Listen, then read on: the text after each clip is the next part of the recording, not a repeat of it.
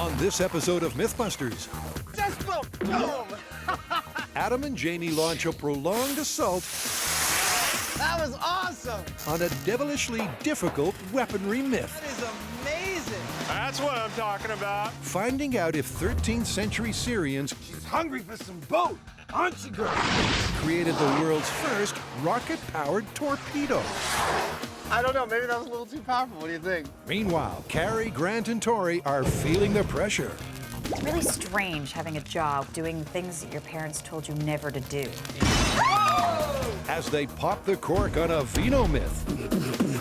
Can a blaze in a wine bottle truck really turn into a cork-firing machine gun? This is why we can never have anything nice. Who are the MythBusters? Adam Savage Here we go. That's 100% wacky right there. and Jamie Heineman. Relax. This one hurt a bit. Between them, more than 30 years of special effects experience. Joining them, Tori Belleci, This is real science. Carrie Byron, Let's do it. and Grant Imahara. He's alive! They don't just tell the myths, they put them to the test.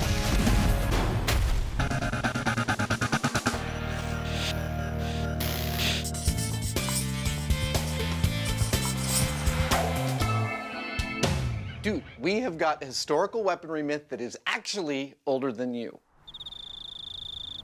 Okay, check it out. It turns out that the torpedo might have been invented in Syria in the 13th century. Really?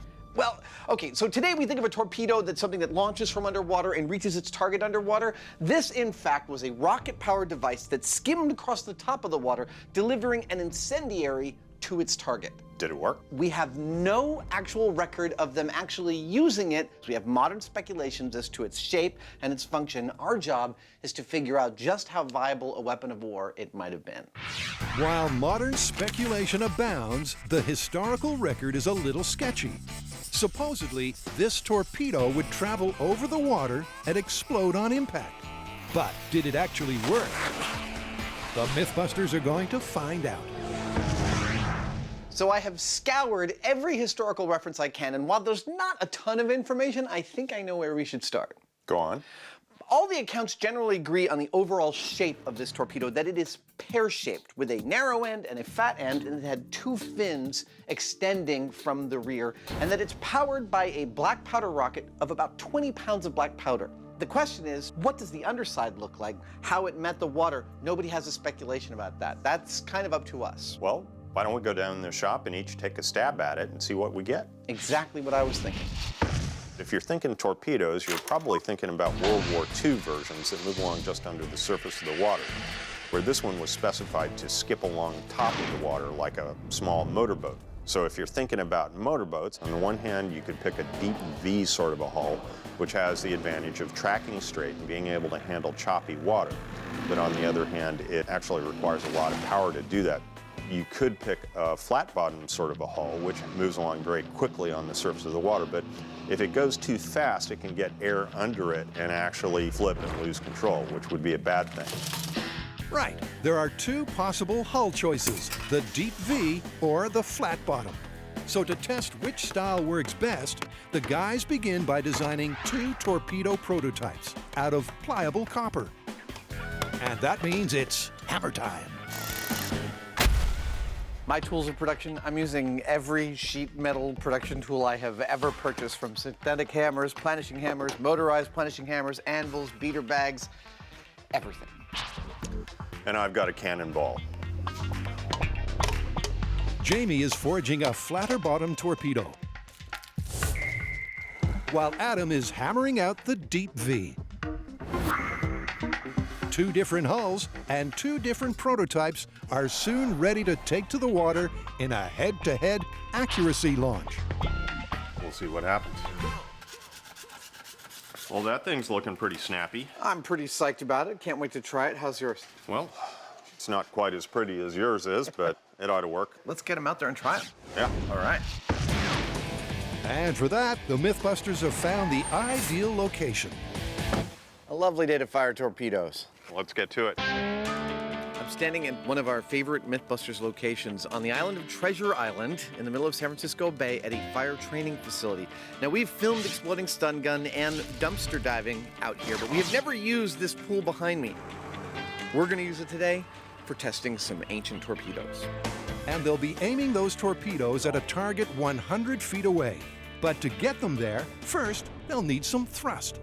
Our rocket power today will be supplied by this, which provides 5.9 pounds of thrust for 2.8 seconds. Will that translate to my torpedo making it from one end of our 100-foot pool to the target? Honestly, I don't think so, but that's okay, because this is a relative test. We're just trying to figure out the best hull shape at this point. And first to launch is Adam's Deep V design. It's just sinking into me what we're doing. Crazy. In 3, 2, 1. There it goes.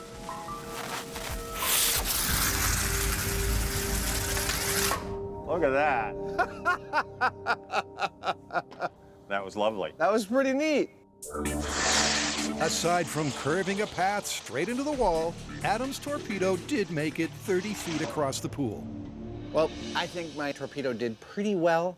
I think it still was showing a lot of resistance in the water, didn't quite get up on a plane, so I think I can actually take out a bunch of the weight in these fins and I might get an improved performance. The torpedo was plowing through the water rather than hydroplaning, meaning it's slow and crooked. But will an attitude adjustment make the difference? All right, here we go. It loves that spot in this pool. Sadly, taking the extra weight out didn't help Adam's lethargic torpedo. Seems to be holding up pretty well. Any suggestions? You could strap 2 rockets onto that rocket mount, because I think you're just not getting up on top of the water. It may be that you just don't have enough power. I'll give it a shot. Adam's hull design is a little deeper and more rounded. That inherently requires more power to push it through the water. It may go just fine if we give it that power. The idea is that more thrust will not only give more power, but also get the torpedo up on top of the water, allowing it to skim fast and true to its target. Adam torpedo test 2 rockets in 3, 2, 1. And we are lit.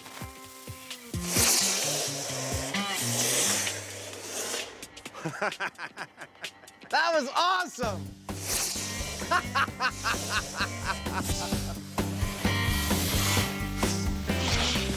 2 rockets did push the torpedo over 60 feet, but it seems the V-shaped hull is still plowing through the water, slowing it down and pulling it off course. Yeah, that hull shape doesn't seem like it's working very well. The fact that it's spraying so much water around says that it's wasting a lot of energy. Yeah. With the Deep V design shelved, it's sink or swim time for Jamie's flat-bottomed hull. All right, here we go. 3, 2, 1.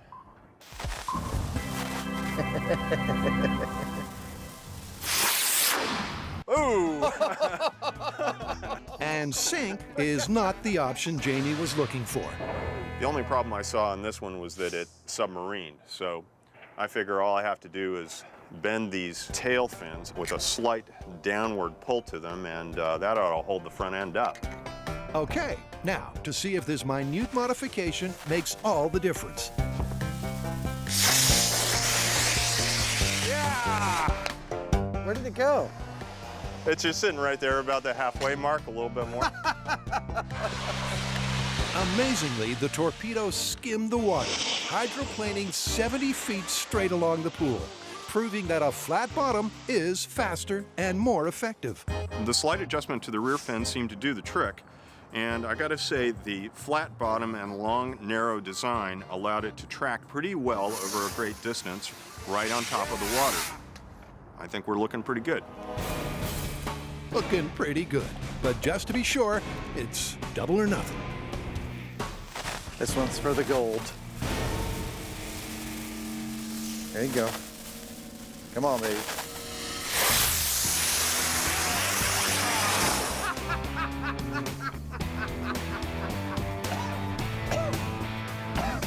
Despite veering slightly off course, it's clear that the flat bottom is straight up the best design.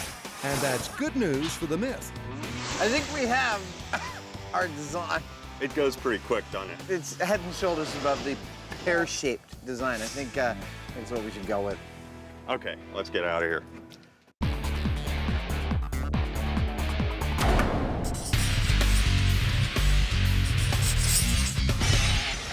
So our next myth combines two things that don't normally go together: projectiles and wine. Oh, you're talking about the exploding wine truck myth. Correct. Supposedly, a semi filled with wine crashed on the freeway and caught fire. Oh yeah, and the fire gets so hot that it causes the wine bottles to violently fire out their corks. How violently? Like, were they lethal? Well, we don't know because no one was ever hit. But here's the mythical part.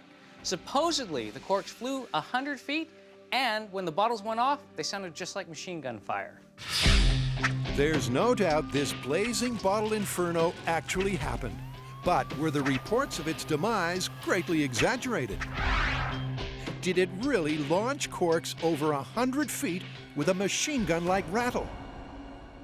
Okay, the way I see it is we've got two directions we can go here.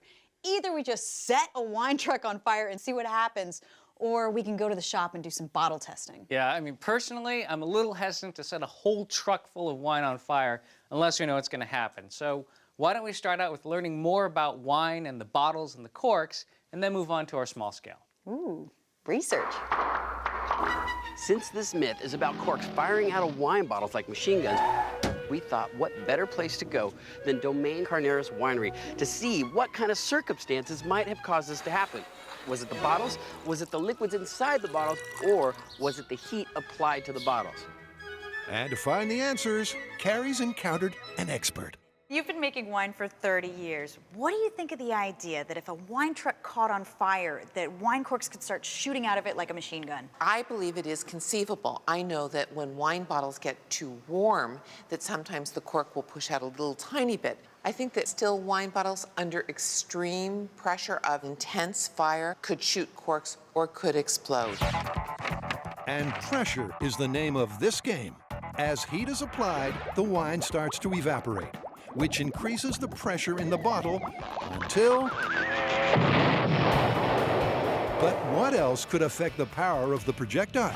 Is there a possibility that the shape of the bottle might have any sort of effect on the pressure? I don't think so. The shapes of the bottles are determined by tradition and custom, but I think under extreme temperature, all bets could be off.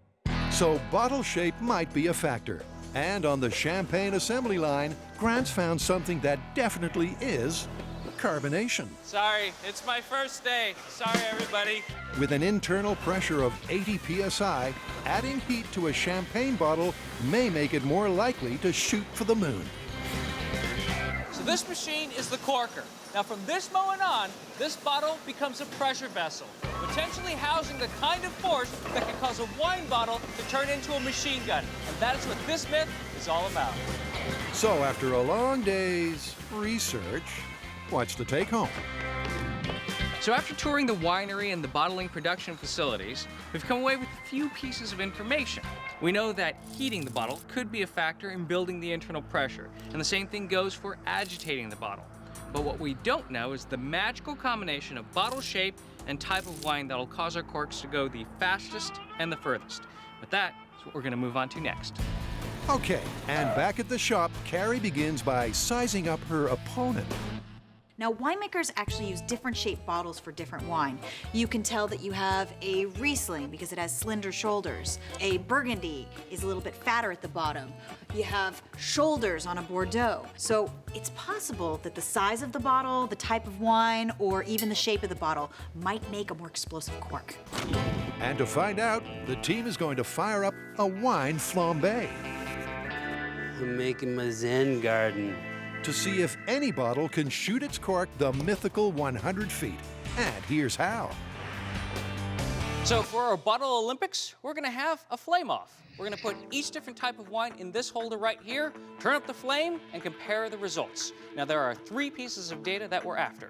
Number 1, how long does it take to pop the cork? That's why we've got this timer right here. Number 2, how fast is the cork flying when it exits the bottle? That's why we've got this scale and our high-speed camera. And finally, how far does the cork fly once it pops? That's why we've got this scale that goes all the way down to the end. And first up is a room temperature Bordeaux.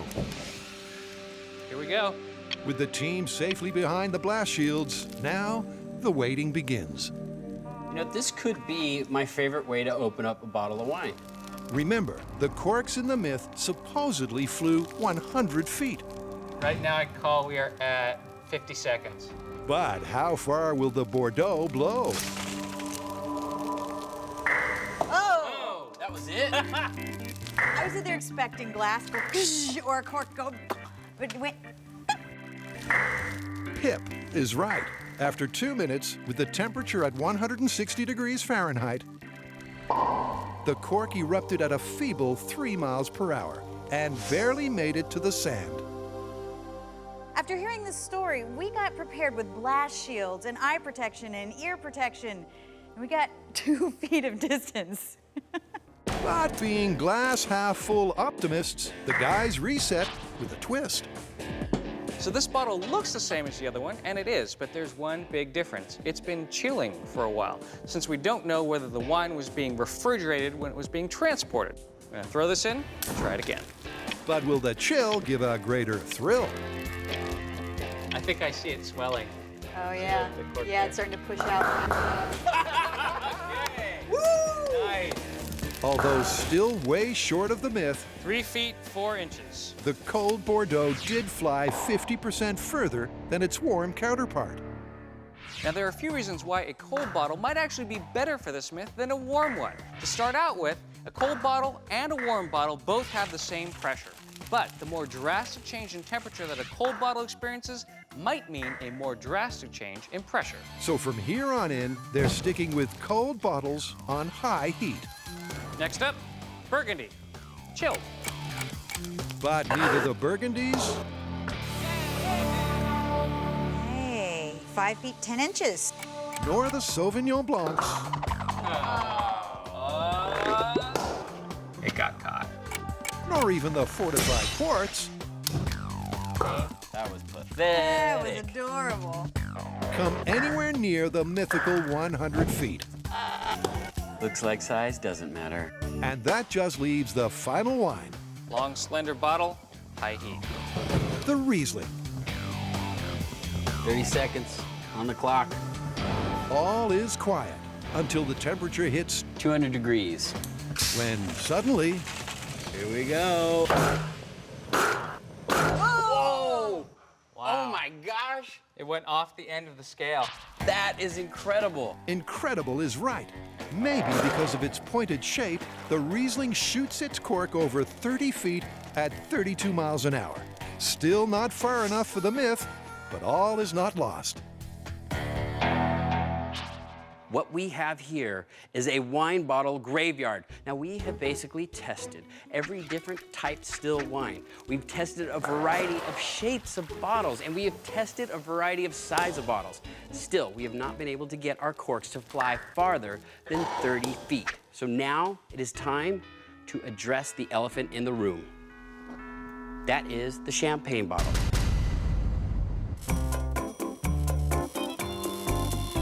Supposedly, the ancient Syrians created the world's first rocket-powered torpedo. But did it work? In the small-scale launch, Jamie's flat-bottomed prototype won on speed and accuracy. So now what? I can't think of anything to do now but go full scale. Yep. So about that 20-pound black powder rocket, you think we need to build one? Nah, those things are scary. I think we should use a modern rocket equivalent. All right. Well, then I guess what's ahead is to build a few full-size torpedoes and find a body of water to test them on. Sounds good. And that means the guys are ramping up the scale for a full-blown torpedo attack. This steel structure is my mold. I'm going to weld the sheet metal to it, and that'll hold it stable while I beat on it with a cannonball welded onto the end of a jackhammer. I have no idea if it's going to work or not. I don't either, but it is cool.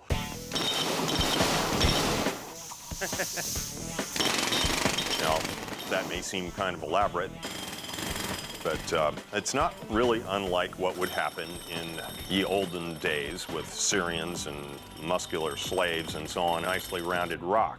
Difference is that they would have taken days, and I'm going to do it in a couple of hours. That looks great. That may be the plan, but the cannonball has other ideas. With Jamie's jackhammer beaten, it's clear they'll have to find another way to hammer out this myth.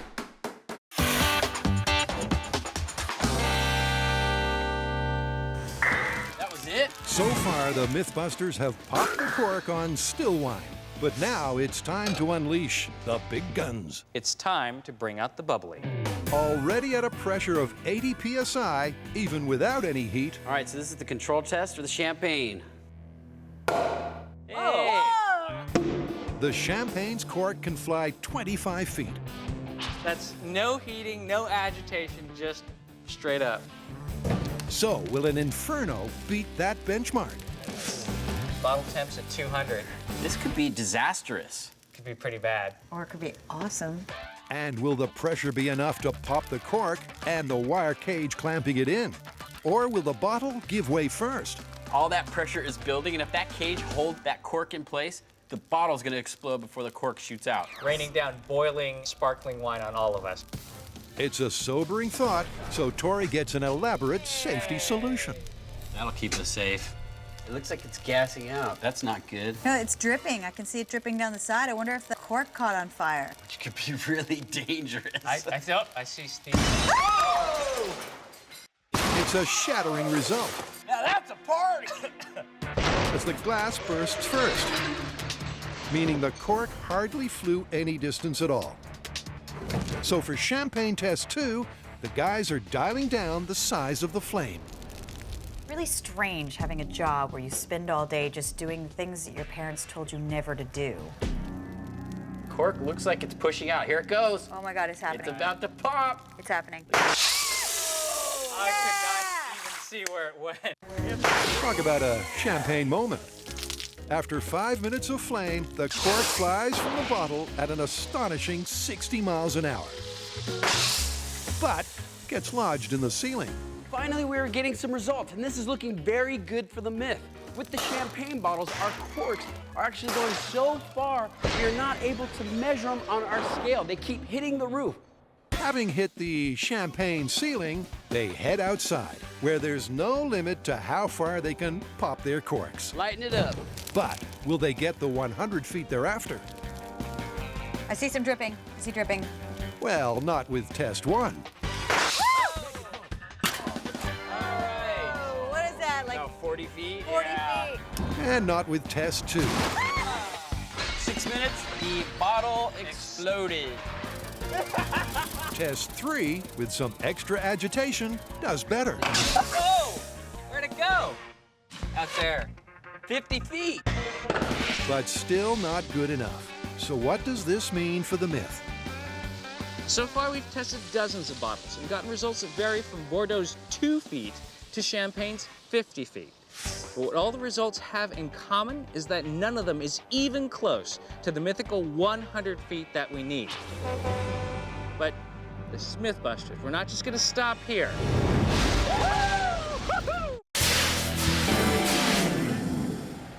Turning torpedoes full scale, the MythBusters struck a problem. But it's okay, because Jamie Heineman has been on the case. Dude, that is amazing! I'd heard about this technique called hydroforming, where you use water pressure to form sheet metal shells, and I decided to give it a try. All you do is you take a couple of pieces of sheet metal and you weld them together, and then you pump high pressure water in between them, and it inflates like a balloon, at least in theory. That's gross! Whoops. This first attempt actually buckled severely, so it wasn't usable, but I figured if I weld it to a heavy steel frame that it might restrict the buckles, and it kind of did, but, well, it buckled the frame. At this point, I was getting really invested in this and determined to see it work. You want to see how I pulled it off? Okay. Yep, with his extracurricular determination, Jamie has come up with an ingenious Plan B. Take our piece of sheet metal and clamp it between two massive plates of steel. We've cut out an almond-shaped hole in the top plate and attached our pressure washer pump to a small hole in the bottom plate. Now here's the fun part. All we do is start the pump, and the water pressure pushes the sheet metal out the almond-shaped hole. inflating it just like a balloon. Ha! It's perfect. It's a long way from medieval blacksmithing, but I can make a torpedo shell in about a half an hour. It's like magic. Beats beating on it with a hammer. With the shell production line in full swing, Jamie assembles them into torpedoes. Each set of shells is given a rocket casing and some foam flotation to ensure they don't sink to the bottom of the lake while testing. And finally, a set of laser precision control fins to keep them in line. That was a lot of work. Man, they look fantastic. I think our torpedo army is ready for deployment. Time for a road trip? It is. And Ione Quarry, where the MythBusters have slid, flipped, and blasted myths before, Oh, yeah. is the perfect location for deployment. Shall we get started? Yeah, why not? Let it drift. First up, to create a familiar target, Do you want to save your own city? at 800 feet from shore, the boat is positioned well out of reach of an ancient archer. But will it be within reach of their torpedo? Well, there we go. Was nice and pretty, now it's really ugly. You may remember earlier that we do best with a flat-bottomed hull on our torpedo, and this is actually kind of rounded. But I figure it's okay because of the way that I've placed the rocket motor back here, and this forms kind of a straight or flat line, which is what I'm looking for, because when this gets up and running, this is all that's going to be actually contacting the water, and that's what's important. That's what's going to allow it to move real quick and real efficiently. Quick and efficiently, because to test its success as an ancient weapon, they're zeroing in on two crucial criteria: its accuracy and its ability to deliver its deadly payload. And to test those, they'll need some rocket power. In the sparse details we've been able to uncover about this story, the torpedo is said to be powered by a rocket composed of 20 pounds of black powder. What does that equal in a modern-day repeatable equivalent? Well, it turns out to be this puppy. This is an M motor. It puts out 270 pounds of thrust for approximately 14 seconds, and it will be our ye olde rocket engine. When we're walking it forward, don't you feel like we should make some sound effects?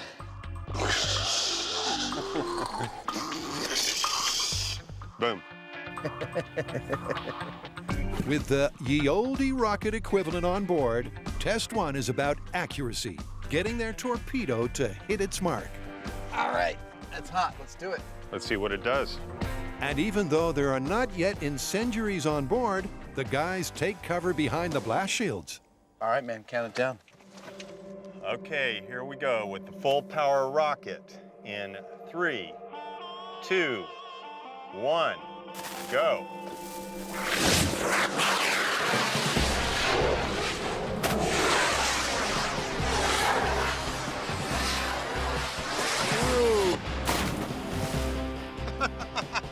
Well, I don't know, maybe that was a little too powerful. What do you think? it was fun though. Let's do it again. Okay, so the world's first launch of an ancient torpedo didn't go quite as planned. Instead of hydroplaning, it went off like a rocket. Everything started out okay, and then everything seemed to go haywire. It spiraled up into the sky and did this massive belly flop, absolutely crushing the top of this. Wow, that is a lot of damage. This is like a car accident's worth of damage. It bent the entire central shaft of this thing on an arc. It's fantastic. Fantastic, but nowhere near accurate. So for test two, they'll reduce the speed and cut its thrust. Now I know when you think of Goldilocks, you don't automatically go to an anodized aluminum tube filled with explosives, but that's what's just happened. Welcome to the Goldilocks rocket. This nozzle's been drilled out to 5/8 of an inch, which should lower its pressure rating to between 150 and 180 pounds of thrust, which should be the butter zone that'll get our torpedo all the way to the boat while staying in the water.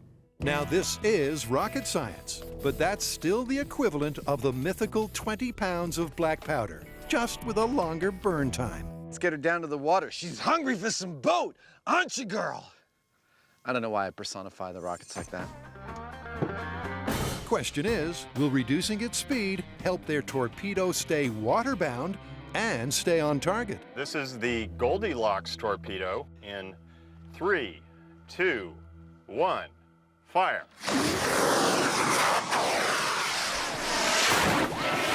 Despite its promising start, frustratingly, the torpedo still took flight. Still a little too much power, but really nice. I think that's fun by itself. Why do we need to hit the boat?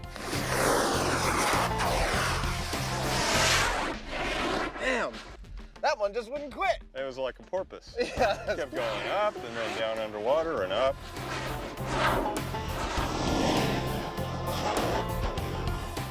And although the torpedo's aerobatics are certainly entertaining, annoyingly for our Mythbusters, it's a long way off the direct hit of the myth. It's not working too well. We're going to have to figure something else out. Yeah, well, let's get on it. Okay.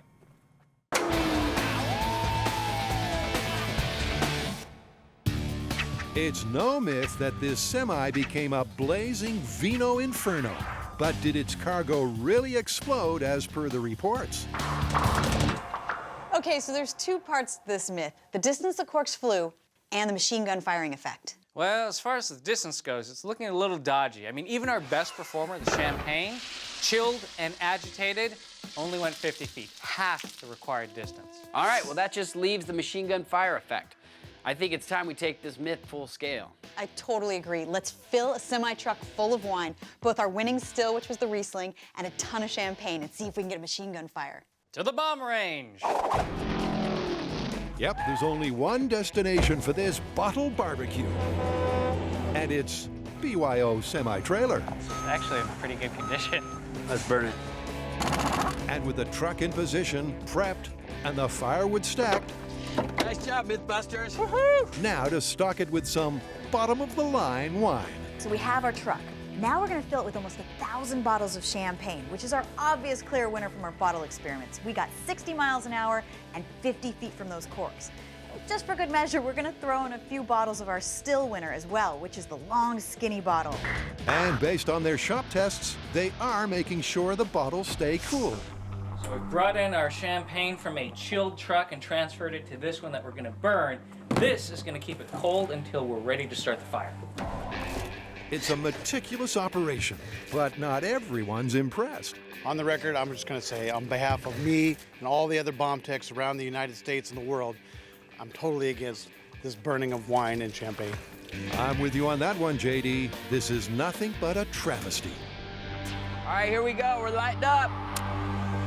Okay, 3, 2, 1.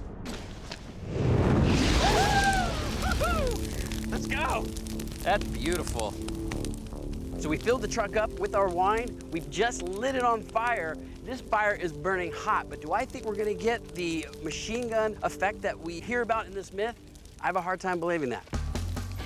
Tori's not convinced, and after 5 minutes, the simmering semi is still relatively quiet. Oh, Here we go! yeah. Heard him.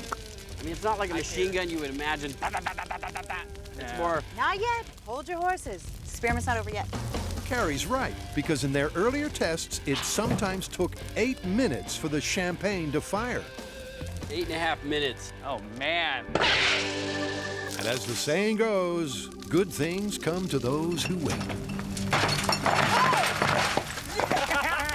Hey! Oh, my goodness.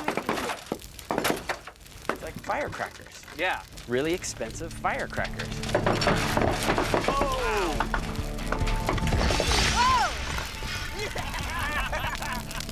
This is better than the 4th of July. In fact, once the gunfire sounds start, there's no stopping them. Wow, you see shrapnel flying out here? Yeah. As hundreds and hundreds of bottles either pop their corks or explode in the fire.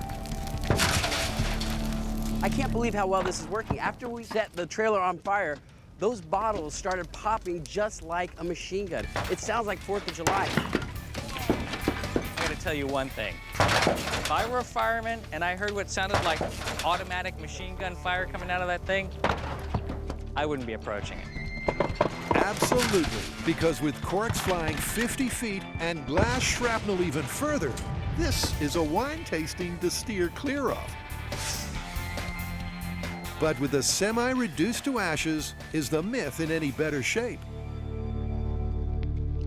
Look, there's one right there. Wow! What distance is that? That's easily 50 feet. You know what? It sounded like a machine gun. Yeah, but the myth's at 100 feet. That's not even near it. So I'm thinking this is busted overall. Yeah, I say busted. All right, busted. But what if we harness the power inside these bottles? Like what? I don't know, make it directional?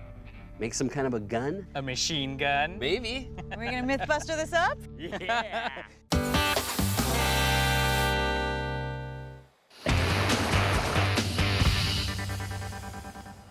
Is it a bird?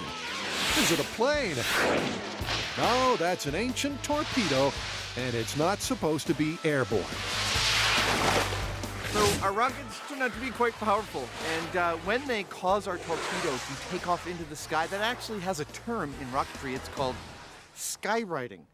We don't want to be skywriting, so we are going to add actually a tether, a guide wire under the water that will hopefully guide our torpedo right to the boat.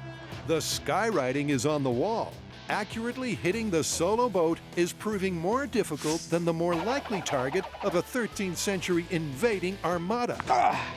So for test 3, accuracy is out of the picture, and they're jumping ship to test the payload delivery. All right, ladies and germs, we're ready to head across the lake. Oh, crap. Uh-oh. All right, let's go. With the taut tether ready to keep it in line, That's a lot of tension. Oh, that's pretty good. torpedo number 3 is loaded with the rocket equivalent of 20 pounds of black powder and its deadly payload. These are my incendiary devices. They're actually filled with gasoline and a couple of other things that make it a secret recipe. That right there, 10.5 pounds of death and destruction to be delivered as soon as possible to our enemies. Death and destruction, as long as it explodes on impact. For this to be a successful test, we've got to be able to launch our torpedo from shore, have it skim across the surface of the water, and crash into our target boat, splashing incendiary liquid all over it and creating a big fireball. That's what we've got to do. Yep, accuracy is beside the point. This test is about whether the torpedo delivers its destructive payload. Tethered Goldilocks, let's hope this one works. In 3, 2, 1, fire. Oh, shoot. We were doing better without it tethered. I'm sad. Rockets don't like to be tethered. No. Nor torpedoes. They just want to be free. Free-range torpedoes. In contrast to yesterday's test, the tether definitely kept the torpedo waterbound, although a little too much so. But that's a problem they think they can fix. In the interest of trying everything we can think of, we have moved the boat from its original position of 800 feet from shore to 200 feet from shore, and we've moved the guide wire from underwater to above water. I really hope this works. Remember, the historical record isn't clear as to whether this was a long or short-range weapon, so they're closing in to concentrate on payload delivery. There we go. It's now or never for their torpedo of doom. Okay, incendiary torpedo in 3, 2, 1, fire. Come on!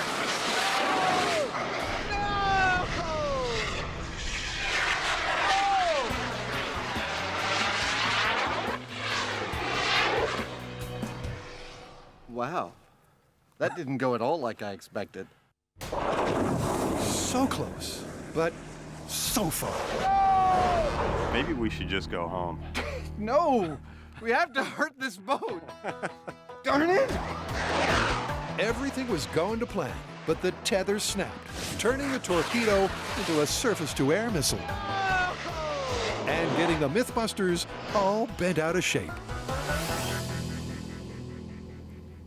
I'm a sad monkey right now. That's our enemy. Look how close he is to shore. We've got rockets, we've got incendiary. Somehow we can't stop him. Just bugging the hell out of me. Yep, it seems the torpedo is less death and destruction and more like a weapon of mass frustration. And with only one remaining torpedo, they've only got one more shot at the myth. Captain Kirk never said this to Scotty, but I think we've got too much power. And that tether is not working for us. I think we got to remove it. Yeah, I think so. I didn't know you watched Star Trek. Sure.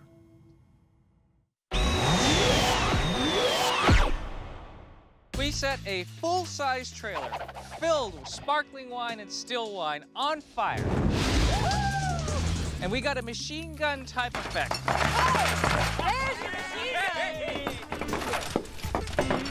But we didn't get the mythical 100 feet. So this one is busted. But we're not gonna stop there. This is MythBusters. So the next step for us is to go with the spirit of the myth and replicate the results. And that means making our own wine bottle machine gun. And back at the shop, that's exactly what the MythBusters are gunning for. So after all of our testing, we've decided to try to replicate the result and give that machine gun effect the myth talks about by harnessing the power of the wine bottle. We basically just cut up a bunch of pipes, put it on some bearings, made it look like a Gatling gun, and we're gonna use propane as a heat source. This is it, the ultimate MythBusters wine machine gun. We're using chilled champagne bottles, shaken and set over an open flame. Now it's time to fire this thing. It's certainly a red-hot piece of hardware that only needs a target. And that's where Grant comes in. There'll be potentially shattering glass, boiling liquid.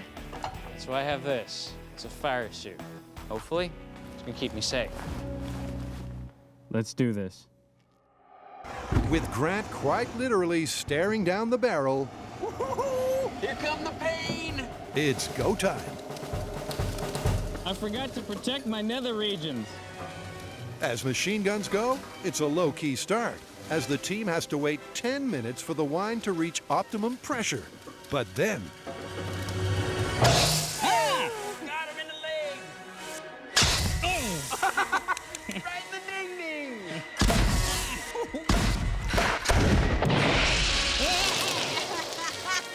I don't know about dangerous, but it's hilarious. Oh!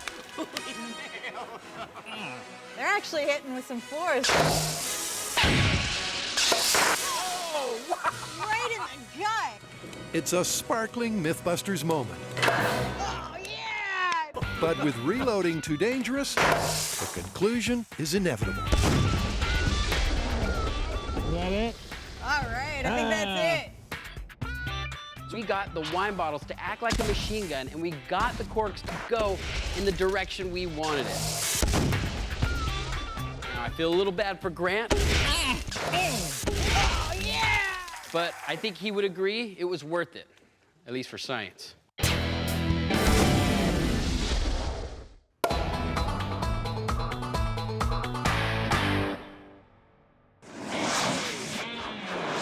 The MythBusters are at the end of their tether. Frustratingly, their ancient torpedoes have missed the boat on accuracy and payload delivery. But they've had a eureka moment. Perhaps it's all down to too much rocket power. Well, sometimes less is more, and I think this is one of those times. We're going to lose the tether, and we're going to go with a rocket motor that puts out about half the thrust of the ones that we've been using heretofore. Hopefully, that'll allow our torpedo to stay as a boat and not a rocket and go crazy. Yep, this is their last torpedo and their last chance to get accuracy and payload delivery all in one. If having the thrust doesn't get a direct hit, then this myth is totally and utterly sunk. But in case it does, Adam's given the boat an ancient overhaul. Why the hell are you putting all that crap all over the boat? It's just gonna catch on fire. I don't want to burn this boat down. I mean, I know we need a finale, but Maybe we could save it somehow. It's an important addition to make our boat just as flammable as its 13th century equivalent. Now, for those of you playing at home and complaining that the enemies of 13th century Syrians were much more likely to be Mongols than Romans from 1300 years earlier, I say congratulations on knowing so much about history.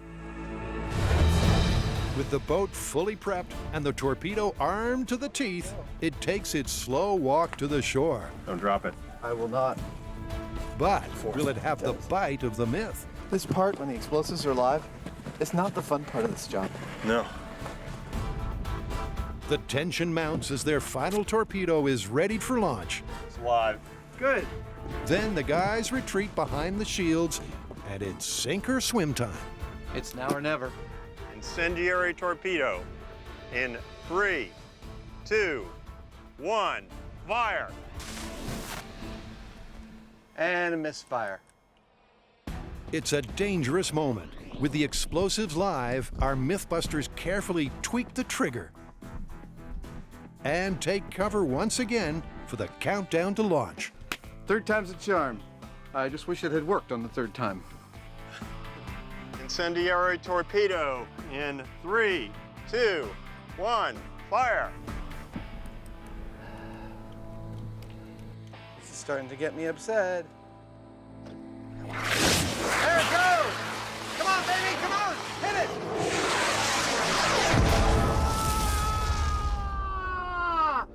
Just boom! Yep, that certainly was chest bump worthy.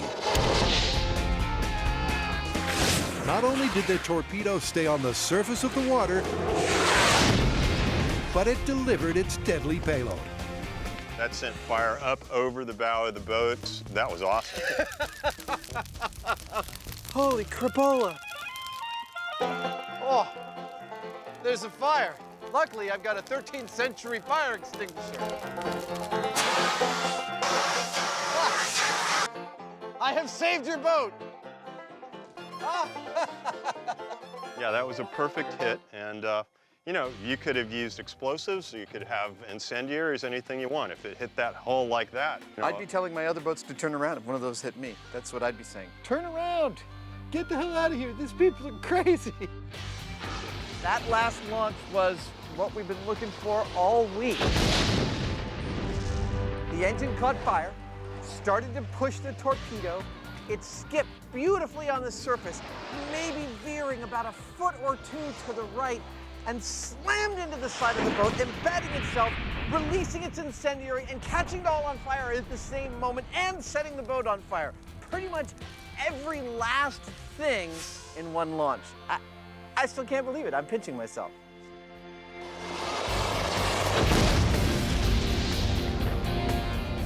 Well, how do you want to call this one? Was the Syrians' mythical surface rocket-powered incendiary-delivering torpedo been an effective weapon of war? Indeed it was, based on this test. We have to call it plausible, don't we? Absolutely. Barring a time machine, it's plausible.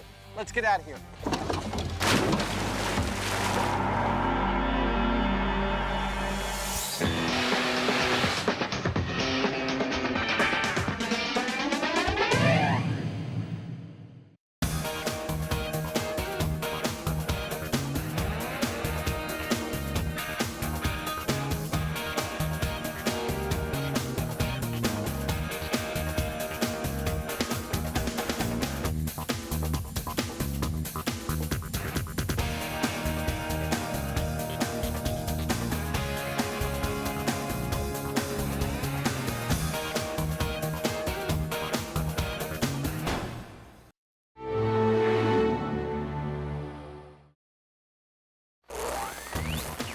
On this episode of MythBusters, Okay, fire well. Adam and Jamie stare down the barrel for a death-defying bullet dodge. Damn. We want to see how close a sniper could be, and you would still be able to dodge his bullet. Provided you can see the muzzle flash, Oh, I saw that. I totally saw that. can you ever dive to survive? Jamie might be able to dodge a bullet, but can he dance like this? Oh, yeah! Then Buster is used and abused Anybody feel sorry for Buster? No. as Carrie, Grant, and Tori investigate the vertigo-inducing myth Belly flop and go! that if you fall from a great height, Dropping Buster on his face repeatedly just doesn't get old. water has the same impact as pavement.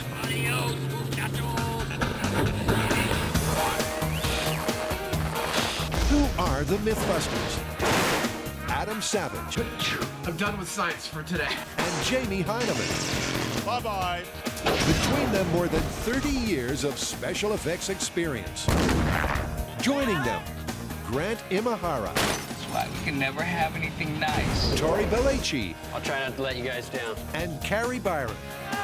You know, I went to college for this. They don't just tell the myths, they put them to the test.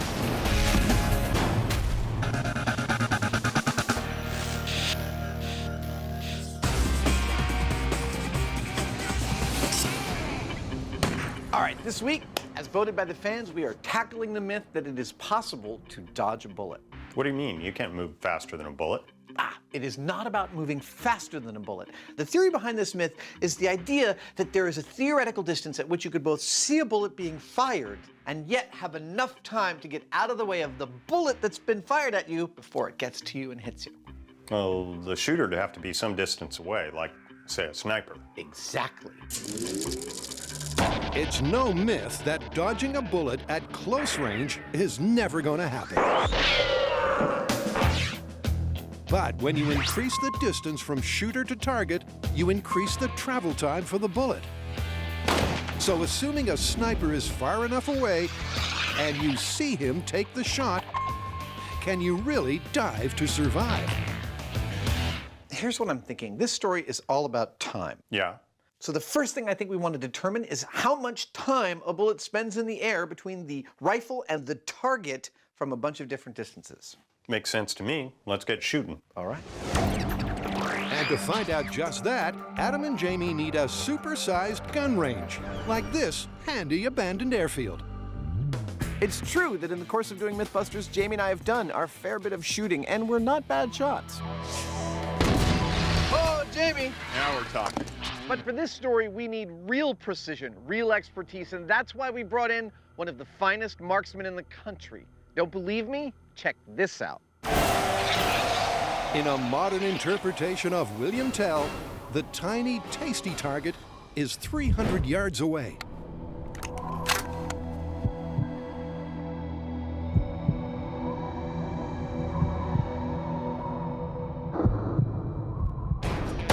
That's how it's done. How do you like them apples? Them apples and this shooter are just fine. Dave Lewanik has been a U.S. Army sniper for 31 years. He was commander of the Army shooting team. He's one of the President's top 100 distinguished riflemen. It doesn't get any better than that. He's shooting a .338 sniper rifle. This is specifically designed for accuracy at extreme distance. And speaking of distance, 200, 500, and 1,200 yards are the marks from which the marksman will shoot. The purpose of this test is to shoot the rifle at a fixed distance and record how much time it takes for the bullet to hit the target. That's the amount of time that we'll have to dodge a bullet. And to accurately measure the muzzle to target time, Adam and Jamie set up a foil-based electronic circuit. Good. Here's how we're going to time the bullet's time of flight. The instant the bullet leaves the gun, it will cross through this piece of paper with a piece of foil on each side. When it breaks that piece of paper, the foil will connect, creating an electronic switch connection, which will send a signal through this wire to this here timer and tell it to start timing. That timer will keep timing the whole time the bullet flies through the air.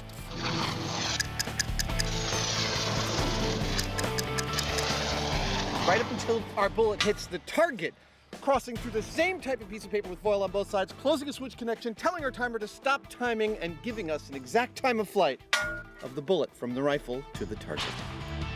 The first distance we'll be sending a bullet to our target is 200 yards, 600 feet, 2 entire football fields, end to end, 6 M5s. So with Deadeye Dave in position, All right.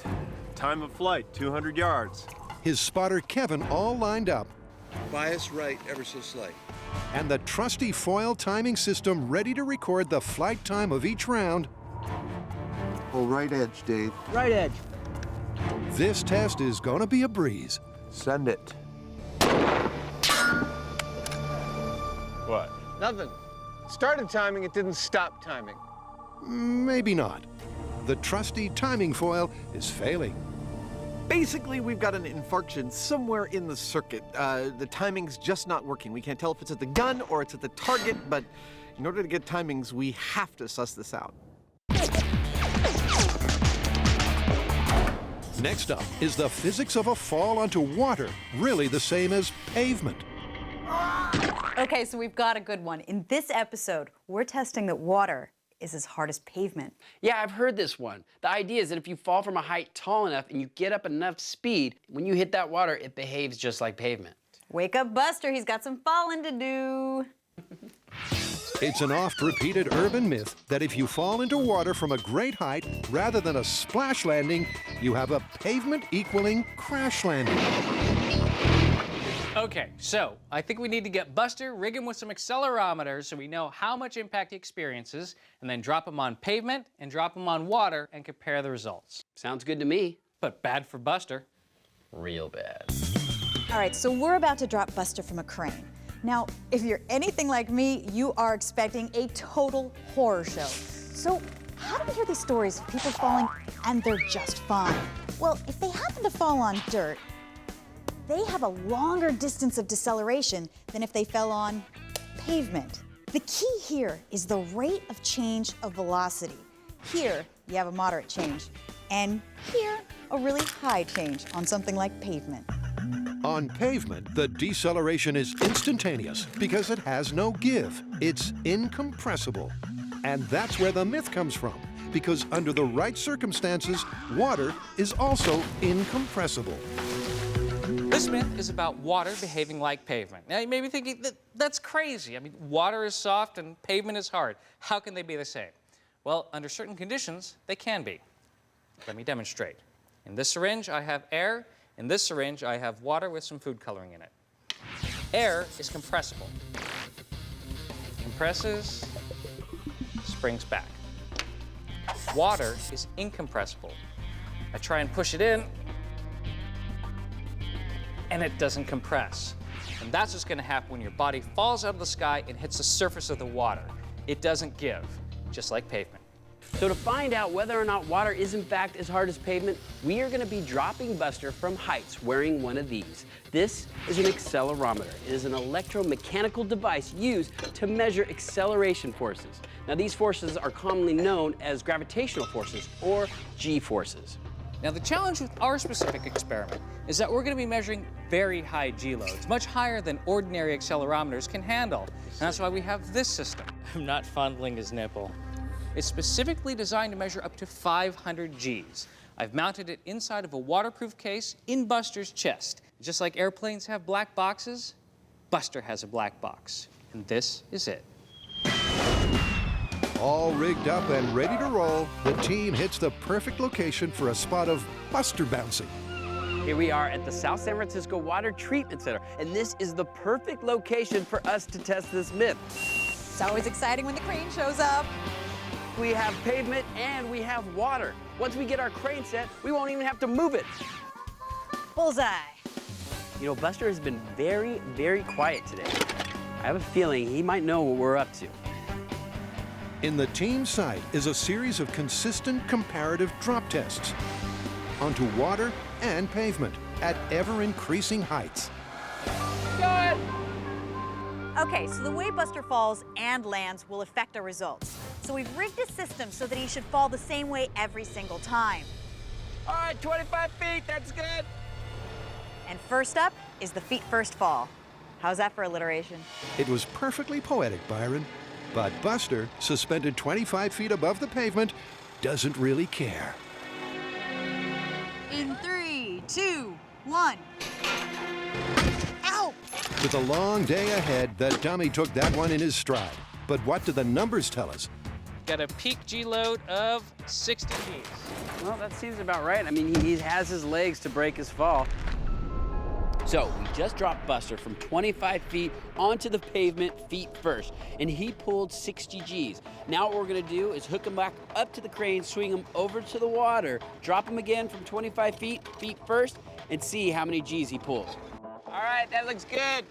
Now, I know water is technically incompressible, but compared to the pavement, I think we're gonna see a lower G load because his feet are gonna dip in, the water's gonna give, and he's gonna be decelerated over a longer time period. In 3, 2, 1. Oh, that didn't look so bad. That's definitely not the same as pavement. And the numbers bear that out. Okay, so I got no trigger, which means that that fall was less than 25 Gs. It won't trigger anything below that. And remember, in this same situation over pavement, it was 60 Gs. But the myth states that water equals pavement from a great height.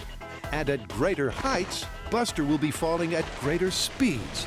Perhaps hitting the water faster means the liquid won't displace and will behave just like an incompressible solid. Buster, my friend, things are looking up.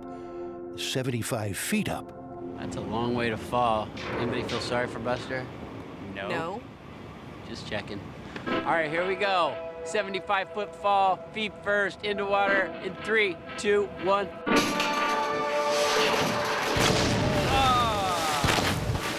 Ooh, that was a solid hit. And as Buster is raised and assessed, it looks like he's taken a severe pounding. But the data in the black box holds the objective key. We got 29. No way.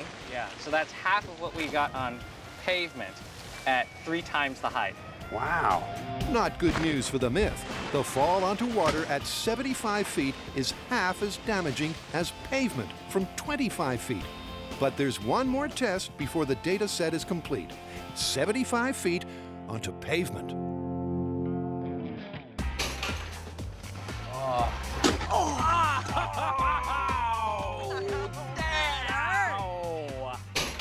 Watching Buster fall 75 feet onto the pavement was painful. I mean, his body twisted in ways that a human body never should. All right, so we just dropped Buster 75 feet first, into the pavement. What kind of G's did we pull? We absolutely maxed out our accelerometer.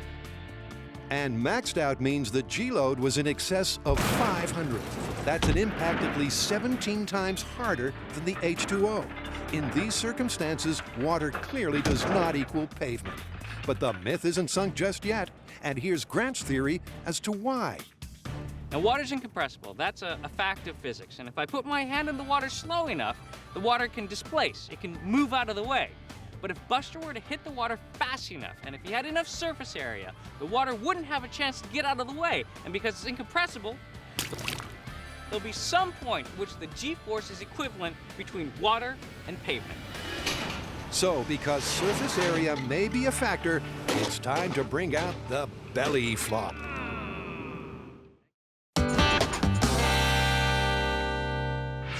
Adam and Jamie are testing the myth that you can literally dodge a bullet, provided the shooter is far enough away. And to find out, they've got an expert sniper who's hitting the target first time every time. And a clever foil-based timing system that isn't. It didn't work. It didn't stop it. It's not working. It has to work. But despite the foil's initial failings, Adam and Jamie tweak, tinker, and persevere until the mysterious gremlins in the system are ironed out. 200 yards, time of flight. Fire at will. Hey, we got a number. What'd we get? 231 milliseconds. Let's move back. All right. With that first data point finally in the bag, the team reset for the second shot. The next distance we'll be firing from is 500 yards, 1,500 feet, 10 Olympic swimming pools approximately, end to end, or the distance of your average restraining order. And Deadeye Dave, once he's assumed the position, focuses. That's it. And hits the bullseye again. Beautiful, we got a reading. Love it. 597 milliseconds. So it's onwards and backwards as the team sets up for the third and final shot. Nice thing is the box gets lighter the longer you walk. This time from a massive distance of 1,200 yards. The final distance we'll be shooting from is 1,200 yards, roughly an 8-minute walk, a kilometer to those of you in every other part of the world besides the United States. And when I look at the target from here, I think, what target? But if anyone can make this shot, it's Sniper Dave.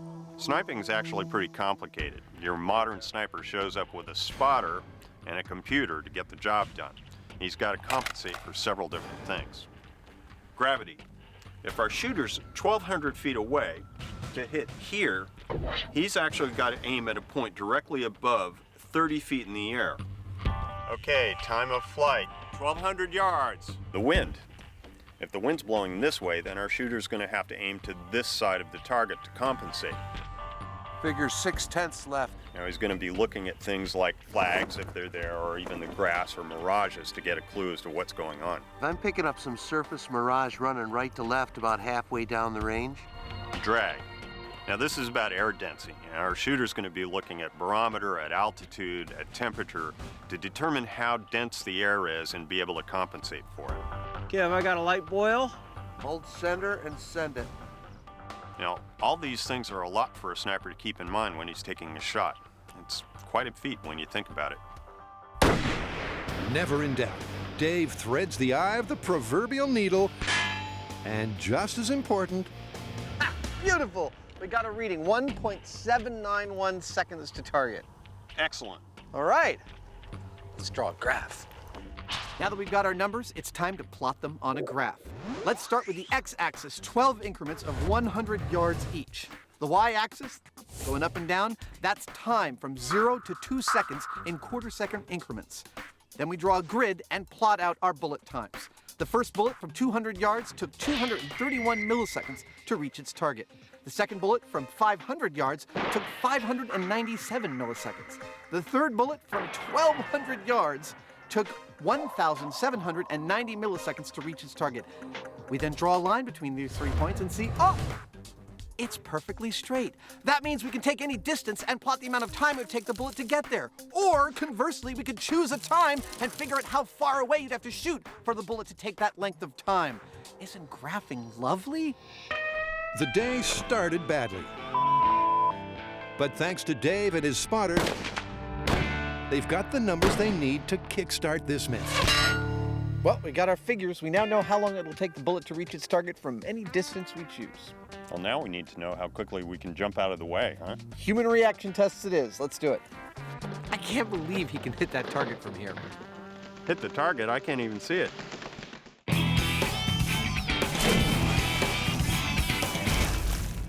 All incompressible materials are equal, but so far, some are more equal than others.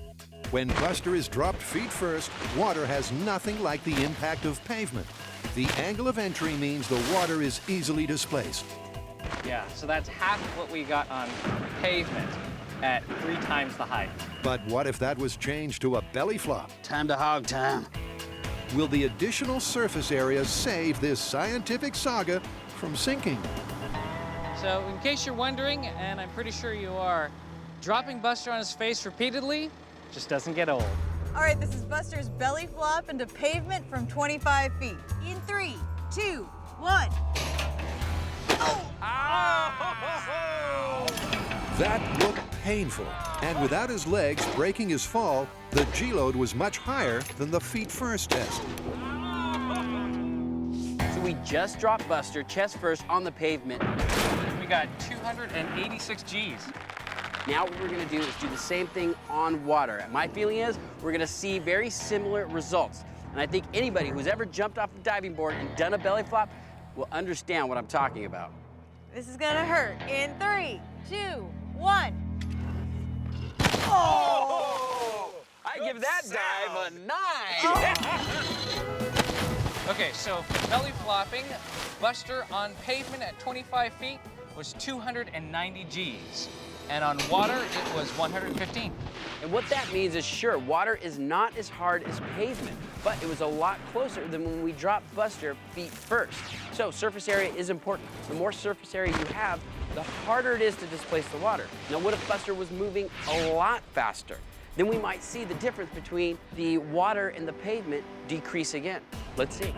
So the team thinks speed is the key, and to get Buster moving faster, they need to take him higher. This is dropping Buster from 50 feet in the belly flop position over water. Here we go. In 3, 2, 1. Oh! Look at the wave that's coming out. So dropping Buster from 50 feet actually peeled the skin off of his side. It was such an impact that all of us, I think, felt it. So it looks like on water at 50 feet, the belly flop is giving us 220 G. Now for the all-important comparison. Will the 50-foot pavement plummet be any closer to water than the 25-foot test? Take it up. 50 feet.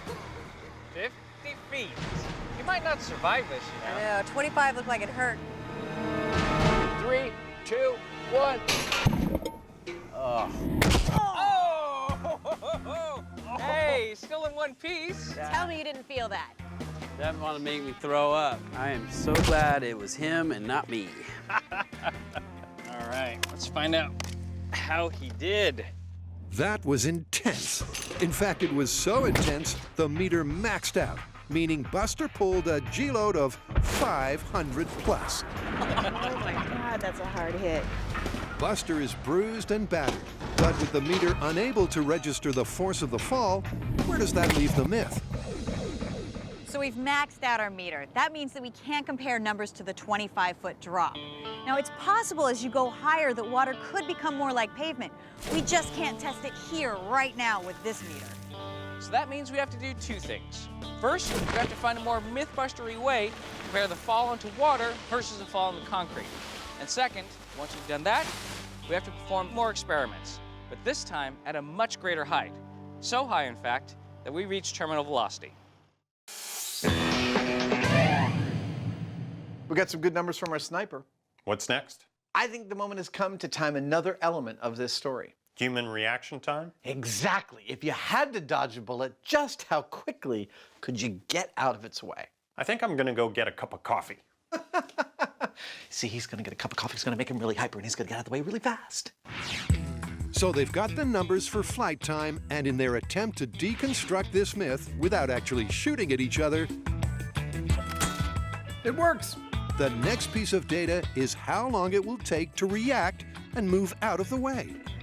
This test is all about measuring a human being's reaction time. This is our human being. His task to get himself out of the path of a bullet described by the X on his chest and the bullseye behind him. His signal to move that the shot has been fired will be given by this digital camera flash remotely triggered by me from back there. All of this will be captured by our lovely digital high-speed camera, which, when we review the footage of Jamie's dodging a bullet, will allow us to time exactly how many milliseconds it took him to do it. All right, are you ready, Jamie? Human reaction time speed test at some random point in the very near future. Nice. Jamie's fast. His Hoosier reflexes are honed to an almost superhero speed. Nice work there, cowboy. You want to man the remote flash while I try a couple? Okay. Adam, on the other hand, makes up for his slow reactions with his lack of grace. Now, to assess the results. Here's mine.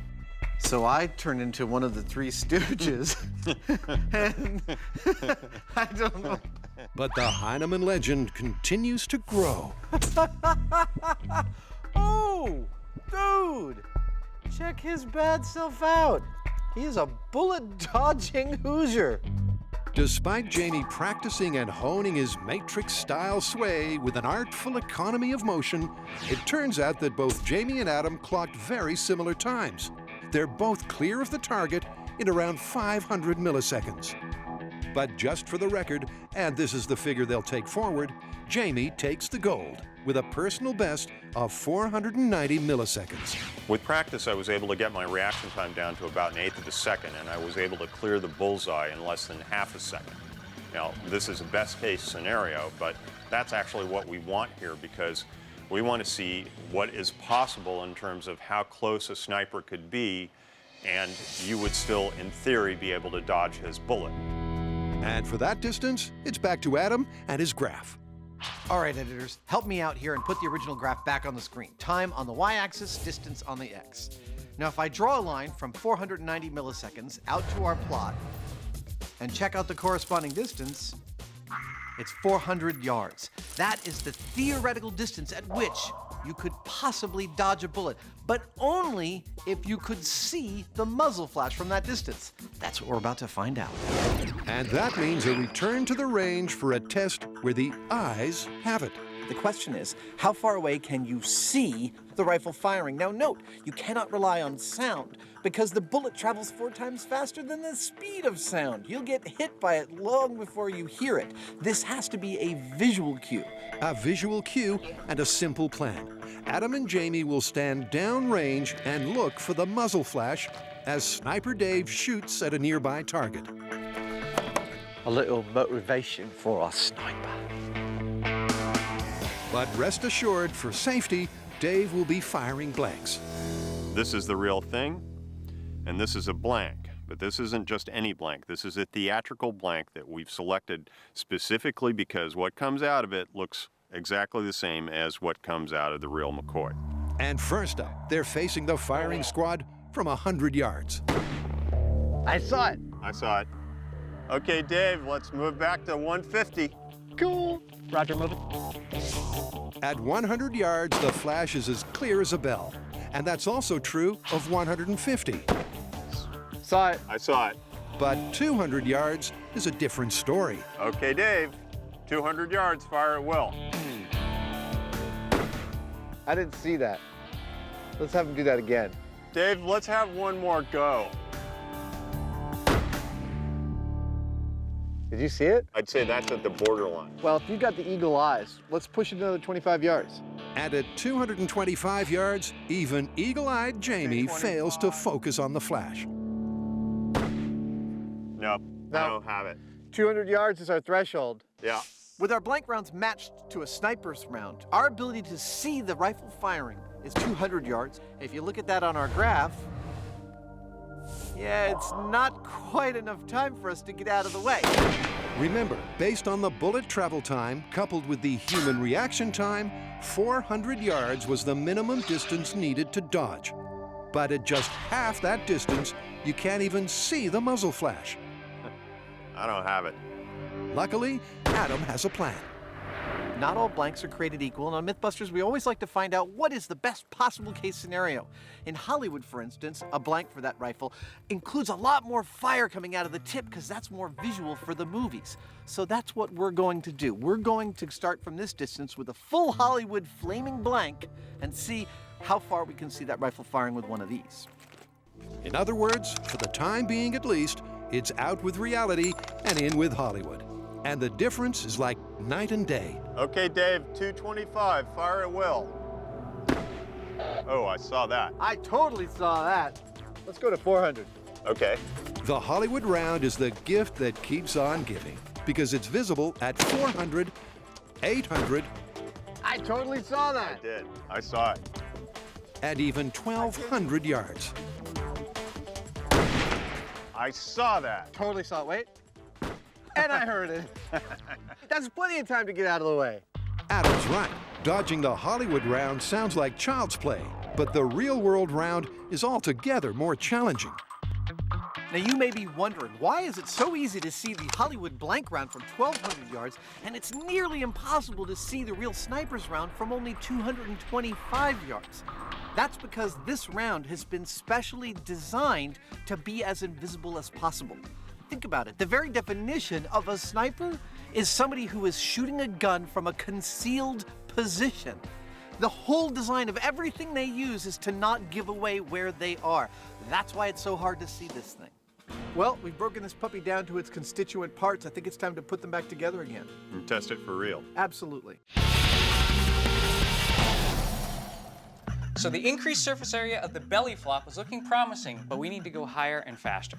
How high and fast are you thinking? Ooh, what about terminal velocity? 600 feet from a helicopter. That'd do it. Well, we're gonna have to figure out a different way to measure these falls because Buster's in pieces and the meter's maxing out. What about pigs? We can compare bone breakage. Seriously? So to test whether falling onto water is the same as falling onto pavement, we've come to Shadow Cliff Regional Park. Now, so far, in the feet first position, they're not very similar at all. But in the belly flop position, they're actually quite similar.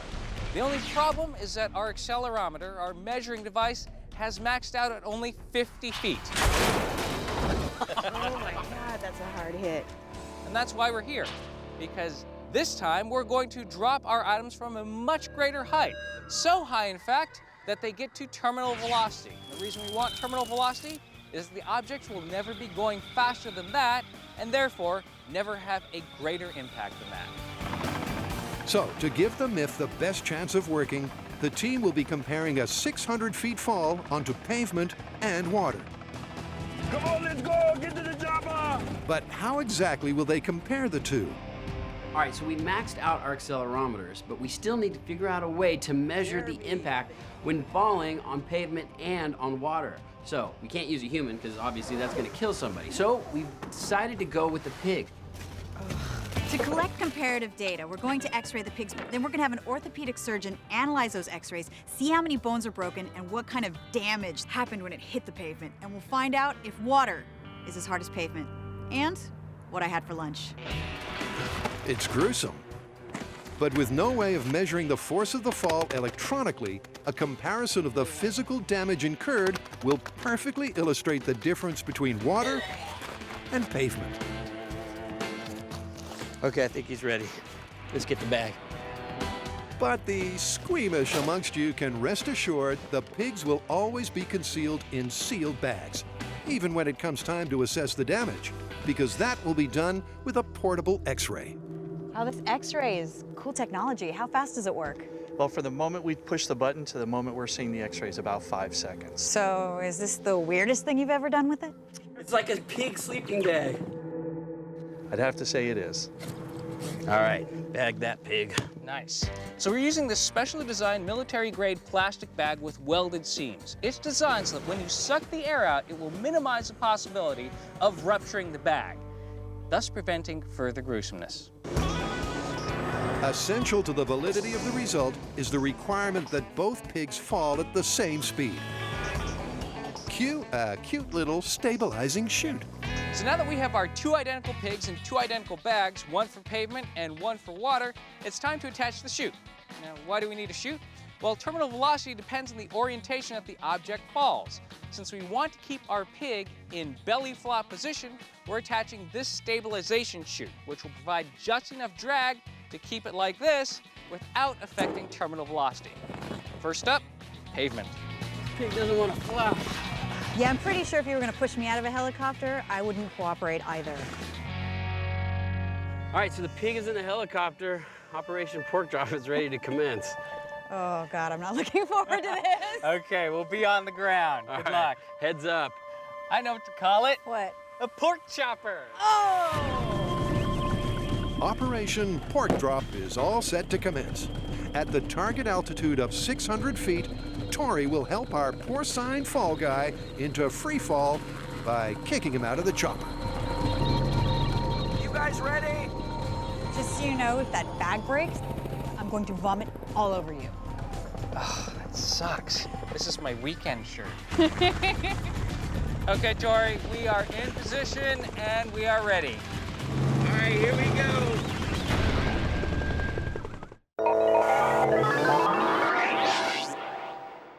Now, on one hand, we've got our ideal number. Based on our human reaction time tests and our bullet flight time tests, we know that the minimum theoretical distance you could dodge a bullet from is 400 yards. Okay. On the other hand, we've got our maximum distance you can actually see the sniper's rifle being fired, which is only 200 yards away. So at our theoretical minimum, you never see the cue to jump out of the way. Yeah, it's not looking good for the myth. But we still got to try it. Absolutely. I mean, who knows, at 200 yards staring down the barrel of a sniper's rifle, perhaps your adrenaline whoosh, kicks in and you become super fast. It's worth a shot. But you do realize we can't actually shoot each other with real bullets. Aha, I've got a plan for that. Check it out. Here is our sniper, and here is our target. The sniper fires a blank round, and when he pulls his trigger, he clicks a switch. That switch sets a timer timing for the precise length of time that bullet would fly through the air. Yeah. At the exact millisecond it's supposed to hit the target, the timer signals a paintball gun to fire a paintball at you. It's an ouch, but it's not deadly. So from 200 yards, the flight time we're looking at is 231 milliseconds. Exactly. With death off the menu, the guys run away to the runway, where Jamie starts setting up with the gun. And 200 yards downrange, Adam gets to work on the target. There it is. X marks the spot. Then comes the complicated bit. Timers, wires, Nice. paintball guns, Isn't that cool? and remote triggers. Beauty. Now, since we can't use real bullets for this test, but we've gathered the information that tells us the exact bullet flight time for any distance we choose, Perfect. we are going to imitate the bullet's flight electronically. Here's how. When this gun fires a blank, a wire I've mounted on the trigger is going to close a circuit. Which starts this timer timing. It will count down for the precise length of time the bullet should be flying through the air, and at the instant it is supposed to hit its target, it will tell this paintball gun to fire a round directly into Jamie's chest. Now, will he be able to get out in time? I think I might. No, not yet. That's what we're about to find out. But first, there's the obligatory costume change. Jamie into something that will clearly show the paintball, and Adam into something of his own choosing. Where is that guy? Adam! Adam! Here I am. Are you done screwing around? Let's Yeah. get to work. Okay. Jamie might be able to dodge a bullet, but can he dance like this? In their respective outfits, the guys assume their positions 200 yards apart. And remember, 200 yards was the maximum distance from which the guys could see a genuine muzzle flash. The question is, does that leave the caffeine-fueled Heinemann enough time to dodge out of the way? All right, Jamie. This one's from 200 yards. You ready? Okay, fire will. All right. Jamie, poised to dodge, waits for Adam to fire the muzzle flash blank that will in turn trigger the paintball gun the required 230 milliseconds later. But when that will be, only Adam knows. Did I get you? Got me. Give me a second.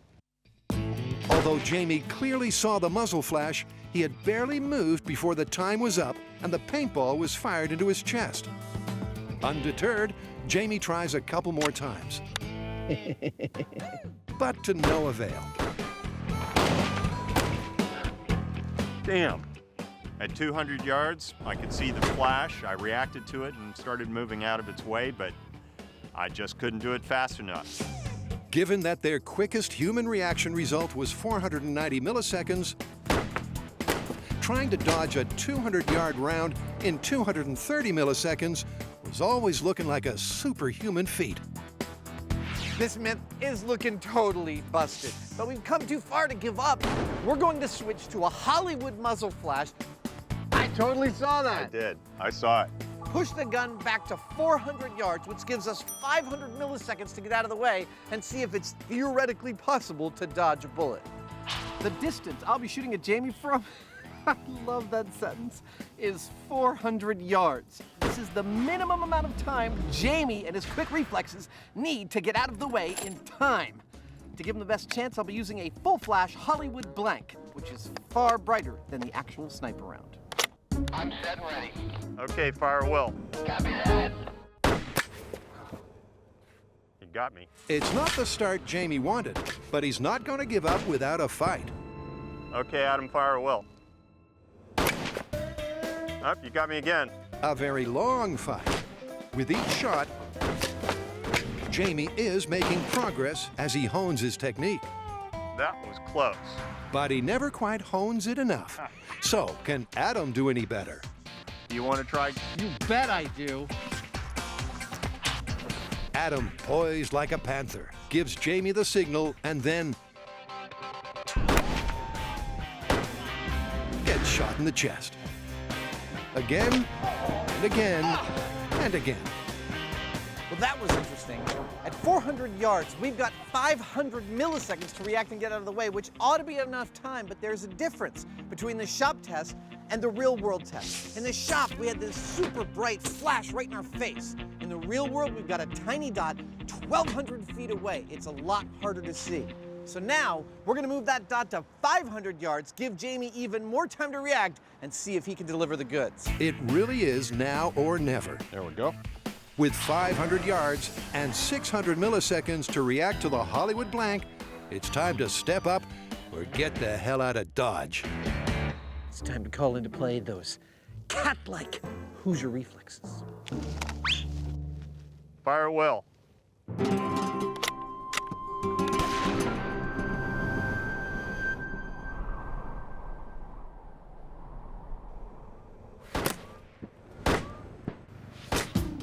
I dodged it. At last, at 500 yards, the Heineman does his best matrix sway, and the paintball sails clean past. But given the status of the myth, he's not that impressed. This test showed that I would have been able to dodge a bullet. But here's the thing, we were using Hollywood blanks, and if we were using real bullets, I wouldn't have been able to see a thing, and I would have been dead. Jamie's right. You may be able to dodge an unrealistically bright Hollywood round, but in the real world, well, there's only one conclusion. So what's the verdict?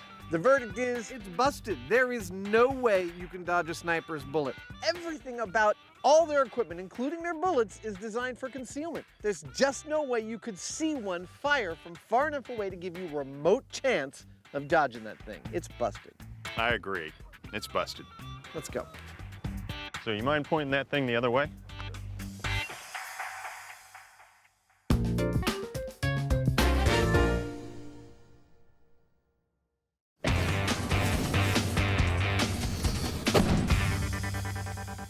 To find out if water is as hard as pavement, Carrie, Grant, and Tori have commenced Operation Pork Drop. Okay, so here's the plan. We've already done drops at 25 and 50 feet. In the feet first position, the G-load was very far apart, but in the belly flop position, they were much closer. But just to cover all of our bases, we're gonna go up to 600 feet, which will ensure that our pig reaches terminal velocity. So he's gonna get in the helicopter. When he gets to 600 feet, he's gonna kick the pig out of the door, and then we scoop it up and count the broken bones. Okay, so we're at our target altitude of 600 feet. We're hovering directly above the landing zone. Are you guys ready? Okay, we're ready. Okay, here we go. Operation Pork Drop onto pavement in 3, 2, 1.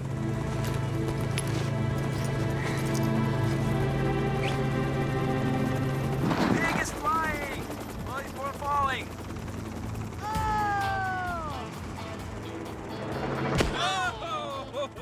Despite a terminal velocity of 120 miles per hour and an incredible estimated G-load of 5,000 plus, the bag remained intact, and Operation Pork Drop was a success. Now, dropping a pig out of a helicopter seems pretty straightforward. That is, unless you have an uncooperative pig. But once I got him out of the helicopter, the drag chute opened up, he got into the belly flop position, and most importantly, he was traveling at terminal velocity. And the best part is, we hit the pavement. This was a perfect test. Dude, that was crazy. Did you hear that splash? Yeah, and we got a belly flop.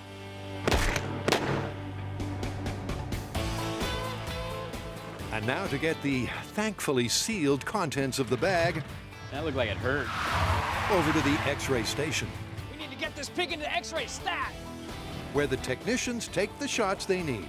But before we assess and compare the injuries, it's go for the H2O. Get in there, pig.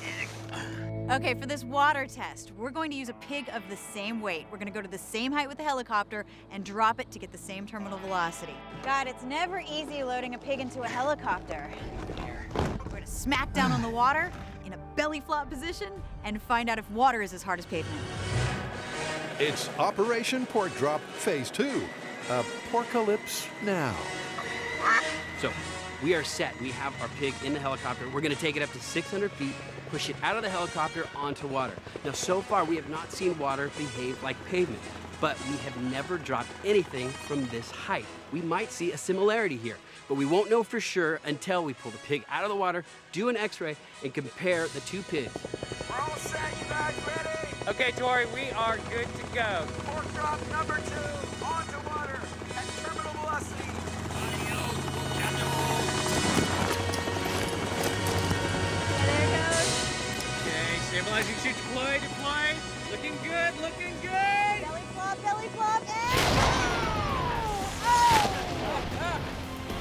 splashdown. And once again, the stabilizing chute worked, serving up the perfect pork belly flop. So it didn't sink. Now to bring home the bacon and put this myth to bed. We thought the pig was gonna sink, so we got a special rescue crew to go out and dive to get him. How's the passenger?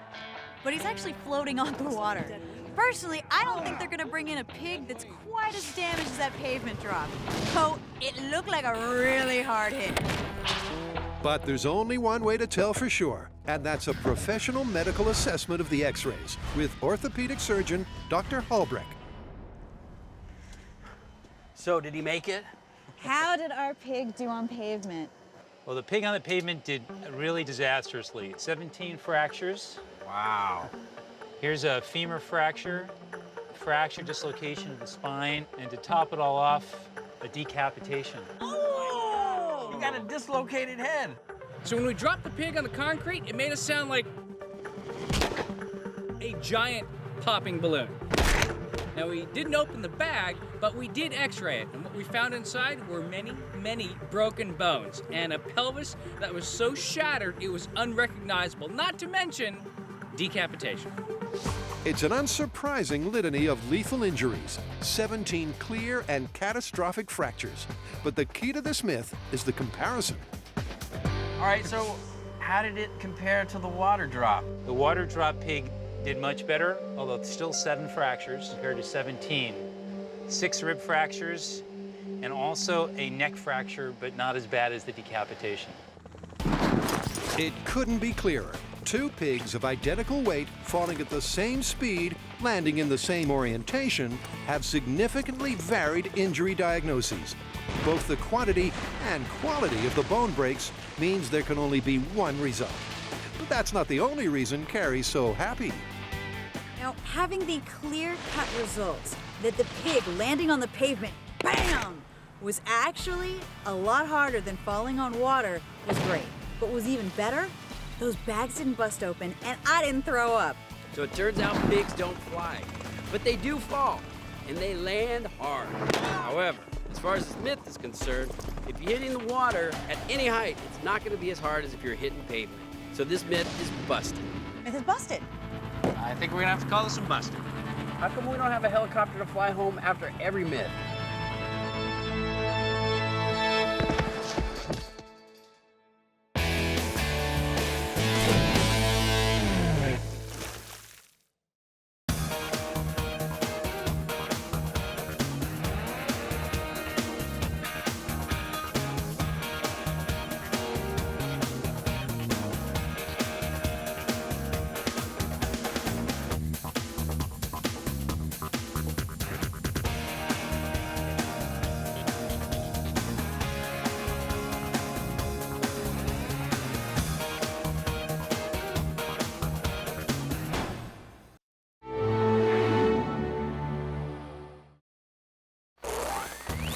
On this episode of MythBusters, We expected something and something happened. Adam and Jamie have a movie myth they were born for. Can a gas leak and a magazine in a toaster But in a little bit, it's not going to be very happy in here. make a room go kaboom? I love running for safety. Then, I'm starting to get a little nervous. Cary, Grant, and Tori tackle the tall tale of blue ice. That is incredible! Can the contents of an airplane's toilet really fall from the sky That thing is hauling! in one frozen chunk? This is an awesome day. Who are the MythBusters?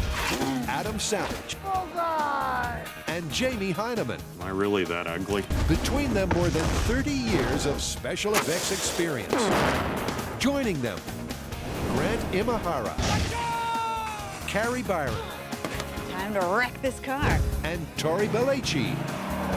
We survived! They don't just tell the myths, they put them to the test.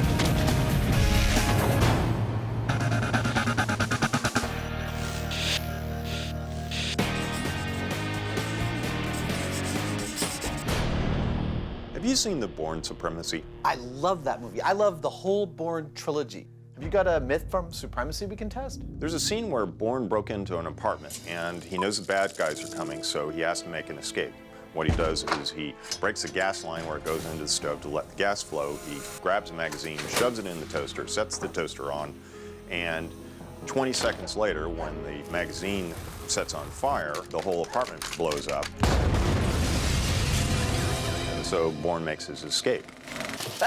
That's like perfect for us to test. I think I have a pretty good idea where we should start. Okay, but before you tell me, I actually want to demonstrate how much I love the Bourne movies. You know, I collect movie props. This is actually Jason Bourne's red bag from the Bourne Identity in the wastebasket from the Swiss bank. Not only that, it's actually full of all of the props that were actually in that bag in the film. All his trinkets and even his stud pistol. It's made of rubber. Isn't that cool? We need to find out whether a magazine would actually set on fire when it's put in a toaster. Okay. There are 3 ingredients to this Bourne-style getaway: the toaster, the magazine, and the natural gas. And first in the mix are 1 and 2. How long does it take to toast a magazine? You ready? I'm ready. All right. The guys start the clock using a magazine like the one in the movie and a toaster rigged to stay on. You know, in the movie, it was already on fire at this point. As it turns out, toasting a magazine takes a little longer than the 20 seconds of the film. Oh, 3 minutes over schedule. I think we're really close. In fact, it takes over 12 minutes before they get ignition. Hey, we got fire! Ta-da! Remember, kids, we're professionals. So, reality is 12 minutes versus the movie's 25 some odd seconds. Hey, we got fire! What do you think? Well, what I think is that this magazine is a worst case scenario because look how thick those pages are. And magazines are all different shapes and sizes. So you think we should try a whole bunch of different kinds of magazines and see if they have different rates at which they catch on fire? Exactly. I love it. Let's do it. Lots of toasters now. It's clear the real-world magazine doesn't light up like its movie counterpart. So now the MythBusters are on the trail of a best-case scenario. In order to cover our bases here and working up the theory that different types of magazines composed of different kinds of paper are going to catch a light at different rates, we're about to put a half dozen of them to the test. Everything from our original magazine to something much harder to catch on fire, comic book, something that'll probably catch on fire in like seconds. We're gonna put 1 in each of these toasters, start this timer, and log how long each of them takes to catch a light. What could be more fun? Well, with the 6 magazines in place, let the char grilling challenge commence. We're experimentally doing something that should just never, ever be done. I like that. No. Flame. Number 3, 1 minute, 40 seconds. This time around, it seems the contenders are a little quicker to toast. It's 2:20. Yep. Here we go. Number 4, 3 minutes, 15 seconds. Oh, number 1, 3 minutes, 20 seconds. Let's listen for that sound. There we go. There it is. 4 minutes, 36 seconds. And finally, bringing up the rear, there it is the original magazine at 12 minutes. As we suspected, it does make a difference what kind of magazine is stuffed in the toaster. The best case scenario is something that amounts to common newsprint, but even that took about 3 times as long as what it did in the movie. Interesting. So it's clear that even with the best case scenario magazine, toaster ignition takes a lot longer than the 20 seconds it took Bourne. And now to test the next ingredient of this explosive combination, the methane. Now, methane here is a natural gas, and it's most of what comes out of your stove at home to cook with. It's a flammable gas, but it's not flammable on its own. It actually requires a certain amount of oxygen out of the air in order to burn. How much oxygen? Well, that actually turns out to be a very particular relationship. The relationship of oxygen to flammable gas is called stoichiometry. To create fire, it takes heat, fuel, and oxygen. And when it comes to flammable gases, the amount of fuel to oxygen is a complex relationship called stoichiometry. Too much fuel or too little, and there'll be nothing close to a flame. But get the perfect mixture, and you get an explosion. Now, according to the movie, it took Bourne 20 seconds to get that explosive ratio of air to gas just right. So now the MythBusters are dialing in to find out exactly what it is. We know that if we're going to get methane to burn, we need a ratio of between 6 and 17% fuel to air. The ideal range is about 9% methane and the rest air. What we don't know is what that actually means. Does that mean if we are a little off, we get sort of a woof, but if we get right at the 9%, we're getting a real strong bang? Before we go full scale, we want to really know what we're doing. So what we've done is make a 10-inch by 10-inch by 10-inch cubic box, and that'll allow us to really easily dial in on these ratios to see what it means. And while Jamie is boxing, Adam has the ratios in the bag. One of the ratios I want to play with is 9% flammable gas to air. This bag holds 9% of the volume of this chamber. I will fill it with gas. I will then hook it up to the chamber, open up both of the valves, press the gas into the chamber. I'll be displacing air that comes out of this little hole right here. Seal it up, walk away, ignite it with a neon transformer, and see what happens. Adam's bags will help the guys zone in on exactly what ratio of methane to air is explosive. And speaking of methane, so that we can ignite this thing safely, we're going to remotely turn on this neon transformer that will create a high voltage spark inside the methane chamber. And here we'll be able to vary the methane concentrations, ignite it, and see what we get. First up, a test at the very bottom of the stoichiometric zone, 6%. We're good. Okay, 6%.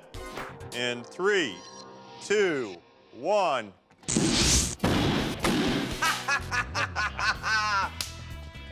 We expected something and something happened.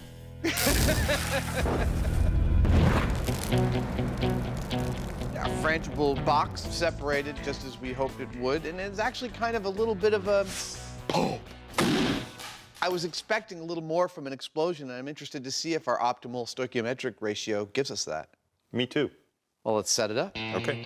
6% is explosive, but what if Bourne achieved the optimal ratio of 9% methane to air?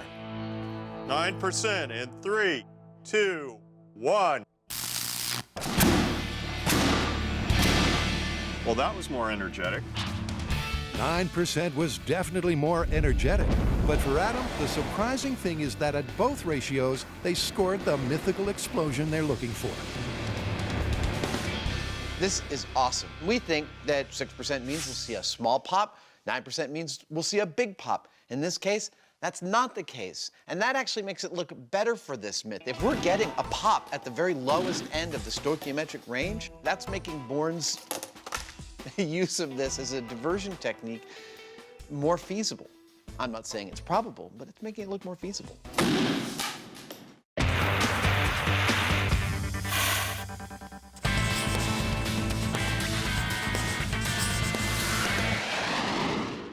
You're looking excited.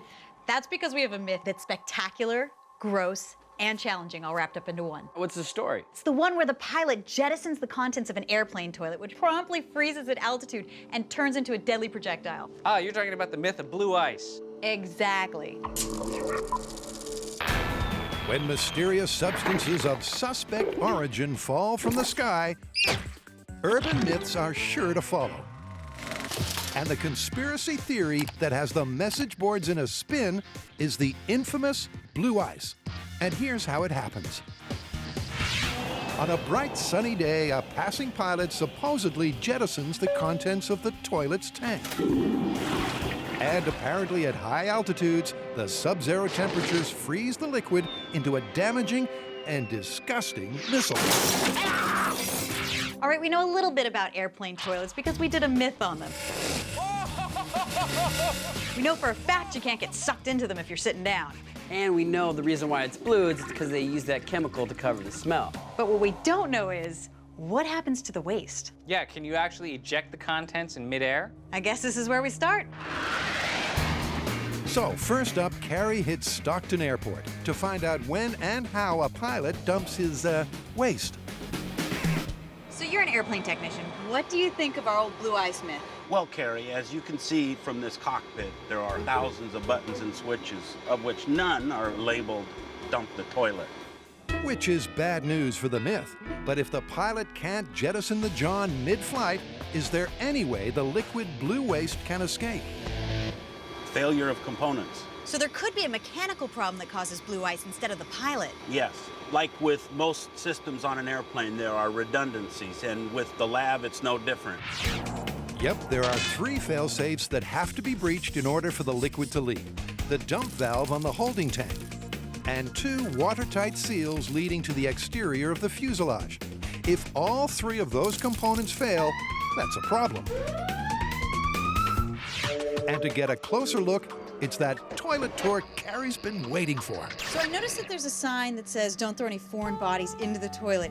If something hard had been thrown in there, like a cell phone, is it possible that that could create a leak? Totally. That's very important. Any hard object gets lodged up against this seal, it's going to leak. So if the dump valve seal was compromised, wastewater would flood the pipe, pushing up against the remaining 2 valves. This is the forward lav access door. So that leads right up into the toilet. That's correct. And it's here on the fuselage that we find those final watertight seals. But could they both fail? And if so, would it lead to a slow leak or a large-scale dump? Not likely. Is it possible? Absolutely. Multiple components that fail, leading to a problem. This myth is looking good. Yes, my baby. All right, Carrie, so how did it go? Well, part of this myth isn't looking good. There's no way for the pilot to jettison the contents of a toilet. True, but that doesn't rule out ice falling off the plane. That's right, there's still 2 scenarios that could happen. There could be a major malfunction that leads to either all of the contents coming out at once, freezing and falling to Earth, or you could get a nice slow leak that created a ice ball. Now the question is, how are we going to test them? Actually, we've been talking to our friends at NASA, and they've agreed to let us use their icing research tunnel, which can simultaneously duplicate temperatures of -20 degrees and wind speeds of up to 250 knots. That is the perfect conditions for high altitude. Well, it sounds like before we leave, we're going to have to build a leaky airplane toilet. Now, this myth is about airplanes, but in order to test it, we don't need to build a full airplane. All we need to do is make something that has similar aerodynamic properties. So, this is our design. And this will have low drag and a place to leak, which are the most important things. So for their tests at NASA, Carrie builds a waste system designed to fail in 2 ways, either with a slow leak or a catastrophic dump. Then with the wind tunnel simulating a high-altitude flight, they'll be able to determine if blue ice forms in either scenario. Now, according to NASA specs, it had to be out of aluminum because that's what airplanes are made of, and we were not allowed to weld anything because they didn't want anything breaking apart inside the wind tunnel because there's going to be so much pressure created by the wind. So we had to drill and rivet over 600 rivets to put our airplane together. And what we have right here is our valve. This is what we're gonna have hooked up to a water tank, and we're gonna be doing 2 tests. One where we dump the water completely, and then one where there's a slow leak to find out, can you grow a chunk of ice on the side of a plane? Jason Bourne knows how to make an explosive exit. But could a magazine in a toaster really toast a gas-filled apartment? After getting to know their enemy in the shop, the guys are ready to go full scale.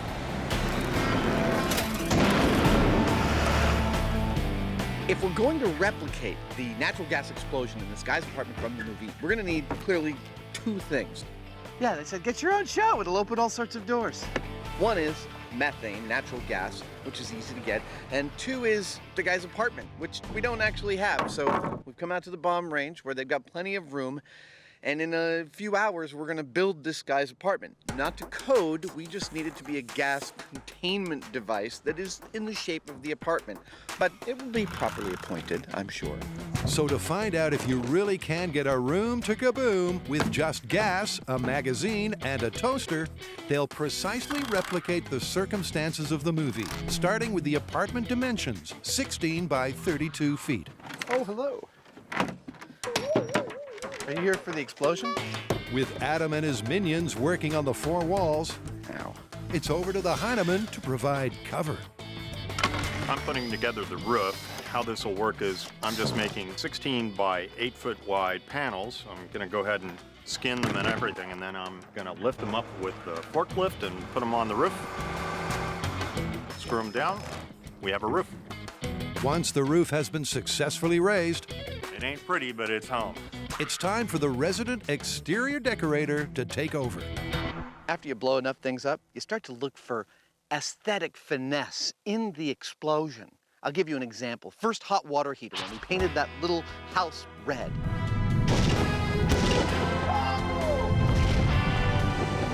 Look at that, isn't that beautiful? So we're gonna give the same treatment to this thing. We're gonna paint the outside a lovely orange so that when it finally blows up, the high-speed shot will be especially gorgeous. Well, it certainly will be explosively tangerine. And while Agent Orange gets ahead, Jamie is busy on the inside. We need this room to be more or less airtight, or the methane we're going to pump in here in a few minutes will escape, and that would be a bad thing. To do that, I'm using packaging tape because it's quick, it's cheap, and I can remove it after we're done with this thing, along with the screws that we're using to build this room, because I want to recycle the lumber. I don't like to waste stuff. And of course, that is assuming that this isn't all splinters after the explosion. Yep, as per usual, anything they don't destroy is recycled. It's the MythBusters way. There. I wouldn't call it livable, but I'd call it blow-upable. It is blow-upable, and the final finishing touches are to furnish it before they step on the gas. Excellent. It's got a nice view here, you know, the valley out the window there. Don't you just know that Jamie's gonna hate this? The house may be complete, but soon it'll be filled with highly flammable gas. And in the event they don't get an ignition, Adam has created this. What I've got here is an exhaust system so that I can evacuate the gas from this room. Because one of the most dangerous things that could happen to us in this experiment is nothing. We found this on Cell Phone Destroy's gas station. We had a room full of gasoline fumes, and we didn't get it to ignite, and nobody wants to approach a room full of fumes. Hello, explosion. Hello. So, if nothing happens, I've got a switch I can turn that will start these fans all up and get all the gas out of this room so it's safe to do a reset. I think that's the last piece of the puzzle. I'll get to a safe location. And that's not the only safety precaution they're taking with this test. This is our methane outlet, which has tinsel on it, which we will be able to see moving if gas is coming through here on our remote camera. This is our tank of methane. We have a regulator and a flow meter attached to it. Now, this rig is set up to give us the same kind of input of gas into our house as you would normally have in a domestic gas line going into an apartment. Now, this valve here I have with a line attached to it that goes to our bunker. And I'm going to pull on this line if there's anything that bothers me about this setting, because, you know, it's gas, it's flammable. If there's something we don't like, we want to be able to shut it off. And from this distance, I can safely pull the plug if there's something I don't like. The list of things Jamie doesn't like may be a long one, but if the explosion of the movie is anything to go by, putting this myth to the test could be very dangerous. Well, it's a little post-earthquakey, but I think this is a fine experimental space. It's fine now, but in a little bit, it's not going to be very happy in here. Not if everything goes well. No. Well, shall we get started? Yeah. After you. Thank you.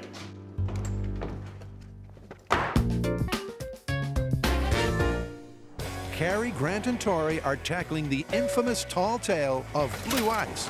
Can a leaking toilet midair lead to a deadly chunk of ice down there?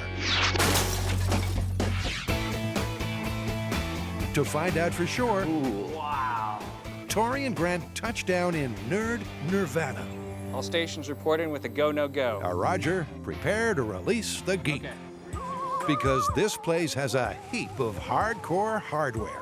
This massive fan is the heart of NASA's icing tunnel. It's powered by a 5,000 horsepower direct drive electric motor. It has 12 individual custom fan blades for a diameter of 25 feet. It's capable of generating wind speeds over 300 knots. And that's only half the equation. This is the other half of the equation, the icing tunnel itself. The wind comes rushing through here, refrigerated to minus 20 degrees Fahrenheit. Those are these spectacular specs, and now to put them to good use. And the way we're going to test this is we're going to stick our section of fuselage into their wind tunnel. Does this mean I'm the R2-D2? Oh boy. And recreate the same wind speeds and temperatures that you would find at altitude. Then we're going to create a leak inside the valve. Let it sit there and see if those conditions will cause that blue liquid to form into a chunk of ice. Remember, there are 2 leaky valve scenarios the team will test. And first up is the catastrophic dump.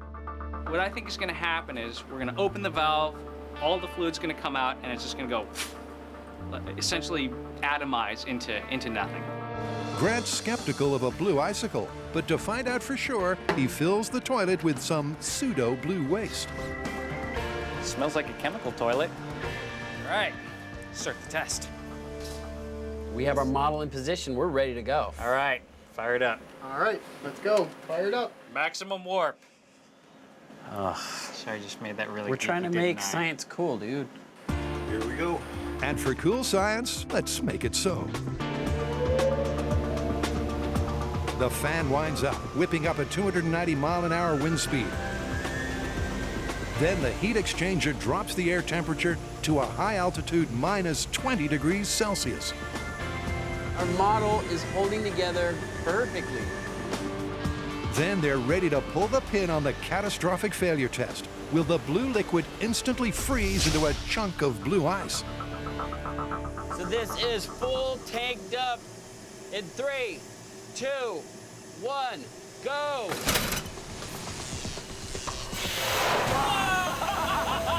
my God! Look at how fast it's coming out.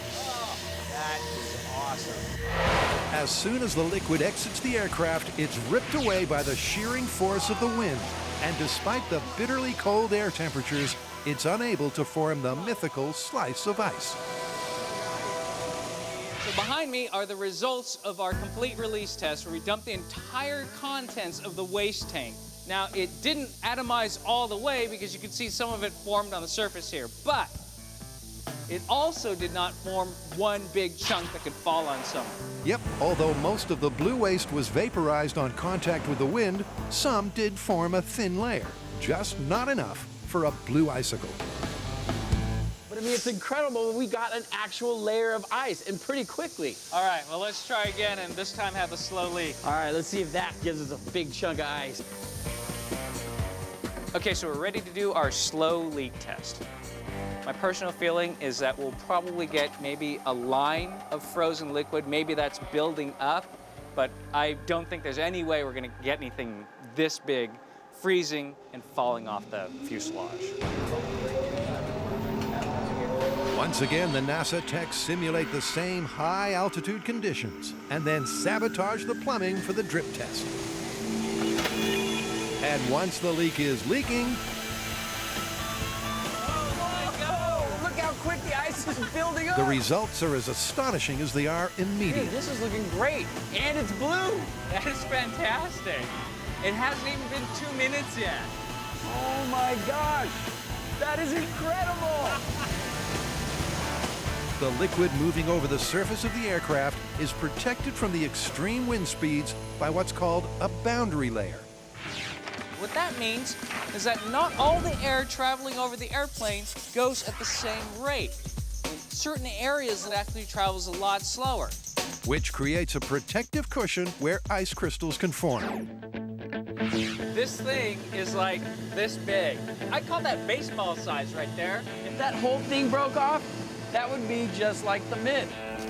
The guys are blown away, unlike the ice. The question is, how big can it get, and will it fall off? I just can't believe how big it's getting.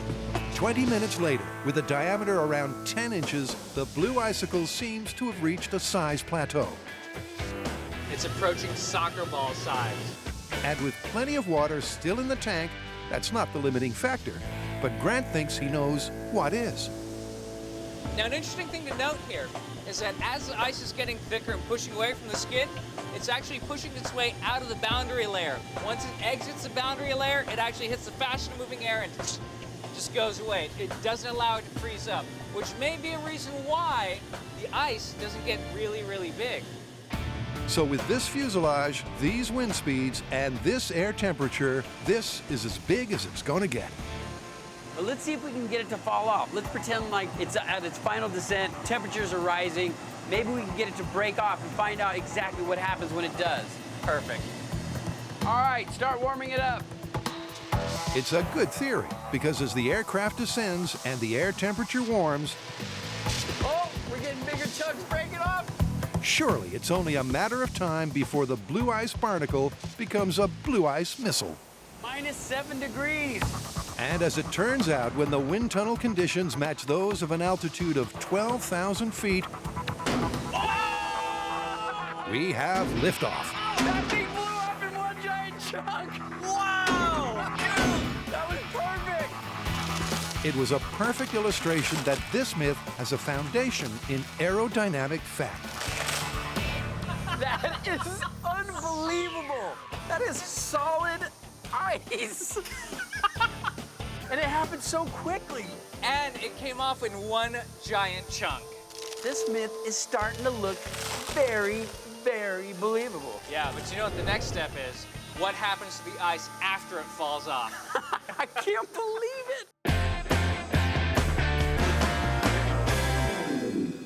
Here's the story we're testing. Jason Bourne, knowing that the bad guys are coming, wanting to buy himself a little extra time for the chase, opens up the gas line of the house he's in, walks over to a toaster, grabs a magazine and sticks it in that toaster and sets it as a remote fuse, and then he exits the house. 30 seconds later, a massive explosion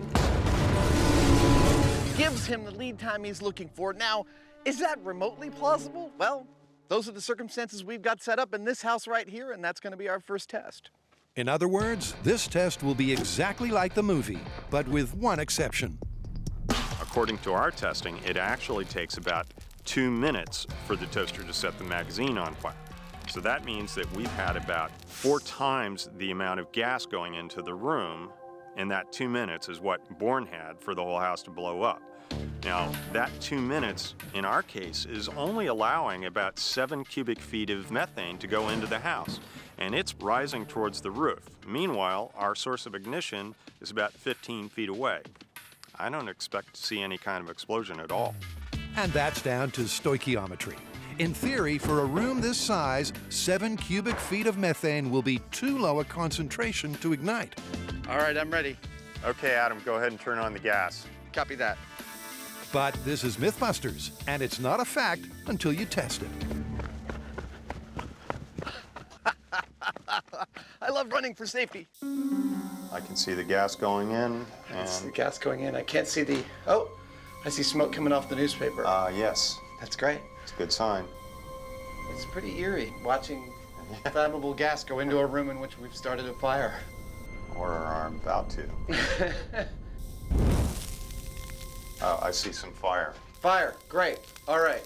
The magazine may finally be on fire, but the methane is not igniting. Oh man, that toaster's totally burning. And even after a further 60 seconds, there's still no hint of a Hollywood blast. Gas is off. Starting up the fans to evacuate the room. That was cool. That was very cool. I was a little tense. Flammable gas, a fire, no boom. No boom. So it's time to send in the MythBusters Fire Brigade. Oh, yeah. There's your problem.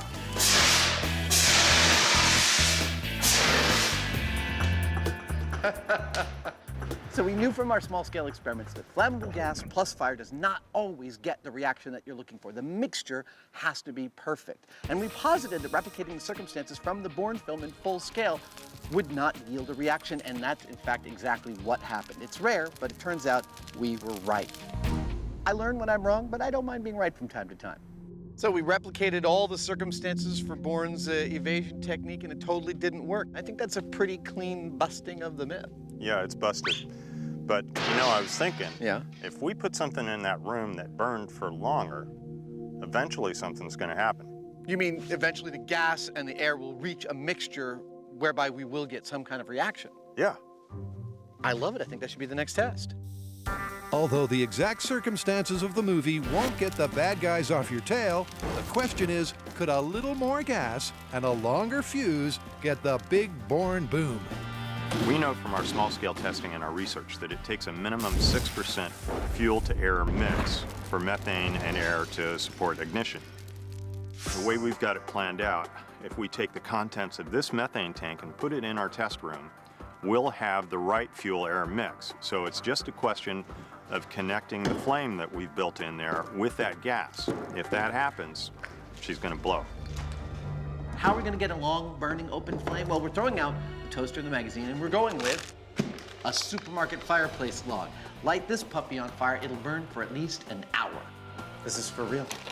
The log will burn while the gas builds to the 6% ratio. That's it. But when it hits the stoichiometric zone, will they get the bad guy repelling detonation of the movie? Adam has his doubts. What's going to happen exactly? Well, look, we know that the ideal mixture of air to flammable gas is a ratio, and it has a range. Presumably, the reaction we're going to get out of this next experiment will be a reaction at the bottom of that range. So I don't expect it to be a fire and brimstone massive explosion. I expect it to be more like a really big champagne pop, like pah!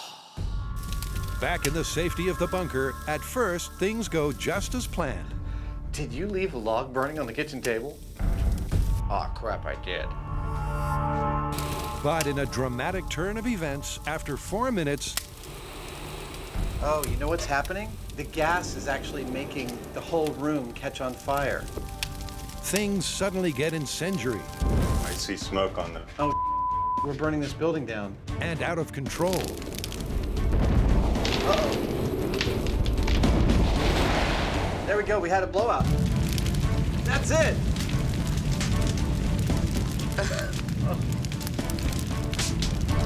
Well, I don't know if we're putting this building out.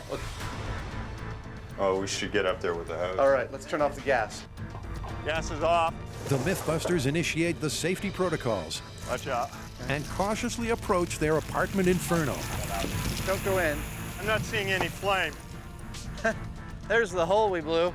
It may not have been the blast of the movie. It's a horror show in there. But the methane sure made a mess of the apartment. Unlike your typical, you know, it was clear that the gas made the atmosphere in here really rich, and so the fire started burning much hotter and higher than it normally would have with just straight air.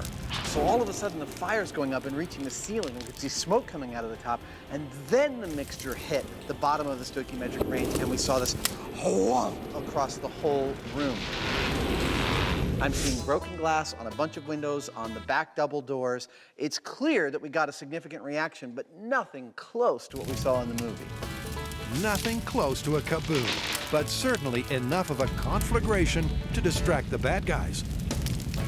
It's really clear from all the melted plastic in there, and even our exhaust fans melted. It got super crazy hot in there very quickly. I mean, just the whole room was absolute. I didn't even know what temperature it could be at, but it was really hot. But you know we're not going to leave it there. No.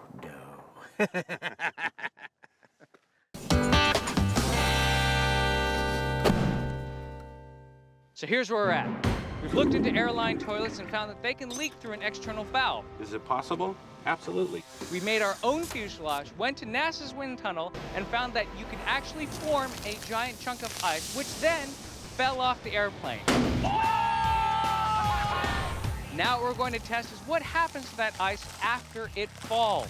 What we need to see for this myth to be confirmed is for that ice to fall through the air as one giant chunk and hit the ground as one piece with deadly force. This is the final piece of the blue ice puzzle. While falling from 12,000 feet at a terminal velocity of 160 miles per hour, will the ice stay in one piece?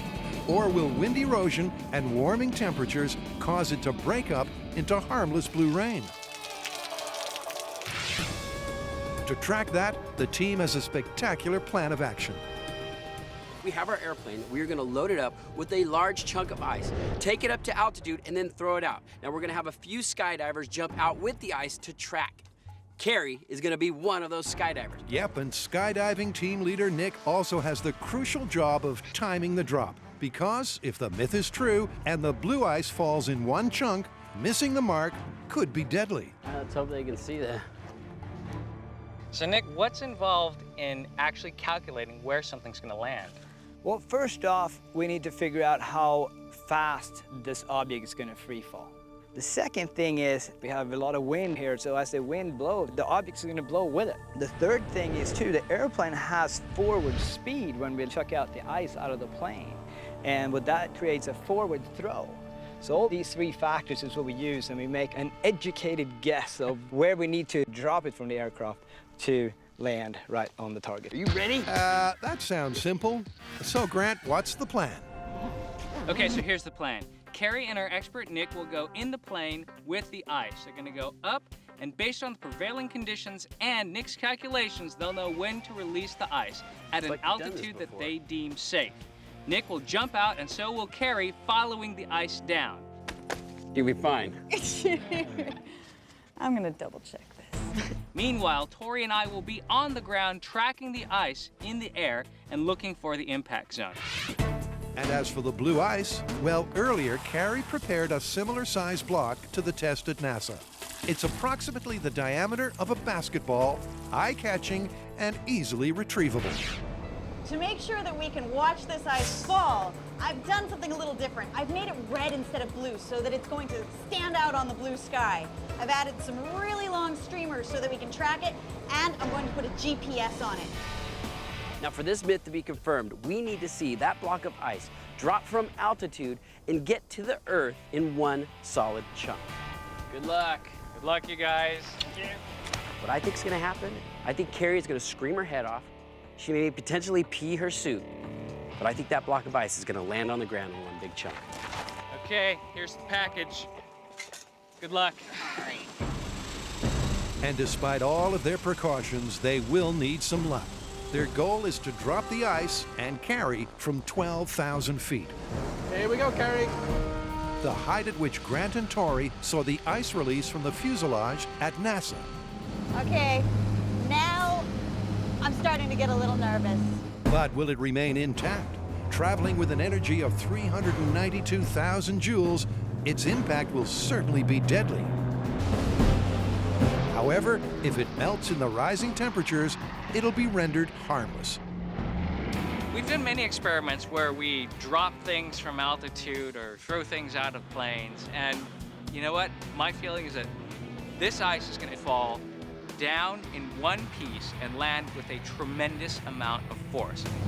Both? In fact, I think it's going to land so hard, it's probably going to leave a little crater down at the ground. Whether it's going to break up or melt, no way. It's going to be one giant chunk. At 12,000 feet, Carrie and her free-falling friends are preparing to deploy their blue ice cargo. All I gotta do is look at the ice. One job! But will it break up on descent or have the devastating impact internet reports claim? Oh boy, this is it, huh? If the team misjudged the timing of the drop by even a second, a 35-pound projectile traveling at 160 miles per hour could crash through a neighboring house. But that's only if the ice actually stays in one chunk. If it breaks up, the only thing busted will be the myth. I got them. They're approaching the drop zone. So this is it. It's time to drop out and jump off for science.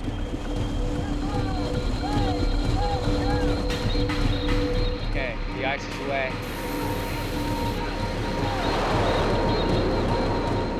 So are they. In a stunning piece of free-fall camera work, Nick manages to capture the ice as it plummets. Oh, look how fast it's falling. That thing is falling. And Carrie can see that it's so far so good.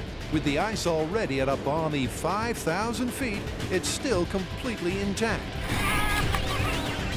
Look, it's standing in one chunk. Dude, that's crazy. But will it stay that way as they enter the final few thousand feet of descent? I see the ice right there, and it's head near the target. That's great.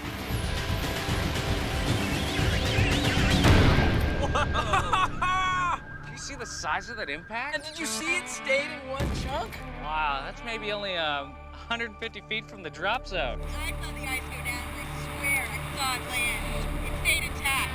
Let's go meet Karen. We'll go find it. All right, let's go get it. Hi, Tori. Hi, Grant. Here she Oh, comes. she's coming in hot. You made it. Wow. Nice. What a ride, and what a test. And no wonder Carrie's adrenaline is off the charts. Good job. Let's go check out the ice. Did you see it? Right over. Everything went according to plan. For the majority of its descent, there was visual contact, confirming that the ice retained its shape and mass. And then, thanks to Carrie's visual aids and Nick's awesome aim, finding the impact site is a breeze. There's the streamer. Is it intact? I mean, it was a chunk before it hit the ground. And that is still a chunk of ice. Check it out. It dug itself into the ground. Wow, that is a serious impact. Yep, and it may have melted slightly in the time it took to find it, but the crater created is a clear testament to its destructive power. This is the size of the block of ice that we threw out of our plane, which is very similar to the size of the chunk of ice that we formed in our wind tunnel at NASA that fell off. That block of ice reached terminal velocity very quickly, and it left a sizable impact crater. And what's more, it stayed pretty much intact all the way down to impact. Because when we actually got to the site where the ice had hit, it really looked like all of the ice chunks I had seen on the internet that were the mythical blue ice that had come down in people's houses. Okay, a pilot can't release all of the toilet water at once, so that part's busted, but I think the phenomena is confirmed. I mean, it made it all the way to the ground. Totally confirmed. I agree 100%. Confirmed. But 3 mechanical failures leading to blue ice falling on your house is in reality incredibly unlikely. I don't want to be looking up for blue ice to fall on my head now, right? Dude, I'm gonna get blue ice insurance. I know a guy. So Yeah? let me know. I'll give you his number.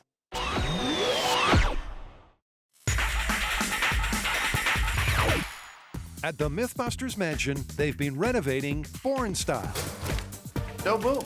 However, the myth as it appears in the movie is busted. Uh-oh. But it ain't over until the man in the beret gets a big Bourne boom. So next, they're upping the ante with more gas. Now, when we empty this tank into that house, that means that we'll have just over 9% methane to air in there. And that happens to be the butter zone for an explosion. The guys know from small scale that 9% netted them the most energetic boom. But this is large scale. Will this test rip apart the apartment Bourne style? Before they blow it up, they need to spruce it up. We've swapped out all the windows and doors. All these holes that got warped and opened, we're gonna actually lay in a bunch of stripping. We've probably tripled the cohesive strength of this building, and that ought to give us just the boom we're looking for. When we first put this building together, I was impressed at how poorly we were able to do it. And yet, I think we've made it even worse. Even worse. But for this attempt, they're doing things slightly differently. Jamie's known for how he handles his fans. This time around, I'm running the methane into the house through this hose that I've attached to the floor, and I've drilled a lot of little holes in the hose so that we'll get these jets of gas coming out that will mix with the air that is being pushed across them with these fans. Kind of like a blender. Just mix the air all along. Yeah.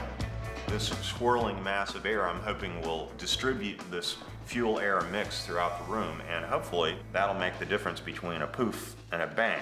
Jamie's fantastic method will circulate the methane throughout the apartment. And with the dangerous ratio of 9% gas to air, they'll need something more sophisticated for ignition. We don't need a toaster and a magazine anymore because we need precise control over when we set the fire. So we've brought back out the neon transformer from the small scale testing with the addition of a little piece of paper here. Go ahead and plug it in. We're going to be able to set a fire exactly when we want to set a fire. exactly when they achieve the Goldilocks ratio of 9% methane to air. Fans are rolling. That's the last piece of the puzzle. Shall we get to a safe place and go boom? Yeah. Awesome. Let's turn on the gas. Okie dokie. All right, we got about 5 minutes. Let's get to the bunker. Fire in the hole. Hopefully. Actually, I think they need a new signal for us. It'd be like, fire in the hole! Hopefully. Fire in the hole! Hopefully. Hopefully is right. The precise stoichiometric ratio should be enough to detonate their apartment. So our fire starters take cover as the methane fills the room. Well, we're down below 20 cubic feet per minute, and we're about 100 psi. So I'm thinking we should go whenever you're ready. All right. With the room filled with 9% methane, will this finally yield the Hollywood blowout? All right, here we go. Ideal gas-air mixture, born explosion in 3, 2, 1. Oh, yeah!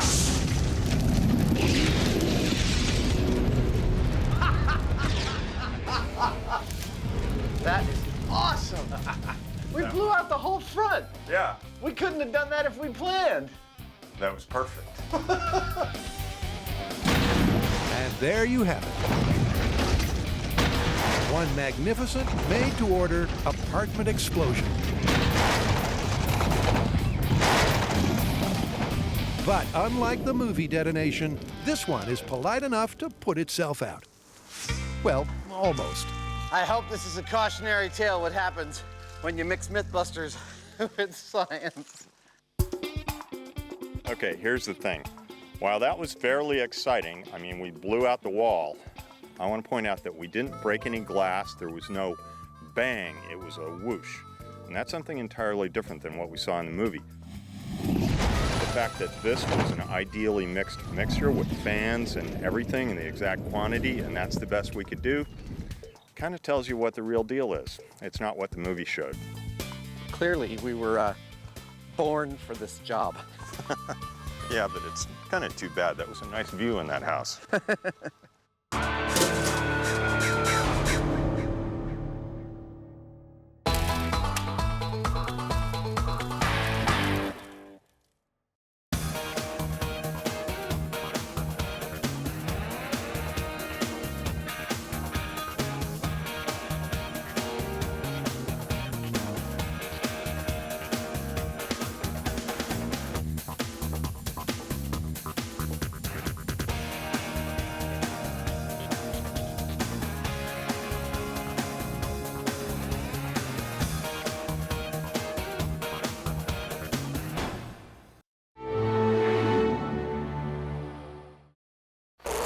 On this episode of MythBusters, usually you fill potholes. I'm digging them. What are you going to do?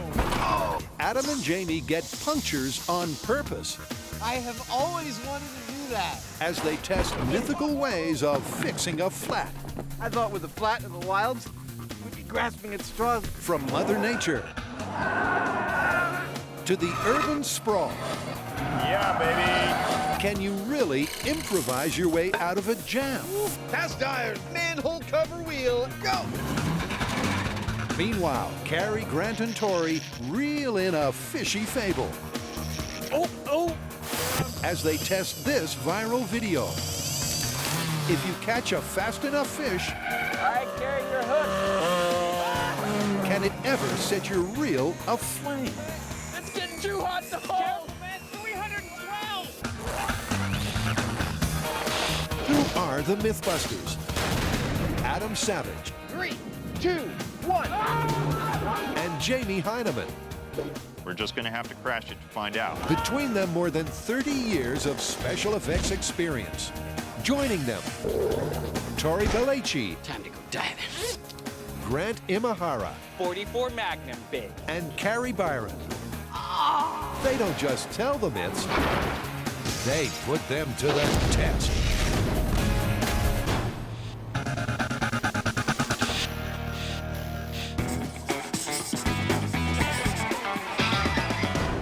All right, Jamie, I'm gonna paint you a picture.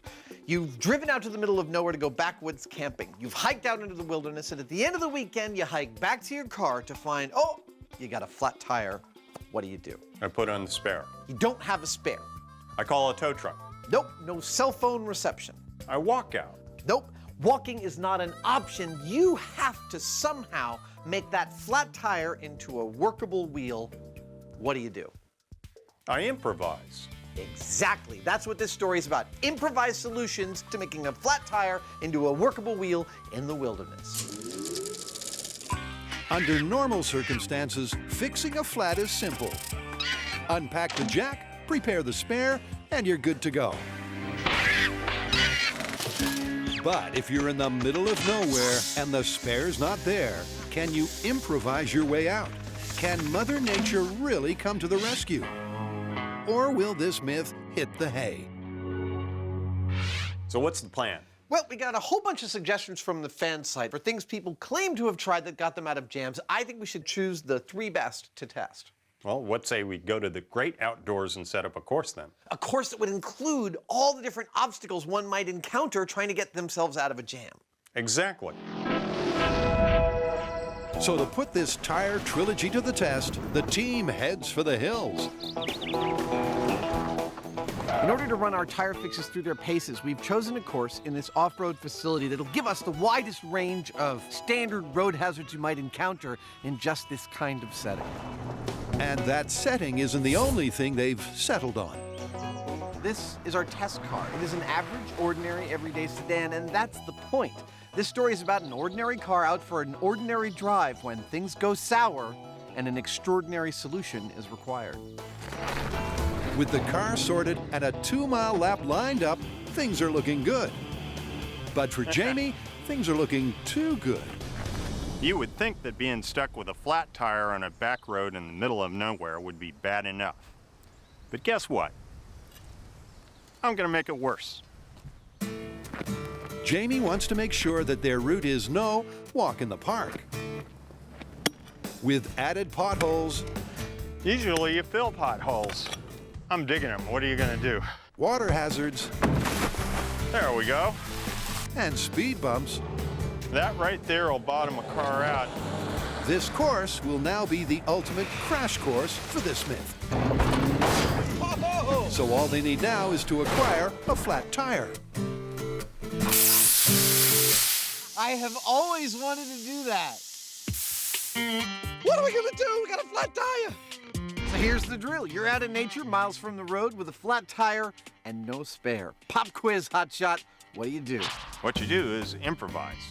And so that's what we're gonna do. We're gonna make our equivalent of a run flat tire out of stuff at hand, like vegetation or straw. Yep, you heard right. Fan fix number 1 involves first removing the wheel. I just happen to have a lovely garage jack. Then stuffing the cut open tire with straw. Now that's what I'm thinking. Well, let's just see how far we get with that. Before delivering a collection of bad puns. I thought with the flat in the wilds, we'd be grasping at straws, but this is giving me high hopes. Well, hey, if it works.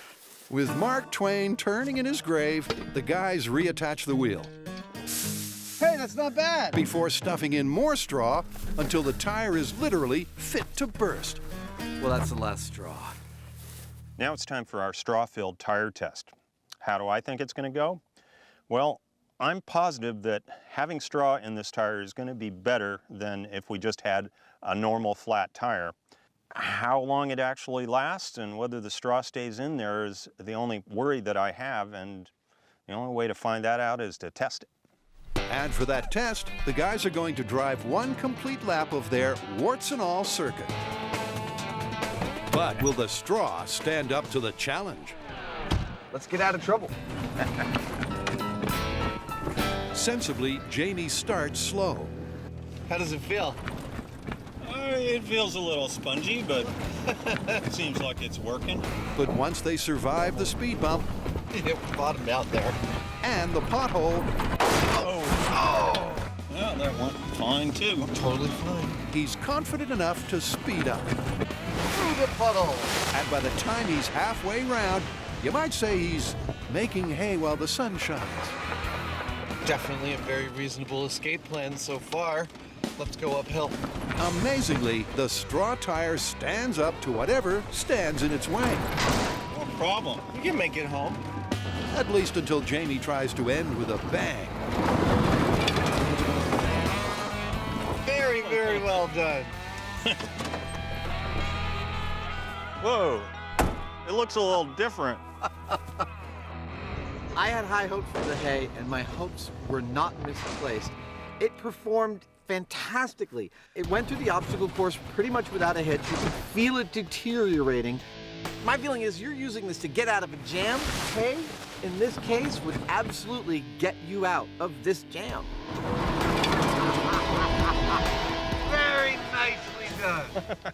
Well, as a fix, I'm calling hay plausible. Yeah, only a short-term one, though. Agreed. What's next? Well, I think nature may have some more surprises in store for us.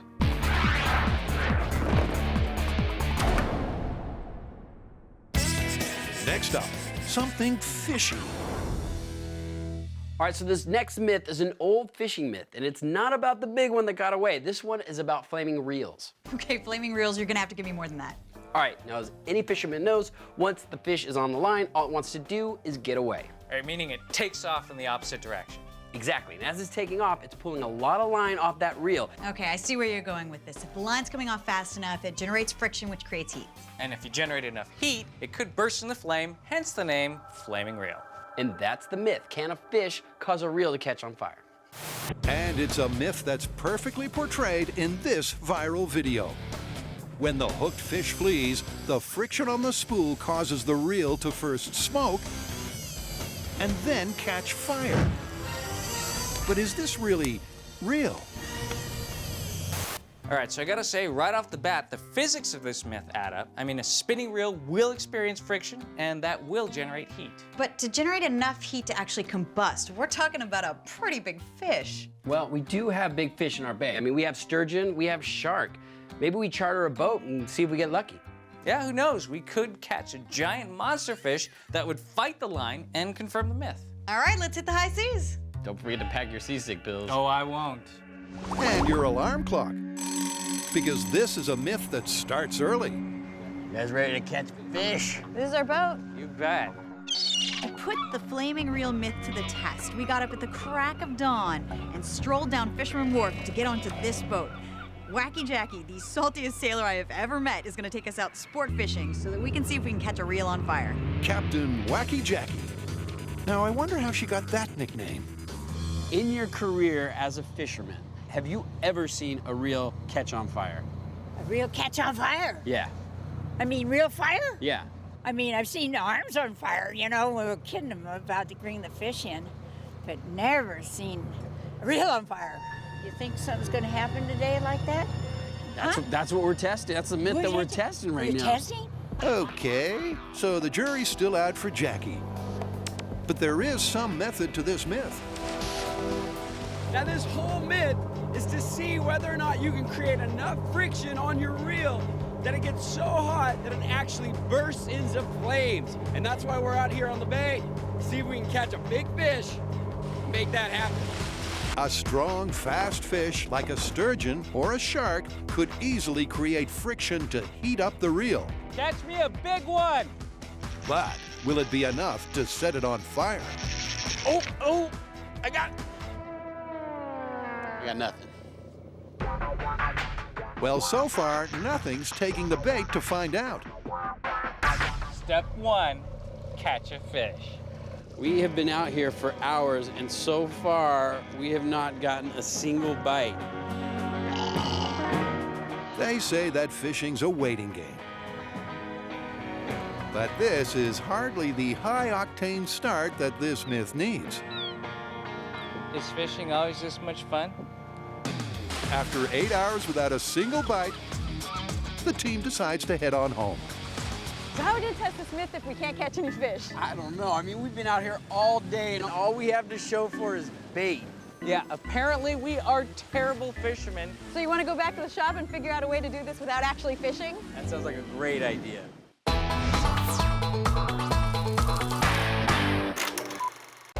Since its creation thousands of years ago, the wheel has never really been improved. Until now, as Adam and Jamie reinvent it, testing mythical methods for fixing a flat. And with hey, a success, what's next? Next up, we're branching out to other solutions for a flat tire. Yep, next up is surely a clutching at straws type solution. Or hurt me. I will try not to hurt you. That's a lovely little ski there. A branch forced under and then tied to the flat tire. It's not pretty, but fads have said that this really works. If you want to move something heavy across the ground, you got a couple of basic choices, really. You can do it with a wheel, or you can do it with a sled. And what we've got here is a makeshift sled built out of a tree branch and some rope. It ought to work, at least for a while. But will it last for a full lap of their course? Go!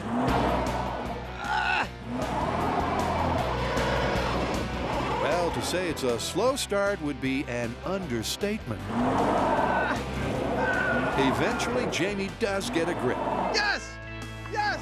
But they're certainly not out of the woods yet. All right, here we go. We're on the rope.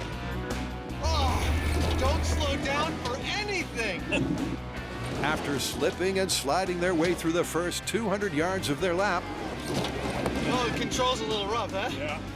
they meet the first major obstacle, the speed bump, Go, go, go! which causes their car to come to a standstill. Come on! The log came out. No! Yeah. There's your problem. It came out? Oh, it came out. Yeah, It abraded through all of the tie ropes up there close to the wheel. that was pretty interesting, though, going down the road sideways. This track here pretty much tells the whole story. You can see the log still in place, and then it hits this bump. It sort of digs in, gets yanked out of place, and from here on in, it's pretty much just momentum. Well, that seems to be about it for our little branch. Looks like it's time to move on to bigger pieces of wood. With the branch busted literally and metaphorically, it's on to the final forest fix. You may see a couple of logs here. I see a tire. Being both round and strong, the logs are halfway there already.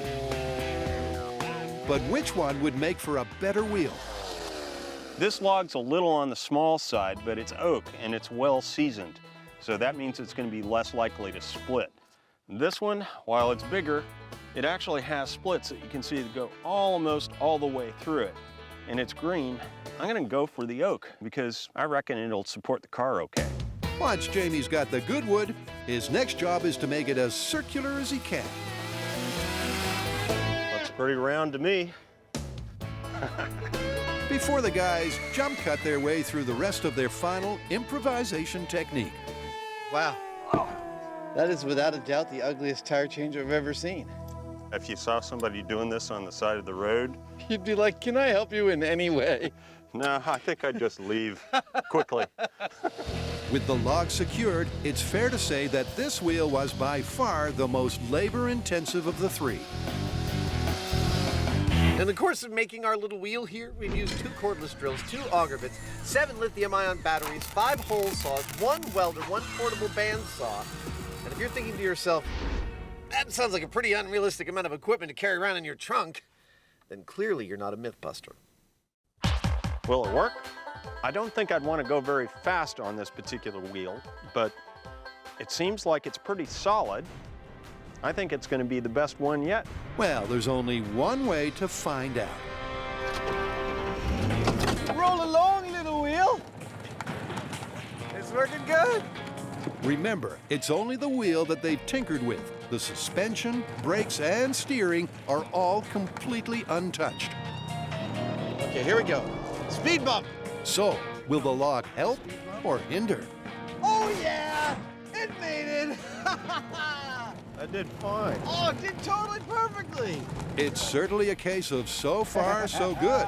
But how will the potholes fare? I'm nervous about the pothole. Wheel, back wheel's good! Not a problem. Not a problem.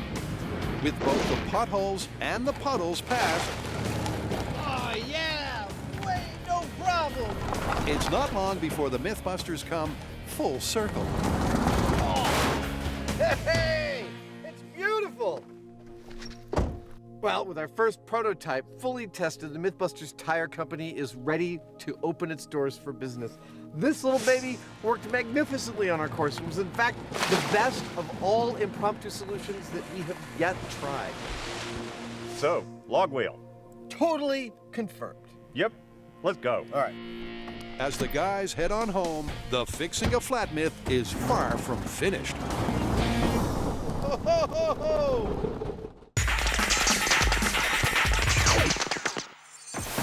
Can a super fast fish ever set a fishing reel ablaze? Well, not if the MythBusters are anything to go by. Is fishing always this much fun? So based on our fishing trip, I think the only realistic way to actually test this myth is if we build a fake fish. Well, this is just about a spinning reel creating enough heat to catch on fire. I mean, we don't technically need a real fish. I mean, we just need a fish substitute that'll pull the line off quick enough. Okay, how about this? We get a go-kart. If we're gonna give this a good chance of working, we should use something really fast. You know, the sailfish goes about 70 miles an hour. It's the fastest fish, and a go-kart could totally handle that speed. All right, I'm all in, except for one exception. If we're going straight to the extreme scenario, why don't we load our other bases too? Let's find the best reel line combination that'll generate the most amount of heat, and we'll use that for our go-kart test. Agreed. So, looks like we're starting out with some bench tests in the shop. Awesome. So with real fish proving too unreliable, the MythBusters are going to build their own. But first, they're focusing on the friction factors. We're gonna start out by testing the line.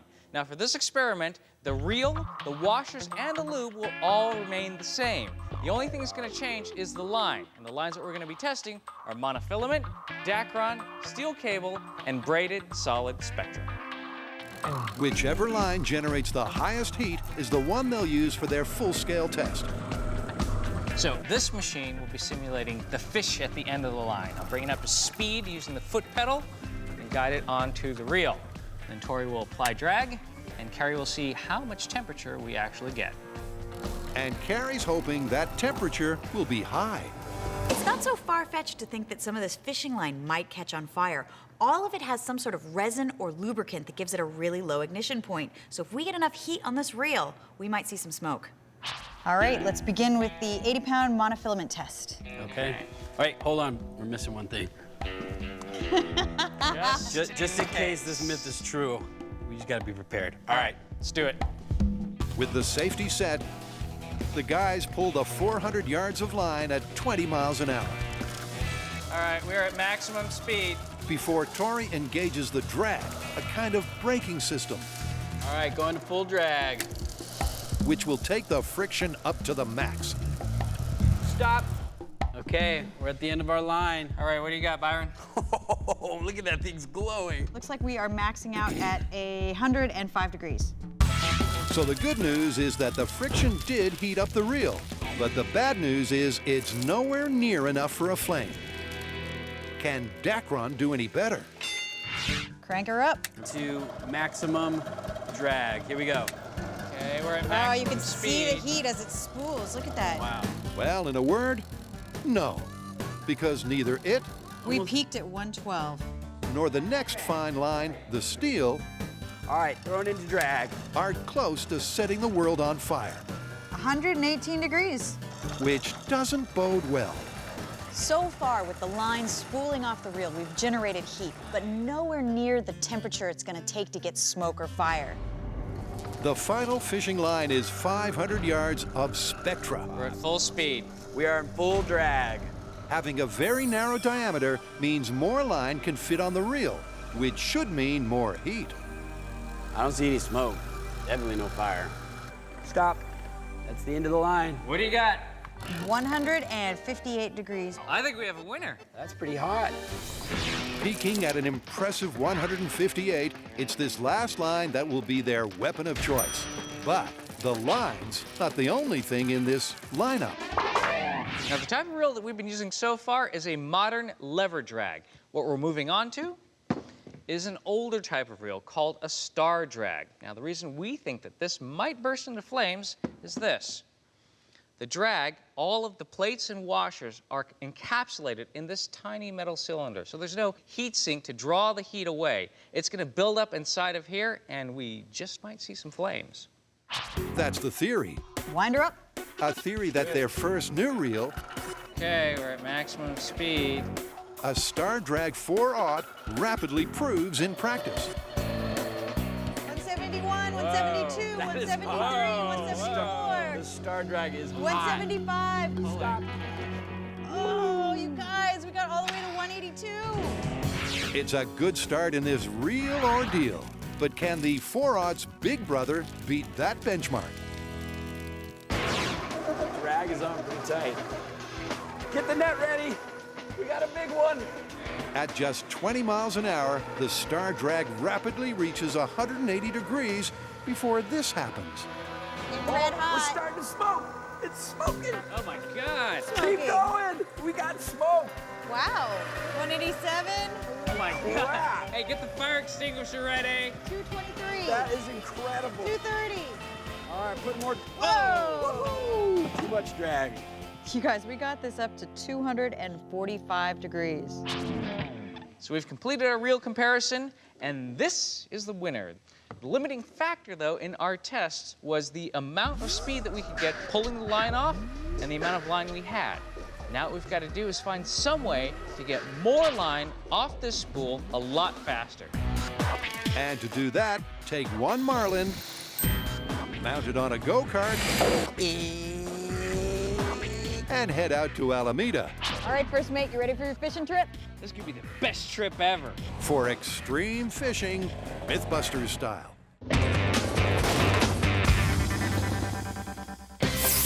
In Fixin' a Flat, Adam and Jamie just hit pay dirt. Don't slow down for anything. And that's got them thinking. Dude, I don't think we're done fixing flats. What do you have in mind? I would like to redo this test, but in an urban environment. Go on. Well, imagine you're in a city and you've got a flat tire. Calling a mechanic is totally not an option, but around you, you've got all the things you might find in a city. Metal, glass, and wood, and you've got to use those to improvise a working wheel. I like it. Let's set it up. Okay. Well, at a rainy runway, it's time to find out. Look at that! Our backward solution lasted all the way to the city. Well, now it's time for some urban solutions. Absolutely. While you may see a lovely view of San Francisco behind me through the fog, an empty runway, and 100 or so cones, I see an urban obstacle course in Potentia. Adam and Jamie will each focus on their own urban fix. But first, they need to conjure up a cityscape crash course, like this one. This is the start point for our urban driving course. Now, the first goal we have here is to try to achieve a top speed of 40 miles an hour down the course, and then stop before we hit the wall of buckets. Why the wall of buckets? Well, in an urban environment, you need to be able to speed up and slow down quickly because you could hit something. On the theory that our wheel solutions may not allow us to do that, I've built a wall that we can hit safely. Each of these 5-gallon buckets is quarter full of water, so when we hit it, instead of totaling our car, we spill a little water. Next up is the slalom.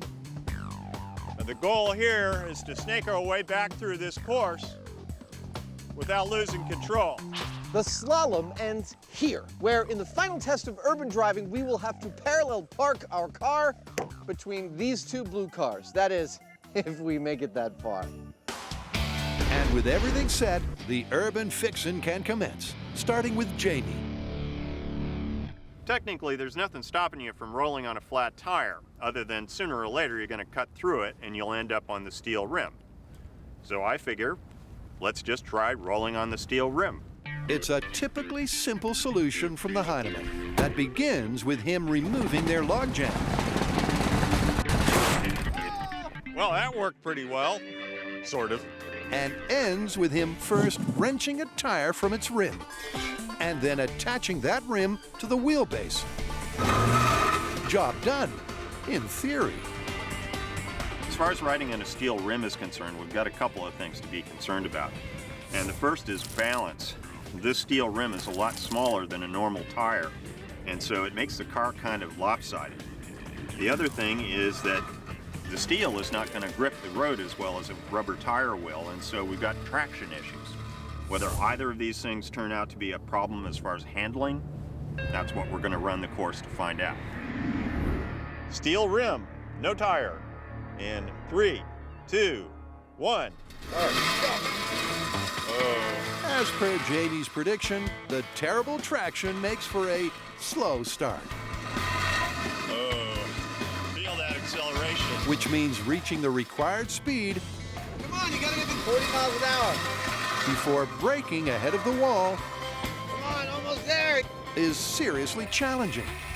Stop, stop. Yeah. Nice. All right, right turn. But having not hit the wall, Into the slalom. Jamie scrapes towards the slalom, Faster, you can do it faster than that.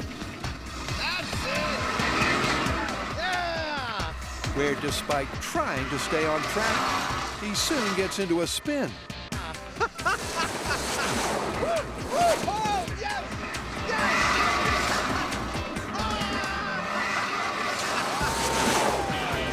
But after a quick recovery, all that's left is the parallel park,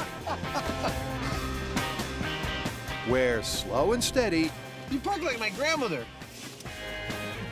puts Jamie's rim back on the road to success. Nice. Handling on the steel rim turned out to be not half bad. You just can't accelerate very fast, but I reckon you could go a fair distance on it. Well, somewhere there's probably a law against leaving massive scratches in the road. But as far as getting yourself out of a jam, I'm thinking that the steel rim worked pretty great. I'd totally go with it. With Jamie's rim firing on nearly all cylinders, can Adam's mythical fix do any better? It's round, it's metal. I think it's perfect. Without a mechanic to call or a genuine spare to prepare, it's frickin' heavy. Adam's adamant that this manhole is the perfect wheel stand-in. Look at how well that size matches. I have a good feeling about the manhole cover. Being almost identical in size to a real wheel, all Adam has to do is cut out some bolt holes and then bolt it on. But will it be better than Jamie's rim? Now that's a tire. Check out your dubs, homie. What do you think of that? I like it.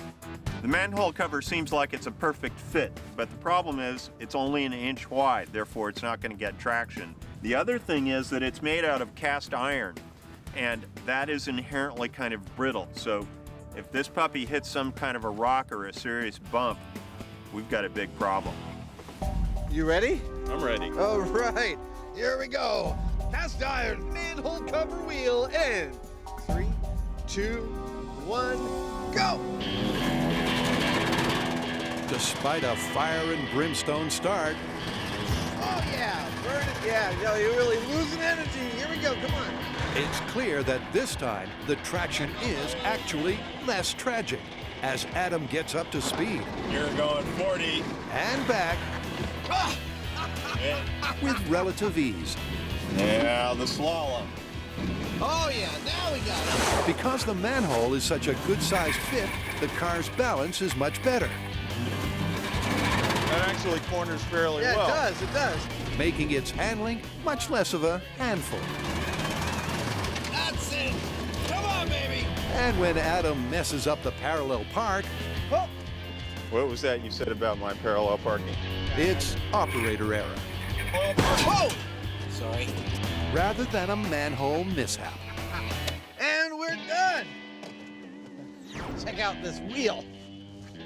Ha! It's perfect. I abused the crap out of that thing, and there's not a thing wrong with it. I am really impressed with the manhole cover. I expected the one place I'd have a problem were with traction and the fact that it's cast iron, that it might actually crack when I was skidding to the side like in the slalom. Traction was a problem, but this thing held up to the most abuse I could throw at it in the slalom and came back for more. I like the manhole cover. It's got style. And it worked great. I'd say it's plausible. Plausible it is, and you know what? It's given me some ideas. All right.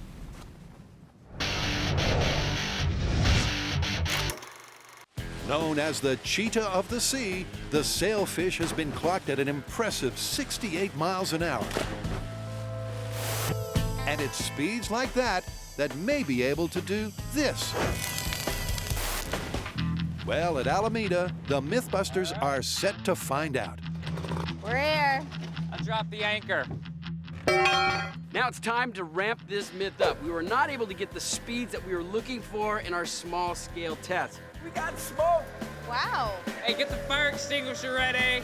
So we have a much faster fish capable of going up to 68 miles an hour, and we have a much longer run. Now, why have I been chosen for this task? Well, it turns out that the weight of the car plus my weight is about the same weight as a big old sailfish.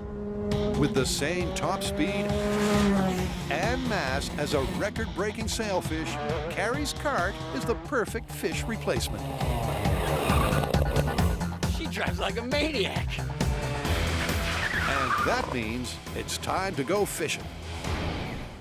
So Carrie is hooked. She's gonna take off down the runway going 68 miles an hour. At that point, I'm gonna start adding drag to the reel. I don't know if this thing's gonna catch on fire, but this fish is going 3 times as fast as we did in the shop. This thing's definitely gonna smoke. But upping the speed is not the only change, All right, Carrie, you're hooked. Are you ready? because they're also doubling the length of the line. Go for it, Carrie! Will this be the perfect storm they need?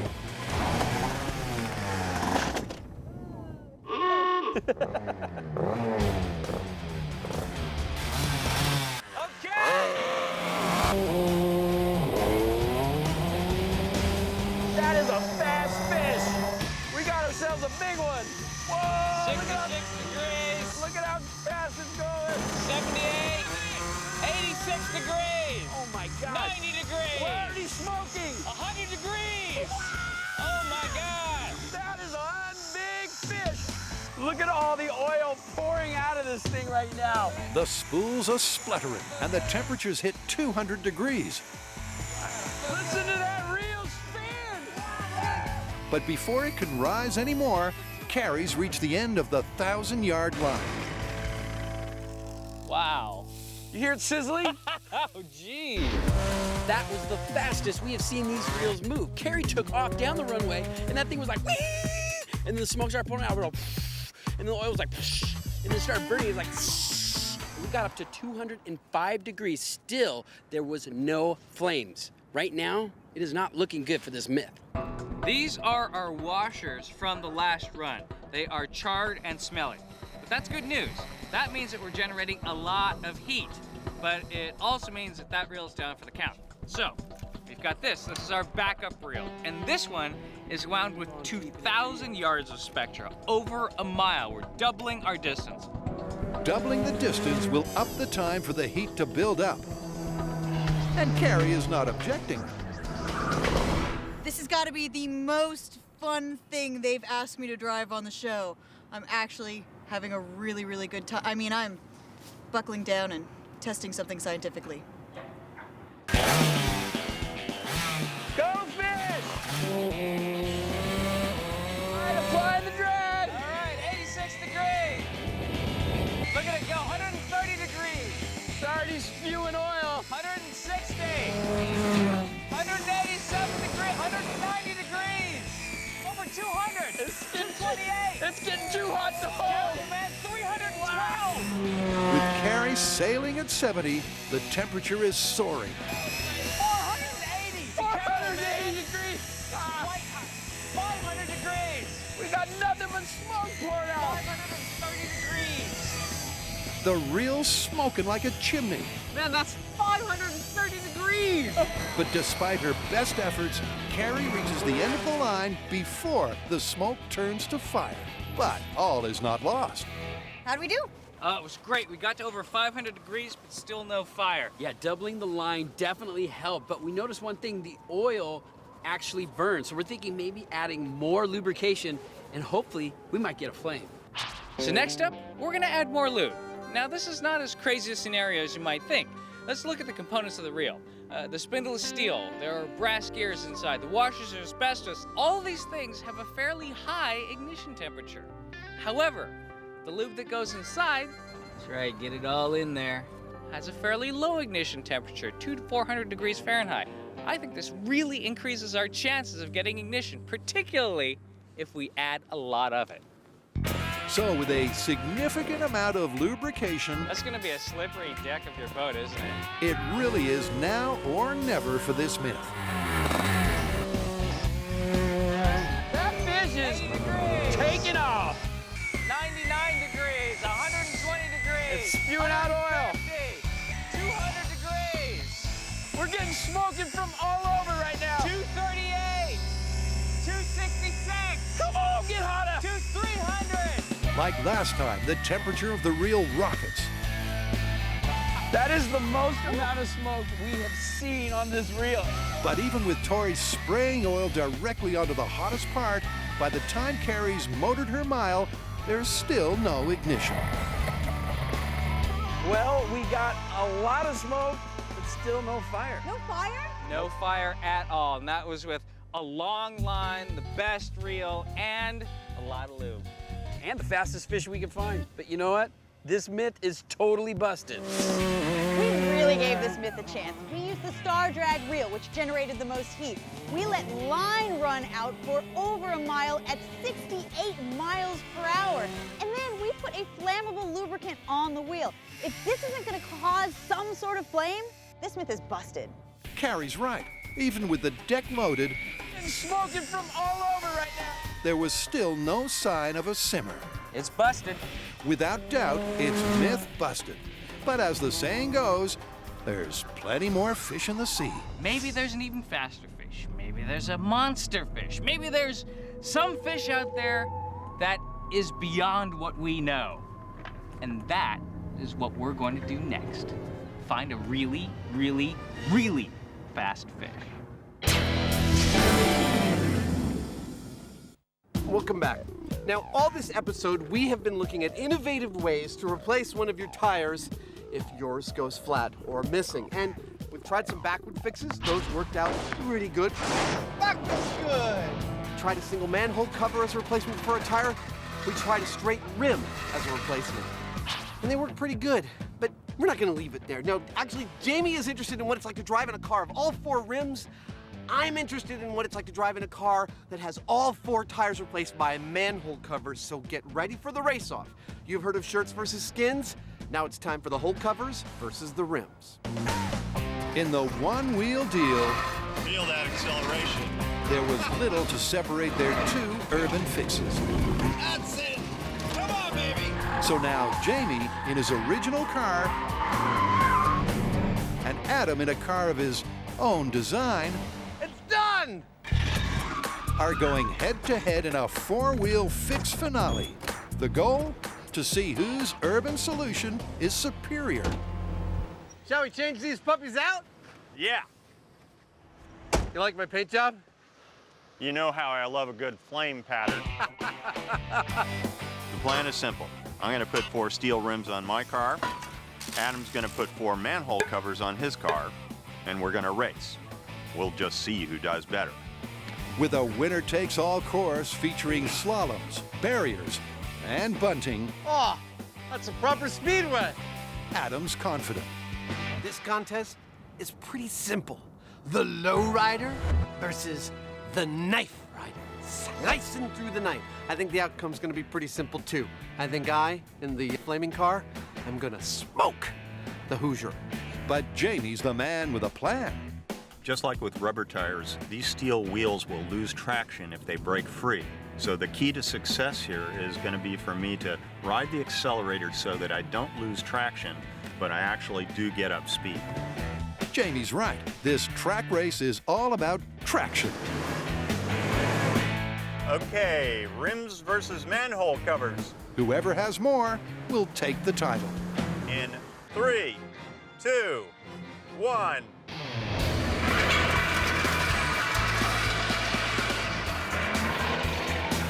And right from the word go, Oh, he's way ahead of me. Come on. Jamie takes a commanding lead, Yeah, baby. while Adam has just a fraction of the traction. Oh, no. And although Jamie doesn't have enough control to steer clear of the crash barrier, he is beating Adam hands down. Well, that didn't go at all like I expected. Not only did I get no traction and couldn't get up to speed, once I did, I had very little control, careened right into the water pyramid. And on the slalom, I'm spinning 360, 720s. I have absolutely no traction with these manhole covers. No! No! As I'm doing this, I'm watching Jamie serenely, like the turtle from that cartoon, slow and steady, making his way unnervingly around all of the slalom cones. And then he goes through the finish line and insouciantly turns around and waits for me. Watches me spin out and slowly make my way all the way to the finish line 19 seconds later. Well, Adam said he was gonna smoke me, but I don't think so. I actually whooped him. I also was really surprised because I thought he had more traction than I did. Turns out he didn't. Ain't that the truth? The manholes, impeded by their narrow nature, were next to useless. The rims win. What did we learn? Well, I think throughout this whole episode, we've learned that a flat tire does not necessarily incapacitate you. Pretty much every last thing we tried worked to some degree, albeit slowly. Just goes to show a little ingenuity will take you a long way. Huh? It sure will. Let's get out of here.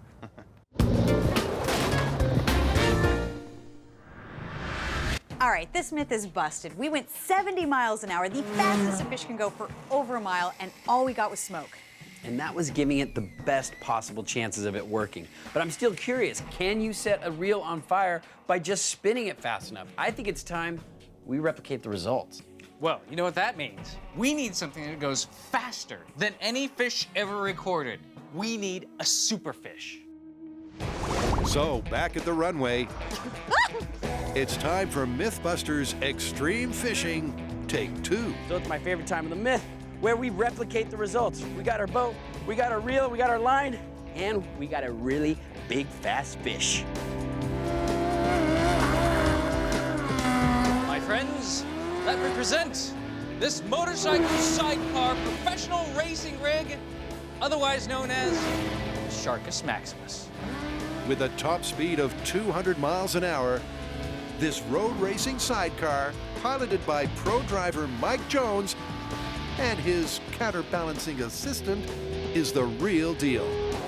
But upping the speed of the fish isn't the only switcheroo.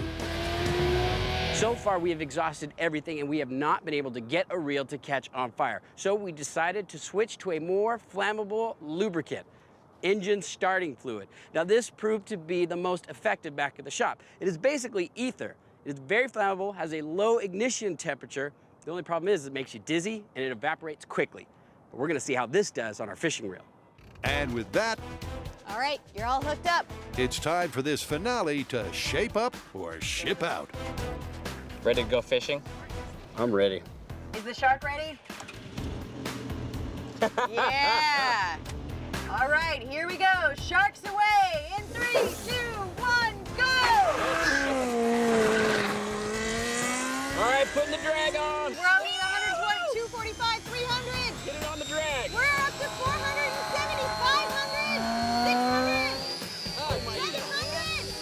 Oh my God. 700 degrees. Whoa! Whoa! Oh man! Wow! How much? We got up to 700 degrees, red hot. And we broke the line. We broke the line. Woo! Despite the daring duo hitting 140 miles an hour, the reel hitting 700 degrees, and Tori adding close to a cup of ether, there was still no ignition, which leaves just one thing left to try. More speed. And for that, Carrie's taking no chances. Carrie, don't you think that's a little overkill? Oh my God, right. that is Ready? hilarious. Okay, all sprayed, the starter fluid. Let's get our reel on. In 3, 2, 1, hit it! Both Racer Mike and his mate and the temperature of the reel rocket up. We got ourselves a big one this time. 95, 100. Holy crap, he is 400. I'm on full drag right now. 200, 380, 400. This time, the shark's speeding at 180 miles an hour. 600. But when the temperature passes 700, Whoa! Ugh, this is ridiculous. the line melts but doesn't ignite. There is no way this myth is true, but we need to see this thing catch on fire. Without doubt, they got the hottest reel possible. But that heat within the reel was still not enough to ignite their fuel on the line. So as a last resort, Tori adds one final ingredient, a 1200-degree flame and... Ah! Finally! You know how long I've been waiting to see a flaming reel? Now this is MythBusters Fishing! Finally, there's fire in the hole. But only thanks to a naked flame burning 500 degrees hotter than anything their fish could create. It wasn't until we introduced an open flame to the reel did we ever see a flaming reel. This one is busted on every level. In fact, you might say it's busted hook, line, and sinker. Well, I'd have to say we've tested this one thoroughly. Yeah, that was a great fishing trip. Should we set sail for home? Yeah, let's go. You motorboating son of a gun, you.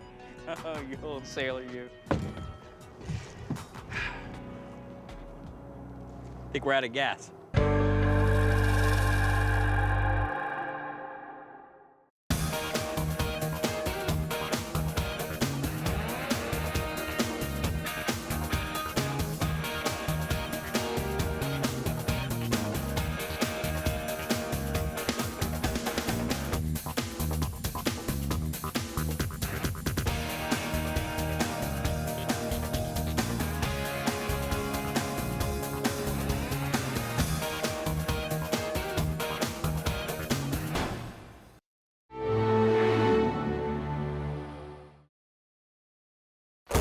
On this episode of MythBusters, Wow! Oh, the current is really strong.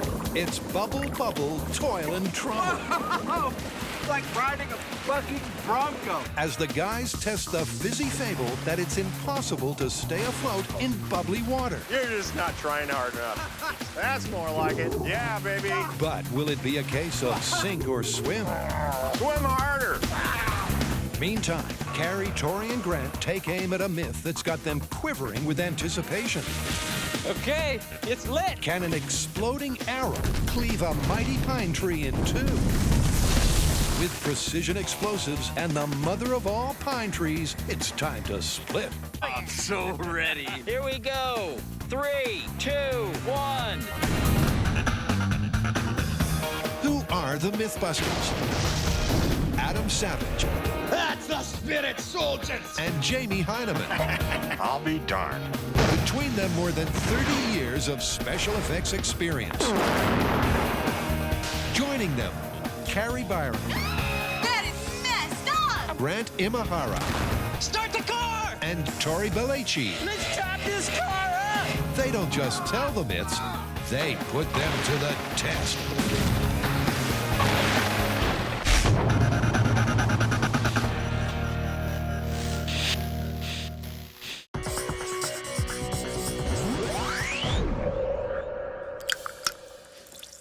Hangover?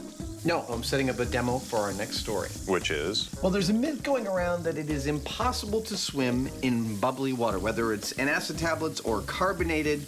As long as there's bubbles in the water, you won't be able to swim. Really? Yeah, the conventional wisdom is that the bubbles make the water overall less dense, and so while you'd float in non-bubbly water, when you get to the bubble part, you'd sink like a stone. Sounds like we're going for a swim. I think so. According to the myth, when water is filled with fizz, you supposedly sink without trace. But does the density difference of bubbly water really mean that swimming in it is impossible? Well, since we used up all our antacid breaking out of jail, What say we start with something small, like a fish tank, and make a bunch of bubbles in it and see what happens? Sounds good. Let's do it. So the myth is that it is impossible to swim in bubbly water because the aerated water is supposed to be less dense than regular water. Are you ready for some experimenting? I don't think so. So I'm about to conduct some scale experiments to see if there is a change in density of water when I run a crap load of bubbles through it.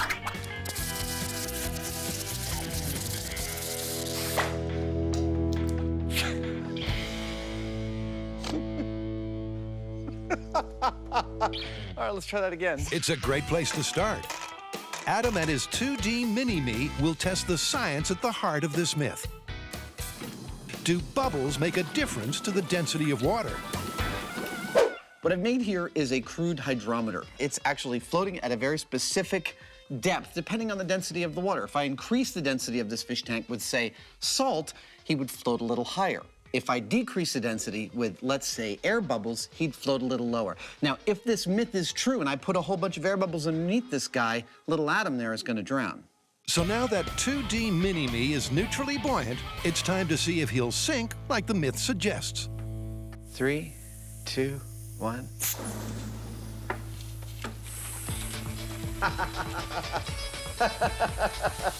Someone's happy, but aside from putting a smile on Adam's dial, what are the results? I'm seeing almost no change at all in the hydrometer's level. If anything, it's actually rising a little bit. And I must admit, I had a little bias going into this. I thought that as soon as I turned on the bubbles, that hydrometer was going to drop below the surface. I'm fully in the camp of the bubbles lower the density, but there's something else going on here. At any rate, in this small-scale test, it's not looking very good for this myth. A conviction only confirmed after Jamie gets a demo. So I see you're fixing to dump water all over my floor. No, I'm containing it in this lovely tank. So what do you think's going to happen? I think it's going to sink. Check this out. It's not sinking. Not at all, not even a little bit. If anything, it rises up a fraction of an inch. You would think that the increased amount of air in the water would make it less dense, so it would sink, but that seems to be counteracted and then some by the upwelling current of that movement of those bubbles. It's not looking very good for the story at this point. No. Far from sinking, the hydrometer rose slightly, but it's too early to call this myth yet. After all, you can't test a swimming saga without getting wet. Next up, a myth that's going to blow you away. All right, so this myth comes from a viewer. A guy in Iowa wrote in and said that his uncle used to take a bow and arrow, strap a stick of dynamite to it, light it, fire it into a tree, and when it would explode, it would split the tree up the middle. Okay, are you sure this is a viewer myth and not like a Tori Belleci family history? No, I'm serious. He wrote it in. All right, well, I'm willing to try it. Sounds like we need a stick of dynamite, an arrow, and a tree. As any William Tell fan will tell you, the trick of splitting an apple with an arrow is a blast. But according to this myth, an arrow coupled with dynamite can split a much bigger apple. But is this fan-fabled bow baloney? Okay, for this experiment, I think we need to just go for it. Get the biggest log we can find and just anchor it to the ground at the bomb range. But remember, we're trying to split this tree down the middle with explosives. We don't want to just blow it into pieces. Right. Full-scale testing means finding the right tree. We're here at the bomb range to find out if our dynamite arrows can split a tree. These are our trees. They are pine trees from a recycler. Now they're 20 feet long and almost 6,000 pounds. So the first step, dig a hole. The pine trees tech specs match the viewer myth almost to the letter. All right, how's about right here? While Carrie gets on with step one, So much better than a shovel. getting to grips with the pine's parameters is Grant. And we've chosen the pine tree because it's one of the most common trees in America. In fact, there are over 35 varieties in North America alone. But there are two reasons that might make it easier to split down the middle. One, they have vascular bundles that run the entire length of the tree, and these are tiny tubes that carry water and nutrients to the top. And two, it's got a spiral grain, which goes parallel to the axis of the tree. Those things together might just help us get a split. That's the theory. And with the target tree now standing tall, Now that's That's what I call a real stick in the mud. The guys turn their attention to the weapon, setting up a remote bow and arrow firing mechanism. So we need to fire a lit stick of dynamite from a bow and arrow into a tree. Now, that is way too dangerous for us to do. So we brought out our remote arrow firing mechanism. This way we can shoot from a distance and we'll be safe. Plus, we're gonna be using a compound bow. That way we get the maximum amount of energy with the least amount of effort. With the bow ready to go, that just leaves the payload. We're not going to use dynamite because actually it's a fairly unstable substance. Instead, our experts Frank Doyle and J.D. Nelson have given us this. It's a binary explosive. It's a lot more stable, which means it'll go off when and where we want it to. And it has exactly the same amount of energy as a stick of dynamite. After a quick test fire to make sure their remote bow and arrow is on the money, it's time to take aim at this myth. It's time to load up our arrow firing machine, shoot it into the tree, and see if we can split it down the middle. Do I think that's gonna happen? Sure, absolutely. If we lived in a cartoon. Wile E. Coyote Carrie has her doubts, but there's only one way to find out. All right, so the dynamite's lit. Let's see if we can cleave this tree. Okay, this is dynamite arrow. Take it. Here we go. In 3, 2, 1. The arrow gets triggered, the fuse burns through, and then...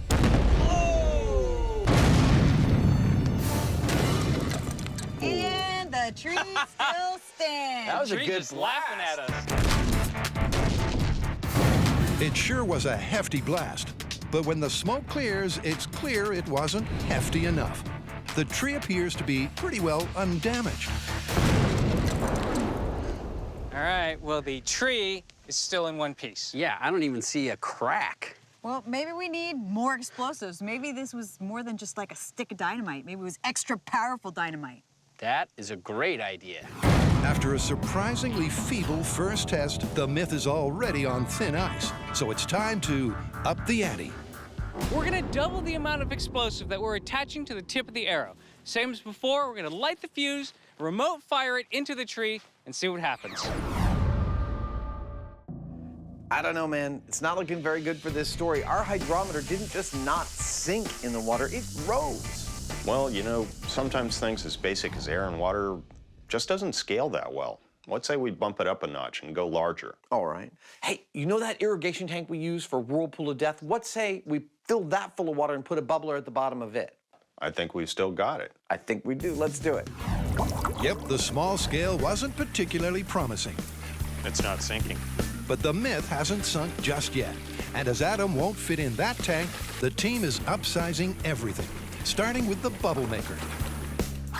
So this assembly of aquarium bubblers worked pretty well for this test, but if we're going to do this in a larger scale, I don't want to have to do all the plumbing and you can buy 1,000 of these little aquarium thingies.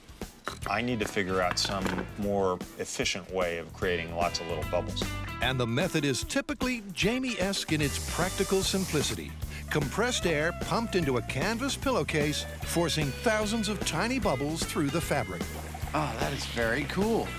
Very cool indeed. With the proof of concept pillowcase bubbling away, Adam's on to the next task. Well, let's start figuring out how to go full scale with this, because I'm dying to get in the water with this. If the myth is true, dying could be right. But Jamie doesn't seem too bothered by the prospect. It's going to be fun. But before the fun begins, Jamie has to upscale his prototype into a heavy-duty working model. So all we've done here is welded together a couple of heavy steel frames, and we've sandwiched inside the frames a pillowcase. We're pumping air into that pillowcase, and as it pressurizes, it comes through the weave of the fabric. That's great. It makes little bubbles. But not in the shop, it won't.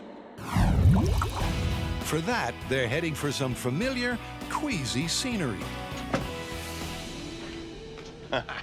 Brings back memories, don't it? Not very pleasant ones. Yep, the last time Adam took a dip in the irrigation tank... Oh, that's great. Things did not go quite to plan. I'm done with science for today. We've done our small-scale tests, and we've learned a thing or two. But if we're going to find out if it's possible to swim in fizzy water, we're going to have to swim in fizzy water. So we've come back out here to Alameda to this 10,000 gallon tank that we installed a few years ago, and we're gonna put a larger bubbler in it, and Adam's gonna go for a swim. Or not. Now comes the tricky bit, getting the giant bubbler up and in. All right, take it on up. So our bubbler is just about ready to be put in place. That's a tight fit. Okay, stop. What happens next is that we hook up the air supply. Okay, go ahead and give us some air.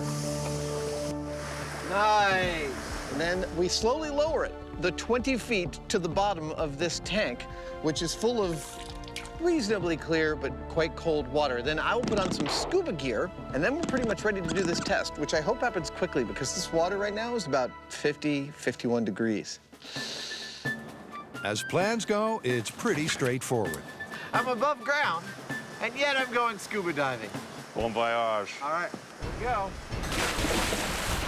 How's the water? The water is so cold, I got an instant headache. But you know what's really cool in here? What? Looking out the portholes. But before Adam can unhook the bubbler, it needs to be in the right position. Is that good enough? I think so. Will you start to lower it very slowly? Will do. The aim is to get the bubbler perfectly level, to have an even spread of bubbles at the surface. Fire up the generator, please. Slowly bring it up to the mark. As the rig roars into life, a perfect hubbub of bubbles bursts forth. It's a gorgeous stream of bubbles. Can't wait to get into it. Okay, well, I'll pull the chain out. With their fully functioning rig in the right position, what's next? This test is pretty much the same as our small-scale experiments, except this time we're going to have a human hydrometer, namely Adam. Now, we're going to try and weight him so he's neutrally buoyant, and just his head is floating above the water. And when we turn the air on, if he goes up or down, that'll tell us what's really happening. It's time to sink or swim. Carrie, Tori, and Grant are testing the myth that a dynamite arrow can split a tree down the middle. But so far, it's got the team well and truly stumped. Well, the tree is still in one piece. Yeah, I don't even see a crack. Today's solution, double the dynamite. So this is 2 times the explosives that we used on the first test.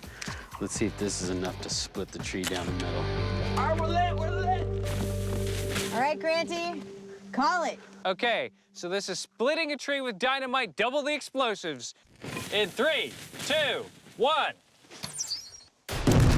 Whoa! Wow. Yeah. That was a good blast. Well, I'd say this is looking pretty bad for the myth. Yeah, I mean, we used twice the amount of explosives as the myth calls for, and still, we did not get any cleaving whatsoever. Even with 2 sticks of modern dynamite, the tree was left with hardly a scratch, let alone a cleave. And Grant thinks he knows why. Now, my theory is that the dynamite is outside, and when you explode it, all that energy just gets dissipated away from the tree and not where we actually need it to be focused, which is right on the trunk in order to split it. And without that focus, the myth, unlike the tree, is looking busted. So what's next? Well, any more explosives strapped to that arrow, it's gonna mess with the aerodynamics. There's no way it's gonna fly. So why don't we just push an arrow into the tree, put as many explosives on it as JD will allow, and just see if we can get anything. Now you're talking. For round 3, the MythBusters are going gangbusters, strapping an arrow with as much dynamite as can be crammed on, but too much for it to actually fly. So how much is too much? JD says the amount we can use out here is 6 sticks of dynamite. Is that gonna split the tree down the middle? I don't know, but we're gonna get a big bang. I like big bangs. 6 drops of essence of terror, 5 drops of sinister sauce. With the mother of all explosive arrows prepped and embedded in the tree, Mega arrow is in place. the team is taking no chances. They'll hunker in the bunker because this is going to be big. Fire the hole! Fire the hole! Fire the hole! This is splitting the tree with dynamite, 6 sticks. In 3, 2, 1.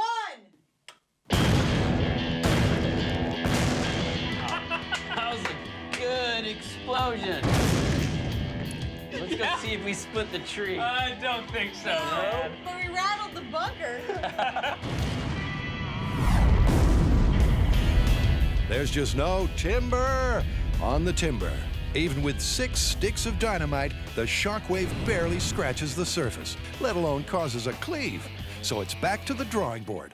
So right now, this myth is looking busted. We used 1 stick of dynamite, 2 sticks of dynamite, finally 6 sticks of dynamite. It was not enough to split a tree up the middle like the myth talks about. But this is MythBusters.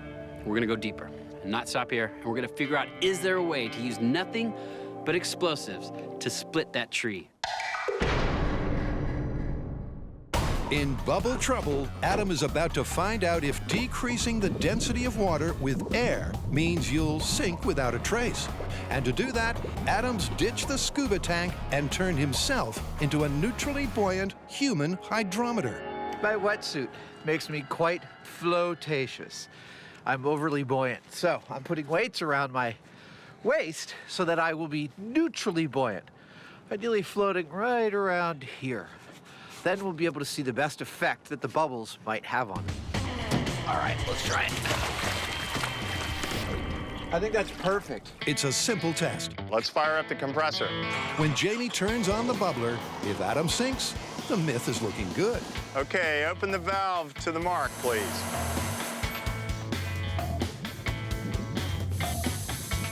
Oh, here they come. With the bubbles on, Adam does go under, but not quite as planned. He first gets pushed to the side, and only then does he sink.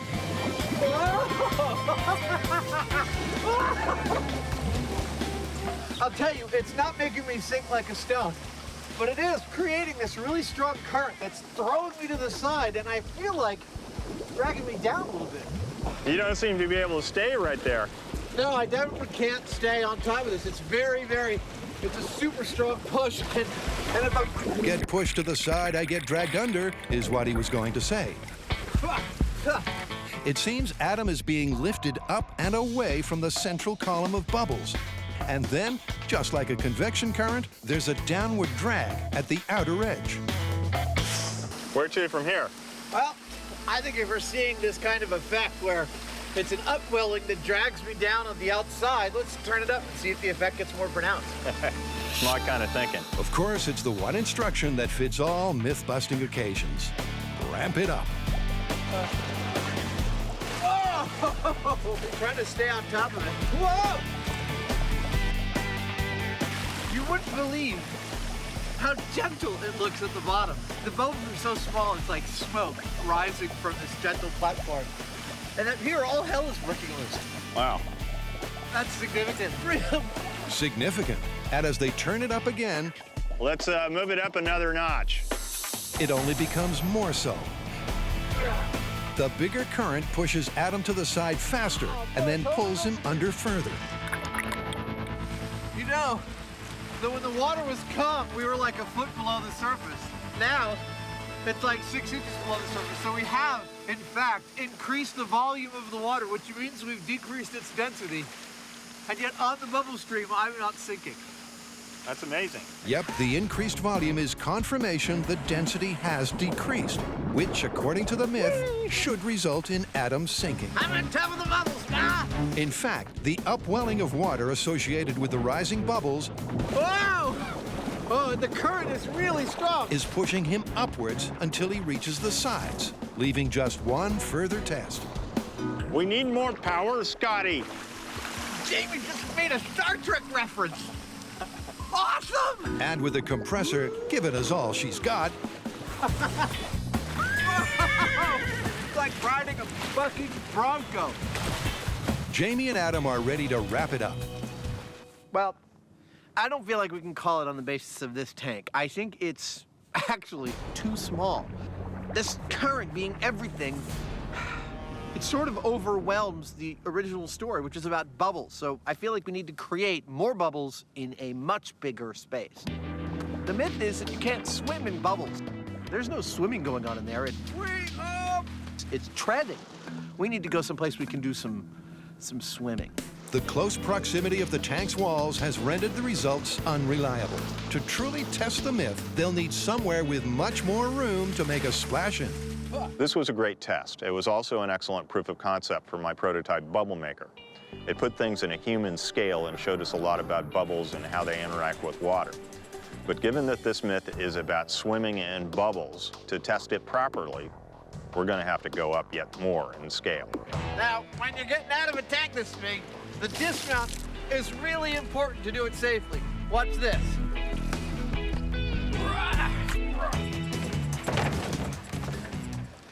Any questions?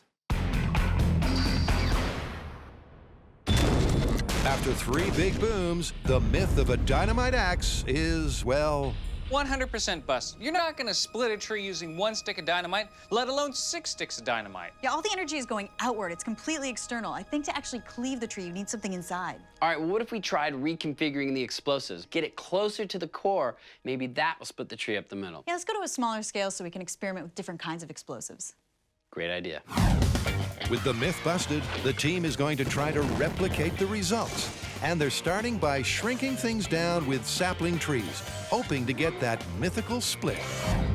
So we're back at the bomb range with more trees. And this time what we're gonna do is experiment with different types of explosives and different techniques for getting those explosives into the trees. And hopefully, we'll get a split. Much as they love blowing things up, this myth is about dividing the tree, not destroying it. That's a fine-looking tree. It's a shame we have to blow it up. So in small scale, the guys are going to start by putting 2 explosives head to head. The first type is TNT, or trinitrotoluene. Now, this is a faster-moving, more tearing explosive. The other kind of explosive we're going to be using is AMPHO. That is a slower-moving explosive, but it has more pushing power. We're going to see if either of those is able to split our tree up the middle, just like the myth.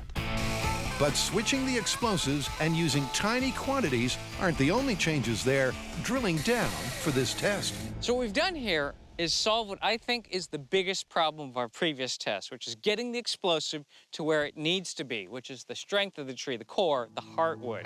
But will this internal placement cause the cleave the dynamite arrow couldn't? Well, to find out, they're starting by embedding explosive 1, the TNT. Smoke. We're good. All right, this is TNT in the little pine tree. Woohoo! Let's do it. It's a tense wait for the fuse to burn down until... It might have had the boom, but did it give the team the kind of break they need? I see some cracking going on, but not what I would call a split. Yeah, it seems like it's shredding more than anything. Tori's on the money. Traveling at more than 21,000 feet per second, the shockwave from the TNT simply ripped the tree to pieces. Will their low-velocity explosive do any better? This is ANFO, which stands for ammonium nitrate fuel oil. It's a lower velocity explosive than TNT, which means it has a higher likelihood of actually splitting the tree without shredding it. Where the TNT ripped and tore, the ANFO should push and split. Get in there. And to try and avoid destroying the tree, they're using the smallest amount of explosive that will detonate. All right, you ready to light the candle? Ready. Let's do it. We've got smoke. Okay, let's get out. Okay, it's lit. Cool. Note to self, when you see a smoking tree, run. Especially around the MythBusters. And a burning fuse means you can't know when it's going to blow. Even with just a cup full of ANFO, the tree toppled. But in the midst of all that carnage, the team can see signs of success from this test. So what we're seeing with the ANFO is larger splinters, which is more like what we want. But just to remind you here, the idea is to assist the splitting with the explosives, not to annihilate the tree. So I think rather than directing all the energy at a single point at the base, what we need to do is distribute it up along the length of the tree so that when you go boom, it goes like that. In other words, the team thinks Test 2's explosives were right, but the placement was wrong. So next, they're sticking with ANFO. If you ever have a chance to cut down a tree with high explosives, I highly recommend it. but cutting some zipper-like grooves in tree 3. What I've just done is cut some vertical grooves in the bark of the tree. That way we can lay up our explosives along the grain, the vascular bundles of the tree. Because what's happening right now is we have an explosive at the base and it's cross-cutting. What we want is a vertical split. So this way we put the explosives up the line of the tree and that force punches through and hopefully we get that vertical split that we're looking for. All right, the grooves are loaded. We're going hot. All right, we're lit. You know, JD? Yes? I heard cool guys don't look at explosions. They turn around and then they walk away. Okay, so this is cutting a tree in half with explosives, zipper technique. It didn't go completely to plan, but at least the team gets slightly more than a toppled trunk. It's kind of a split in the right direction. Wow, that is definitely a better technique. Finally, we got a split. Of sorts. It's still not the clean cleave they wanted, but promising enough to warrant one more go at a mighty grand finale. What did we do right? Well, on this test, we got our explosive in a line that's parallel to the grain of the tree. Instead of focusing on one spot, we went all the way up the tree, and I think that is what made the difference. Now, this is a small tree, but that's fine. We proved the concept here. Now it's time for us to go into a big tree and try it full scale. That is awesome. But I mean, this myth is still busted, but I mean, with a little engineering, we got the results we were looking for, a split tree. Well, I think this is enough for us to find a big tree and move on to full scale. Oh, wow, this is gonna be crazy. So far, Bubble Trouble is looking like a bust. Wow, I feel it totally lifting me. But Adam and Jamie aren't done yet. Ow! I took a pin in the leg. To put this myth to bed, they're going to sink or swim in a full-sized pool with a super-sized bubbler, one that's 4 feet wide and 16 feet long. And to get the job done in double time, Jamie welds the massive steel frame while Adam sews the giant canvas bubbler bag. Well, based on what we saw at the big tank, this new bladder ought to be perfect for the swimming pool. You know what it looks like? It looks like the world's largest whoopee cushion. With both bubbler components ready to roll, the truck gets loaded and locked. And it's off to our familiar location. Please don't start talking like a pirate again. Okay. Adam may be able to resist. Are you excited? Yeah. Got a strong silent type he is. But we can't. So the myth is that it is impossible to swim in bubbly water. And so far we've tested that in small scale in a fish tank. It's not sinking. And in a 10,000-gallon irrigation tank in what is now only medium scale. I'm on top of the bubble, Scott! In both cases, we found evidence of upwelling and currents that really make us feel like we haven't fully answered this question. So now it's time for Mondo scale, full-size swimming pool. Yeah, that's it. We've built a bubbler that will give us a swath of bubbles 4 feet wide and 16 feet long. I'm gonna get in it and see if I can swim. Yeah, we recognize that you have a choice of myths, and we thank you for flying MythBusters. That's nice and stable. Remember those little fish tank bubblers and then that little bag that I tested out in the shop? That's not bad.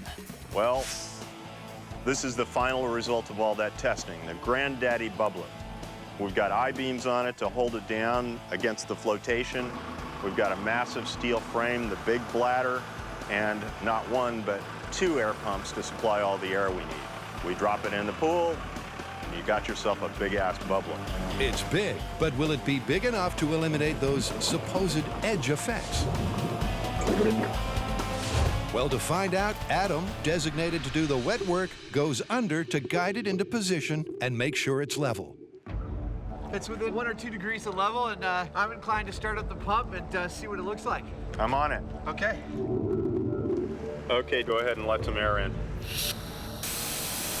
With the air pump on, things seem to be proceeding smoothly until...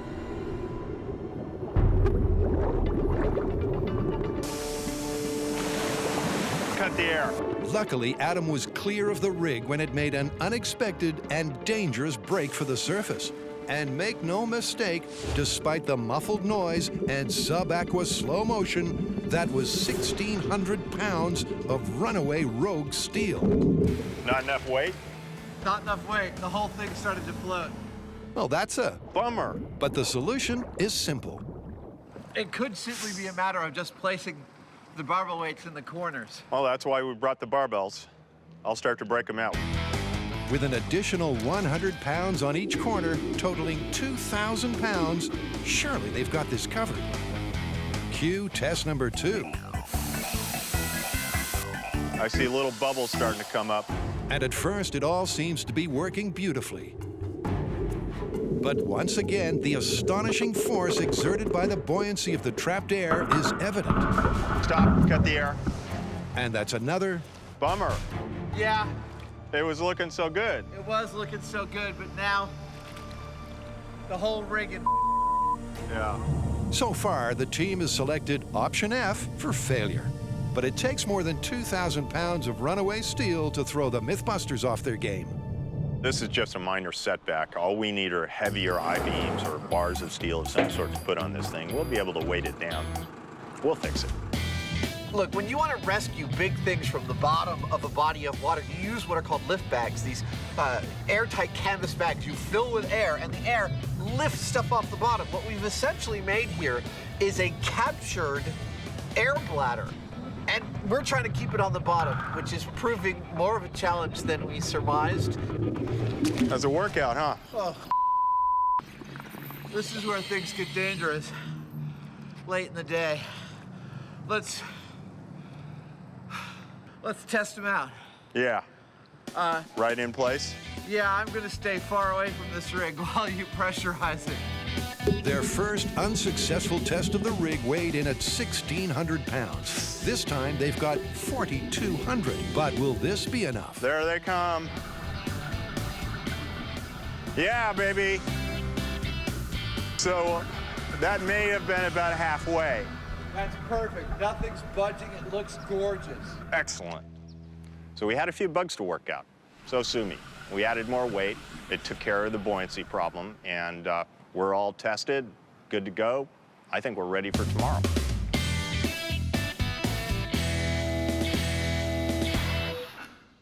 Now, we've already busted the myth that you can use a dynamite arrow to split a tree in two, but we wanted to find out if you can use explosives to create that perfect cleave. So we did a few experiments. We tried TNT, we tried ANFO. As you can see, it didn't quite work from a singular point. So we went and took it one step further. We made sort of a zipper by perforating the tree with little slots and filling them with ANFO. And we did get a split. So now it's time to take it to full scale. We've come out to the forest to make a tree split MythBusters style. Doing it MythBusters style means driving to an isolated tree farm. Man, this is way out there, isn't it? And blowing the biggest tree they can see with the technique they sort of perfected in small scale. It's like a winter wonderland out here. You can't see the trees for the forest. Here's the tree. Wow, that is one big tree. Definitely. This is a 100-foot-tall ponderosa pine. Now, you might be a little freaked out that we're using a perfectly good tree in our experiment, but it's already been earmarked for lumber. And it will be recycled at the end of the experiment.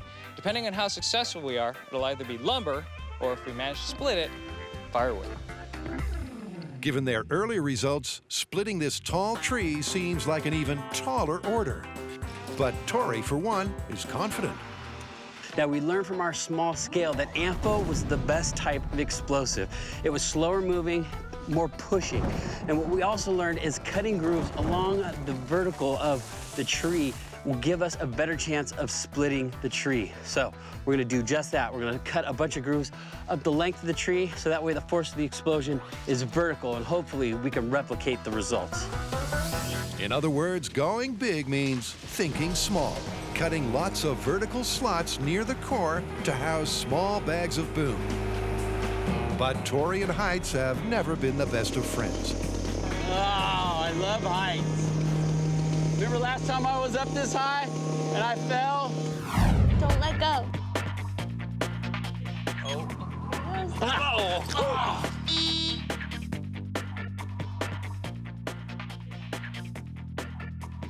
Let's hope nothing like that happens. Add a chainsaw to the mix, and it seems like a recipe for disaster. Ah! We're gonna die! Here we go. Fortunately, he stays focused enough to cut the zipper-like grooves from top to bottom that may yield the perfect cleave. All right, so we finished cutting 15 slots up the length of the tree. Now what we're gonna do is we're gonna fill those slots with AMFO, ignite them, and see if we can split this tree up the middle. But first, they need to do a serious calculation of just how much bang they need for their buck. Okay, now when you usually see explosives enter the MythBusters scene, you're used to seeing mass quantities, like the 850 pounds we used in the cement truck.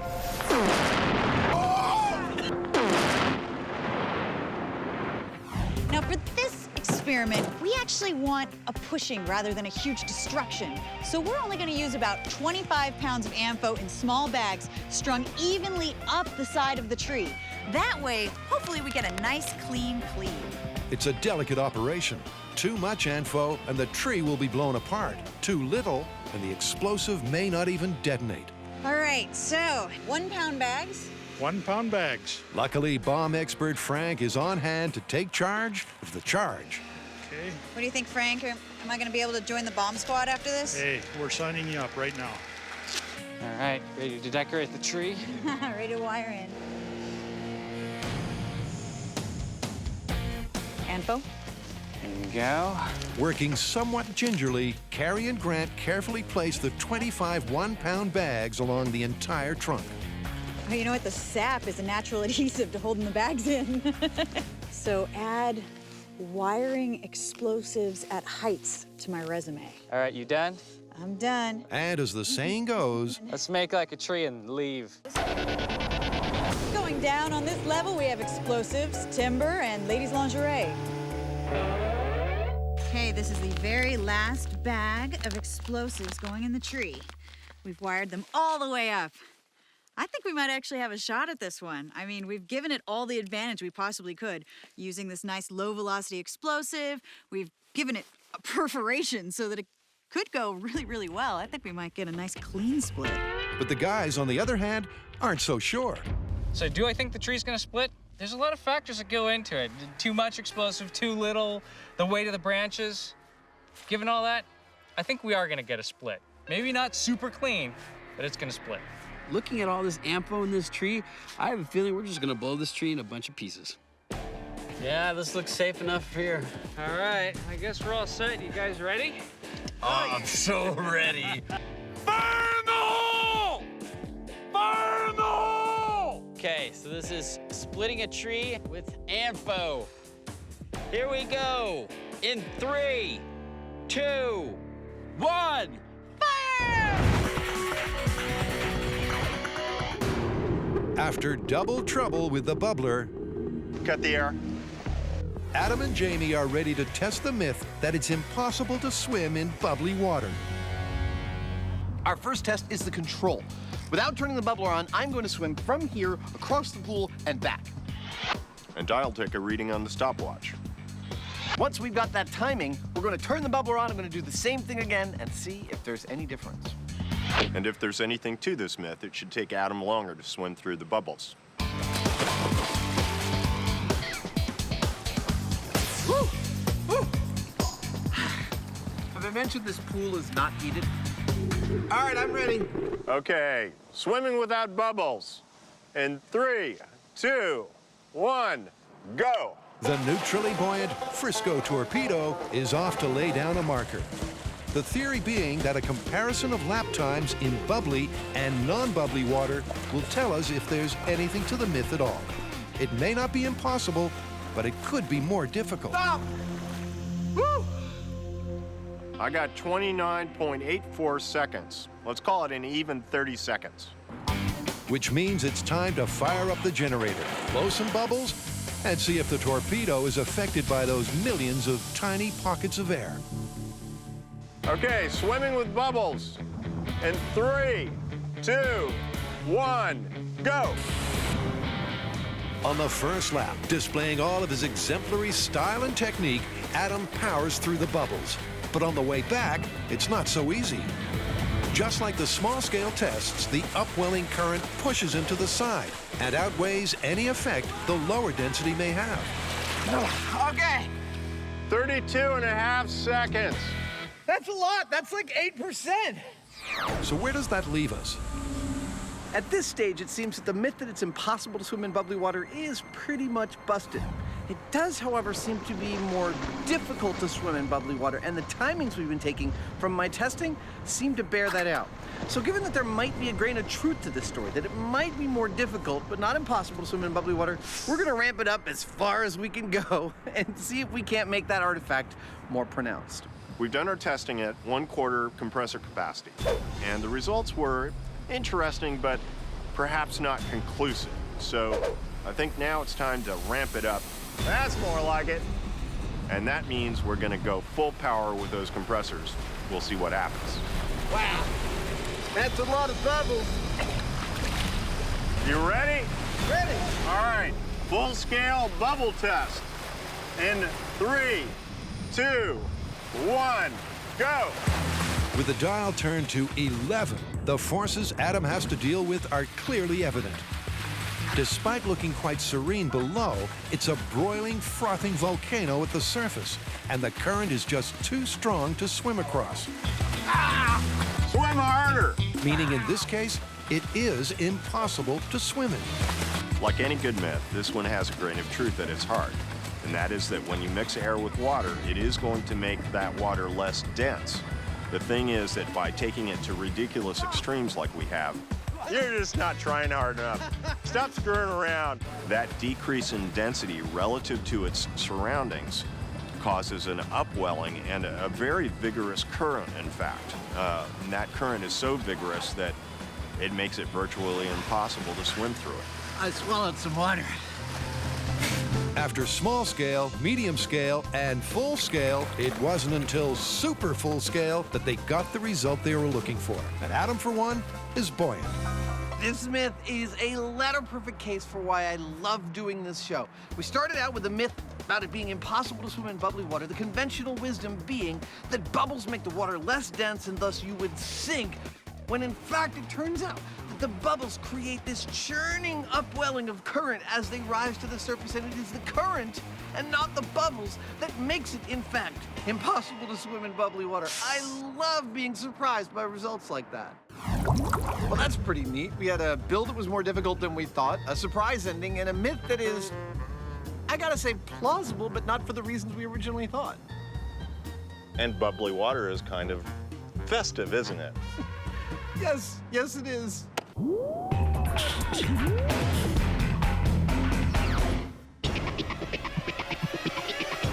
Busting the myth of the explosive tree split has been a bit of a misfire.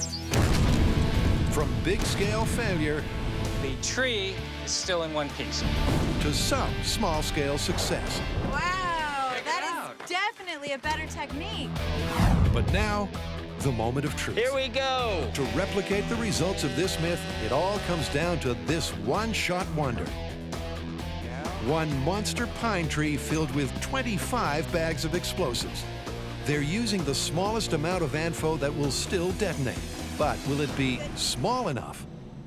In 3, 2, 1.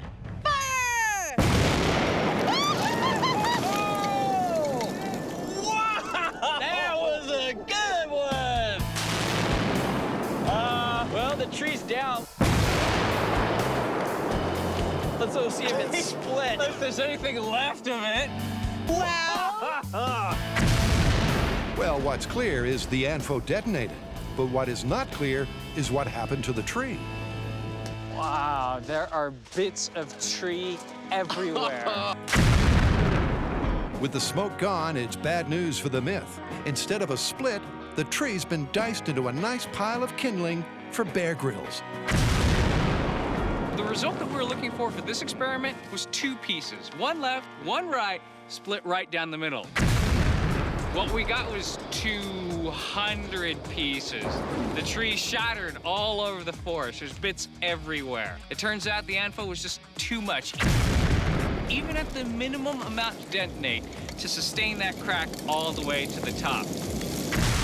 And that's the key. They really did use the smallest amount of low explosives that would detonate, and yet it was still too much for the tree. Now, if you look at the trunk, it did actually split it. However, it did not split the entire length of the tree like in the myth. Even with giving it the best possible chances by cutting in little grooves and filling it with the AMFO, it still did not split down the middle. Getting it to do that with explosives is very, very difficult. And that leaves only one conclusion. All right, no matter how you look at this myth, this one is busted. Busted. Busted. But at least we have all this firewood and kindling now. This isn't a split. This is a shatter. The tree and the myth are both shattered. And let's face it, if this method didn't work, then a dynamite arrow is not even a long shot. All right, I got some seedlings. Okay.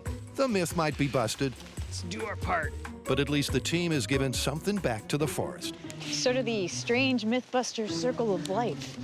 That is strange. I think it's a good deal for the forest. I mean, 3 for 1.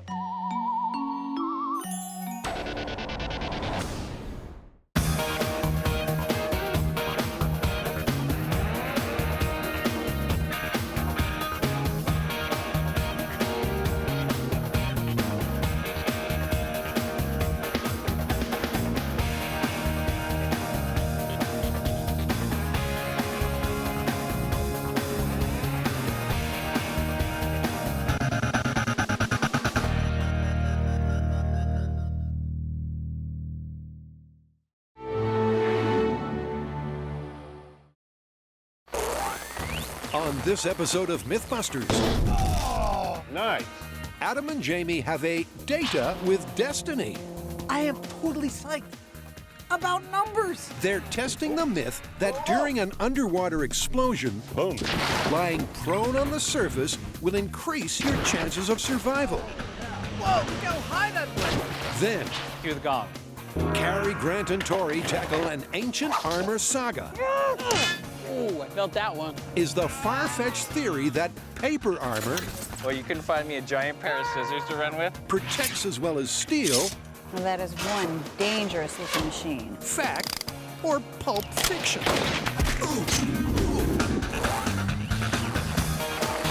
Who are the MythBusters? Adam Savage Come on, let's go. Here comes chaos. and Jamie Heineman. Relax. This one hurt a bit. Between them, more than 30 years of special effects experience. Joining them, Carrie Byron, This should be fun. Tori Belleci, Oh, we survived. and Grant Imahara. Start the car. They don't just tell the myths, they put them to the test.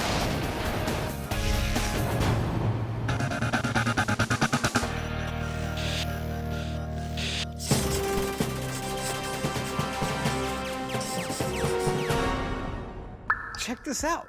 Navy divers who find themselves in the water when an explosion, like a depth charge or something, is supposed to go off underwater, are instructed specifically that the safest position for them to be in the case of an underwater explosion, is flat on their back on the surface. And that's significantly safer even than treading water in an upright position.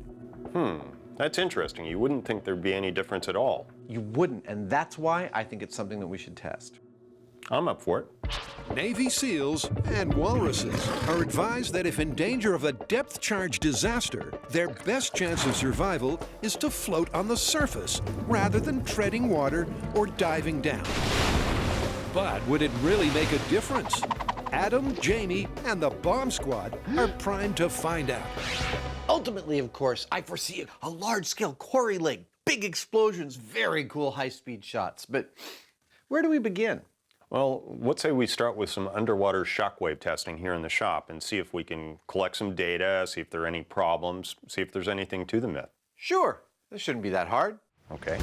We're going to need 3 things: a tank full of water, an explosion, and a means of measuring the shockwave.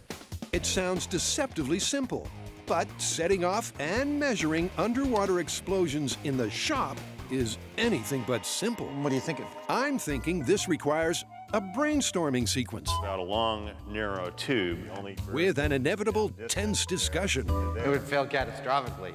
obligatory technical jargon. 15 psi. Equidistant from the sensors. Blast pressure. 7 psi. That could work. And after a final audio crossfade or two, and we create our shock movement gun. So I'm just going to draw it. And we got sensors. There's a resolute conclusion signaling a solution. I think that seems like a plan. I think so. Let's go build it. And the plan they intend to build will look like this. This here is our tank. 15 feet tall, it's gonna hold 1,300 pounds of water. Inside that tank, we will place 4 shock sensors. I will detonate a pistol dead center in the tank. That pistol will generate a shock wave that will travel up and down through the tank. If depth plays no role in the propagation of a shock wave underwater, we should see an identical reading between sensors B and C because they are each the same distance from the source of the shock wave. If depth does play a significant factor in the force of a shock wave underwater, then we should see a difference in the force measured by these 2 sensors, and that's where this story gets really interesting. But it gets interesting before that, because Jamie has an ingenious plan of a tank. We're going to need a very tall, narrow tank for this test. Now, we built one of these before for firing bullets into water, but let's just say there was a serious problem with that one. Water is heavy, and keeping it contained is a tricky task. Last time out, despite using some heavy-duty acrylic and iron girders, things got messy and dangerous. Oh, criminy. Now, with that in mind, I've come up with an entirely new way of building a tank that we've never tried before. It uses very thick vinyl. Well, that ought to do it. Ought to, but they won't know until their thickened, flexible tank is fully erect. You're up. And full of water. Another 6 inches. It's in. In a few minutes, we're about to fill that tube with 1,300 pounds of water. Will it hold? I can't detect any leaks. I hope so. So does Jamie, because nothing scares the Heinemann more than a mess in potentia. It's terrifying. Quit yanking on it. With the tank holding, they're about to tempt fate by introducing the explosive ingredient. The role of our shock producer in the small-scale test will be played by this, a .357 Magnum pistol, to which I'm going to make some modifications so we can fire it remotely and underwater.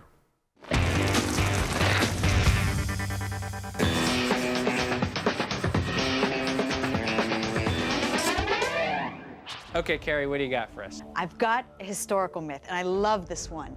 Now, in ancient times, even up to the 1800s, some armies in China actually made armor out of paper.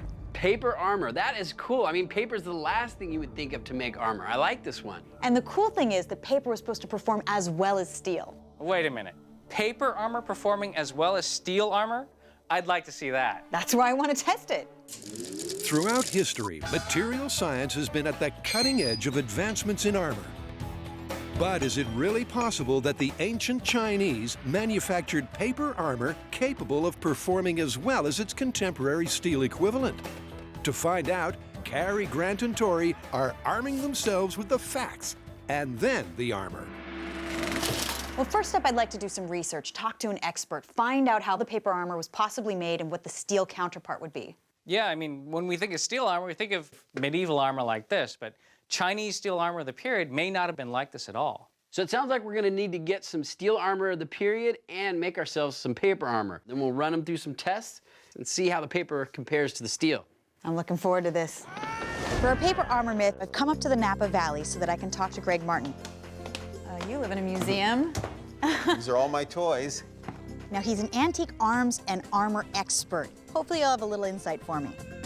And his first interesting insight is that the existence of paper armor is no myth at all. Historically, paper armor is traced back to the Tang Dynasty, 600 BC.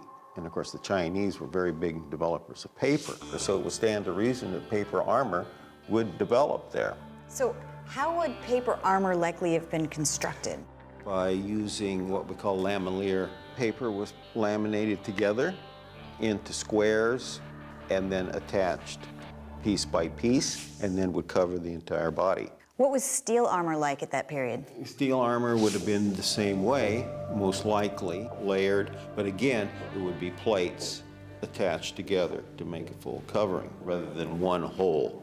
suit. So, lamellar paper armor really was used in ancient China. There are records of multiple manufacturing methods and designs, but the myth is that it was as effective as the steel armor of its day. An outrageous claim, and the team is skeptical, but there is some cause for hope. Now, when you hear paper armor, it seems totally absurd. But it's actually based on the same scientific principle as Kevlar.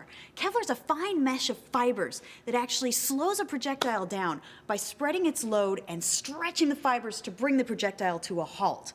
Now, paper is the same concept. It's a flexible, layered construction.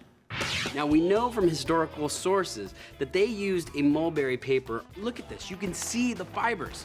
This is strong stuff. What they would do is they would stack layers of it together, and that was enough to stop arrows. Now, one source told us that they would take these layers of paper and laminate it with resin or some kind of shellac or even glue.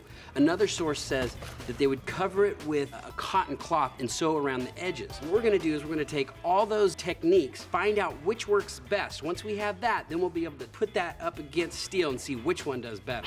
And to test our armor pieces, we're going to use this. Ow. This is a sharpened tip on the end of a pneumatic cylinder.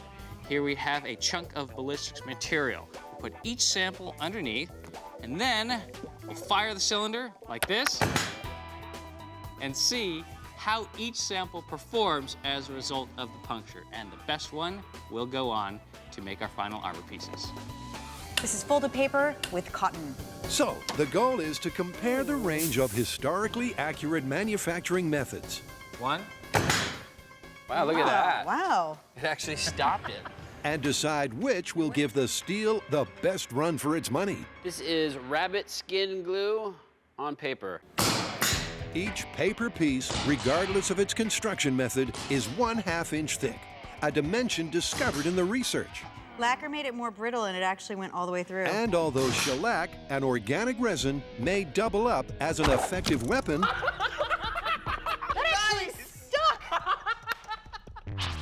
the result that emerges is that hardened squares like lacquer lack the penetrative protection of the winning sample. Okay, and folded paper. Oh my God, look at how well that worked. This absolutely works the best. Simplicity. Dude, it looks like the paper just moves out of the way and absorbs all the energy. Now that we've found our winning paper construction, which is simply folded up paper, it's time to put it up against steel. So we are gonna be putting both of these materials against common weapons of the time. We're gonna be doing blunt force, some kind of a club or a mace, a sword, and then finally an arrow. Let's see which one performs the best.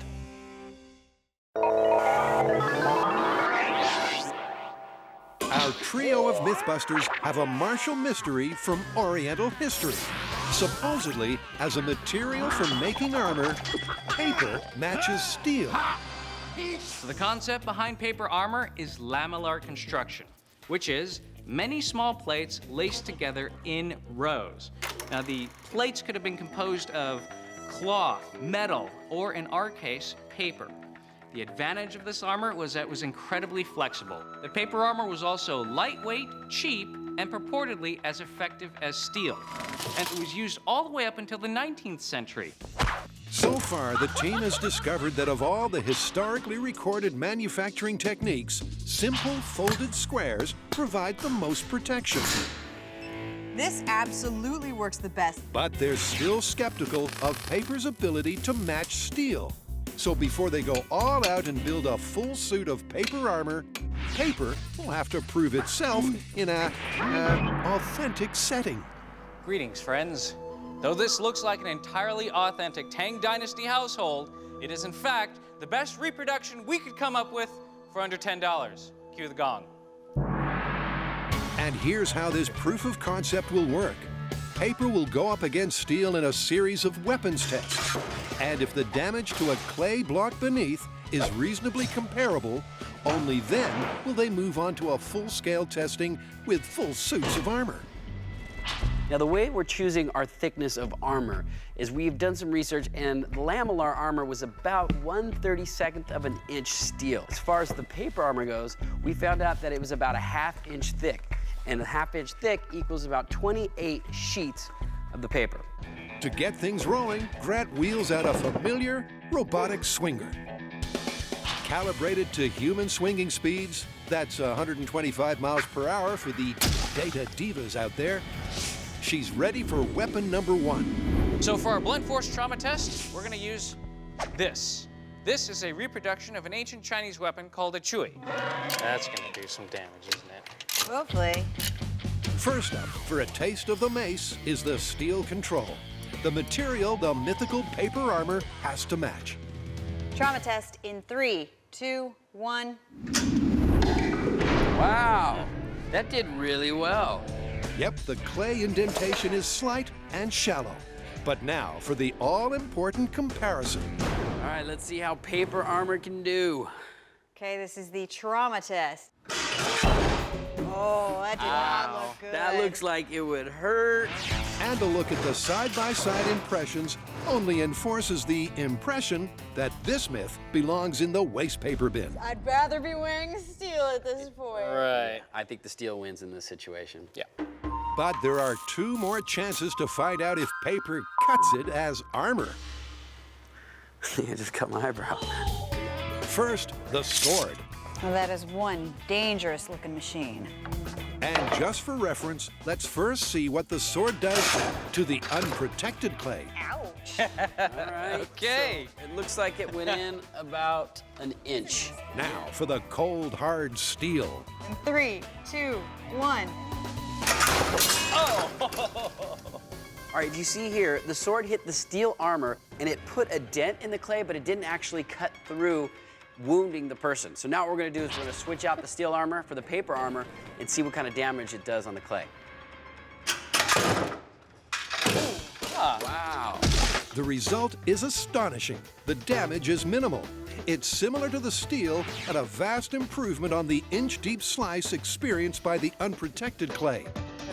It only cut like maybe 2 or 3 layers. That is crazy. Paper for armor? I know. It could work. I'm impressed. It's looking great. Which brings us to the third and final weapons test, the arrow. And first to face the firing squad is the steel. Oh, it bounced back. Awesome. Let's see how far it went in. That's it. That's it. That is less than 1/4 of an inch. So paper has one final chance to prove its metal against the metal. In 3, 2, 1. And hold on to your skeptic's hat, because despite the arrow's penetration into the paper, the clay beneath survived better than it did against the steel. Wow, look at that. Oh, I think the arrow went deeper on the steel armor. Yep, it's concept proven. The paper more or less matched the metal. And this myth can move on. When I first heard this myth, I thought paper armor, that seems ridiculous, but it is actually doing very well. I'm excited though to see the next step where we actually build a suit of armor out of paper and see how that performs. To best avoid injury from an underwater depth charge, would it really make a difference lying supine on the surface? Intent on investigating, Adam and Jamie will set off an underwater shockwave and measure it at various depths. All right, this is my finished shockwave-producing remote-firing pistol. It will fire only blank rounds because I have put a little shockwave disperser in so that it disperses the shockwave both exactly up and exactly down. I've mounted it to the end of a boat hook so that I can adjust its height. I put a blank round in it, cock it, and then from above the water, I can fire it, generating the shockwave we need for our instrumentation. To measure the shockwave from the handgun blank is the final item on Jamie's list. 4 pressure sensors held in place by magnets. Here we go. Hey, it worked! Equidistant from the central explosion, the 2 pairs of sensors will give the team readings in pounds per square inch. Okay, you should be good. So what's the water tube going to tell us after this test? Are we going to get a much higher blast pressure here than here? It's an interesting question because the pressure here is already at 4.2 pounds per square inch. Up here, it's only 2 pounds per square inch, and that's just from the weight of the water. It feels like a bank heist. So that, combined with the explosion, I think is going to inherently give us a higher blast pressure down there. But will that equate to death while treading water, while life, while lying flat on your back? I don't think so. We know the greater the distance you are away from an explosion, the more the shock wave from that explosion is going to have a chance to dissipate, and therefore the safer you'll be. Okay, we're hot. The question we're trying to answer here is whether there's some feature to do with depth underwater and the associated pressures. The greater the depth, the more intense the shock wave. That is perfect. The shallower the depth, the less intense the shock wave, and the safer you'll be. What do I think? I don't think there's going to be much of a difference. So, both Mythbusters are skeptical, but science is an evidence-based discipline. This is depth charge disaster. Small scale test. Hopefully not making me too wet. In 3, 2, 1. Nice. Well, the sensors did register a result, and the tank didn't spring a leak, but a close look reveals the numbers aren't ideal. So what'd we get? Well, it's looking awfully noisy, but we're getting some interesting numbers. Unfortunately, the close proximity of the walls of the tank to the explosion is affecting those pressure waves and creating noise, which is obscuring the measurements that we're looking for. That noise, the reflected shock waves bouncing around in the narrow tank, is it still noisy? Means the peak pressure wave for each individual sensor is difficult to determine. Let's run it again. But 3 bangs later, and they have enough data points for a pattern to emerge. That's working beautifully. All right, kids, put down your juice boxes and pay attention. It's time for the moment you've been waiting for. It's time to interpret the numbers. Remember that if there was anything to this story at all, if depth did play a factor in increasing the force of a shock wave, we should see that the deeper sensors would give us a higher reading than the shallower sensors at the same distance. And that is what we're seeing. In every one of our tests, the sensor 3 readings are higher than the sensor 2 readings. The sensor 4 readings are higher than the sensor 1 readings.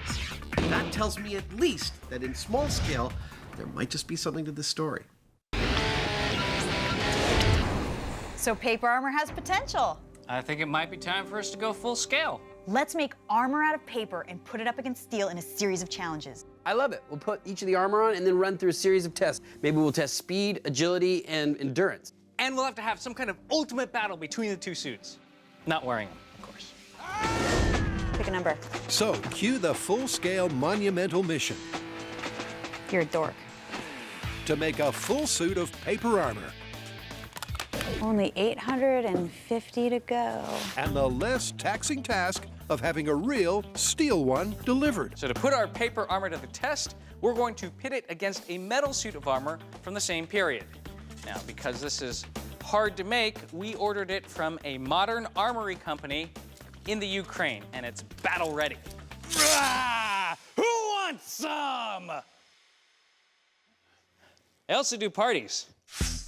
Meanwhile, Tori gets busy pulling the paper armor design together. A design based on these ancient drawings and Grant's period-accurate steel replica. Now, if you look at the steel armor, the scales have holes drilled into them, and they're tied together with leather straps. Plus, they are overlapping. That way, there are no gaps in the armor. I think we need to do the exact same thing. Take our paper scales, drill some holes into them, overlap them, and tie them together with cotton cord. All right, so this is the progress that I've done so far. As you can tell, I got just enough to protect the important stuff, but looks like I have a long way to go before I'm completely protected by my paper armor. Producing this season's hot new paper armor is a huge job. So the MythBusters sweatshop is open for business. And after a week's hard work, hundreds of lamellar plates have been sewn together to form a full suit of armor that, after some minor tailoring, will be ready to go into battle. Oh, Carrie, I just don't know about this paper motif. I don't know if the judges are really going to like it or not. Oh well, make it work. The question is, will it work as well as steel? To find out, the team is signing up for basic battle training. Handcuff! But before both sets of armor are weapons tested, there are 3 track and field events. Now, so far in our testing, the paper and the steel are pretty much neck and neck. But now that we have our full suits of armor made, it's time to put them to the test. We're going to put our suits head to head in the types of things that you would find in battle, namely speed, agility, and endurance. Oh, I'm back. So why are we testing these three things, endurance, speed, and agility? You're gonna need endurance because you're gonna have to march to the battle. You're gonna need speed because you're gonna be running into the fight. And finally, when you're in the fight, you're gonna be ducking, dodging weapons, swinging weapons, and you need that flexibility. So, turns out, stopping weapons isn't the only thing that the armor needs to be good at. And the first event in the Armor Olympics is the 50-yard sprint with sword. Well, you couldn't find me a giant pair of scissors to run with? Well, you will be wearing a suit of armor, this season's must-have safety gear. Here on MythBusters, we are making science cool. So I'm about to take my speed run in the paper armor. All right, this is sprinting in paper armor. Are you ready? And I have to say, I do think that the paper armor is gonna encumber me a little bit just because I've got the armor right down here where my legs are.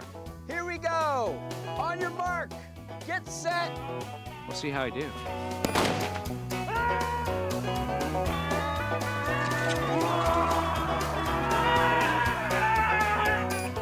So 8 seconds is the benchmark. And although the paper is undoubtedly bulkier, the steel is twice as heavy. Meanwhile, Tori, looking for revenge for past transgressions, fails to dent Grant's defenses.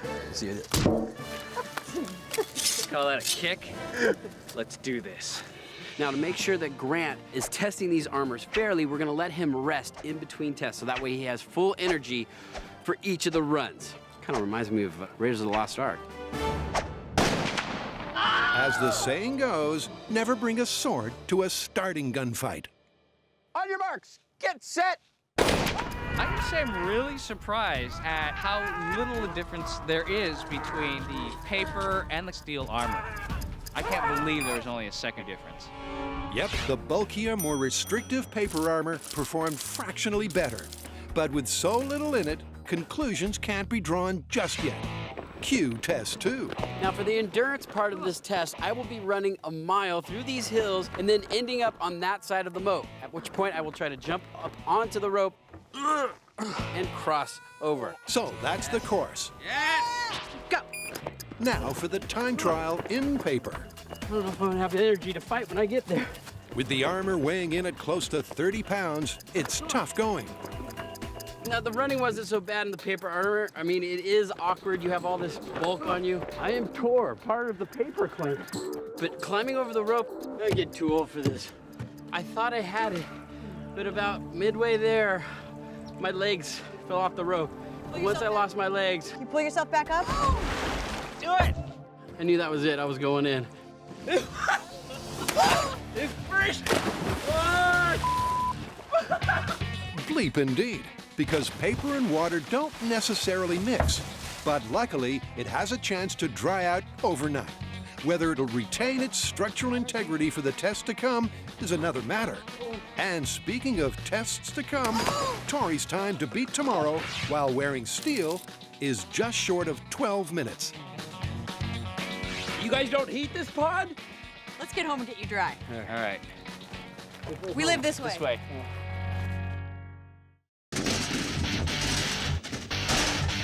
So where do we stand? Well, our data's a little noisy, but it does seem to be supporting the central tenet of this myth, which is that depth does seem to be a factor in increasing shockwave strength. Yeah, but the data's just too noisy. I don't trust it. I think we need to go full scale. To a quarry lake? Could be. Done! Oh, look at you. Aren't you Mr. Television? Come on, let's get to work. Behind me is one of our favorite experimental locations, man-made Quarry Lake Pit 232 in Ione, California. Editors, can you take our audience on a little tour of other things we've done in this lake? The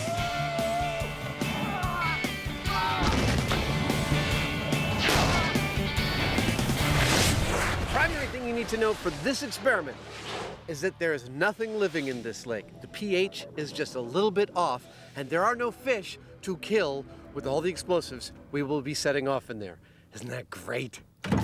Shall we go out and set these points? Yeah. Away we go. While Adam and Jamie lay out some positional anchors and buoys, let's find out how their TNT party is gonna go off. To test this story, we're going to set up a series of explosions 15 feet underwater and measure them with sensors placed at different depths nearby. I claim this shore in the name of MythBusters and science in general. Now, for all this to be accurate, we need to be able to locate the explosives and the sensors in a precise orientation to each other. Oh! Oh! What'd you let it go for? I didn't realize it would pull so hard. To pull that off, we're going to use a variety of ropes and anchors. All right. That's our sensor array buoy. The sensor array with its PCB sensors at 5 different depths will be positioned at 3 distances from the site of the explosion. And that spread of 15 data points is designed to answer the question, how best to survive a depth charge disaster. And with the lake rigged with all the relevant anchors and buoys, the bomb boys arrive. Now, whenever we use explosives, we bring in the professionals. Retired FBI Special Agent Frank Doyle and the Calaveras County Bomb Squad. Sporting a look available at www.shadesanduniforms.bomb, these are the guys that will make sure all 3 big booms happen safely. Meanwhile, Adam, with his sensitive mast, is focusing on data acquisition. This is my sensor mast. These 5 devices are my sensors. In a few minutes, I'm going to join them all together and put them in the water to make the largest piece of data gathering scientific equipment we have yet built and used in the history of the show.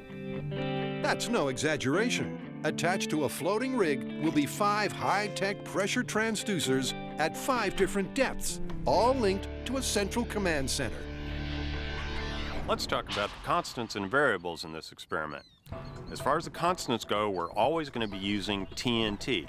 We're going to be using 10 pounds, which is 5 of these things, and they're going to be hanging at 15 feet below the surface of the water where the explosion will occur. Boom! Also a constant are the sensors. They're going to be placed at 5 different depths, both above and below water, and they'll be the same for every blast. I feel safer already. As far as variables, there's only one, and that's the distance of the sensor array from the explosion. Now we're going to start at 150 feet away and move progressively closer, recording the readings that we get off the sensors at each stage. Hey, look at that's working beautifully. All right. How are we going to use our sensors to represent a body lying flat on its back versus a body treading water? Here's what we're thinking. We determined that the torso of a person lying flat on their back on the surface has an average depth of about 6 inches. We also determined that the torso of a person treading water has an average depth of about 2 feet. Why the torso? Well, because that's where the air pockets are. That's where our sensors are going. Yep, it's a gruesome but important detail. Injuries from underwater explosions are primarily caused when shock waves pass through internal air cavities, such as the lungs and intestines. Hence the focus on the depth of the torso. 10 pounds of underwater fun. Well, everything's prepped. Yep, nothing left but an explosion. Unfortunately, you're going to have to wait for that explosion for these commercial messages and perhaps some other MythBusters. Tori is rested, ready, and looking not so hot. You know what? This thing will protect me from arrows and getting dates. Come on, Tori, you can do it! Go! The question is, how will Tori's time in steel compare to the 12-minute paper run? And will he even survive? Now, there's actually a little jeopardy to this test because, first of all, the run is going to be really hard. It's going to be slow. That thing is heavy. It sucks big time. But climbing this rope over this water, he's wearing 60 pounds of steel. He goes into the drink, that's 6 feet deep. Adding extra. Oh, look at the lake! There's no way you're making it across that road. I don't think I'm gonna make it. Fortunately, Tori doesn't risk drowning because after the run, he just hasn't got the energy to get across. Somebody stick a spear in me. I'm done. Steel armor for the endurance test makes it very, very difficult. You got 60 pounds of extra weight, and this thing is not very conducive for running. So I live to fight another day. Unless I die of a heart attack, then I'm just dead. The weight of the steel was the killer. Tori took an additional 5 minutes to complete the run and then couldn't climb the rope. So an army traveling any kind of distance on foot would be at a distinct disadvantage in the heavier steel, which means paper wins that round. For the final event in the Armor Olympics, agility, courtesy of some time-bending editing, Carrie will simultaneously tackle the assault course in steel and paper. After drying out overnight, the paper doesn't appear to have suffered any damage, but it's still just as awkward. It's definitely not as heavy as the steel armor. Not a lot of give here. So will it be the bulky and restrictive paper that prevents peak performance? Or will the additional 25 pounds of steel weigh her down? That can't be good for you. Okay, here we go. In 3, 2, 1. Go, go, go. Pick up those feet. Pick up those feet. On the first obstacle, the paper already has an advantage. Wow! The weight difference is clearly the key factor. Halfway into the course, and paper-clad Carrie has already opened up a big lead. Come on, Byron. Go, go, go, go, go, go, go. And while crawling, the paper may well be slowing Carrie down. Uh-oh, she's having a little trouble with the sand pit. But the steel almost brings her to a halt. The paper's in the way! Which pretty much sums it up for the rest of the agility course. The paper may be awkward, but the weight of the steel seals the deal. You look like an armadillo. That's right. It's built for protection, not speed. Good work. So with the first 3 events in the Armor Olympics complete, the conclusion is clear. Paper is outperforming steel. But now is the real test, the battle test. We're going to use weapons from the period and see if it can still stand up to metal.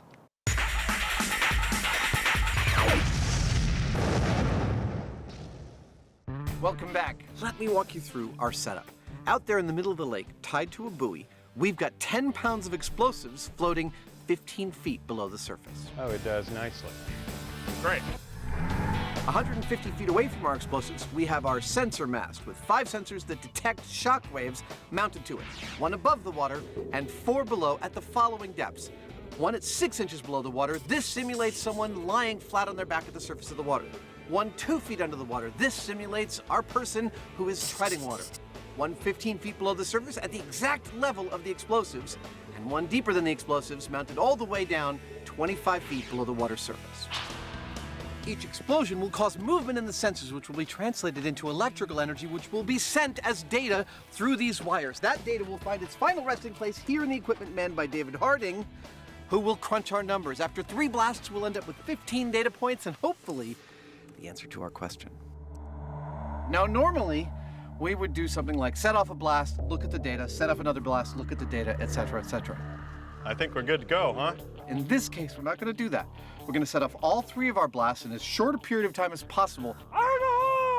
We're doing this for 2 reasons. 1, so that the condition the explosions happen under is really, really similar. That makes our data much more consistent. Second reason is the numbers we're going to be looking at might be quite subtle, and only by correlating across all 3 blasts are we going to be sure that we're telling a proper story. Here we go for data acquisition stage 1, or the first big boom of the day. 150 feet in 3, 2, 1. Oh, yeah. Wow! That was a hell of a thud. Felt that. That blast was really unexpectedly cool. It had 3 distinct kind of whoops to it, like a whoop, whoop, whoop. Very cool. Wow! An opinion only heightened by the high speed. Oh, look at that. That is just lovely. I'm always astonished by how fast a shockwave moves. Yeah, it's done and gone before you actually see anything happen. You think that this is all the explosion, and actually that's way after. That's the aftermath. Blast 1 went off perfectly, and David says we got good data from all the sensors. We are going to withhold looking at them for now. We're going to go right into Blast 2 from 70 feet. Okay, that ought to do it. Yep, we're all set up to get the next set of data from a blast 70 feet from the sensors. Firing in 3, 2, 1. Whoa! Whoa, look how high that went. Wow. All right, well, let's go look at the high speed. So what actually happens during an underwater explosion? Oh my gosh. Well, the explosion creates a rapidly expanding gas bubble that pushes water in front of it, and that creates a pressure wave. And it's that pressure wave that we're looking at because that is what could potentially hurt a human. But the question is, does that hurt potential and your very survival depend on a difference in depth? This is truly awesome. It's pretty. To answer that, the race is on for numbers and the third and final data point. But David says we got good data from the first 2 blasts. Shall we prep for the last one? Great, I'll set it up. All right. As incredible as it sounds, paper armor is holding up against its contemporary steel equivalent. But the team has yet to put paper in front of the firing squad. Good work. So now that both steel and paper armor have passed through the agility tests, it is time to see how well they protect under a full-scale attack. What we are gonna do is set up some mannequins. Grim up, this is gonna get dangerous. Cover those mannequins with both armors and then attack them on a full scale with swords, arrows, and even an ancient gun. Then we'll be able to find out once and for all, is paper armor as good as steel armor? But perhaps paper's biggest test will come not from our trio of weapon-wielding barbarians, but a second soaking, this time from the heavens. Or more accurately, the condensation of atmospheric water vapor. Would have been nice to do this experiment on a nicer day. And again, war doesn't wait for good weather. The rain may indeed weaken the paper and favor the steel, but it's a real-world problem. If paper is to prove itself as protective armor, it'll have to cope with a light shower. We're all set. Now we're gonna start with the arrow test and just throw a barrage of arrows at them. Remember the watcha? Watcha! I'm gonna watcha them. So watcha this. And so the barrage begins. Carrie, Tori, and Grant let loose from 20 feet at both sets of armor. And despite being soaked, softened, and sodden, the paper protects our male model mannequins as well as the steel does. Totally worked. That is phenomenal. It totally worked. The paper armor is stopping the arrows. We have not got one arrow to penetrate through. I mean, it doesn't look as good as the steel armor, but the important thing is, it's working. Next up, the sword test. Slicing, dicing, jabbing, stabbing. I'm just gonna go and try to maim those guys.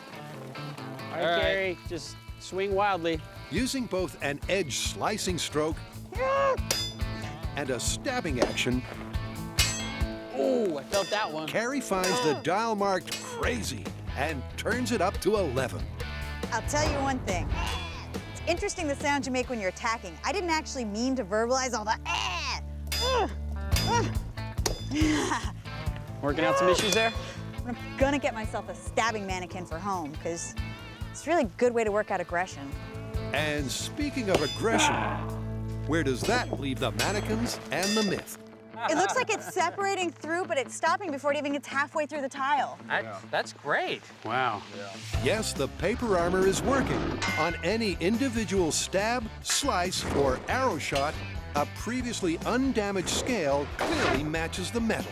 But Tori sees a key armor attribute where steel trumps paper. Now, right now, the paper armor is stopping the sword attacks, just like the steel armor. However, after multiple attacks, the paper armor starts to break down. It's looking like the steel armor is a lot more durable. Next weapon. And this is where we surely draw the line on paper, because gunpowder has just been invented. Okay, Greg, so for our experiment, we need a firearm that would have been of the era of the paper armor. What do you have here? Well, if paper armor was used up to the 19th century, let's try something from the 18th century, which is this French flintlock pistol from about 1750. Okay, let's do it. And first up facing the flintlock is the metal, Whoa! Nice shot. followed by its fibrous friend. Here we go, in 3, 2, 1. Now, to assess the results. Ouch, did it go through? It didn't go through. Hey! The paper armor stopped It stopped the bullet. And looks like the steel stopped the bullet as well. Both these armors are effective against this weapon. With paper once again in the same league as steel, this myth requires a further fast forward in time. So now we're going to try our 19th century gun, the Colt 45, 1,200 foot-pounds of muzzle energy. This should put our paper armor to the test. This is 19th century gun versus steel and paper armor. Here we go. In 3, 2, 1. And neither stood a chance. Well, it's obvious it punctured the steel, and it looks like it went through the paper as well. With both sets of armor succumbing to the souped-up firepower, it's time to conclude this ancient Chinese conundrum. Okay, paper armor performed the same as steel with every test we've done, and it failed in the same place as well. Yeah, it just seems that the guns got too powerful for the armor. I've really been wanting to do this story for a long time because it seems so outlandish, but it's super impressive. Paper armor is actually a viable option in warfare. Viable, but there is one notable drawback. As you can see, it doesn't have the same durability as the steel, but it still works. So this one is plausible. Plausible. Plausible it is. Unbelievable.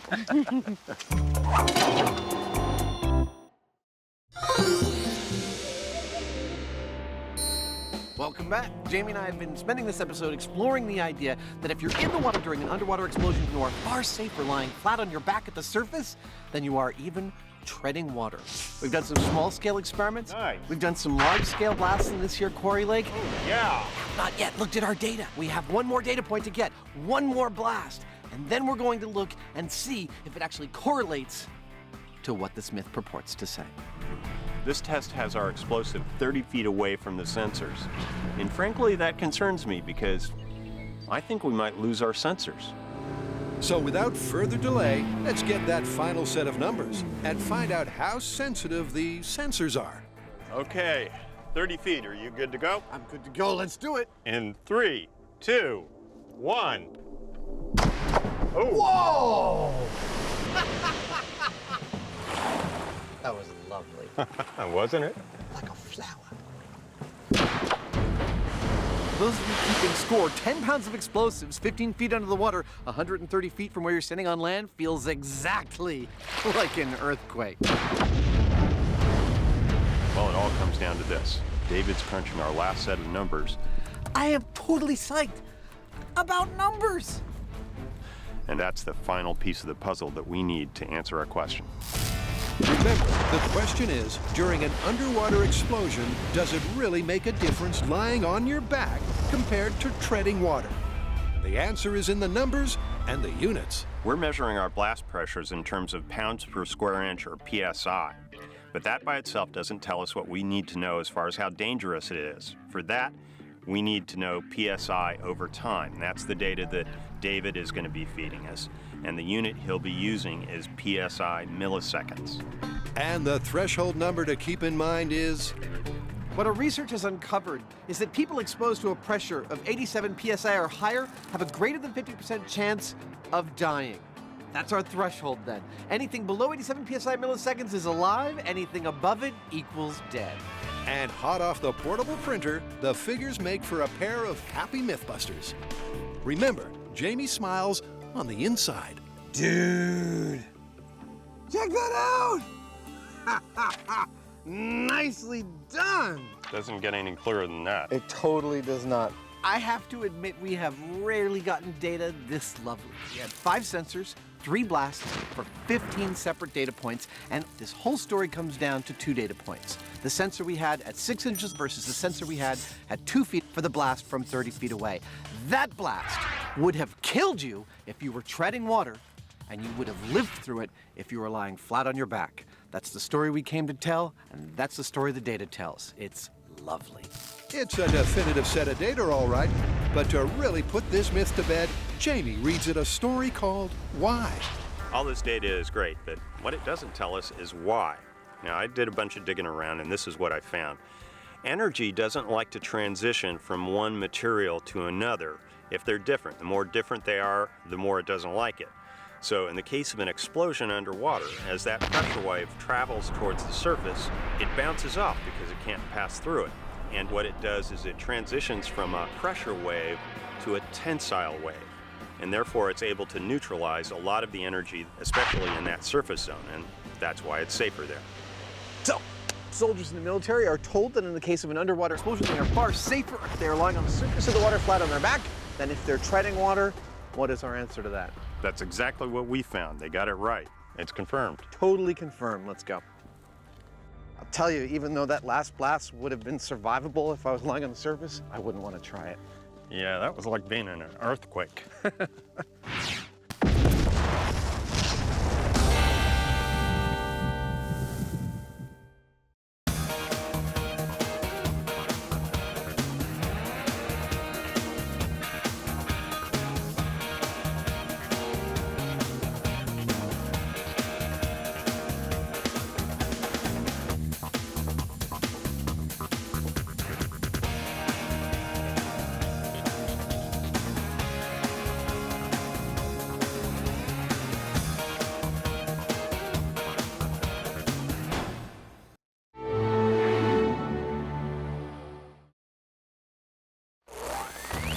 On this episode of MythBusters, buckle up for thrills, spills, Oh, crap. and chills. I can't feel my fingers. First, Adam and Jamie go all out for some spy car combat, Oh, I got you. Oh, yeah. You want some of this? testing whether wheels of misfortune Not enough here. and hood-mounted machine guns really work. Swerve all you want, man. I can follow you. Meanwhile, Carrie, Grant, and Tori get in a spin MythBusters on ice. as they find out if a bullet fired into a frozen lake can really spin like a top. Now see, there's no string here. It's a story that starts in San Francisco I don't see any spinning bullets.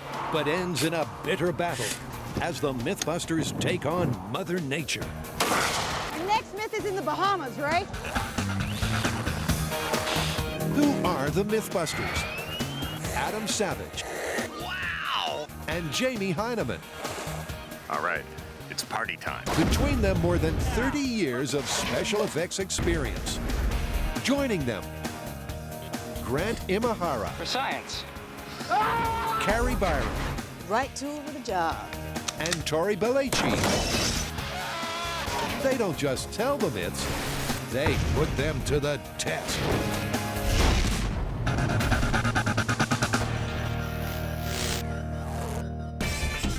First up, buckle up for some spy car carnage. Spy car revenge. Spy car revenge? Yeah, the original spy car was all about defensive weapons a spy might have in his car that could foil someone who's chasing him.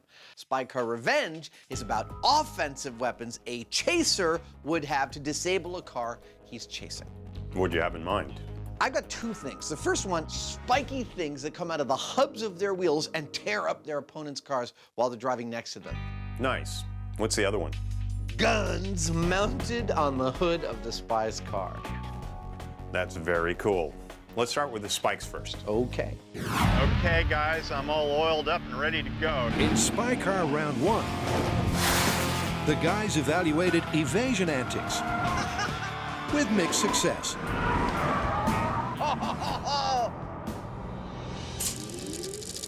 But this time, it's out with escape and in with attack. But can hood-mounted guns and hub-mounted wheel spikes really work first time, every time? So, wheel spikes. There are tons of movies that have used that trick. We can't do all of them. No, we can't. I think we should boil it down and pick two. Well, there's a classic in Goldfinger. It's really simple. We've got to do that one. And there's a really pretty nicely complex one in the Green Hornet I'd like to try out. Sounds like we've got a plan. I think we do. And it's a plan that starts with a delivery for MythBusters' very own Q. This car is going to be our chase car. When I'm done with it, it's going to be a vicious and aggressive car. In fact, I think I'm going to call it Slash, because that's what it's going to do. With Slash sitting pretty, Jamie begins by building the first of the two wheel spikes, the deadly device from Goldfinger. pretty simple, really. All it has is a blender-style blade, like this one that I cut out on the plasma cutter, attached to the end of a post. So I'll weld this on here like so, weld on the hub piece, and then sharpen the blades. As slashers go, it's certainly simple. Looks about right to me. But will the chromoly steel be strong enough to not buckle under pressure? Ouch! Meanwhile, Tire Slasher 2 is anything but basic. The Green Hornet device is a little more complicated. It has a bunch of spiky finger-like things that are welded to a central hub like so. Now, I've mocked all this up in wood so that I can get the geometry right. And then all I have to do is cut a bunch of steel pieces out like this, weld them all together, and I'm done. In that case, let's cut to the chase, literally. You ready to do this? Are you ready to get slashed up? Haha! You just try and catch me!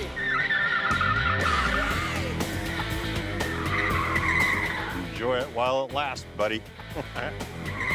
While Adam spins out for no reason other than because he can, Jamie gets on with the odd job in hand, attaching the Goldfinger Slinger. This blade looks pretty nasty, and I'm positive it'll take out an Adam's tire. But when it comes to meeting something stronger like his wheel or steel parts of the body, I'm not so sure because this is a pretty long lever, and that means it could get bent. Now, with that in mind, I did make this out of chromoly steel, which is very, very strong, but what it actually does, we're just gonna have to try it to find out. And to do just that, the guys are establishing some very precise rules of engagement. This story is all about how much damage Jamie's spikes will do to my car. I'm not going to avoid him. I'm gonna drive at a constant speed while he pulls up and does as much damage as he can. So, from the green flag, the two cars will accelerate to 40 miles an hour. When they hit the red flag, Jamie will engage the weapon into the driver's side of my car. He'll have 500 yards to inflict as much damage as he can. My prediction? I don't think this Goldfinger spike is gonna do much more than carve up the side of my car. I don't think it's gonna take me out. Dude, nice Goldfinger spike. Pretty nasty, huh? Totally. Are you ready for it? Absolutely. With the first spike locked and loaded, let's get the show on the road. Okay, Goldfinger spike in 3, 2, 1. Both cars accelerate towards the red flag of the engagement zone. And once there, the carnage can begin.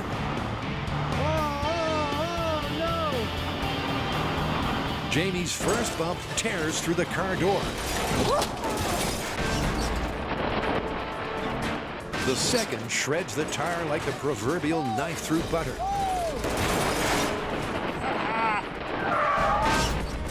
And that loss of traction brings Adam's car to a slow stop. You all right there, little buddy? You totally disabled me. Meaning that for the James Bond simple spike, it's pretty much mission accomplished. Wow, dude, that is beautiful. That was crazy effective. Yeah, it sliced right through the rear of the car and went into the tire, no problem. That was a hell of an adrenaline rush. I have never been in a purposeful accident. Especially not one where the person I was driving next to wanted to cause damage to me. Oh, that's really scary. My leg is right on the other side of this. Check that out. And it took out this tire magnificently. I had no idea that this method would be this effective. Test 1's low-tech specs were a steely success. But can its more elaborate counterpart do any better? Given the success of the Bond spike, you'd think that this monster would be a shoo-in, but I'm not so sure. It's much more complicated. There's more stuff to go wrong. Sometimes size isn't everything. But will this be one of those times? Right. Well, let's roll test 2. Dude, from here, those spikes look sick. Well, are you ready to feel the touch? I'm ready, let's do it. Okay, Green Hornet in 3, 2, 1. Like last time, the guys carefully accelerate. because they want to know if the weapon works, not how easy it is to deploy. All right, I'm at cruise control, going at 40. Here he comes. Oh, crap. Oh, crap. Oh, no. Oh, no is right. Any hope that this weapon's sting would be harmless is immediately abandoned. Crap! Oh, oh, oh, come on, let's have some more. Come on. Despite Adam's fighting talk, one bump later, and his journey's brought to a premature end. What did you do to me? Another successful destruction. Insane. I think I'm getting a little better at this as I practice. Yeah, you took that tire out pretty handily. Yeah, I went in right about here and then started to go back until I hit the tire. I heard the bang. Awesome. The Green Hornet Spike made mincemeat of Adam's car, opening it up like a sardine can and shredding the tire to pieces. Oh, no! But Jamie's not convinced. Personally, I think this one is more show than anything else. I mean, it did take out the tire and it messed up the side of the car, but it really didn't do any more damage than the Bond one did.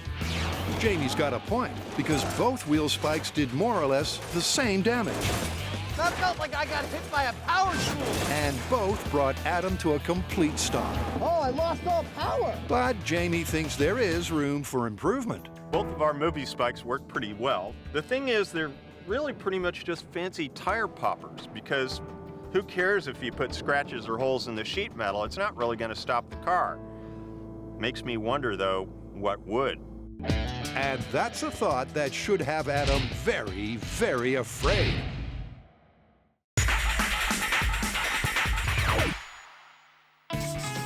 Next up, it's time to spin out. Okay, so our next myth is based on a video clip that was sent in by a viewer, and it's kind of weird. Ooh, do you still have the video? I want to see it. Okay, not like that. There's a guy on a frozen lake bed with a bunch of his buddies shooting a 9mm into the ice, and somehow they get their bullets to just spin like a top. Now that sounds like a myth. And that's exactly why we're testing it. It's no myth that a bullet fired from a handgun spins at over 80,000 RPM. But can a bullet fired into a frozen lake really spin like a top? Now see, there's no string here. In other words, is this video the real deal, or is this myth on thin ice? Look, I gotta say, I got my doubts about this one. Yeah, I know. This looks pretty bizarre, but I think it's worth testing. I agree, but where are we gonna find a frozen lake bed? It's the middle of summer. Yeah, I've been thinking about that, and I think we've got to build our own frozen lake. We've done crazier. Yeah, and we should definitely try 2 different shots. Maybe we'll shoot one directly into the ice and then one as a ricochet and see if one of those gives us a spinning bullet. Okay, let's do it. But before anyone spins out, Tori's getting to grips with a gun grip or ransom rest, because for this myth, geometry is key. Now, if this myth is true, the key element here is finding at which angle to fire the gun into the ice. So, I have my gun, I have my ransom rest. Now what I need to do is build a holder that is adjustable so we can fire at the ice at different angles. Finding the right angle is vital. Too straight and the bullet will deform and not spin. Too shallow and the slug will skip off the ice and be lost forever. Now, found out a little bit more about the shooter in the myth. Now, he's about 6 feet tall and shot about 6 feet in front of him. So, since Tori's 6 feet tall, I'm gonna have him stand in for the shooter. Okay, Tori, put your feet right at the line. I'm gonna have him hold the gun and aim at 6 feet. Here's a laser pointer to help you find the 6-foot mark.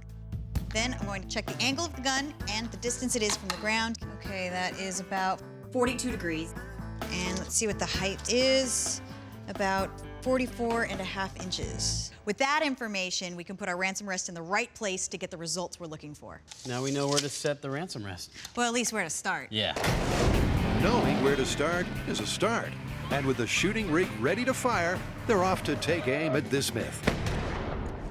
We're on the rifle range at the Chabot Gun Club, so we can recreate the circumstances of the spinning ice bullet. In the myth, this event takes place on a frozen pond in the middle of winter. But because it's the middle of summer and we're in Northern California, frozen ponds are not in plentiful supply. All right, bring in the ice. But what we're gonna do is create our own using 9 40-inch by 24-inch by 10-inch thick solid ice blocks. Okay, there we go. MythBusters on ice. All right, maybe not.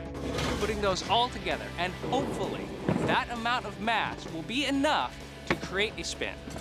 It's certainly a large slice of ice, and the next best thing to a frozen lake. Is it bad if you can't feel your fingertips? They said this would be a cool myth. I didn't believe them. Look at that, instant frozen lake. I wouldn't say instant. Good point. So you'll notice that we've set up a frozen lake with a smaller ice cube in front of it. Now that's because if you watch the video, it's hard to tell if the bullet spins in a direct hit on the ice or via a ricochet. In other words, does it hit and spin, or does it hit, bounce, land somewhere else, and then spin? Well, in search of said spin, the team's first going for the direct hit approach, firing straight into the ice cube with this. What I have here is a Glock 9mm. Now this is the gun apparently used in the myth. We're about to fire a bullet into the ice to see if it will actually spin like a top. I can't wait to see what happens. The Glock is positioned in Tori's angle finder to 42 degrees, and then it's go time. Okay, so we're gonna fire and then look and listen for any sort of spinning bullet. All right, this is spinning bullet at 42 degrees. In 3, 2, 1. The gun fires, the ice shatters, but what happens to the bullet? Well, we hit the ice, but no spinning bullet. Yeah, look how much it fractured. I bet it's right in there. Carrie's spot on. The bullet hit the ice and simply embedded itself deep inside, where a spin is out of the question. But undeterred, the MythBusters decide to try again. All right, gun is loaded, we're hot. Let's do this. Round 2. 3, 2, 1. Wow! It's another 42-degree hit, but with the same result. I don't see any spinning bullets. But all is not lost. Okay, we're 0 for 2, but you know what? That's fine, because it doesn't always work in the viral video. Not every shot yields a spin, so we can't call it just yet. In 3, 2, 1. Test 3 also has nothing akin to a spin. But when they recover the round, there is cause for cautious optimism. Oh my gosh, but look at this. The bullet has not deformed, which means there might be some truth to this myth. That could potentially spin. But with test 4... Where is the elusive spinning bullet? 5... It's not here. 6 and 7 also failing to spin out. That optimism soon melts away. Sun's coming out. The lake's melting. Still, no spinning bullets. Meaning it's time for a plan B. So the direct hit experiment isn't really giving us anything. So we're gonna change our firing angle and try for the ricochet. We're going to fire into the ice block and hope to catch the spinning bullet on the larger frozen lake. This is not gonna be easy. So far in the spy spike department, we've tested the Goldfinger spike, which did this kind of damage. We have also tested the Green Hornet spike. Oh crap, oh no! Which did this kind of damage. Oh, that's great! Now apparently, Jamie's rigged up some kind of special Heinemann sauce to come at me with one last time. Even though Adam was psyched by the spikes, I'm going home. Jamie saw room for improvement. I don't think he's going to make it very far. So he slipped back to the shop to conjure up a wheel of misfortune straight from the Heinemann House of Horrors. I think that'd hurt another car if you drove into it. And back at the runway, with nuts tightened, it's time to put it to the test. This design is about the worst thing I could come up with. What's different about it is that the other designs all had relatively long, skinny shafts with a cutting blade on the tip. And those shafts could bend. The little blades that were on the tip could also bend or dull relatively easily, and they did.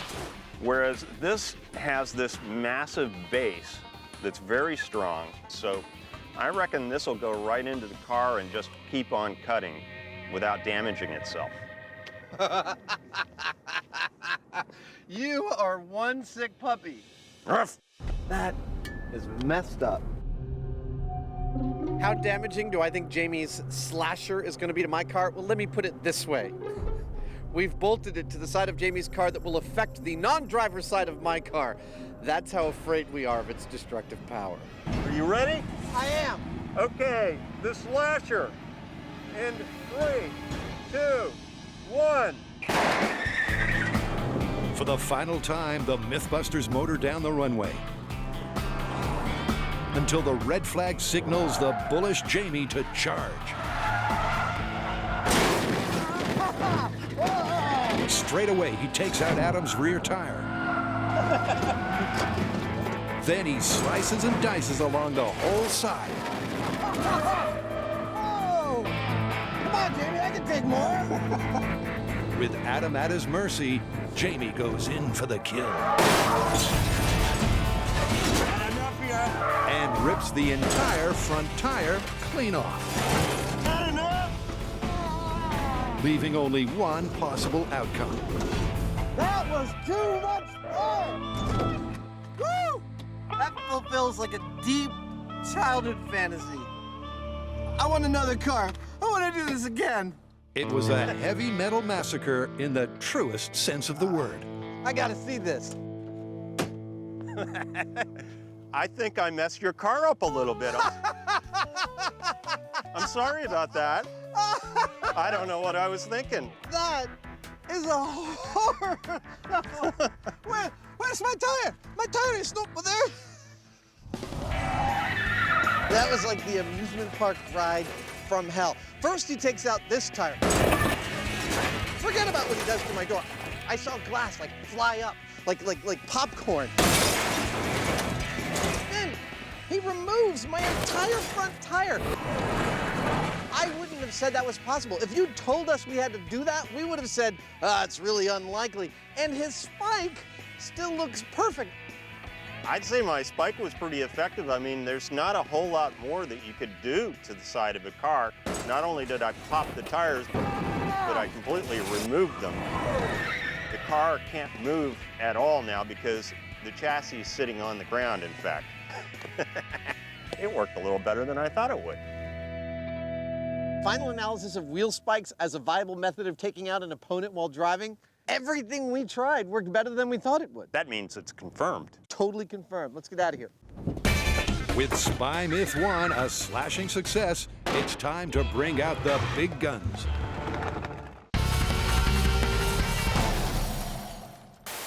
Is this firearms film the real deal? Or just bullet baloney? Can a slug really spin like a frozen top? 3, 2, 1. Well, the MythBusters' direct hit approach was shot down. I don't see any spinning bullets. So it's time to modify the method. So far, the direct shot did not work. So we're gonna move on to the ricochet, which brings into play our larger frozen lake bed. What we're gonna do is lower the angle of the shot, hopefully allowing the bullet to skip off the ice onto our frozen lake bed, and we'll see if we can get that bullet spinning. Sounds easy? It won't be. So it may sound to you like we're trying to find the equivalent of a needle in a haystack, but we actually have information from the guy who supposedly did this. And what he told us is that every time he tried it, the bullet landed between 2 and 8 feet from the point of impact with the ice. We have a 10-foot slab of ice out there. Surely that's gonna be enough to find that bullet somewhere in there. Well, to find out, they're starting by using a ricochet-friendly angle of 30 degrees. Hoping this works. In 3, 2, 1. It's a clean hit, but the bullet's gone AWOL. It's not on the pond, nor in the cube. Wait a minute, that's good news, because the bullet isn't in there. It did ricochet, I don't know where it went, but at least it popped out. Right. The high speed confirms that on the one hand, they did get a ricochet. But on the other, the bouncing bullet did not land on their leg. So they reset for try 2. All right, let's go before spring comes. But again, the bullet disappears. The good news is we got a ricochet. The bad news, we can't find the bullet anywhere. It's nowhere on the lake bed. So that's why we have this. This backboard with the white paper is going to tell us. If the bullet hits this, we'll know exactly where it goes. All right, we're hot. That's the theory. Is this the magic formula? But in practice, 1.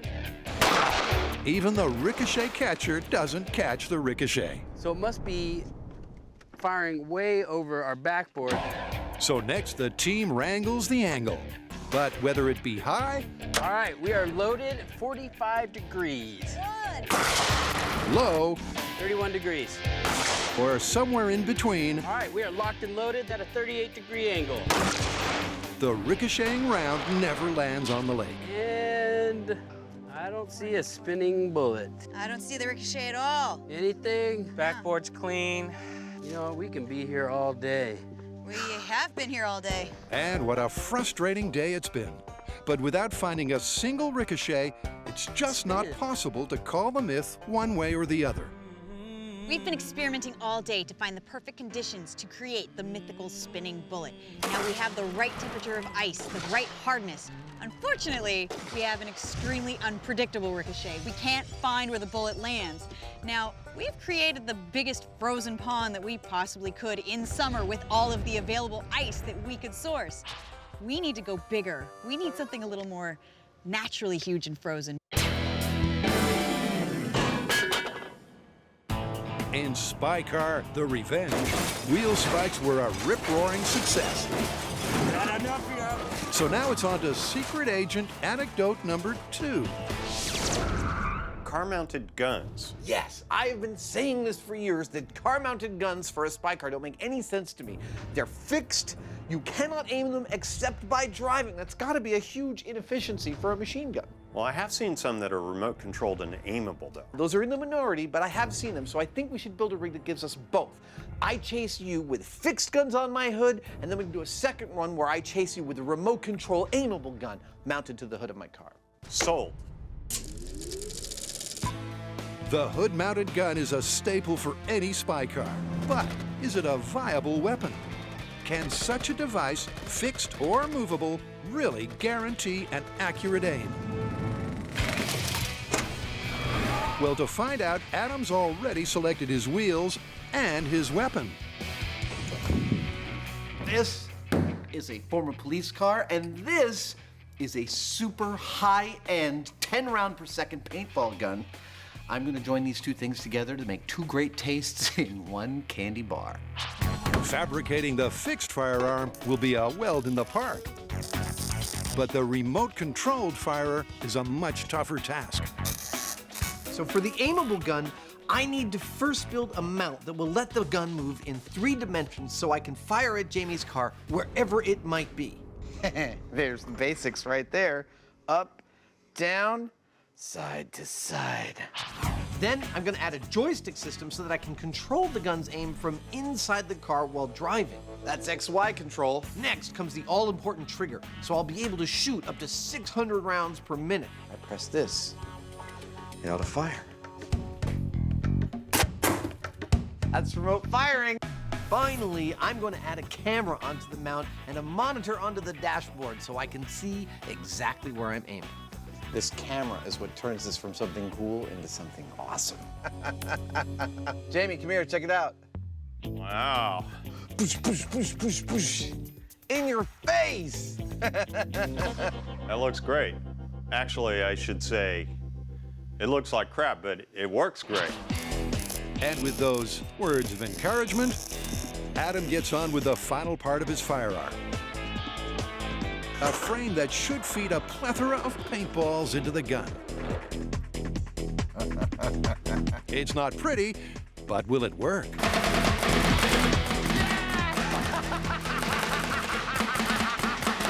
I got you! I got you! Oh, yeah! You want some of this? You want a little piece of this? You want some more? Hey, do you want some? Do you want some? You so wish you were me right now.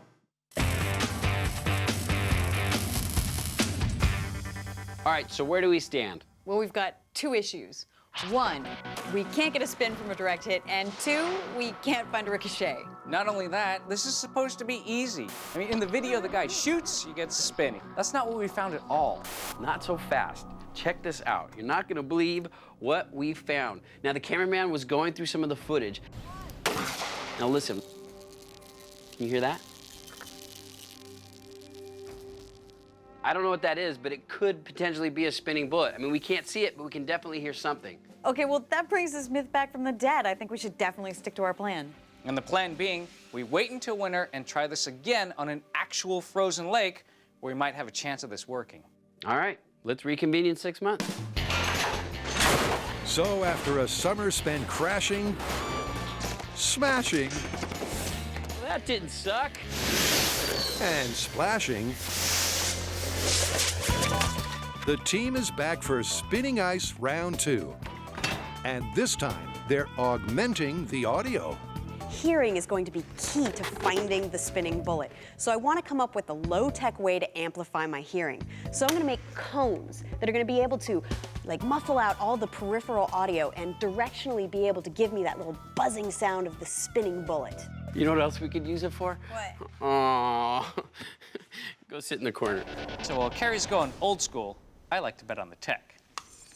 This device right here is a parabolic reflector. It captures the sound waves and focuses them on a microphone in the center, which is then amplified. Surely, this will be able to hear a spinning bullet from across a frozen lake. While Grant and Carrie get their ears to the ground, Did you say kumquat? That's awesome! Watermelon, this definitely works. Tori's been busy with the science of the spin. Now, if these bullets are actually spinning on ice, and it's not just a hoax, one of the reasons why this might be happening is it's acting like an ice skate. When the blade hits the ice, it melts the ice, creating a water barrier to allow the skate to move across the ice. This might be happening with the bullet. The bullet hits the ice, the heat from the bullet is melting the ice, creating a vapor barrier, and the spinning is coming from the rifling of the gun. So when it hits the ice, it spins just like a top. And that's why this myth might have some merit. That's the theory, and once the ear devices sound ready, Hippopotamus! it's time to put it to the test. From the San Franciscan sun to a blizzard in the Sierra Nevada, this winter the team is going that extra mile.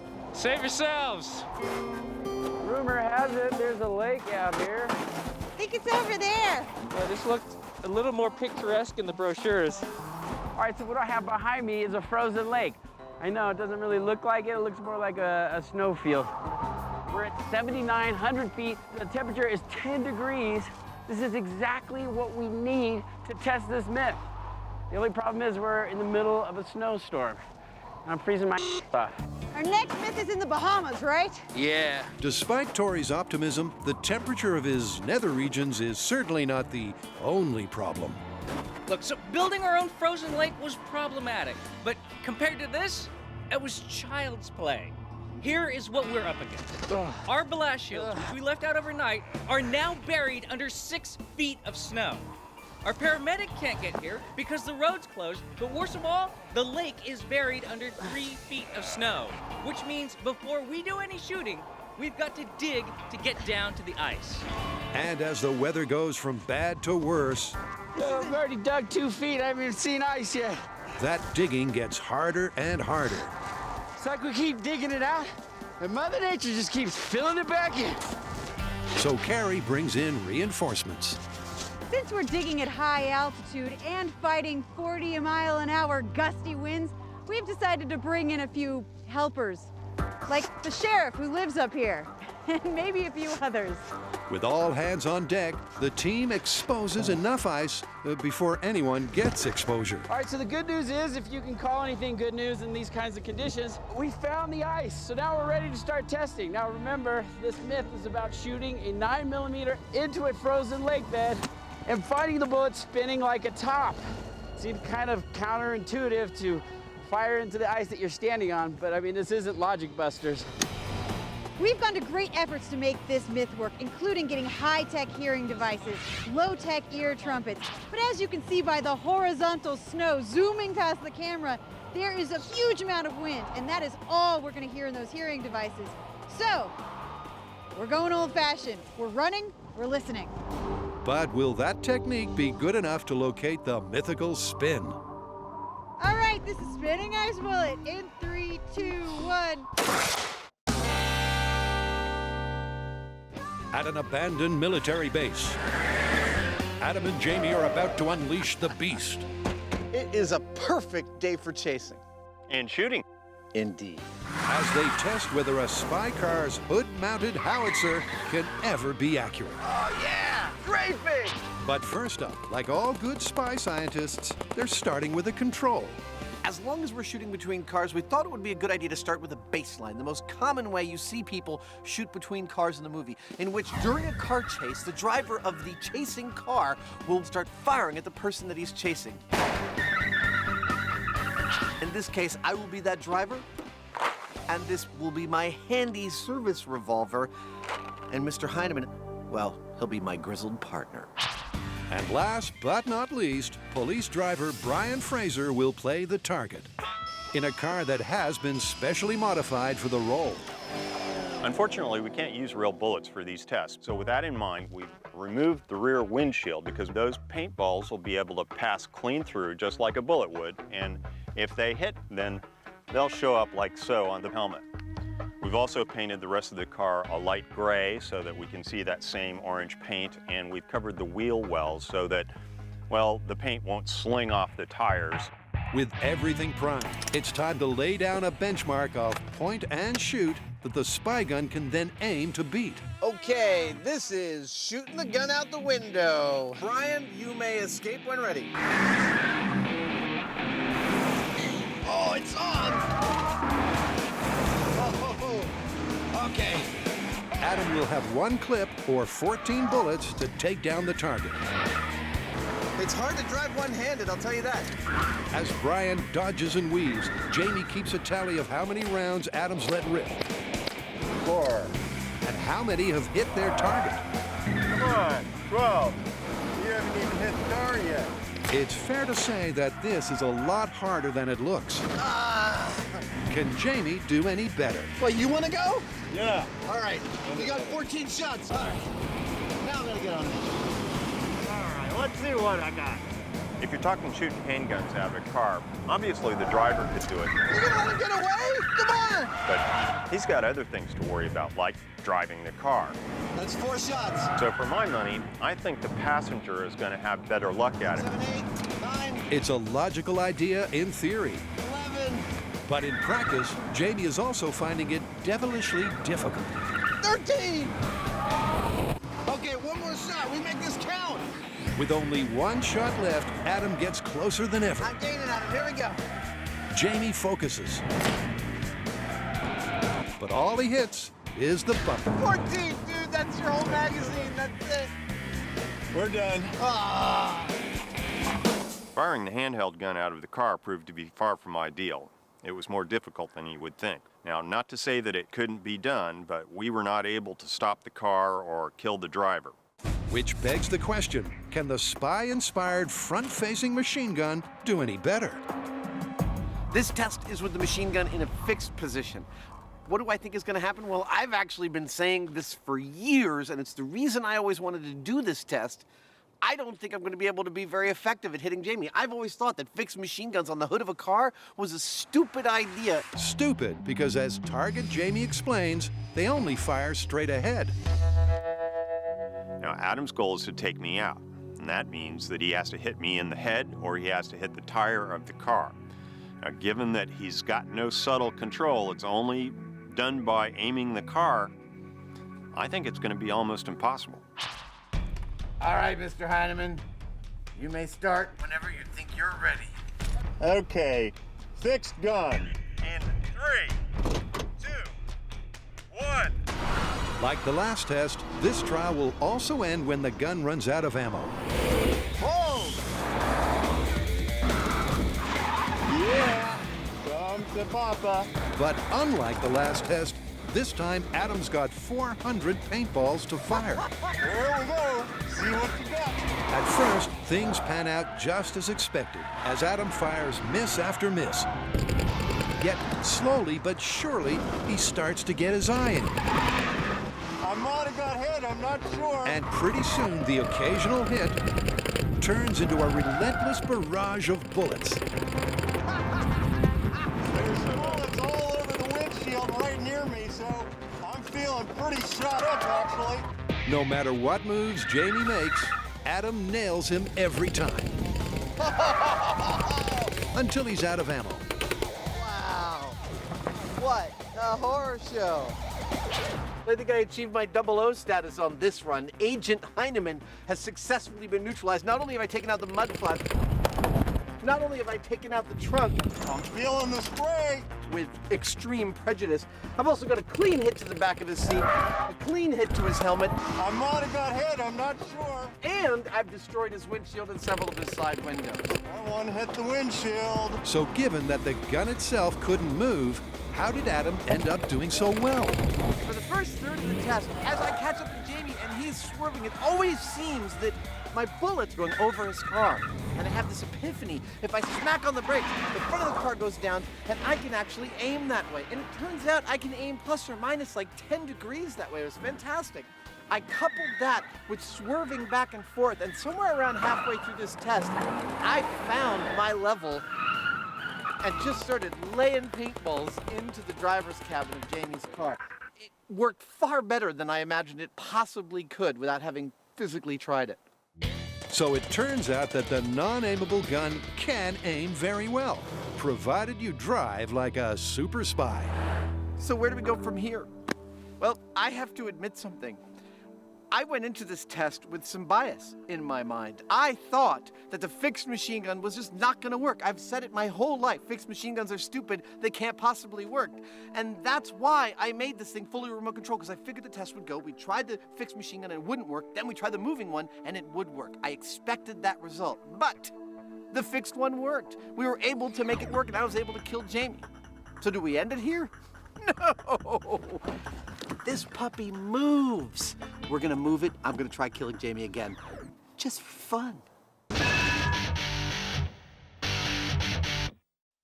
Here we are on the Catapult frozen lake with winds up to 25 miles an hour straight in your face. We got temperature lows about -30.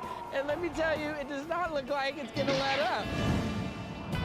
All of which is making for some seriously challenging testing.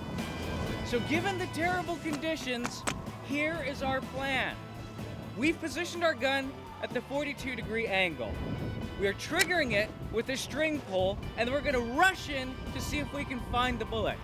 And given the whiteout, I think we're also gonna montage the results. Sounds like a plan. All right, this is spinning ice bullet in 3, 2, 1. Run like the wind! But unfortunately, it's another montage of failure. Oh, here's the bullet. But it's not spinning. Not at all. As hit after hit I don't see any spinning bullets. misses out on the spin. I can't feel my fingers, and I can't see any bullet. As the temperature dips to 5 degrees Fahrenheit, morale is just as low. This bit sucks. But Tori wants to try one more thing. Now, there's a couple of things that we think are happening. One is maybe the bullets are hitting the ice and skipping off into the snow, or maybe the bullets are hitting the ice and actually bouncing back into the snow. So what we're gonna do is change the target area closer to the center of our ice pack, take a shot and see if we can find a bullet and see exactly what is happening to these things. With hypothermia a very real possibility, it really is now or never. Will giving the bullet room to ricochet backwards rather than forwards finally spin out? Okay, this is spinning ice bullet with room to bounce backwards. In 3, 2, 1. Come on! A minute! It's spinning! It's spinning! Look at that! We got a spinning bullet! Holy crap, it worked! It's the shot that brought this myth back from the cold. I can't believe it worked! I can't believe we got a spinning bullet. At last, after countless attempts, they got the spin they were after. And that's just the tip of the iceberg. Well, if we can get one spinning bullet, that was successful. Let's do it again. In 3, 2, 1. It's spinning! Woo! That's the second one in a row! And when it's 3 for 3, It is spinning! That is continued success. We have gotten one after the other to spin. you might say they're on a roll. So we had to make a few adjustments on the fly. We had to play with the angle, and we pulled the gun back away from the ice. And what we think this does is lowers the velocity of the round when it hits the ice, so that you get more of a ricochet spinning and less of a glancing going off into nowhere. It's spinning again! We've done this over and over. This myth is confirmed. Confirmed. I cannot believe how well this is working. We tried creating an ice lake bed that we could shoot into back at home, but it really did take this sort of extreme weather for us to get a spinning bullet. It was all worth it. The 70-mile-an-hour winds, the 10 degrees, the frozen toes, and the Grant sickle. And with that, it's time to get warmed up. Where's that rescue party? We are the rescue party.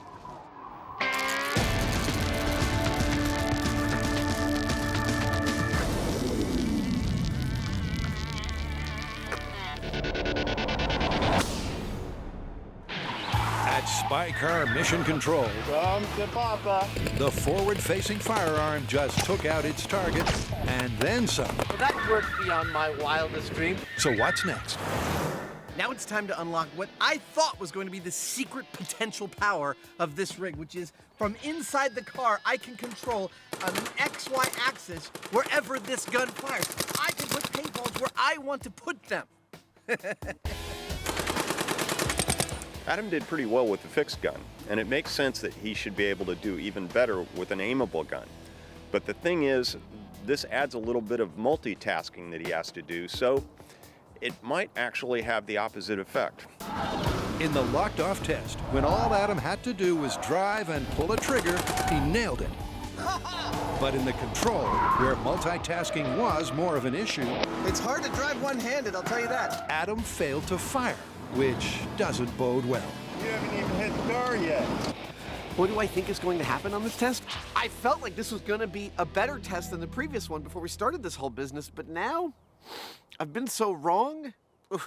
I wouldn't be surprised if we found out it was harder. Okay, aimable gun in 3, 2, 1. For the final time, the guys put their pedals to the metal. Oh, the game is afoot.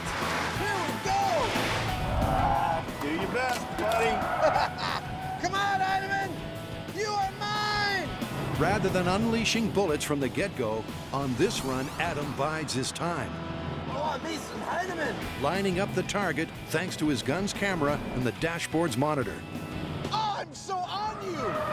And only when Jamie weaves into the crosshairs Swerve all you want, man. I can follow you. does Adam unleash hell. Oh, the aiming is awesome. Oh, I totally got you. Look at that, I took out Julia. With radar-like precision, the bullets are propelled to do maximum damage. I'm ahead. So much so that this time, Jamie gives up the ghost, Oh, yeah.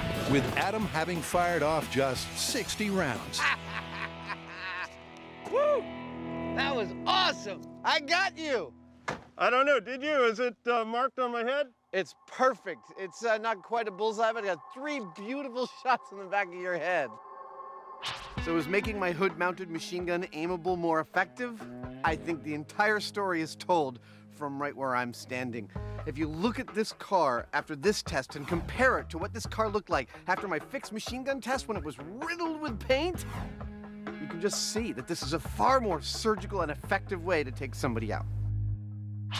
Ain't that the truth? Using fewer bullets to chalk up more kill shots, the aimable gun is the winner of this Cold War. Well, I think from all this testing, we can conclude that a machine gun on the hood of your car equals good. As a secret agent weapon, even the stationary machine gun was far more effective than I thought it would be. Yeah, but their effectiveness seems to be largely due to the sheer volume of bullets they're able to spew out. I mean, sooner or later, they're gonna hit something. Okay, but isn't that always the point of a machine gun? Indeed it is, mon frere.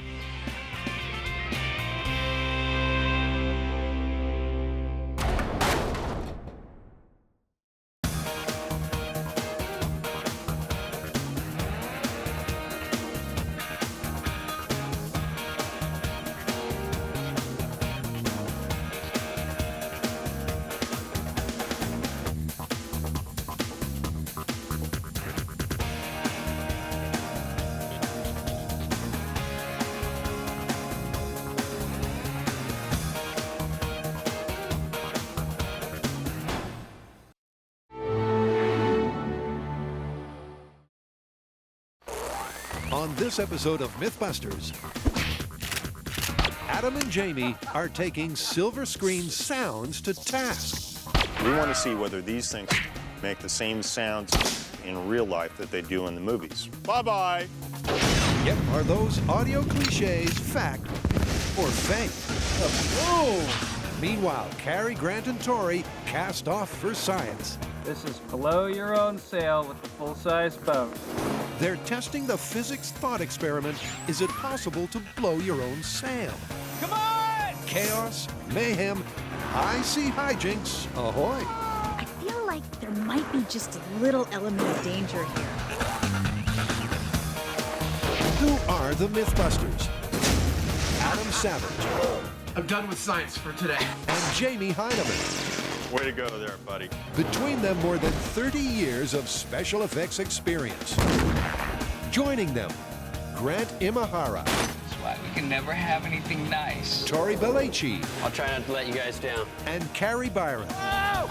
You know, I went to college for this. They don't just tell the myths, they put them to the test.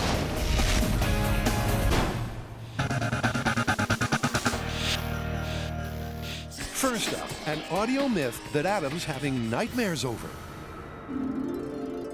Oh, look at that. Somebody's left me a present. Beautiful.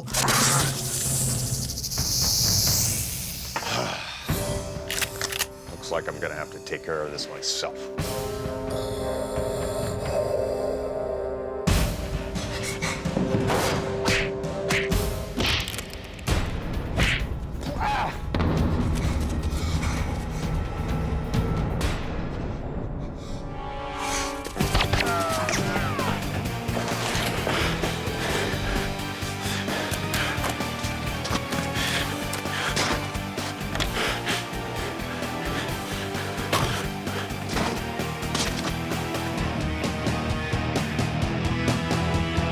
Bye-bye.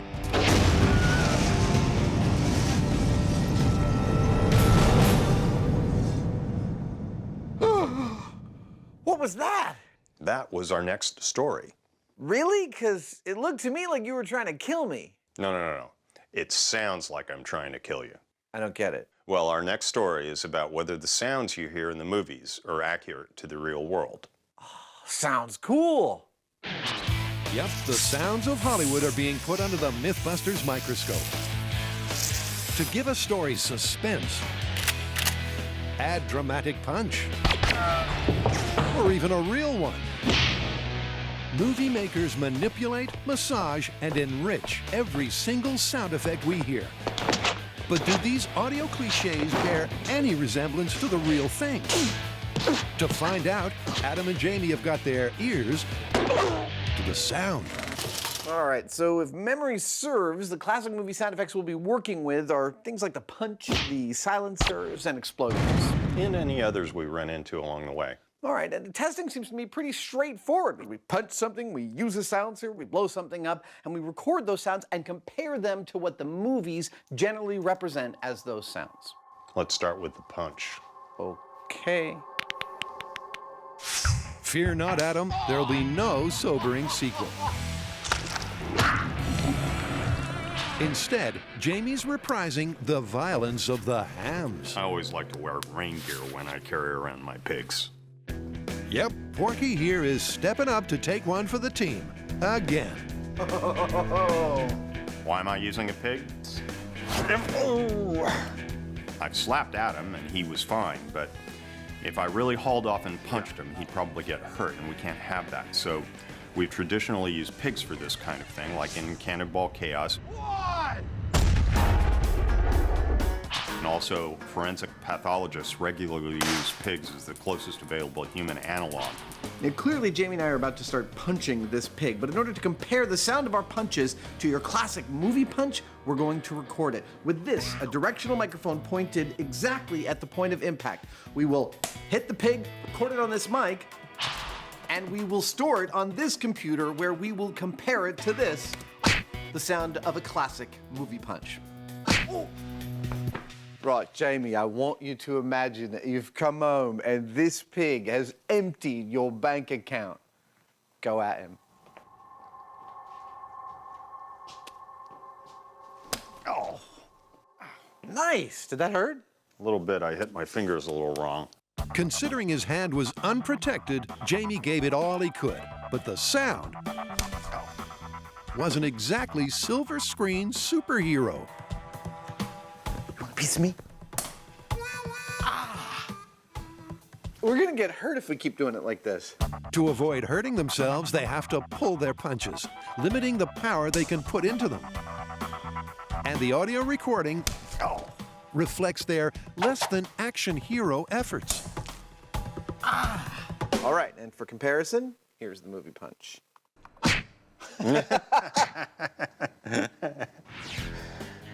There's no equivalency at all. Which leaves the myth reeling, but not yet knocked out. Yet another use for duct tape. Next, they're going to add a little action movie oomph to try and get a more Hollywood-style sound. Ow. And with his makeshift boxing glove, Jamie will be able to throw a full-blooded right hook. But despite pounding the pork appreciably harder, it's clear the audio still doesn't match up. It's still nowhere near. No. But they're not done yet. Adam's dreaming up a right hook delivery system that's guaranteed to pack an action movie punch.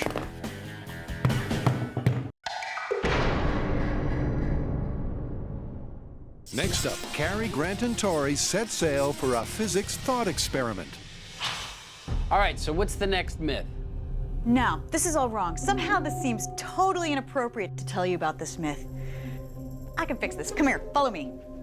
Ah, this seems like a bad idea. You know what happened the last time? Yep, and I still can't sit down. Okay, now this is what I'm talking about. So can you tell us what we're doing out here? Yeah, what are we testing the myth that if we take Grant sailing, he's gonna throw up?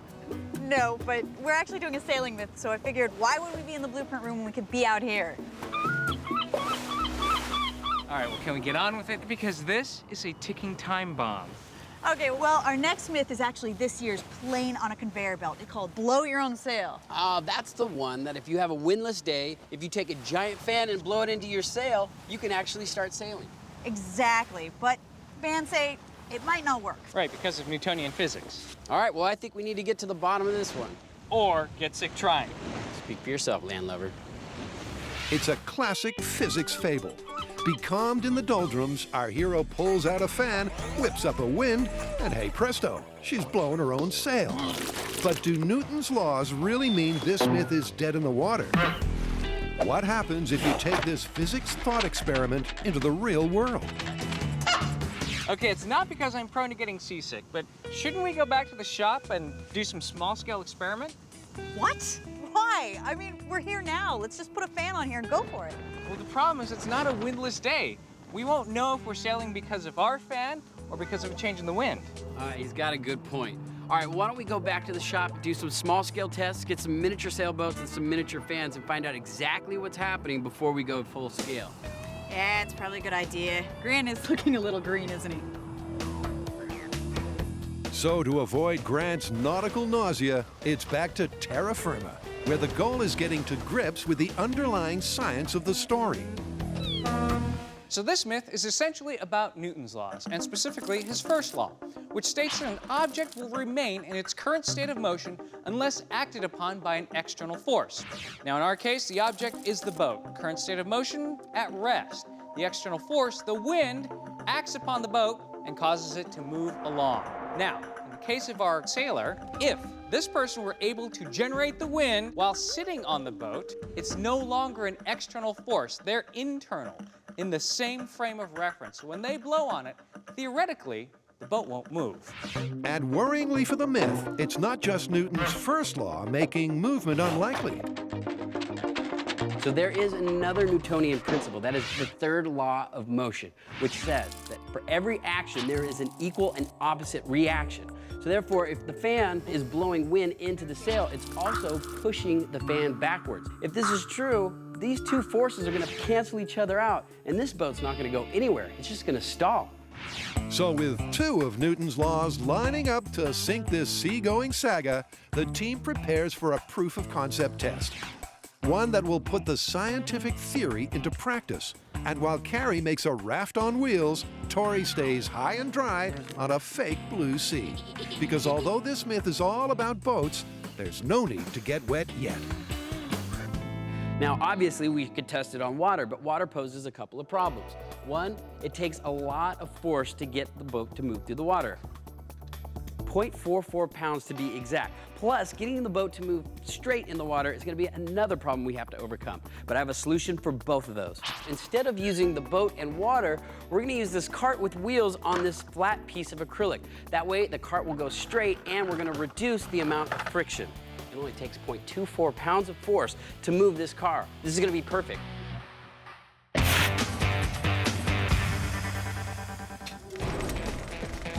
Over the years, the MythBusters have tackled a heap of Hollywood tall tales. Until now, the myths have been based upon the tendency of movie makers to suspend reality with physics-defying visual effects. But this time, Adam and Jamie are hot on the oral trail. And to find out if a big screen punch sounds anything like the real thing, Adam's upping the ante. As I really don't want to hurt this anymore by punching this poor pig, I'm going to make a fist punching analog. Not a machine, it's going to be pretty simple. It's going to be a combination of this and a combination of that. Here we go.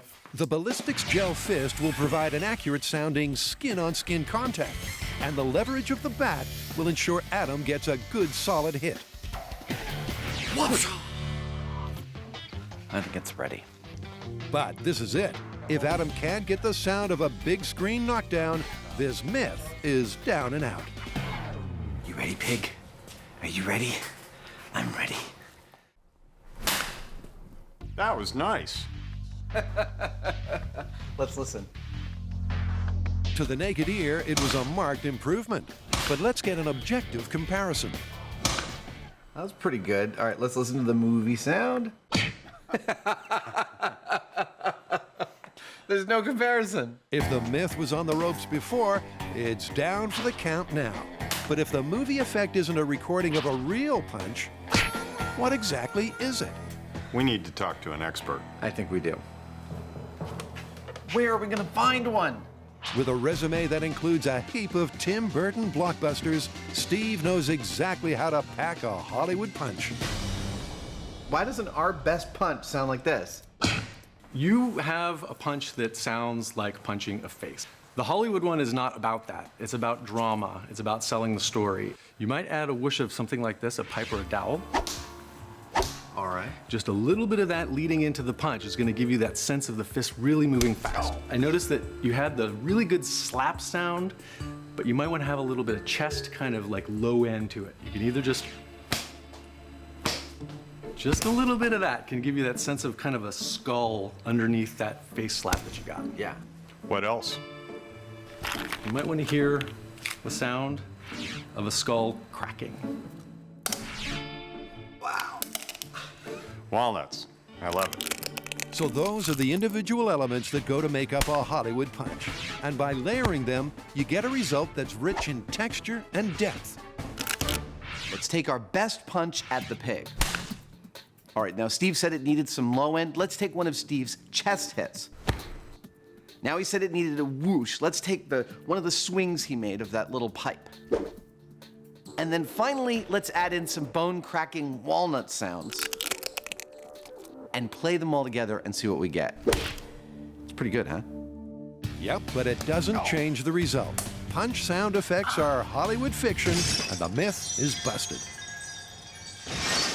There's another sound I've always wondered about. When Jamie cocks the pistol with the silencer, I'm wondering how realistic that sound is. Cary, Grant, and Tori are tackling a maritime myth that contradicts the father of physics. Can you move your boat by blowing your own sail? To find out, they're setting up a small-scale proof of concept. Okay, the next step is the fan. So I got a whole bunch of little desk fans. I'm gonna see if any of them are gonna work for this experiment. When I turn them on and put them on here, it should push the little car backwards. Cary needs to find a fan Okay, you're not gonna work? with a power-to-weight ratio Nope, that will make the raft move. I think it's too heavy. The desk fans are just too feeble, so Cary goes for broke with a model airplane propeller. Okay, ready?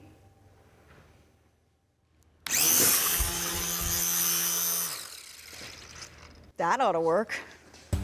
Meanwhile, Grant has a small-scale sail up his sleeve. And after he rigs it to the raft, the guys are all set to clear up the fan site controversy. When you blow your own sail, will you stall as the Newtonian advocates predict, or sail off into the sunset? All right, now it's time to replicate the myth in small scale. We have our fan attached to our raft, which is going to be blowing into the sail that's attached to the raft. Now, according to Newton's third law of motion, these two forces should cancel each other out, and this boat is gonna stall. So just like in the myth, the wind source is on the boat. Blow your own sail. Here we go. All right. That's great. All right, looks like Newton's laws are canceling out cartoon laws. Yep, and here's how. If you do a test without the sail, using just the fan, you can see there's enough thrust to move the boat backwards. But put a sail in the way, and that backwards thrust is canceled out by the equal and opposite force pushing the boat forward. The boat stalls, and the myth is busted. Or is it? Because our intrepid trio aren't giving up so easily. All right, Sir Isaac Newton, you're probably not watching the show because, let's face it, you're not alive anymore. But just because we can't break your laws doesn't mean we're gonna stop here. Okay, next up is actually one of my favorite sounds in movies, is the sound of an automatic pistol whose slide is being racked. And it sounds like, to my mind, the classic sound. Now, is that really the way a gun sounds? We actually do use real guns now. Way back when, in early movies, a lot of the sound people were coming out of radio play. And so they had a whole setup, a table of ratchets and things like that. They could have had guns, but maybe what you were hearing is some kind of ratchet mechanism that they were doing really quickly. Now with digital technology, we can record all these guns. We can keep them on a hard drive in a library and access the exact real thing whenever we need it. So let's make the all-important comparison recording. Let me record this here. That sounds pretty good. And now here's the movie version. That's not bad.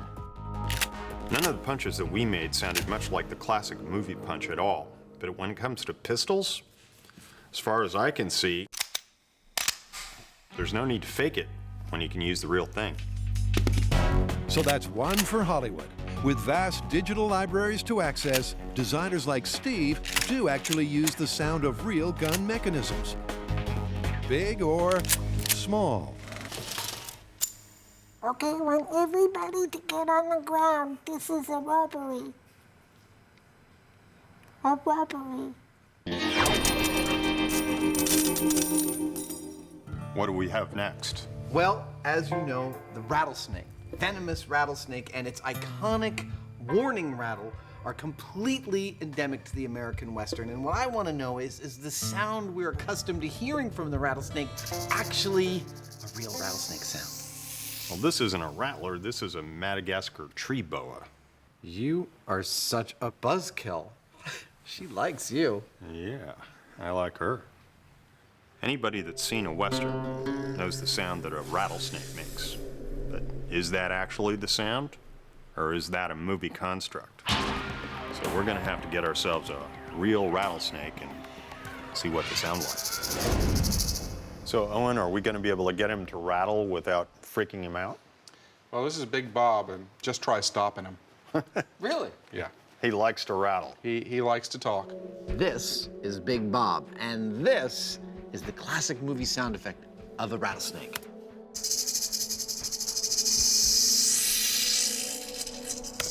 What we want to know is how much like that does Big Bob sound? Shall we record this guy? I think so. Here we go. Let's go for it.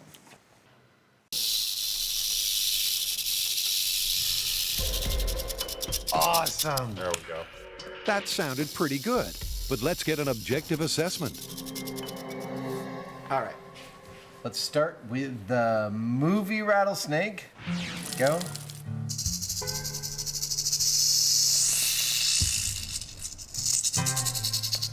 And now here's Big Bob.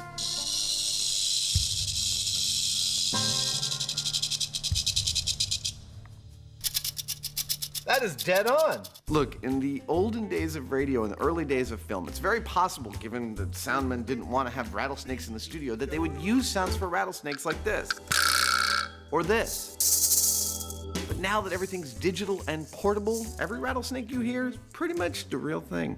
That's the same sound. Absolutely clear that they used real rattlesnakes to make rattlesnake sounds in films. I think so. Confirmed!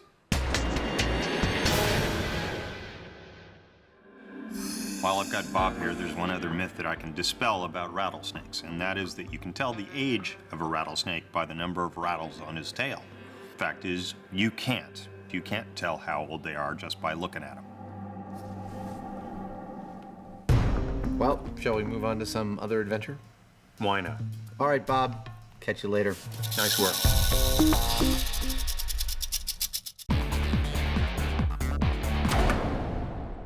So far in Blow Your Own Sail, there are no flaws in Newton's laws. The forward thrust captured by the sail has an equal and opposite force pushing backwards, leaving the boat grounded.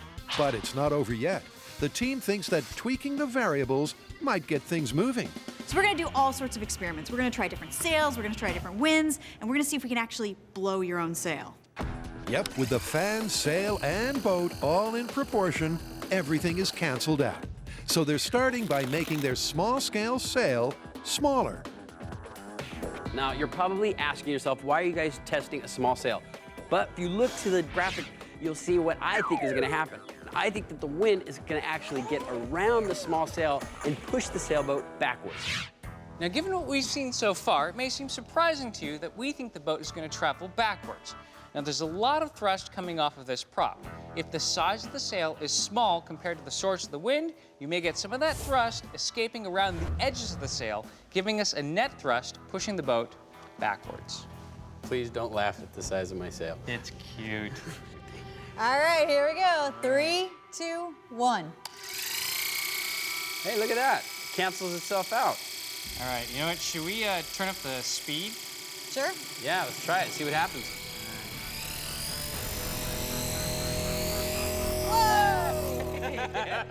That was backwards. It seems if the sail contains all of the fan's thrust, the boat is marooned. But tweak the sail size and fan speed, and you start moving. However, they're heading in the wrong direction. To reverse that, maybe they need to go bigger. For the next test, we've stepped up the size of the sail. But to do that, we also had to raise the fan so that the airstream hits right into the center of our sail. Hopefully, this will propel the boat. Ready when you are. Okay, here we go. Yeah, it's not going forward at all. The forces are still canceling each other out. Can you dial it up? Going to 100%. Whoa, that's looking scary. It's starting to go. It's starting to go. Faster. Moving forward. Hey! With faster wind speeds, you can blow your own sail. All right, look, I'm not a sailor and I'm not an aeronautical engineer, but this is what I think is happening. So the fan provides a certain amount of thrust that blows into the sail. The sail, in turn, can only absorb so much of that thrust. The rest of it gets reflected back, leaving us with a net thrust vector, causing the boat to go forward. Yep, the reflection means the sum of the total thrust is in a forward direction. So you just need a lot more wind. A lot more. What is the most wind we can produce? What's the biggest fan we can use? Jet engine. Yeah, that Now would you're be talking. awesome. What a great proof of concept, though. Concept proven. Now, to up the ante with more power. Jet engine power.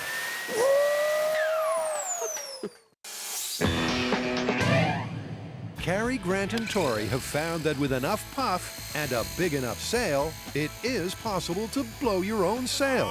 More power! But their little toy raft didn't move very fast. To nail this seagoing saga in the small scale, the team feel the need for more speed. So we are moving on to a JetCat model turbine engine. This thing can make a model plane fly at 250 miles an hour. It puts out 17.5 pounds of thrust. This is gonna give us the wind speeds that we need. But first, what I need to do is mount this engine to our longboard skateboard. And the reason why we're using a longboard skateboard is because this thing puts out so much heat. We gotta keep our sail away from the source. And speaking of heat, So one of the problems with upgrading our source of thrust to a jet engine is that the exhaust gases can be in excess of 600 degrees Celsius. Now this is silk. This is the ideal material we found for our small scale experiment. The only problem with silk is that when you expose it to flame, this happens. so while Grant looks into flame-resistant sail materials, Tori gets busy with the sailboard build. Just like before, they'll be on land using wheels rather than on water in a boat. It's kind of fitting that we're using this jet engine because a long time ago, I actually built a jet engine out of a vacuum cleaner motor. It didn't have much thrust. I mean, it practically had no thrust at all. But it's kind of cool to actually use a real jet engine for an experiment. With the baby engine on board, it's over to Grant. Okay, so this is flame-resistant material. This is a 6061 aluminum frame, which has a melting temperature above that of the jet exhaust. This is the kind of sail you're gonna need if you're gonna use a jet engine to blow yourself along. The jet-powered sailboard is done. Now to give it a run. There are not many places you can fire off a mini jet engine, but a creepy, abandoned naval base is one. This thing looks dangerous. Yeah, I think we need to ride it before we test. What do you think? Ride a jet-powered skateboard. Yeah, are you guys dying to do it? Not really, but I would enjoy another decade of watching you fall off this thing in slow motion. It worked for the bicycle. Coming up this Christmas, Tori's Jetpack Skateboard. They're totally safe. Before Tori attempts this stunt, I would like to just say for the record, before the high speed of him falling in some horrific way, I think this is a very bad idea. So before we start doing the experiment, I want to test this engine. So I've turned the engine around, that way I can ride it and I won't burn my butt. Unfortunately for Tori, our health insurance actually covers a full body cast. Kind of getting nervous, I don't know why. So if anything untoward should happen, he'll be covered. What could possibly go wrong? I got a jet engine strapped to the skateboard. All right, firing it up. Medic standing by. Somebody dial 911.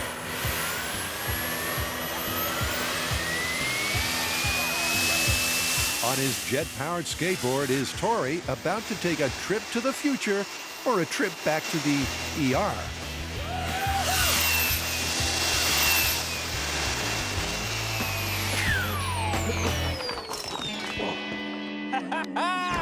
Oh my God, it works! Every kid's gonna want one of these for Christmas.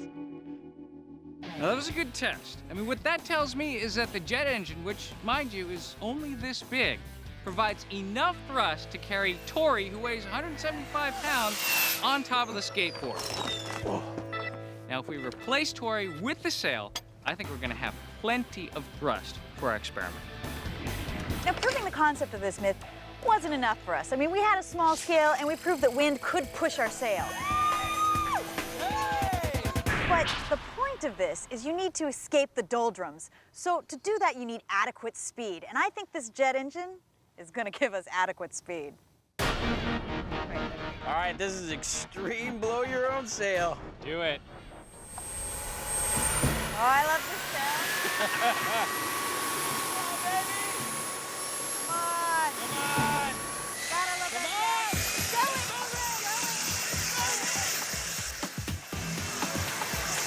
That worked perfectly. The jet engine was powerful enough to overcome the canceling forces, and we got our sailboat to move forward. Hey, we did it! We blew our own sail. Nice. So initially, when we started out testing this myth, it was with a very small boat on top of a table. And this is what we do. We step things up each time, and we've gone to a jet-powered skateboard with a fireproof sail. And I've got to say, this is great, because what this says is that each time it's been possible to blow your own sail. Now we just got to go up to the big thing, the real thing, the boat. Next step's gonna be fun. Full scale, baby. And back at the shop, they've taken delivery of just the thing, a boat with a built-in fan. So we are gonna take this myth full scale, and this is the boat we are gonna use. It is a shallow water spider swamp boat, and this thing comes with a fan, which is attached to a 40 horsepower engine that's capable of putting out 200 pounds of thrust. We're gonna take this fan, flip it around, put up a mast, put up a sail, and see if we can blow our own sail. It was dragging me. It was actually pulling me off my feet. I think this is gonna do it.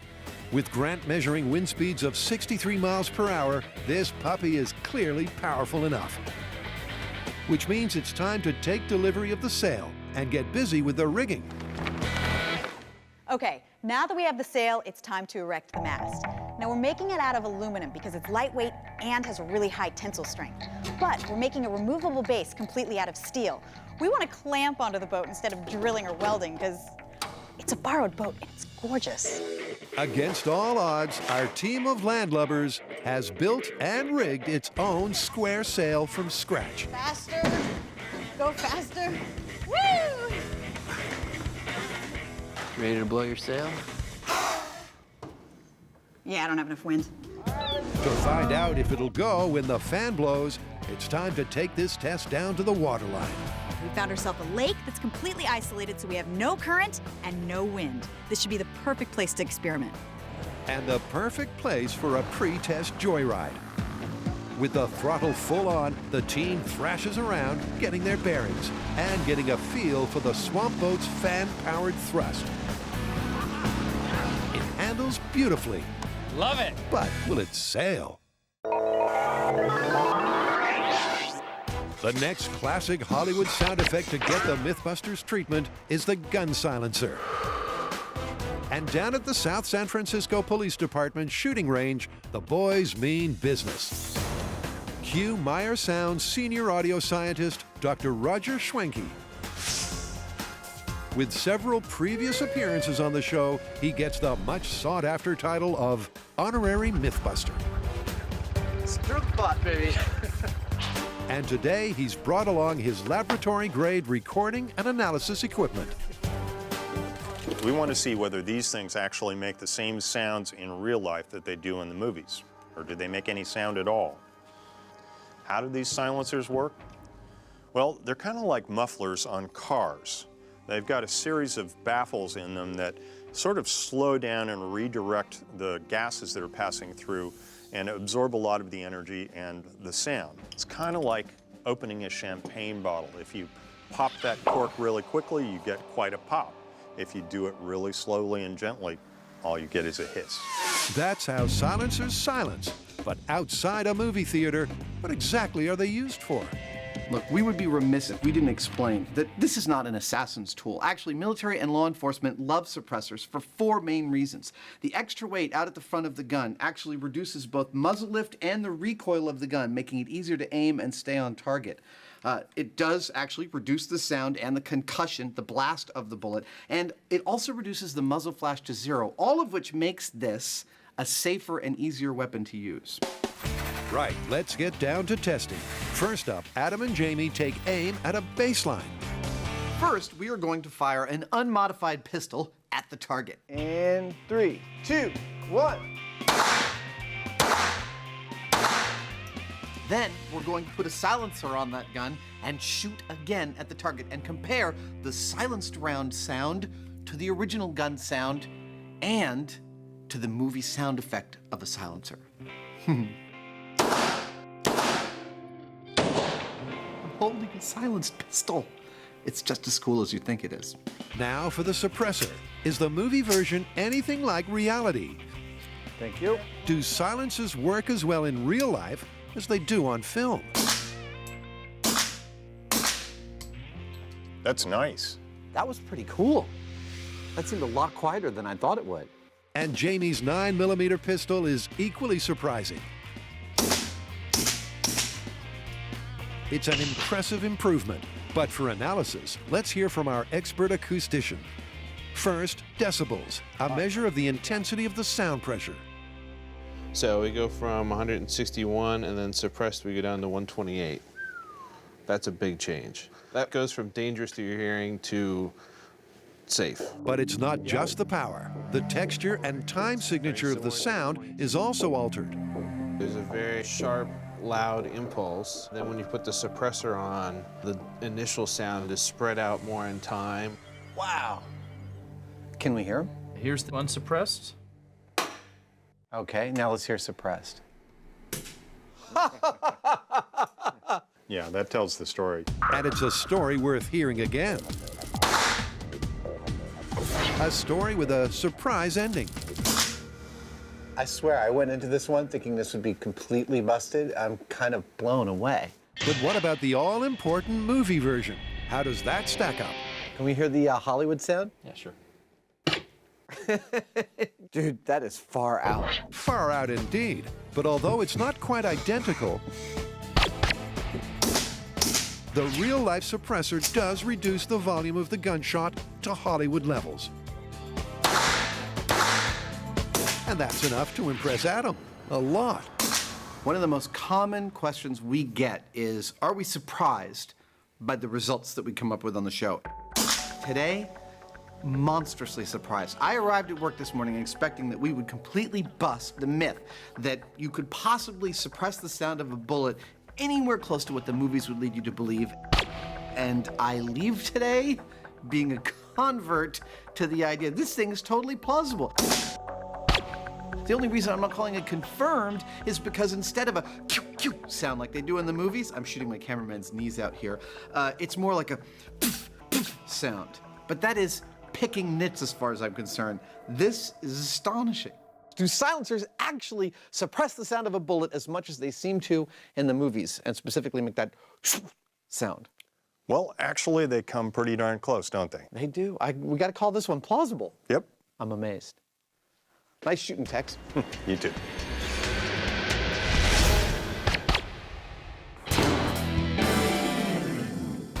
Okay, so here's the plan. We've got our full-size fan boat and our full-size sail. We'll get out on the water and try it first in its regular configuration with the fan facing backward. And we'll turn it on and hopefully go forward. Then, we're going to flip the fan around, raise the sail. All right, we're in. And see if you can actually blow your own sail. There she blows!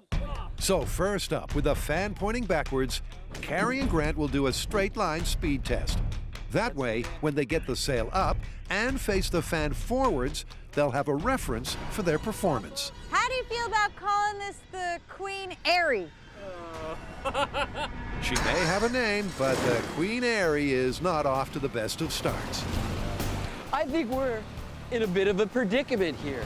The weight of the sail is making it very tricky to maneuver. You guys are going 0 miles an hour. But despite Tori's encouragement, looks like these islands are boat magnets. Grant and Carrie do finally get into position. The first test up is the fan in the right configuration, the sail down. I'm gonna get in the chase boat, have them drive towards me, and I'm gonna check their speed with the radar gun.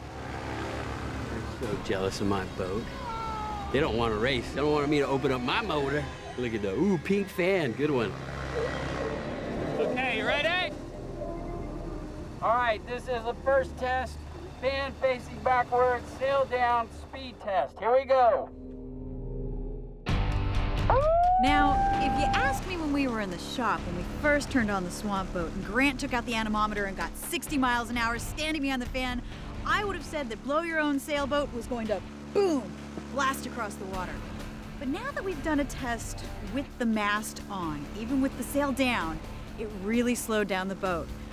I think we're gonna get some movement, but it's gonna be slight. How fast were we? 20 miles an hour. That was a good test. Let's flip the fan around and put the sail up and see how fast we go when we blow our own sail. Oop.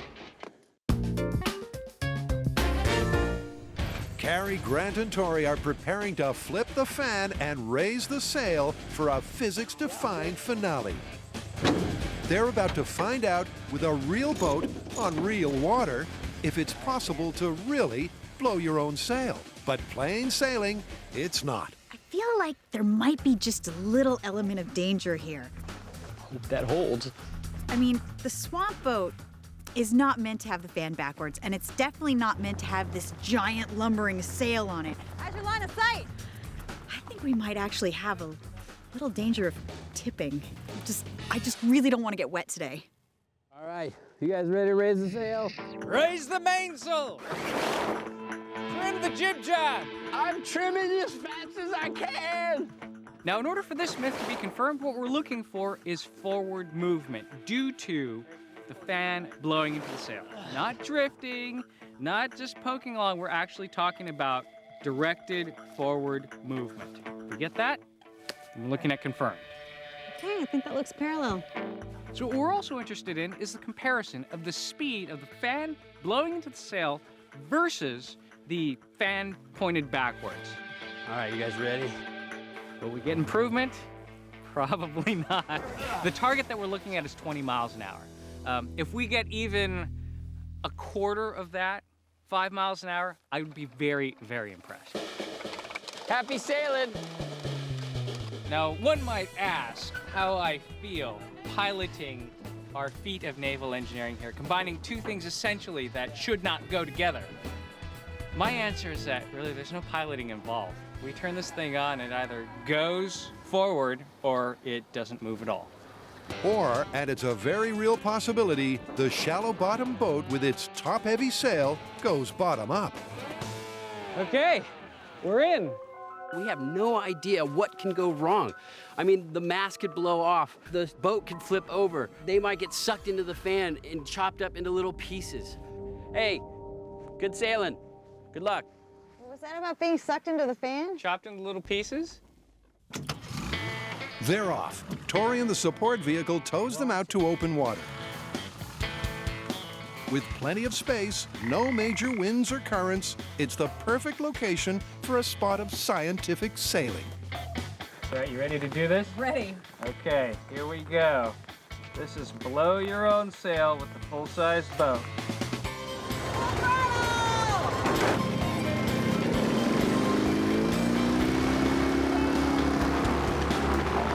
I gotta tell you, the funniest part about this whole experiment is when we first turned on that fan and the boat just started to spin and dip down in one direction. Grant and I both were super wide-eyed because we thought we were going over. They're wildly out of control. There's no forward movement, just a whole lot of spinning and crashing. So when we first started and I gunned it, we started turning in a circle and I was like, this is it, that's it, we're going in the water. But I turned it down and we tried it again, and actually what I found was, yeah, it's moving forward. You keep vectoring the fan, if you keep that thrust at the sail, you can actually get it to go forward. And you have to stay on it. You can't just set it and forget it. You have to keep working it, but eventually you do get to go forward. There she blows! Look at it, they're going forward! We blew our own sail! It's working! By ramping it up MythBusters style, the team has seemingly contradicted Newtonian physics. It's working. They're blowing their own sail. Now this was nuts. We only got 3 miles an hour, but we actually got movement. We got forward movement, and we were able to steer by pointing the wind into different parts of the sail. I have to say, this is a successful day. 3 miles an hour!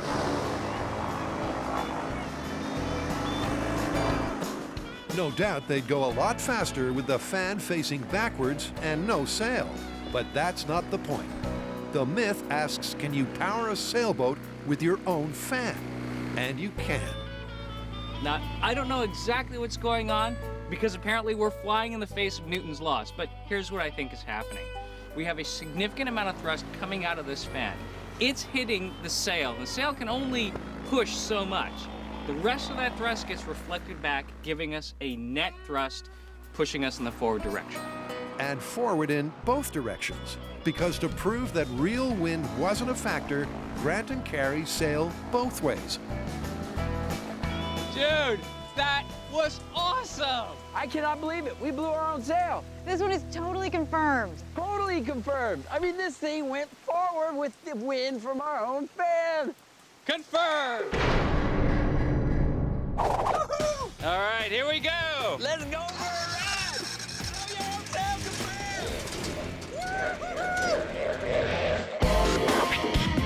confirmed. You may remember in the opening sequence, Adam and Jamie set off a Hollywood-style explosive fireball. Bye-bye. But despite having plenty, the guys didn't blow up the car just for fun. It was part of the test to find out whether the ubiquitous explosive sound effect you hear in the movies is anything like the real thing. So first up, let's show you the ingredients of a typical silver screen Big Bang. 2 gallons of gasoline, ringed in some det cord and stuck in the front seat. That's how Hollywood makes its spectacular fireball explosions. But what do they really sound like? Bye-bye. It's quite a difference, huh? Much like the punch, the movie version has a lot more texture and depth. Quite simply, it's more dramatic than the real thing. How did the waveforms compare? They're clearly very different. The gas explosion we just did had a very sudden onset, and the energy is concentrated in a very narrow range of low frequencies. Whereas the classic movie explosion has a much slower onset, and the energy is over a much wider range of frequencies, and it lasts for a much, much longer time. It's a very different sound. Which sounds like a busted myth. But the guys aren't done yet. They're not getting bogged down with just one big boom. If the sound of a gasoline-fueled fireball doesn't match the movies, maybe a real high explosive will. Cue our old friend, C4. Now we're gonna blow this car up for realsies and check out how that sounds.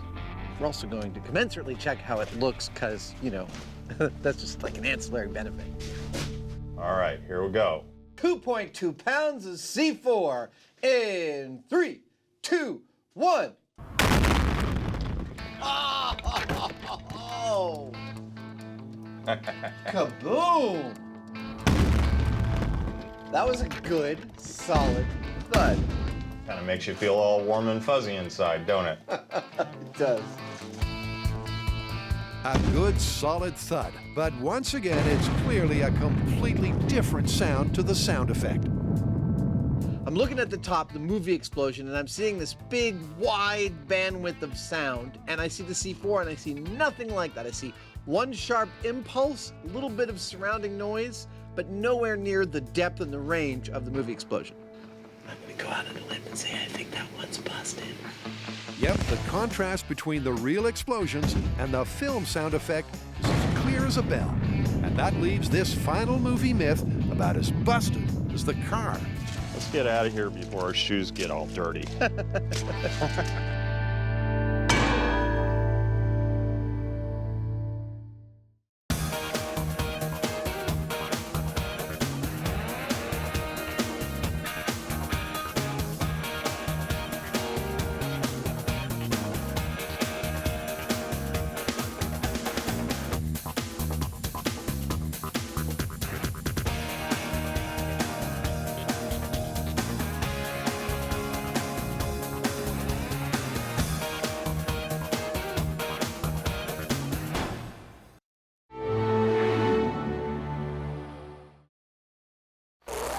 on this illuminating episode of MythBusters.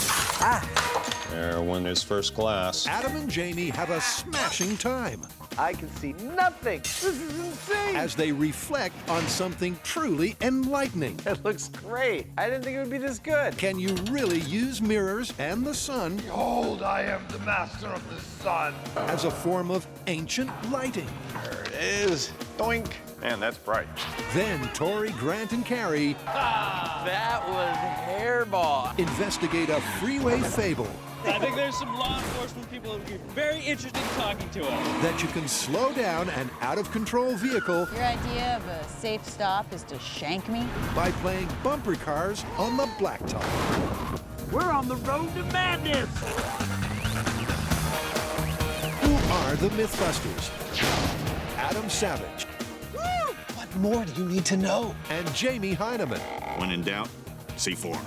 Between them, more than 30 years of special effects experience. Joining them, Grant Imahara. It's lethal, people. Carrie Byron. Jamie just doesn't look right. And Tori Belleci. And touchdown. They don't just tell the myths, they put them to the test.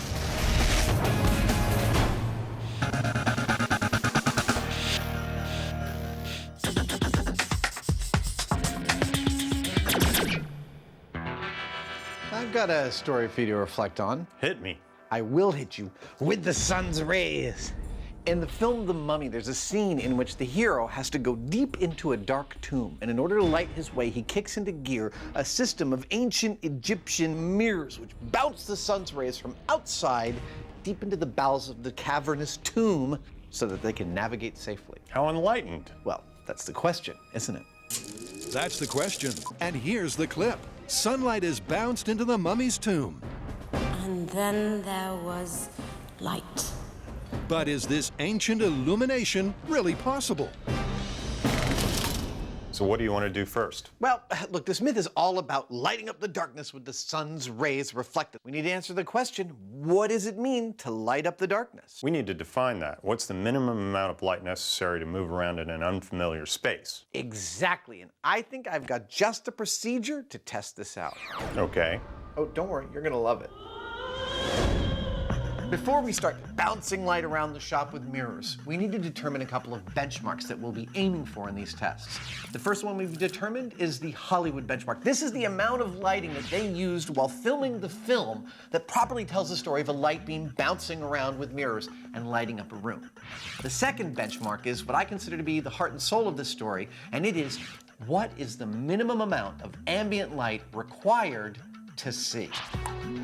So, step one is finding the minimum benchmark light level needed to see by. And Adam's brainwave to test it is a makeshift maze. So, what's with the setup? Well, we try to think like archaeologists. An archaeologist going from the desert down into a tomb full of unknown valuable objects and unknown antiquated history does not want to disturb anything in the tomb, even if the lighting conditions are really dim. He doesn't want to disturb anything. He definitely doesn't want to break anything, and that's why we have all the wine glasses precariously placed on posts. We are going to try and make it through this obstacle course under very low light conditions to determine the minimum light conditions you can make it through this obstacle course without breaking anything.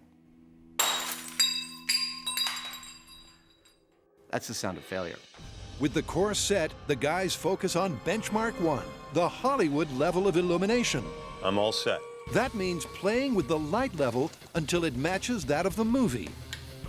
Okay, that works for me. And then record the lux level. We're going to measure our ambient light level using a meter, like this one, which receives light in through the sensor here and converts that to an electrical signal.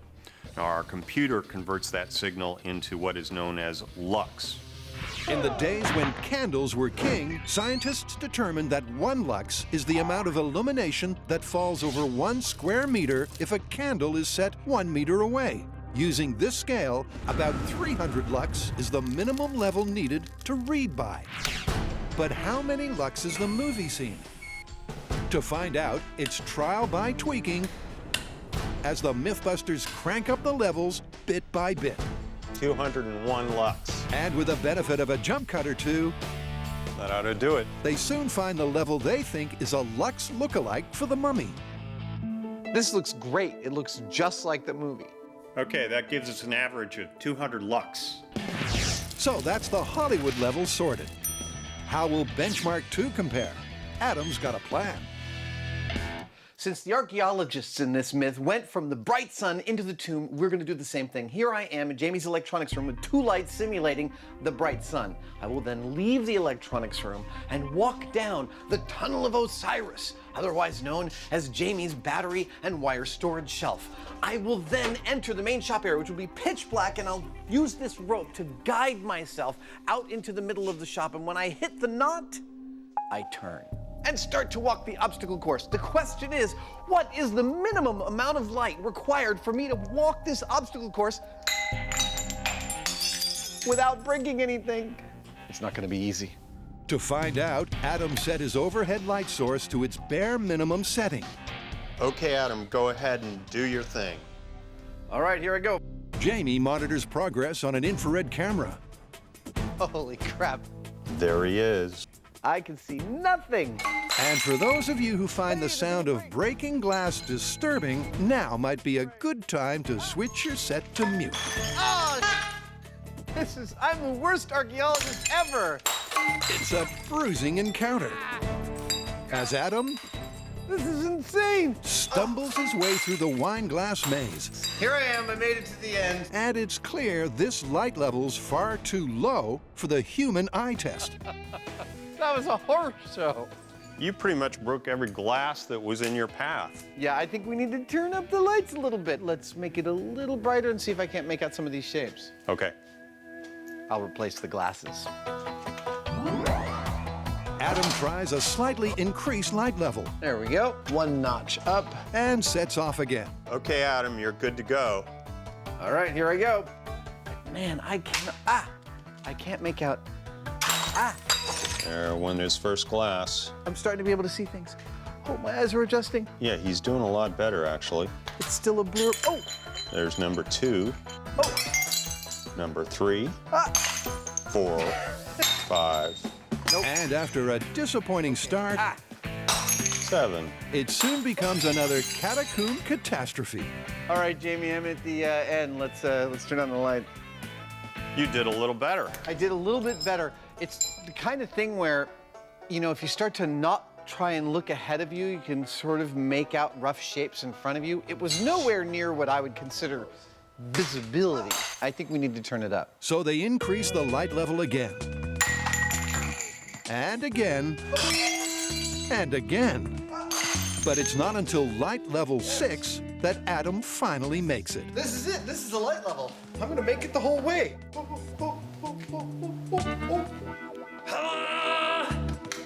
I made it. So they break out the lux meter to shed some science on this final setting.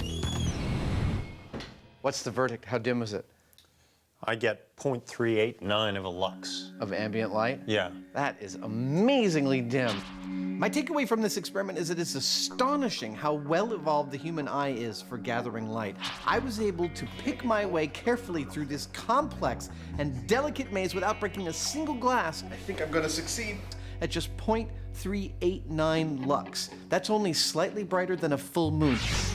At 0.39 lux, the minimum human eye level is 500 times dimmer than Hollywood. And with both benchmarks in the bag, the question now is, can bouncing light with mirrors beat either benchmark? All right, let's turn out the lights.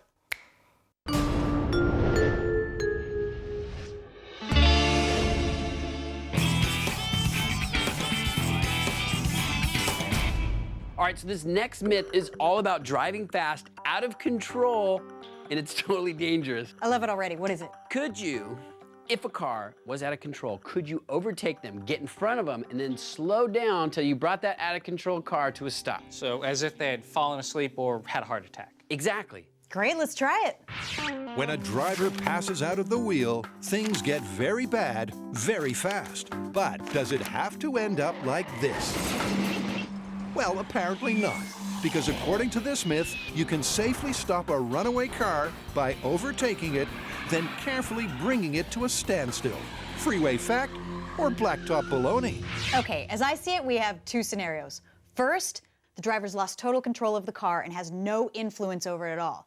There's no steering, and the foot is off the accelerator. So just coasting then? Exactly. The second scenario is a little more extreme. There's still no steering, but the foot's jammed onto the accelerator. Would that make a difference? All right, so we have 2 tests. It sounds like we need to go to stunt driving school. I mean, if this myth is about a car out of control, we need to see what it feels like to be in a car that's out of control. That is a fantastic idea. Cue a ramped-up shot, and they're ready to roll. We're out at the Alameda runway, but before we can start our experiment, we need to learn a little precision driving. We're gonna learn how to approach, bump, and overtake a car. And these are the cars that we'll be using. We've painted them primary colors so they'll be easy to identify. They've been outfitted with all the safety gear that we need, and in addition to our precision driving instruction, we're gonna find out what it's like to be out of control. Now, a couple of techniques that we're gonna be learning today in order to stop a car that's out of control are rubbing and bump drafting. These are both techniques that are used in stock car racing, but these techniques are so dangerous that if they're done too hard, the car could go spinning out of control. Believe me, it's gonna get very, very scary.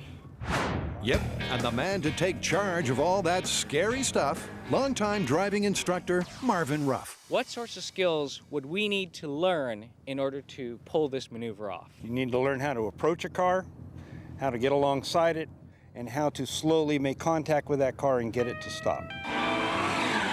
Gary, there was the word slowly in there. Why is it that I'm always stuck with you driving like a maniac? Because you're lucky. It's seat buckles and white knuckles as Grant gets ready for some serious stunt training.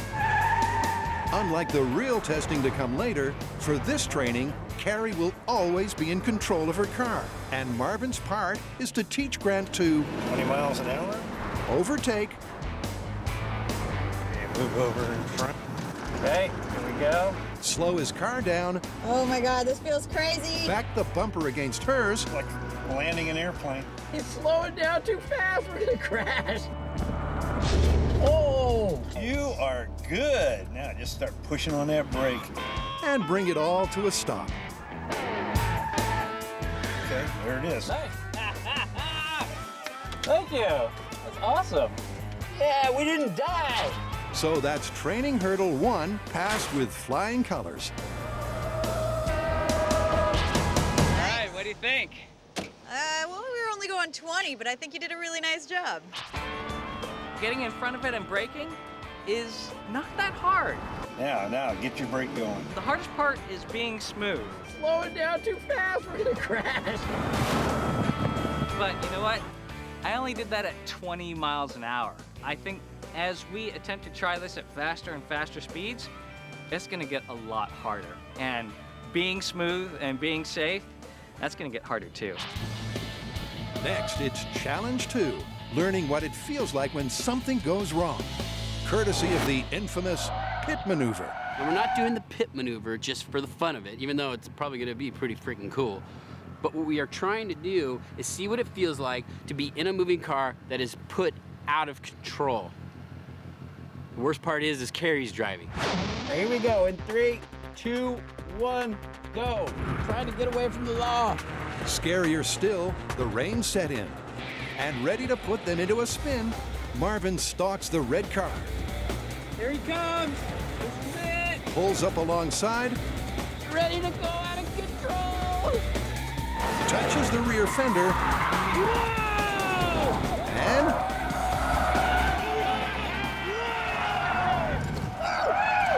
You just got pit maneuvered. That felt so good. It's good to be out of control sometimes. So far, it's looking good. Driving at 20, we can stop a car with another car. This bumper car thing is awesome. Spinning out of control was just the icing on the cake. training's done. They're bumped, pumped, We just got pit maneuvered. and amped to ramp. I think I feel the need for speed. I think we can go faster now.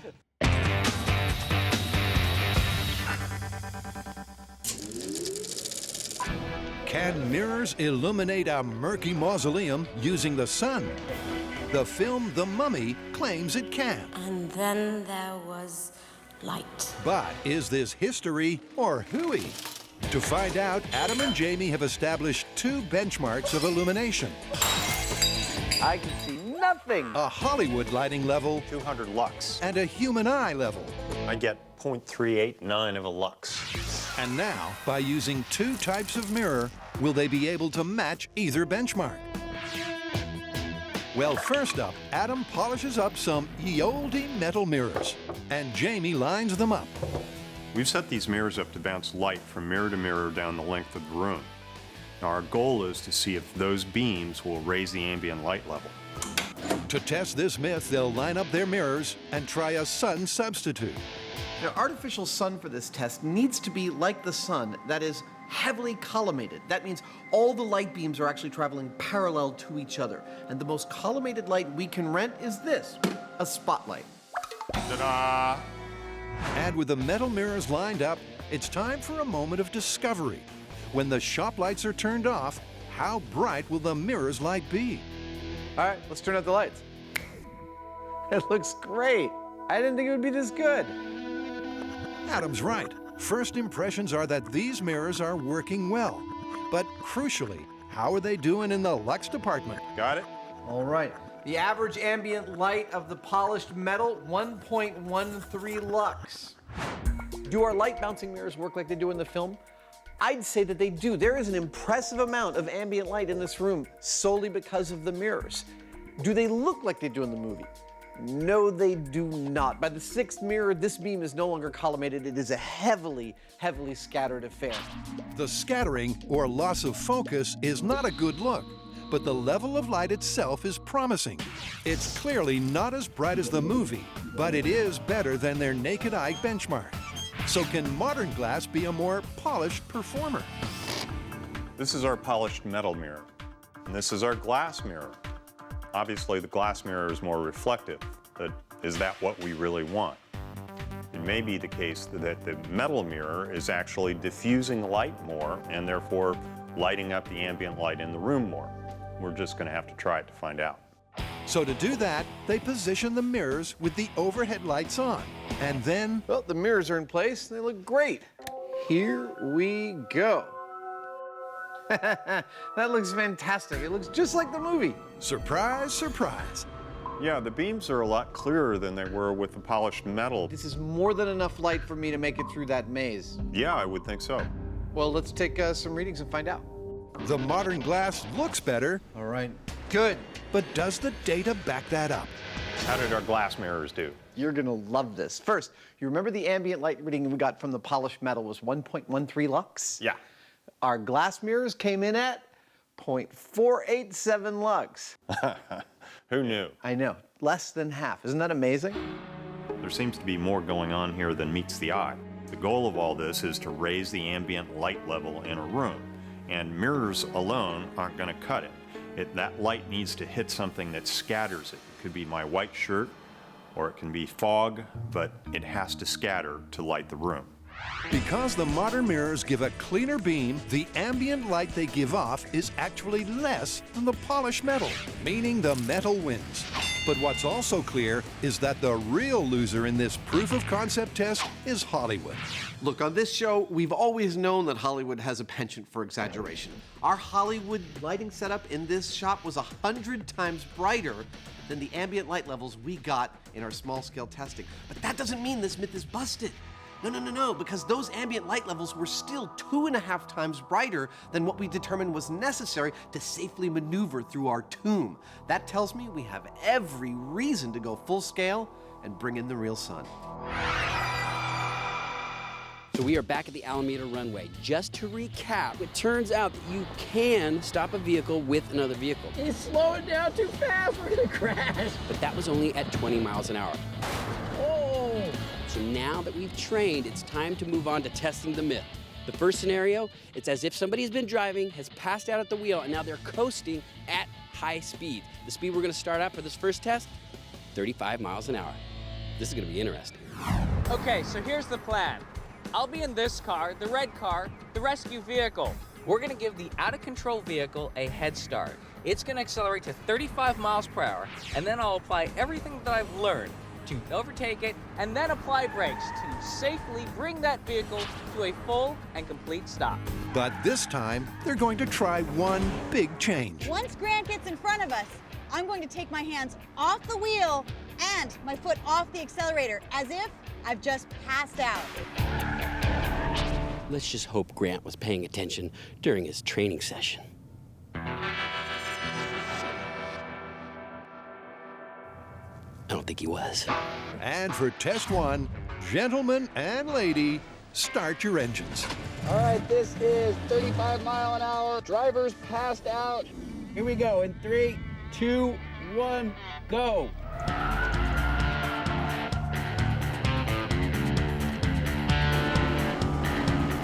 All right, we're at 35 miles an hour and commence passing out. Look, Mom, no hands and no feet, making this officially an out-of-control vehicle. Here we go. Which is Grant's cue to first nose his way in front before slowing down. And it's easy peasy, brakes a squeezy, as he manages to haul Carrie in. And stop. You did it. You That was a stopped little us. rough, but it worked. It totally worked at 35 miles an hour, too. All right, what's next? Faster. All right, let's take it up to 55 miles an hour, freeway speed. Well, let me point this out. The bumper of the out-of-control car is actually underneath the bumper of the rescue car. And what that does is it starts to compromise the stability of the rescue car, making it even harder to rescue the person. The 35-mile-an-hour no-hands test is down. Now they're about to up the danger to freeway speed. For this next test, there's going to be a little more jeopardy here, because that all is great as long as you're going straight. We're going to be passed out at the wheel. The alignment's not amazing on this salvaged vehicle, and we're going double the speed. Here we go in 3, 2, 1, go. 55 plus different height bumpers, plus dodgy alignment. Oh, and no hands either. 30 miles an hour. 55 miles an hour. Yeah, this is too exciting to pass out. But here we go. This is actually kind of scary. I know. All right, we're passing out. Hand is off the wheel. With Carrie comatose behind the wheel, Grant brakes in front. If he's a whisker off dead center, one car or other could spin out. It's a totally tricky maneuver. Here we go. Oh. All right, nice work. That was a little scary, I gotta say. It's a lot more challenging, and at 20 miles an hour, the corrections are sort of gentle. At 55, the corrections have to be a lot faster, and so it's hard to do it really smooth, but it worked. We're live! It worked at 55 miles an hour. And look, our hood is almost underneath your bumper, and we didn't lose control. But having survived at 55, can they let it rest at that? What if the accelerator were stuck? Yeah, like if the guy passes out and his foot's stuck on the gas. Or there was some sort of malfunction. I like it. Add more danger to this experiment. All right, let's do it. Adam and Jamie have been reflecting on some proof-of-concept tests at the shop. The average ambient light of the polished metal, 1.13 lux. Can you really use mirrors to turn dark into day? This is more than enough light for me to make it through that maze. It's certainly a case of so far, so good. But will these results scale up? Will using the real sun and a much larger crypt be the making of this myth? Well, this is the place. Looks great. Okay, it's not ancient Egypt. Shall I open it up? Absolutely. But Treasure Island in San Francisco Bay Perfect. uncovers an unexpected underground treasure. Well, shall we set up? Let's turn on the house lights. All right, house lights up. Well, this is our space. Now, it's not a tomb, but it is underground, and it's very, very dark, so it'll be perfect for our testing. Jamie blocks out a few spots to make total darkness. There we go. Meanwhile, Adam's manufacturing modern glass mirrors. Now, I'll wager you're probably yelling at the screen right now, wondering why I'm building these with glass mirrors when our polished metal mirrors actually gave us a higher ambient light reading. 1.13 lux. This is probably easiest to explain if you take a look at these two shots our cameraman filmed this morning.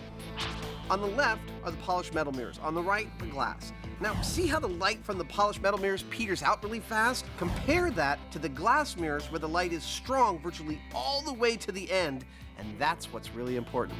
This myth isn't about the type of mirror used, it's about bouncing a beam of light. And the polished metal didn't give us that beam. It only lasted about 15 feet before it was diffused. That's why the glass is what we're using in our full-size tomb. And with that cleared up, there's just one more ingredient left: the sun. Now all we need to do is see if the sun's going to cooperate with us.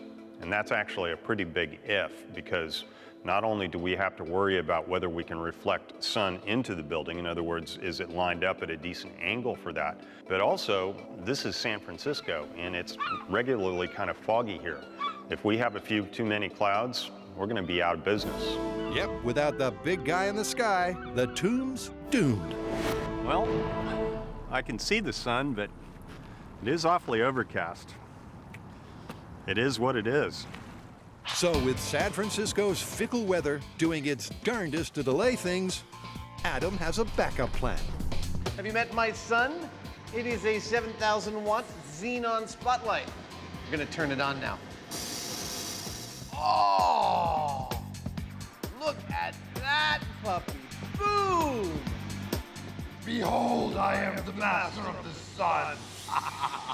Adam's humongous light source gives a whopping 160,000 lux at 50 feet.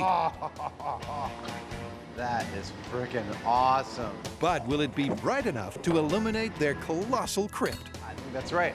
To find out, the guys will shine in Adam's sun, position the mirrors, and then check the light reading. Starting now. House lights out. Shall we bring in the sun? Sure, why not? Let's bring in the first sunbeam. All right, you ready for it? I'm ready for it. Bring it on. Okay, here it comes. There it is. Just like the movie, they're using 6 mirrors, all of which are around 35 feet apart. Doink. Man, that's bright. Dude, that is like a 2-foot laser beam. Going for mirror number 4. Nice. All right, there it is. That's as good as it gets. Going for the last mirror. Okay, coming down. Zoop. That's it. You're in. Ta-da! And there we go. That works pretty good. I swear, I'm gonna go out on a limb and say this room is nicely lit. I can move through the antiques without hurting anything. Easily. Look, nobody can say that we didn't accurately match the look and behavior of this technique in the film. Yep, it looks just like the tomb. It's a good start, but what does the all-important data say? All right, let's take a reading. Okay, I got it.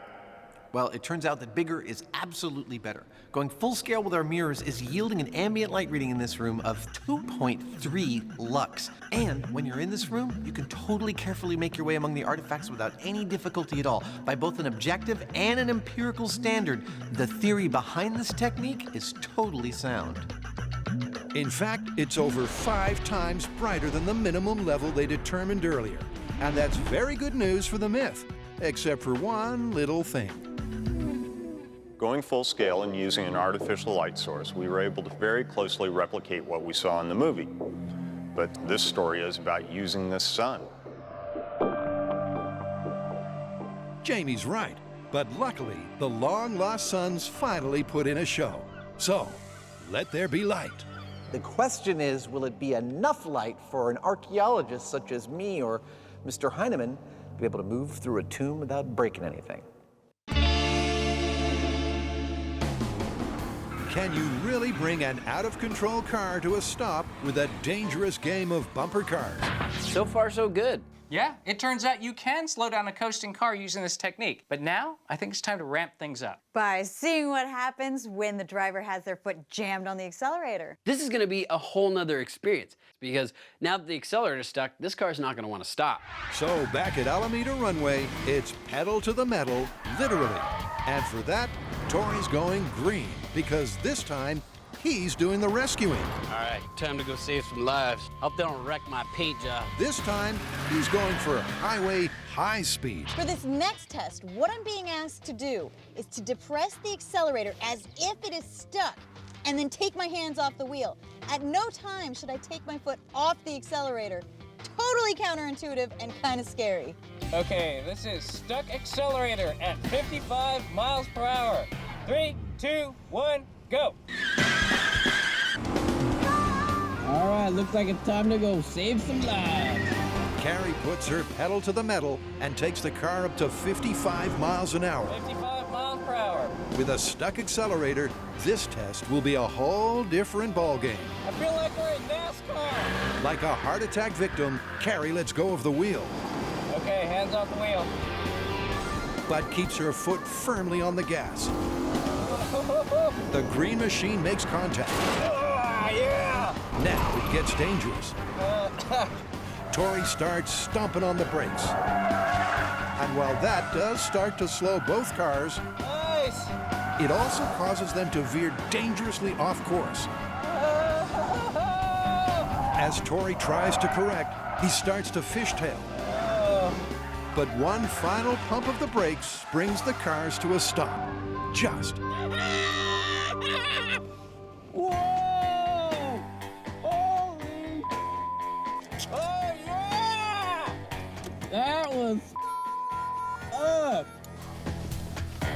Oh my God. It worked. A little scary though, huh? What are you talking about? I was totally scared. That was so fun. All of a sudden, we start like fishtailing and just getting out of control. With the brakes locked solid, it still took Tori 500 yards to bring the cars to a stop. 4 times longer than the normal stopping distance at that speed. So 55 was fun. Do you think you can handle 75? Because I'd like to go 75. Let's try it.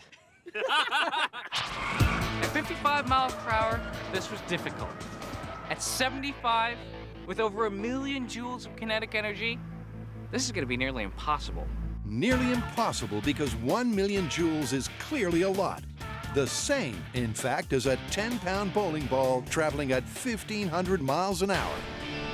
We're about to stop a car going 75 miles an hour out of control with another car. Buckle up. It's about to get real. In 3, 2, 1, go! With both cars accelerating to 75, 70 miles an hour. Carrie again lets go of the wheel, Hands off the wheel. but keeps her foot on the gas. Looks like those guys are out of control. Tori gets in position and then starts pumping the brakes.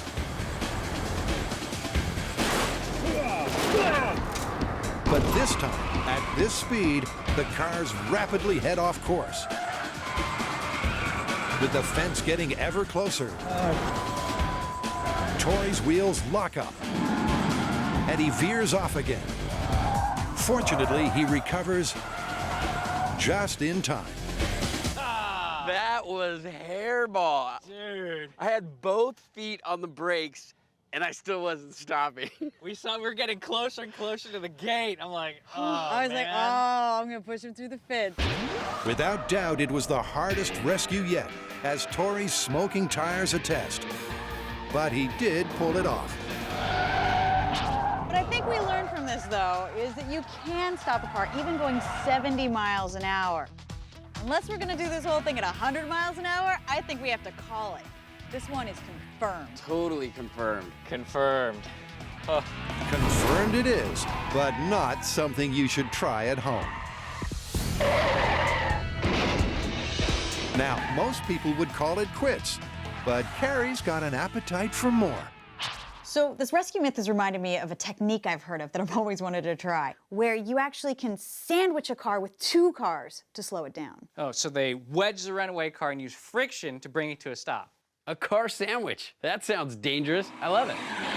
So hungering for more action, Grant and Tori are about to put the squeeze on Carrie's car.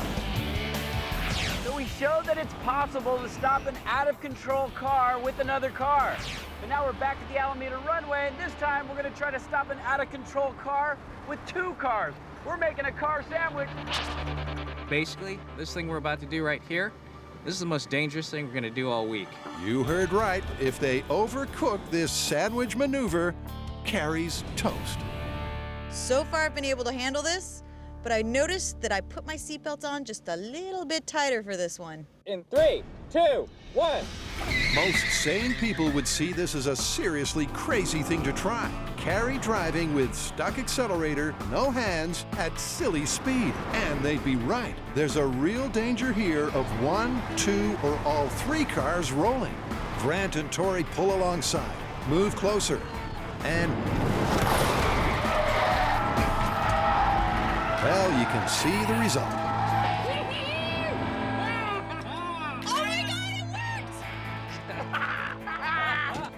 Oh my gosh! It worked!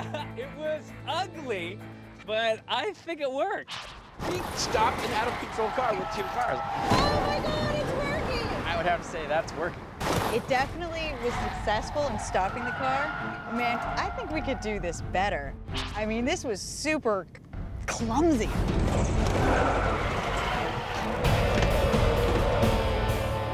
And having survived that rescue, Carrie's throwing down the gauntlet for a custom-built challenge. Why don't you guys figure out a better way to stop the out-of-control vehicle? What if both of you go off and come up with your own ways to stop the car, and I'll give you a challenge as a really out-of-control vehicle? You like being out of control, don't you? Back on Treasure Island, the San Francisco sun is finally smiling on Jamie and Adam's test setup. I'm in the door. Meaning they can finally attempt a real-world test using their large tomb and the real sun. Yeah, baby. The problem is, unlike all their other tests, they can't just point the sun straight inside. I think we're set. Should we bring in the sun? Let's bring it in. Okay, house lights out. Instead, they have to bounce it in, courtesy of a primary mirror outside. Wow, look at that. I'm gonna go for the first mirror. Okay. But once that's sorted, that is intense. We got a beam in the room. Here I am. Here it comes. It's then back to the tricky task of aligning all the mirrors. Okay. That's pretty good. Look at that. It's actually working. One by one. Going for mirror 2. Oh, right. Mirror 2. Until the end target is lit. Mirror 3. Oh. There we go. That's beautiful. All right, I'm gonna bring it in on our last target. And there it is. Perfect. That is fantastic. This is the best yet. I can totally see things in here. I can pick them up, put them back, no problem. I am blown away by how well this technique worked. With sunlight and mirrors, we made enough ambient light in this room to totally move around it without breaking any artifacts. Okay. But what are the lux levels? 2.51 lux. That's amazing. That's really bright. They've cracked it. 6 times brighter than the minimum eye level. Enough to put a smile on Adam's dial. Well, briefly. We're losing our beam. Yeah, we are. You know what the problem is? What? The sun's moving. The relationships have all changed a little bit, Jamie. Have they? Yeah. The sun's moved off the primary, which means the aim on the secondary is a little bit off. As the sun moves off the primary mirror, it kicks all the others out of kilter. And the sun's moved again. I'm gonna kick the primary one more time. Okay. And for lighting up a tomb, that is a problem. The thing about using the sun is that the Earth is rotating on its axis, and it's also rotating around the sun, which means that from our perspective, the sun is moving all over the place across the sky. So you can't really expect to be able to aim a beam of light using a mirror at a specific spot without constantly adjusting it to accommodate for the sun's movement.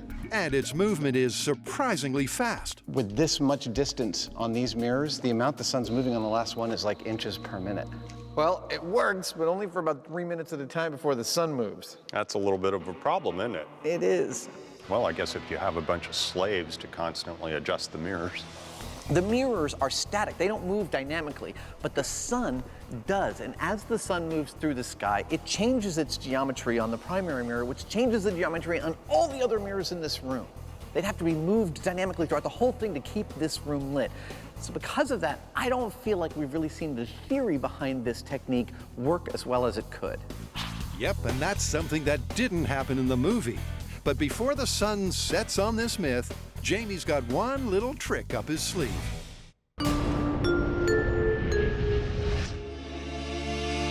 Carrie, Grant, and Tori have confirmed the myth. You can stop an out-of-control car with another, with brake and bumper technique, plus that crazy sandwich combo. Now, Carrie set the boys a challenge to come up with that custom-built device to stop a car. Ramming speed. Challenge. Such a nice ring to it. So with a mix of metal and midnight oil later, perfect, they come up with a typical ingenious MythBusters solution. Yeah. Now they're ready to reveal all. Come on, you guys, try and stop me. Grant first. To address Carrie's challenge to come up with a better way to stop a car, I have this. These paddles mount underneath the front bumper of each car. Employing the sandwich technique will come in and they will allow us to control the runaway car and bring it to a safe stop. All right. See, the other car's bumper comes in like this. We don't have to get so far in front, so there's no chance of spinning out. Then we just lock you in with the L shape and slow you down. Sounds good on paper. Sounds bad when that's through the grill of the car. As for Tori's approach, all you need to do is get your car going really fast and then rear end the car that's out of control. The whole idea here is that you harpoon the car in front of you. Once you are inside the car, you release that hook. Really? This is your idea? It might give you whiplash, but it should stop your car. Your idea of a safe stop is to shank me? More like harpooning. but enough of all that glum talk. There's a car to be captured and saved. Twice.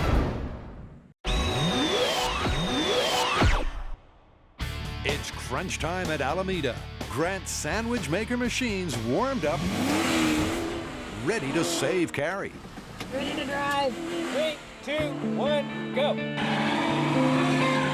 Grant's ingeniously bolted bars to the front of each car 40, 50, here they come. to act like a barrier to stop Carrie's car. Now it may look crazy,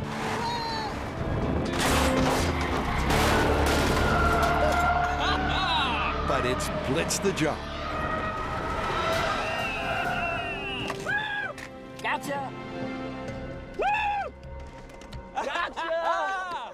That was beautiful. That worked so much better than the original sandwich. Oh my God, we totally gotcha. That was awesome. Grant, your method is safer. Nice work. Thanks. Now, if we can only get the cars apart. Are we gonna have to drive them home like this?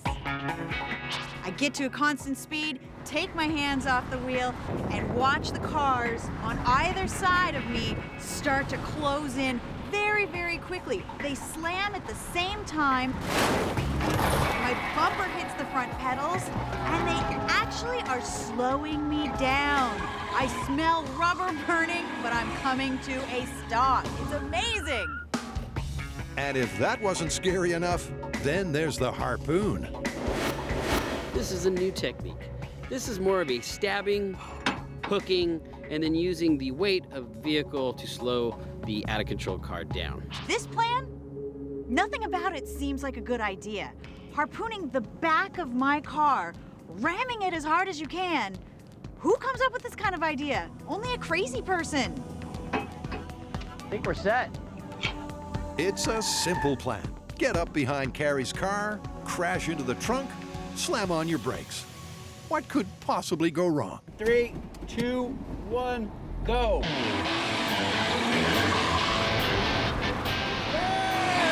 The runway road warrior sets out, ready to rescue. This is Tori and Grant in Harpoon Rescue, in pursuit. Okay, hands off the wheel. Go for it, man. Here we go. Gary's car is Scuba. Now, on the sophistication scale, it's crafty. As for the all-important results rating, it's a hit. Working! It's working! Nice! Good job! I can't believe that worked! The rear spear! Dude, that's awesome! It stopped the car out of control. Okay, we're gonna have to take both of these ideas and patent them so that we can sell them back to the Highway Patrol because that's amazing. I think there's some law enforcement people that would be very interested in talking to us. The harpoon technique worked. Carrie took off at 50 miles an hour. I caught up with her. It didn't take much to punch through the back of her car and hook it. I came to a stop, she came to a stop. I have to say that stopping a car with another car has been very successful. We've gotten in front of the runaway car and applied our brakes and safely stopped it at speeds in excess of 70 miles per hour. We've come up to the sides and sandwiched the car using plates welded to our front bumpers. And finally, we've deployed a crazy harpoon-like spear to punch into the trunk of the runaway car and drag it to a stop. Just goes to show, if you have a runaway car, call the MythBusters. Actually, no, you should call the police.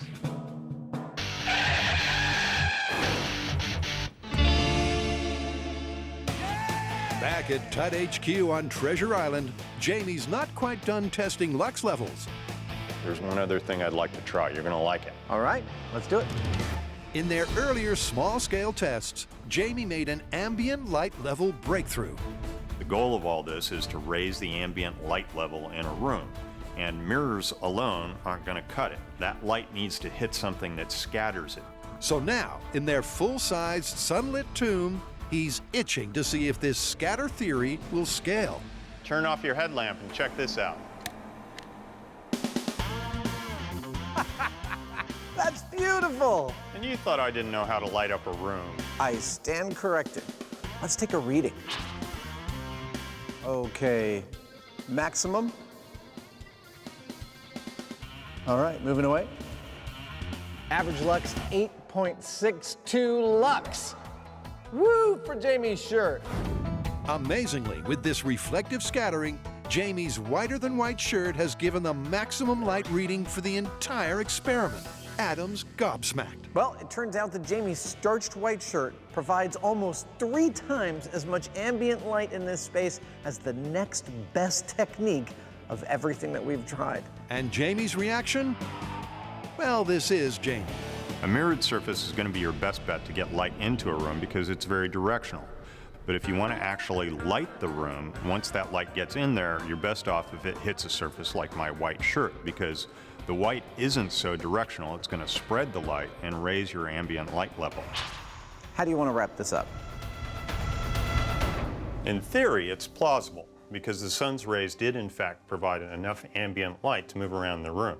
I agree. Plausible, but totally impractical. First of all, the sun moves, so you only get that light for about 3.5 minutes before you have to shift everything. And the idea that all those mirrors would sit around for 3,000 years and be ready to light up that room, totally ridiculous. Yeah, plausible, but ridiculous. Yeah.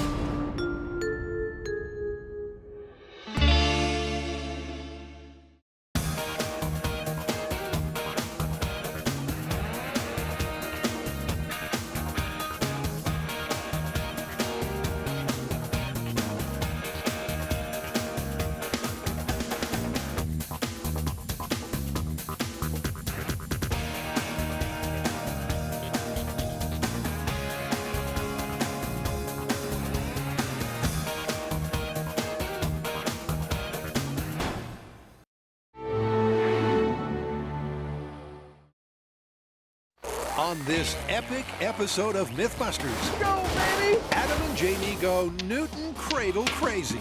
Even these 2.5-inch balls are making me giggle. As they find out if this viral video is wrecking ball baloney. From big beginnings to a colossal conclusion. Looks beautiful. But will their mother of all Newton's cradles really work? World's largest Newton cradle. And 3, 2, 1. Also toying with big machines are Carrie, Grant, and Tori. as they test a cliffhanger of a myth. I've had nightmares like this. If your car is teetering over a gorge, With even a breeze, that car's gonna go over. can a bird landing on the hood really cause you to totter over the edge? Don't make any sudden move. Who are the MythBusters? Adam Savage. It's a delicious memory. And Jamie Heineman. When in doubt, C4. Between them, more than 30 years of special effects experience. Together with Tori Belleci. Well, the name is Science. Brent Imahara. Nothing to touch me! And Carrie Byron. This should be fun. They don't just tell the myths, they put them to the test.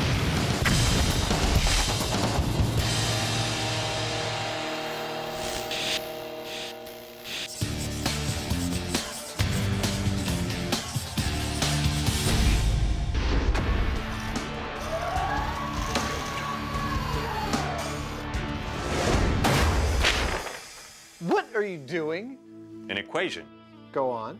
Does one of these plus one of these equal this? It's a simple equation taken from this viral video.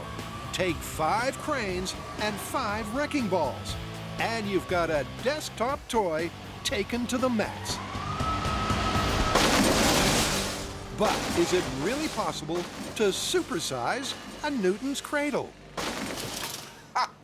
A wrecking ball-sized Newton cradle. That is fantastic. Ain't it sweet? It's my favorite. How do you want to proceed? Well, we all know where this is going to end up, and it's going to be with full-sized wrecking balls. And that is going to be a huge build. Well, since this is all about scaling the Newton's cradle effect, there's no need to go stampeding towards the full-on wrecking balls. Why don't we do it gradually? You mean incrementally bumping up the size of our Newton cradles? Exactly, and see if we can tease out any kind of problems dealing with the increase in scale. That sounds perfect. Let's do it. Okay. So after the first of many cheap gags, You need to stop playing with your balls and get back to work. Adam set sail on small scale. Now, the Newton cradle is effectively an instant lesson in energy transfer. And energy transfer is the soul of this story, for when we bring this up to full-scale wrecking balls, the biggest problem we could encounter is that the energy transfer doesn't work, that when we lift ball 1 of the wrecking balls, it does not send ball 5 like you'd expect a Newton cradle to work. So how are we gonna know how we're doing as we scale this up incrementally? This is how. I will pull ball 1 up to this block, which is the exact same distance from ball 1 as this block is from ball 5. I release ball 1, it sends ball 5 a certain distance that I can measure and compare against our subsequent Newton cradles. It's a simple but short-lived setup. All right. So let's see it again. In slow motion, Adam releases ball 1, and in a clear demonstration of this cradle's efficiency, ball 5 almost kisses the blue block. What'd you get? The energy transfer was surprisingly clean. Ball 5 traveled 98% the distance that ball 1 did. Wow, only 2% loss after 1 hit. Yeah. Why don't we take it up a notch, next size up? Absolutely, let's do it. At 98%, the office toy is impressively efficient. But can a bigger cradle beat this benchmark? Now I've got to make one of these with 5 of these. Now clearly all I have to do is attach some string to this, but that's no mean feat. I don't know if you've ever tried to drill into a chrome steel bearing, but I have, and it sucks. So I'm going to have to machine a solution to solidly hold on to these and turn them into a Newton cradle. Using 2.5-inch ball bearings is no walk in the park. But hats off to Adam, because he's got a solution. Last one. Now this little aluminum hat here is how I'm going to hold on to this steel ball, but how, you ask? They don't seem to match up very well. Well, I'm going to cut a concavity into this aluminum hat that matches the sphericity of this ball.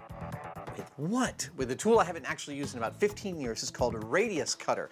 And what it does is you set it up to cut an exact curve, and it will cut into my little hats a perfect 2.5-inch diameter curve that'll allow me to glue these hats to these balls with a tremendous amount of surface area.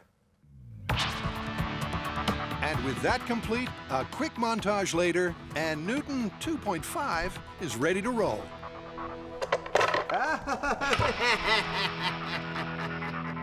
And roll it does. It's not easy being me sometimes. But after a quick restring, shall we try it out? It's got Adam dancing with excitement. Oh, that's cool. And while both he and Jamie get particularly pleased at something a little low-key... Isn't that nice? Uh-huh. It's definitely a build to be proud of.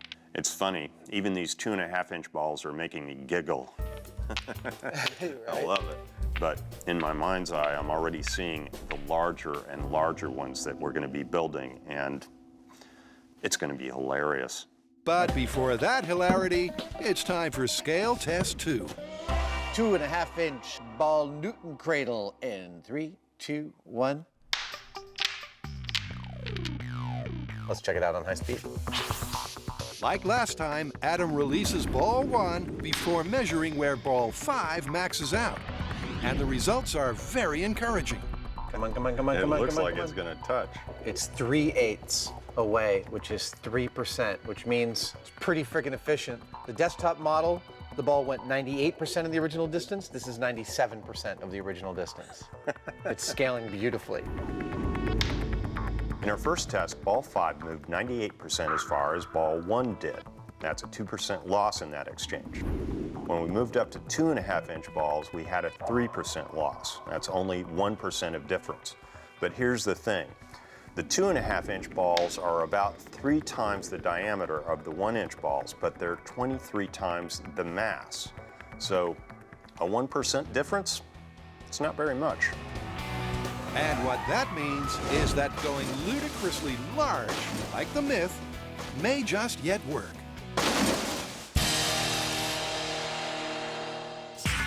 Next up, a cliffhanger of a myth. All right, so I have a classic physics meets Hollywood myth. All right, let's hear it. So a car goes skidding off the road and is about to go over a cliff when it's saved by stopping precariously at the edge. It's perfectly balanced, but a little bird comes and lands on the hood, dink, and the whole car goes crashing off the cliff. A little bird causing the car to go over the cliff? Look, I'm skeptical, but you know what? Sounds like a good test. It's a favorite in many a scriptwriter's handbook.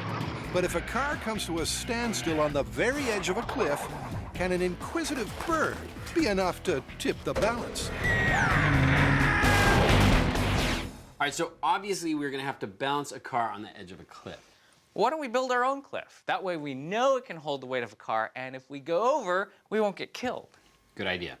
And then for the fun part, getting a bird to land on the hood. I don't think that's gonna be as easy as we think. No, I think balancing the car is gonna be the easy part. So with tipping over a real cliff ruled out for obvious reasons,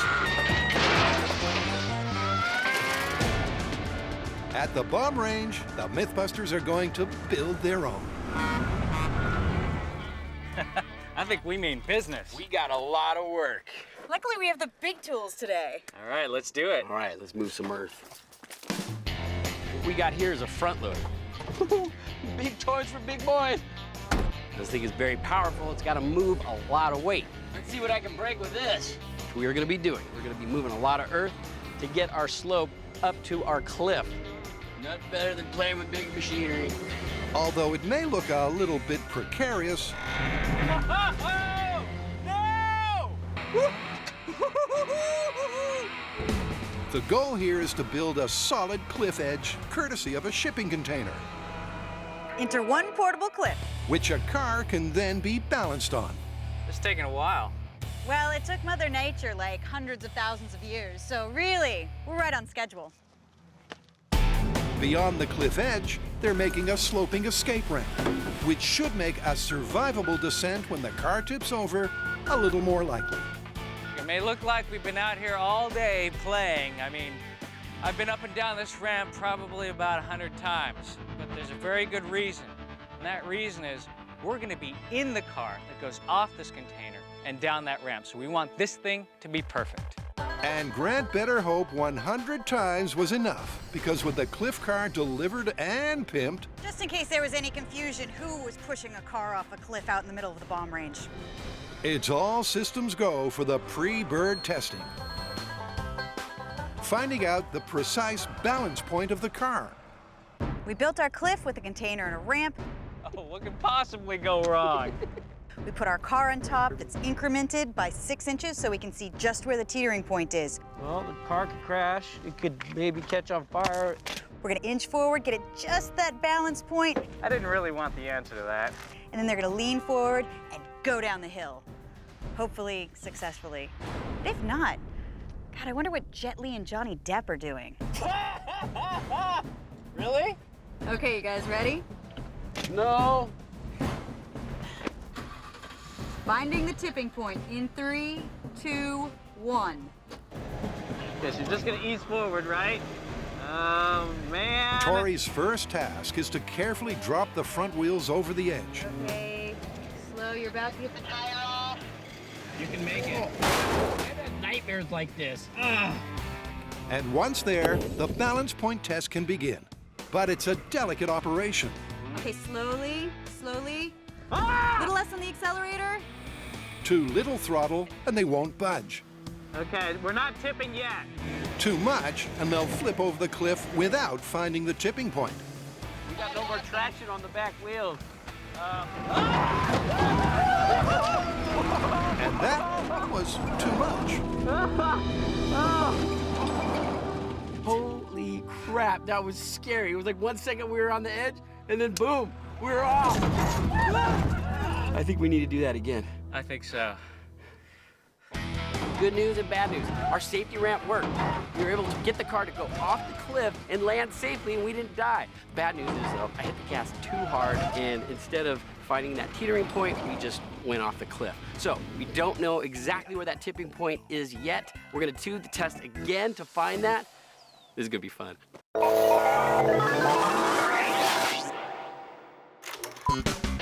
Is this crazy construction site's viral video really real? Or is this myth headed to the wrecking yard? Well, so far, it's so good. I love it. Because scaling up the Newton Cradle with bigger ball bearings appears to be working. It's scaling beautifully. But now it's time to go bigger again. Next up, we're going to go to a 6-inch diameter ball bearing. And this is 33 pounds, and that means that it's 323 times as massive as these little ones. Like the 2.5-inch version, it's Adam who's in charge of the build. Another day, another Newton Cradle stand. From the stand, that this time is more heavily reinforced, Nice rack. to the ball securing system. Oh, yes. Wow, that's heavy. It's an intricate fabrication that is soon ready for a trial run. First impressions are good. This is 160 pounds of Newton Cradle right here. The ball bounce back seems solid. Oh my God, the energy is just massive. And Jamie's giggling with excitement. I've been obsessing about this story ever since I first came across it. But now that it's here, I'm finding it difficult to describe how much fun it is. So the only thing I could come up with was to just show you. The little balls, bigger balls, and really big balls. Need I say anything more? Actually, yes, Jamie. How about you give us a countdown to the efficiency test? 3, 2, 1. Nice. That was a good clean one. Shall we check out the high speed? Yep. All right, Jamie. Ball 5 went to 94.1% of the distance of ball 1. Yeah, that's an additional 3% loss. I'm still feeling pretty good about this thing. Yeah, still working. So is increasing the mass causing us a problem? Well, we are seeing an increase in losses the more we scale these balls up. But here's the thing, it's not proportionate. These balls are over 200 times the mass of the original small balls on the toy, and yet we're only seeing a total of about a 6% loss. It's not very much. Although there is drop-off with increasing size, it's so slight that the bigger cradles still work as hoped. And that means that full scale may not be so far-fetched. provided, of course, that real wrecking balls perform the same as ball bearings. I watch this thing go and I have one thought. Our full-scale wrecking ball Newton cradle, it's gotta work. Dude, this thing's great. What do we do next? I think it's time for us to go check out a full-size wrecking ball. Awesome! I was hoping you'd say that.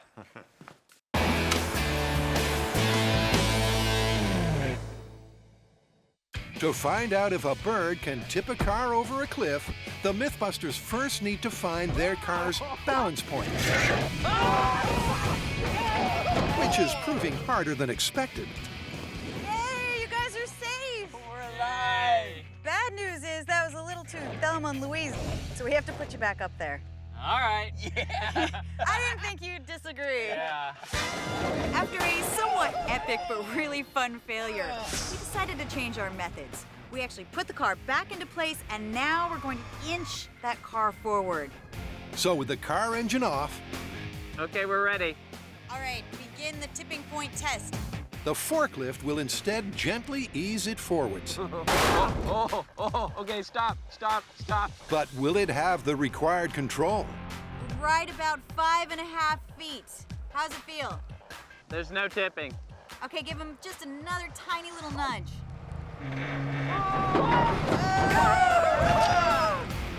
Well, so much for Plan B, because like Plan A, the cars tipped too soon.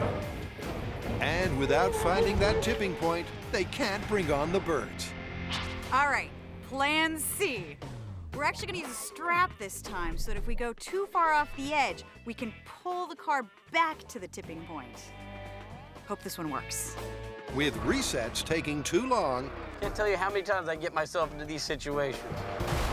the guys are hoping that the strap system will let them find the balance point a little more quickly. Give it a little bump. Give me your angry inch. But as it turns out, it still takes an entire afternoon of pushing and shoving All right, now pull it back to 5.5.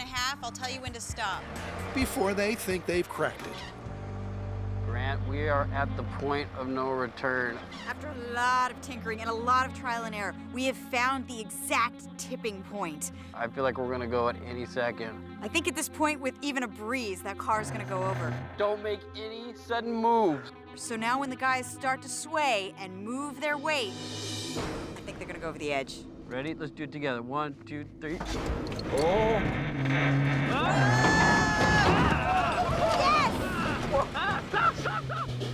Finally, they've hit pay dirt. Okay, I think we found our teetering point. Wobbling at the 6.5-foot mark, the car was so finely balanced that a slight lean from Grant and Tori was enough to send it over the edge. But could a landing bird also tip that balance? Now, it took us a long time to get our car to that perfect balance point, but after seeing how easy the car went over the edge, I think if a bird were to land on the front end of a car, we're definitely going over. Well, in that case, let's unleash the beasts. In Wrecking Ball Baloney, I'm confused. Adam and Jamie's shop tests using giant ball bearings have been a hit. I don't get tired of that sound. This is what everyone will be wanting for Christmas this year. Which means it's time to go full scale. Where the first thing on their shopping list is 5 identical wrecking balls, which, somewhat unexpectedly, turns out to be impossible. But all is not lost. There is nobody who has 5 identical wrecking balls. Well, you know what that means. I think I do. We're gonna have to build our own. How do you want to do it? Big steel balls filled with concrete? That could work. Shall we try it in scale first? Sure. All right. So our full-size wrecking balls need to be identical for 2 reasons. First, it's because that's what you see in the video. But second, and more importantly, their mass needs to be identical because that gives us the best energy transfer possible. Not only their mass, but also their surfaces have to be as round as we can get them. So we've got to make our own, and we're going to use the building blocks of real wrecking balls, steel and concrete. Before we go to full scale, we're going to try a scale experiment with the simplest arrangement of this possible, a steel sphere filled with concrete. So I have sourced some 6-inch hollow steel balls. I'm going to drill a hole in them and fill them with ceramically hard plaster. that matches the compressive strength of concrete. I'm gonna build a Newton cradle out of that, and it really ought to give us a good guide as to the viability of our concept for the large-scale one. And once the filling's hardened, everything's set to see if they work. Here we go. Uh-oh. Hey, Jamie, you better come take a look at this. What's up? Check this out.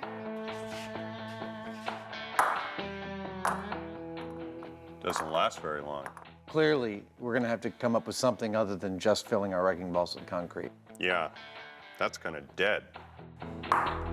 This is just what I was afraid of. These mild steel balls are filled with an ultra-hard gypsum-based product, but they're still not passing enough energy through to do the job we want. They're absorbing it somehow.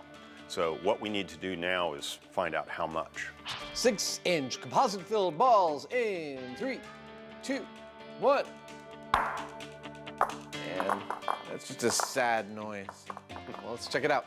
Remember, the 6-inch ball bearings were 94% efficient. How will these compare? 63%. We went from 98, 97, 94 to 63. That's a big drop-off. It's not only a big drop-off, it doesn't last. It's not a Newton cradle. Nope. Personally, I'm bummed. Now I know that when you look at the high-speed shot here, it looks like the energy transfer you expect from a Newton cradle is actually happening. Ball 1 goes down, ball 5 comes up. But here's the thing that makes a Newton cradle awesome. The energy transfer continues. Tick, tick, tick. What I'm getting from this isn't tick, tick, tick. It's tick, tick. And everyone seems to want to go home. I don't know what we're going to do. With real wrecking balls unavailable and the most simple do-it-yourself design falling flat, what this myth needs is a brainstorm. So, giant Newton cradle. How do you want to do it? Well, we've got this problem, right? This is going to be probably 20 feet high. I mean, we can't forge these solid steel. Yeah. There's just no way we can, And yet we can't have just a big sphere that we fill with something like concrete. It's a slow start, so let's speed things up. Their goal is to design a wrecking ball stand-in that transfers energy better than their earlier effort. But after an hour, all they've come up with is the shape. I think something round, something that looks like the quintessential wrecking ball that you expect to see. They really are going round in circles. You can't just take something and fill it with sand or anything. We need the energy transfer across the center. Until Jamie gets a bolt from the blue. Oh, I know. All you need is a plate to go right through the middle. And then we get some metal spheres and weld them top and bottom, then fill the rest with rebar and concrete. Don't they make buoys that are made of steel? Yeah, that's the ticket. Then we get one of those, we put the plate in the middle, we end up with something where it's a solid steel transfer from ball to ball, but no one could look at them and say, that's not a wrecking ball. Like that. That is perfect. I think we've got a plan. Let's do it. Eureka! They've cracked it. But for the rest of us, here's a graphic. They're going to take a 28-inch naval buoy and cut it in half. Across the center, they'll weld a 3-inch thick hardened steel plate that should be able to transfer the energy of the swing. Inside the buoy, they'll add rebar and concrete, just like some old-fashioned wrecking balls. That leaves 2 questions. With 5 in a row, will it work? And can they build them? Well, with the delivery of buoys, the guys get that ball rolling. These things are going to get cut in half, and then we're going to weld the plates right down the middle. This thing's going to be the center of our wrecking balls. It's a 3-inch thick piece of specially hardened steel that we've chosen because it's going to be the contact point from ball to ball. And because it's really hard, hopefully it's going to transfer the energy just like the Newton's cradle does. We're also going to weld structural stuff that we need onto it, like a bunch of reinforcing bars, and the rest of this space will be filled with concrete. It's definitely an all-hands-on-deck type build, even if a couple of those hands get distracted.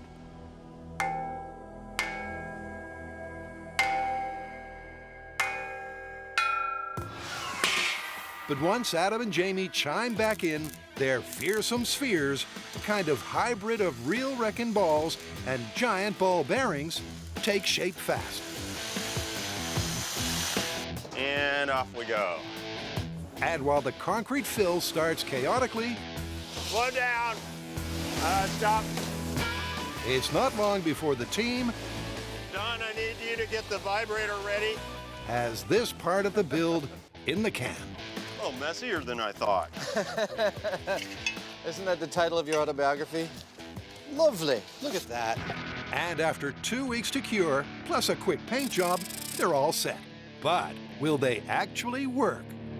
After a couple of weeks' work, this is either 10,000 pounds of awesome or 10,000 pounds of failure.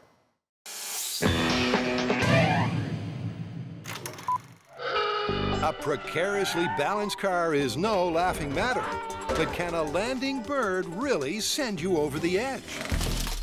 So we're back at the bomb range. Now, it took a really long time to get our car perfectly balanced on our cliff. But now that we've done it, it's time to bring in some birds. We have our expert Jim coming in to use progressively bigger and bigger birds. Should be really interesting today. Wrangler Jim Tigan, last seen trying to beat the speed camera,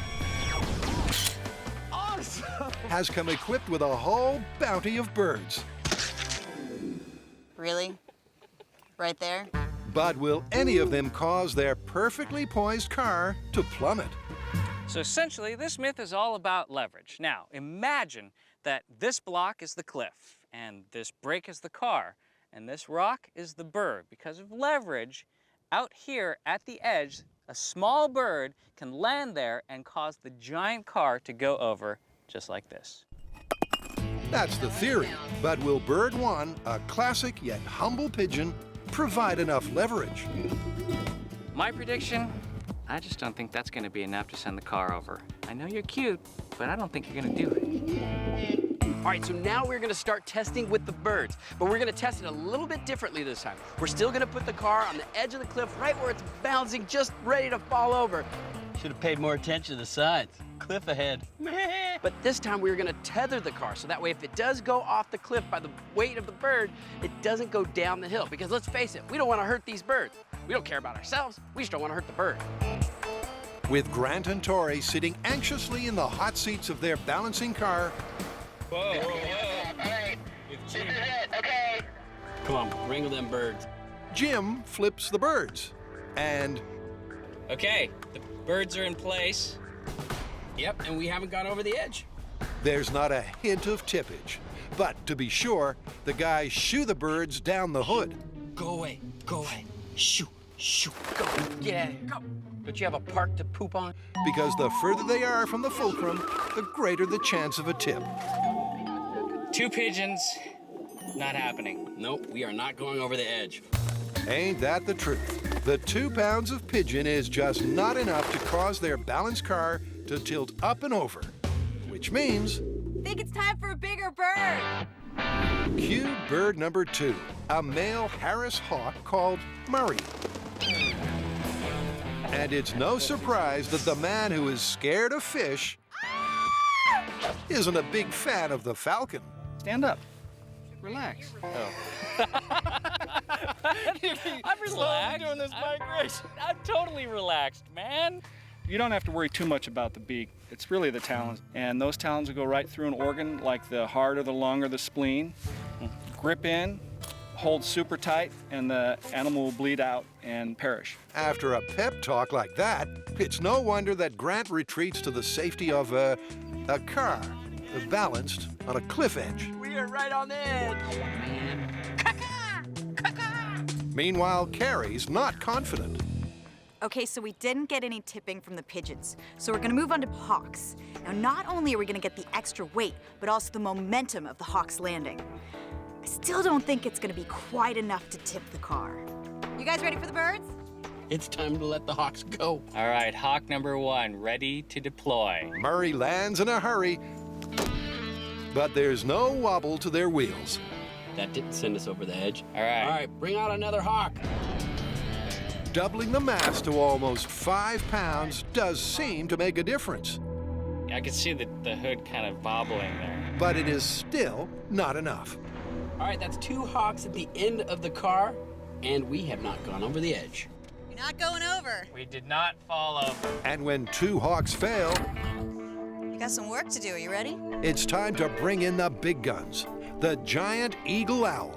You know, in many cultures, the owl is the harbinger of death. Thanks a lot. Death? Hey, thanks for the encouragement, Jim. And with those wise words, it's go time. All right, let's see if this owl will send us over the cliff. He's big. He's really big.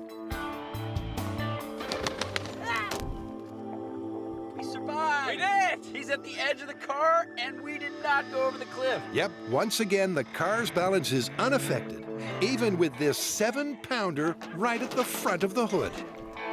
Well, if the owl's not gonna do it, I don't know what is. Grant, for one, is not that surprised. Okay, so why don't I think this works? Well, imagine that you're at a playground and you have a perfect seesaw. Theoretically, if you have a mass, which is the bird, landing far enough away from the pivot, it should be able to move the seesaw no problem. The only problem here is that this seesaw weighs 3,000 pounds and it's on a metal pivot. And the bird isn't heavy enough and it's not landing with enough force to cause it to move. In other words, it's going to take an even bigger bird to tip this car. And for that, it's back to the shop. Did you hear that? That's the call of the wild. Caw-caw! Caw-caw! Adam and Jamie's wrecking balls are ready. Let's move them out. All right. Now they just need to be strung up into the world's largest Newton's Cradle. This is our location.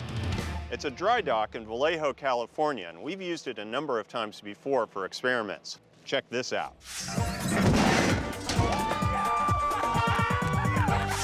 I don't mind saying I'm hyperventilating. So why this location? Well, for the wrecking ball scale version of the Newton's Cradle, we need to be able to suspend the balls at quite a height. Now, we could do it on top of a large building, or we could do it by suspending them over a big hole, like this one. As well as the big hole, the dry dock also comes complete with its own cranes. But unlike the video, the guys won't be swinging their balls from them.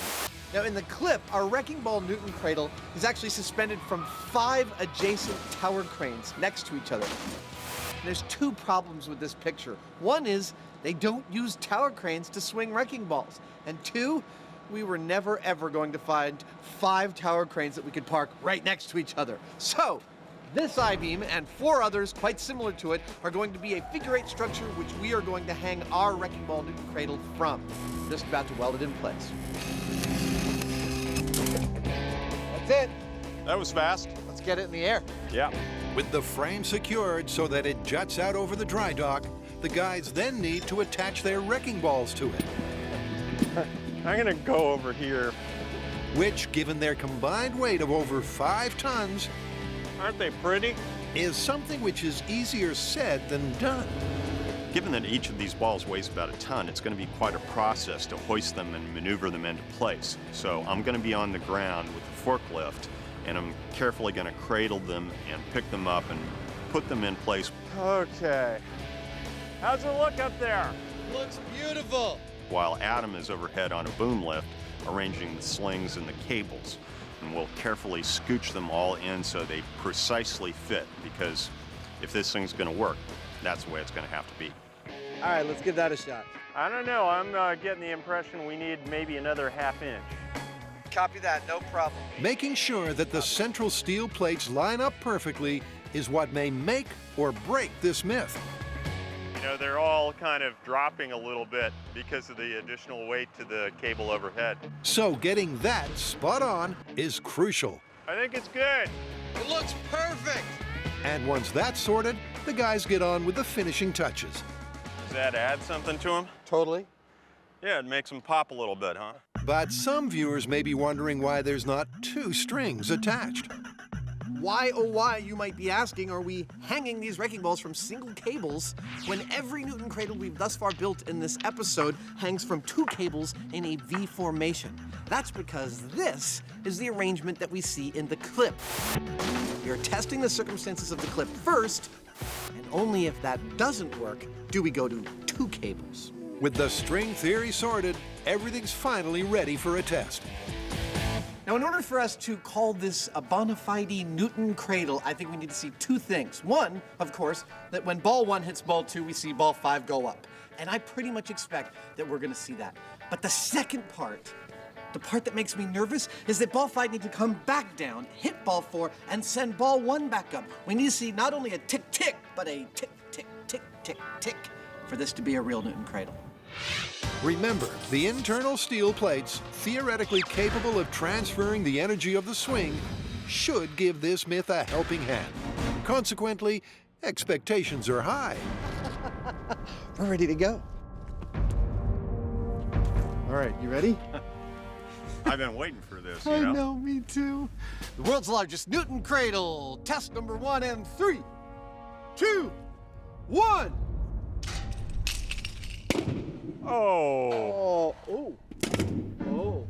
Uh-oh. Uh-oh. Oh, we had a little rig settling there. Yeah, it wasn't very exciting, though. No, it wasn't. It was one hit. A one-hit wonder. A one-hit wonder indeed. And not a good one at that. But all is not lost. I don't need this high-speed camera to tell me that that one was, shall we say, lackluster. Where did the energy go? The middle of every one of these balls is a big hardened steel plate. Well, some of the energy was absorbed by the balls, but some of it was absorbed by our framework actually moving. The amount of force from ball 1 hitting ball 2 moved our entire multi-thousand-pound framework. So we've secured it, and we're gonna go again. With the framework secured to within an inch of its life, it's onwards and upwards, because this time, I think that's good. they're pulling ball 1 back as high as it will go to try to maximize the energy of the swing. Single string, maximum pullback in 3, 2, 1.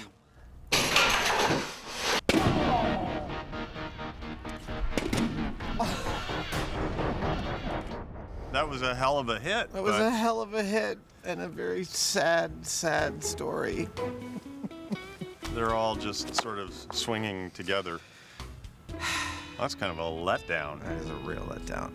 Yep, despite ball 1 hitting ball 2 with an impact in excess of 150,000 psi, there's still no ka-ching to the swing.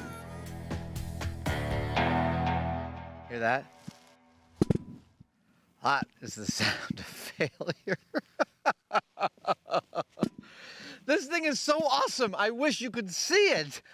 Unfortunately, all we've got to show for it is some swinging shiny balls. They're not tick-tick-ticking like the Newton cradle of our dreams. Sorry. No need to be sorry, Adam, because this myth's grand finale is still to come.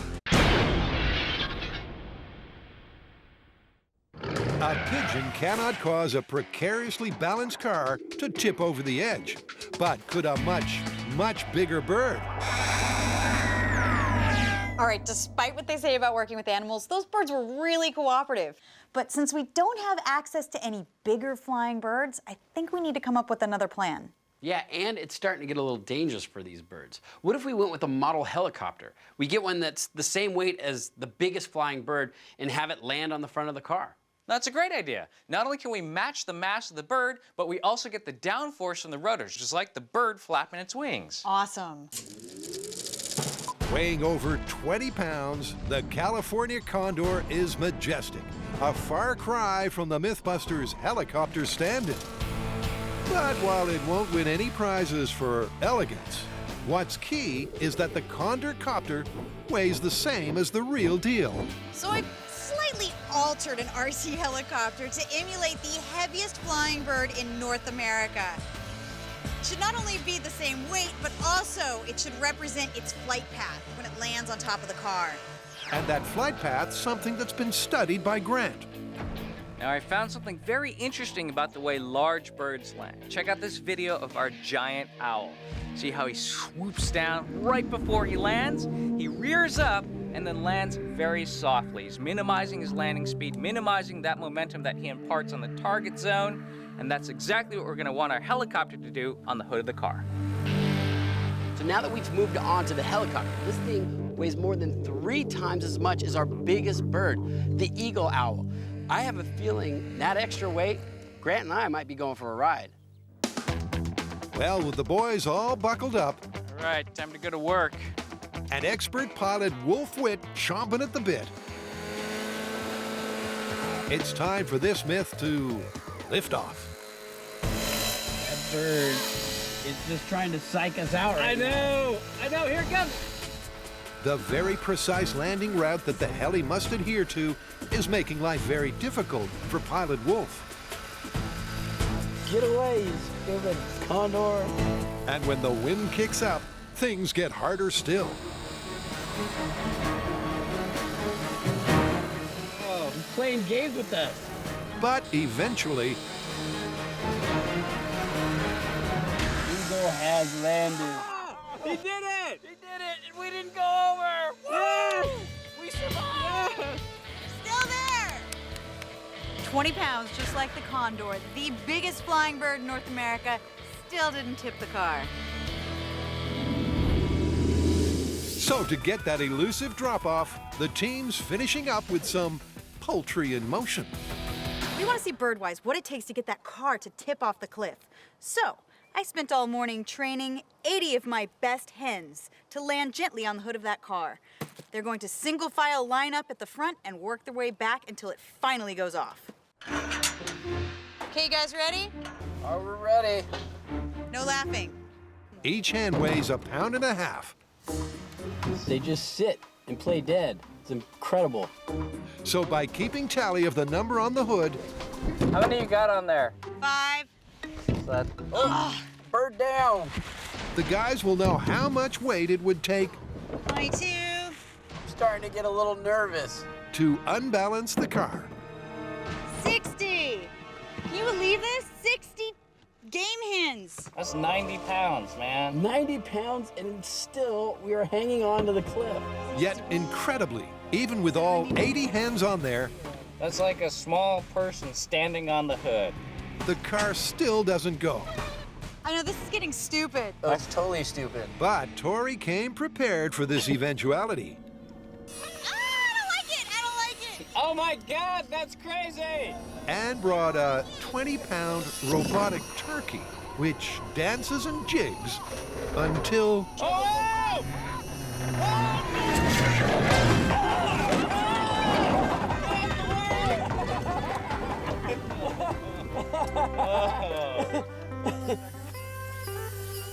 Oh my God, that was crazy. I wish you could see the trail of bird destruction behind you. You have to make that stop. It's so creepy. All right, it is not looking good for this myth. I know that movie version where a tiny little bird just kind of dink, lands at the end and the whole thing goes. Looking a little busted to me. The good news is we got birds to get the car to go off the cliff. The bad news is it took over 80 birds, 140 pounds to be exact. And the only way that would happen is if a pterodactyl were to land on the front of your car. And we all know that that's not gonna happen. And what that means is this myth is busted. At least now we know why the chicken crossed the road. To get out of the way of the falling car. The MythBusters' giant Newton's Cradle started with a song. 5 homemade wrecking balls, 1 huge steel frame, huge empty dry dock, and a wrecking ball Newton Cradle. But ended with a dong. That was a hell of a hit. And a very sad, sad story. But there may be light at the end of the tunnel. So check this out. Even though this is hardened steel, the areas where the balls are impacting have become flattened from the impacts. And it's not just here, it's throughout all of the balls, which means that they're all kind of squashing like hamburger patties. The amount of force here is something on the order of 500,000 times as much as what's happening with those little balls on the desktop toy. So clearly, lack of energy is not our problem. Which means the problem may be the single cable system causing the balls to lose focus. That's kind of a letdown. So, having restrung the balls with an extra cable, things are looking up. So with some preliminary playing with the 5 wrecking balls on the 2 lines, Jamie and I are actually seeing somewhat of a radical improvement in their behavior. Oh. That's a little more positive. We're actually not just seeing a tick and then a boom. We're actually seeing a tick, which it makes me cautiously optimistic about this next test. So why would 2 strings per ball work better than a single string? Well, the Newton's Cradle is all about efficient energy transfer. So if any one of these balls is a little out of line, that's going to mess up the efficiency. The 2 strings will help keep these all lined up perfectly, and hopefully that'll improve what we're seeing from this device. Well, there's only one way to find out. Wrecking ball size Newton Cradle V formation cabling in 3, 2, 1, go baby! Yes! 1, 2. 3-ish. 4. It's another disappointing result, but at least there was some improvement. That was a little bit better. While our single string gave us a 30% throwout on ball 5, our double string version gave us a 45% throwout on the same ball. Now, that's nowhere near the desktop version, which gave us 98%, and it's nothing like the clip. But before this balls up gets concluded, there's one last thing to try. Ball 1 pulled back to the max. 2 strings, max pullback, in 3, 2, 1. It really is now or never, and it's never. That went quite a ways.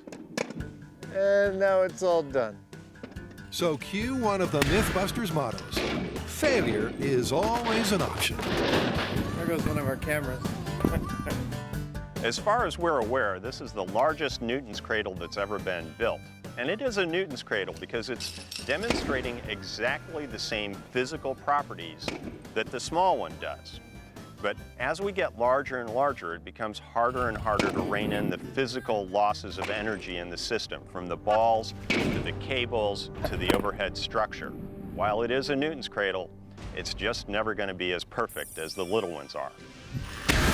So where do we stand? We set out to replicate what we saw in that clip, and nobody can say that we didn't give a wrecking ball-sized Newton Cradle the best possible chance of succeeding. But it didn't look anything like the clip. Nah, this one is totally busted.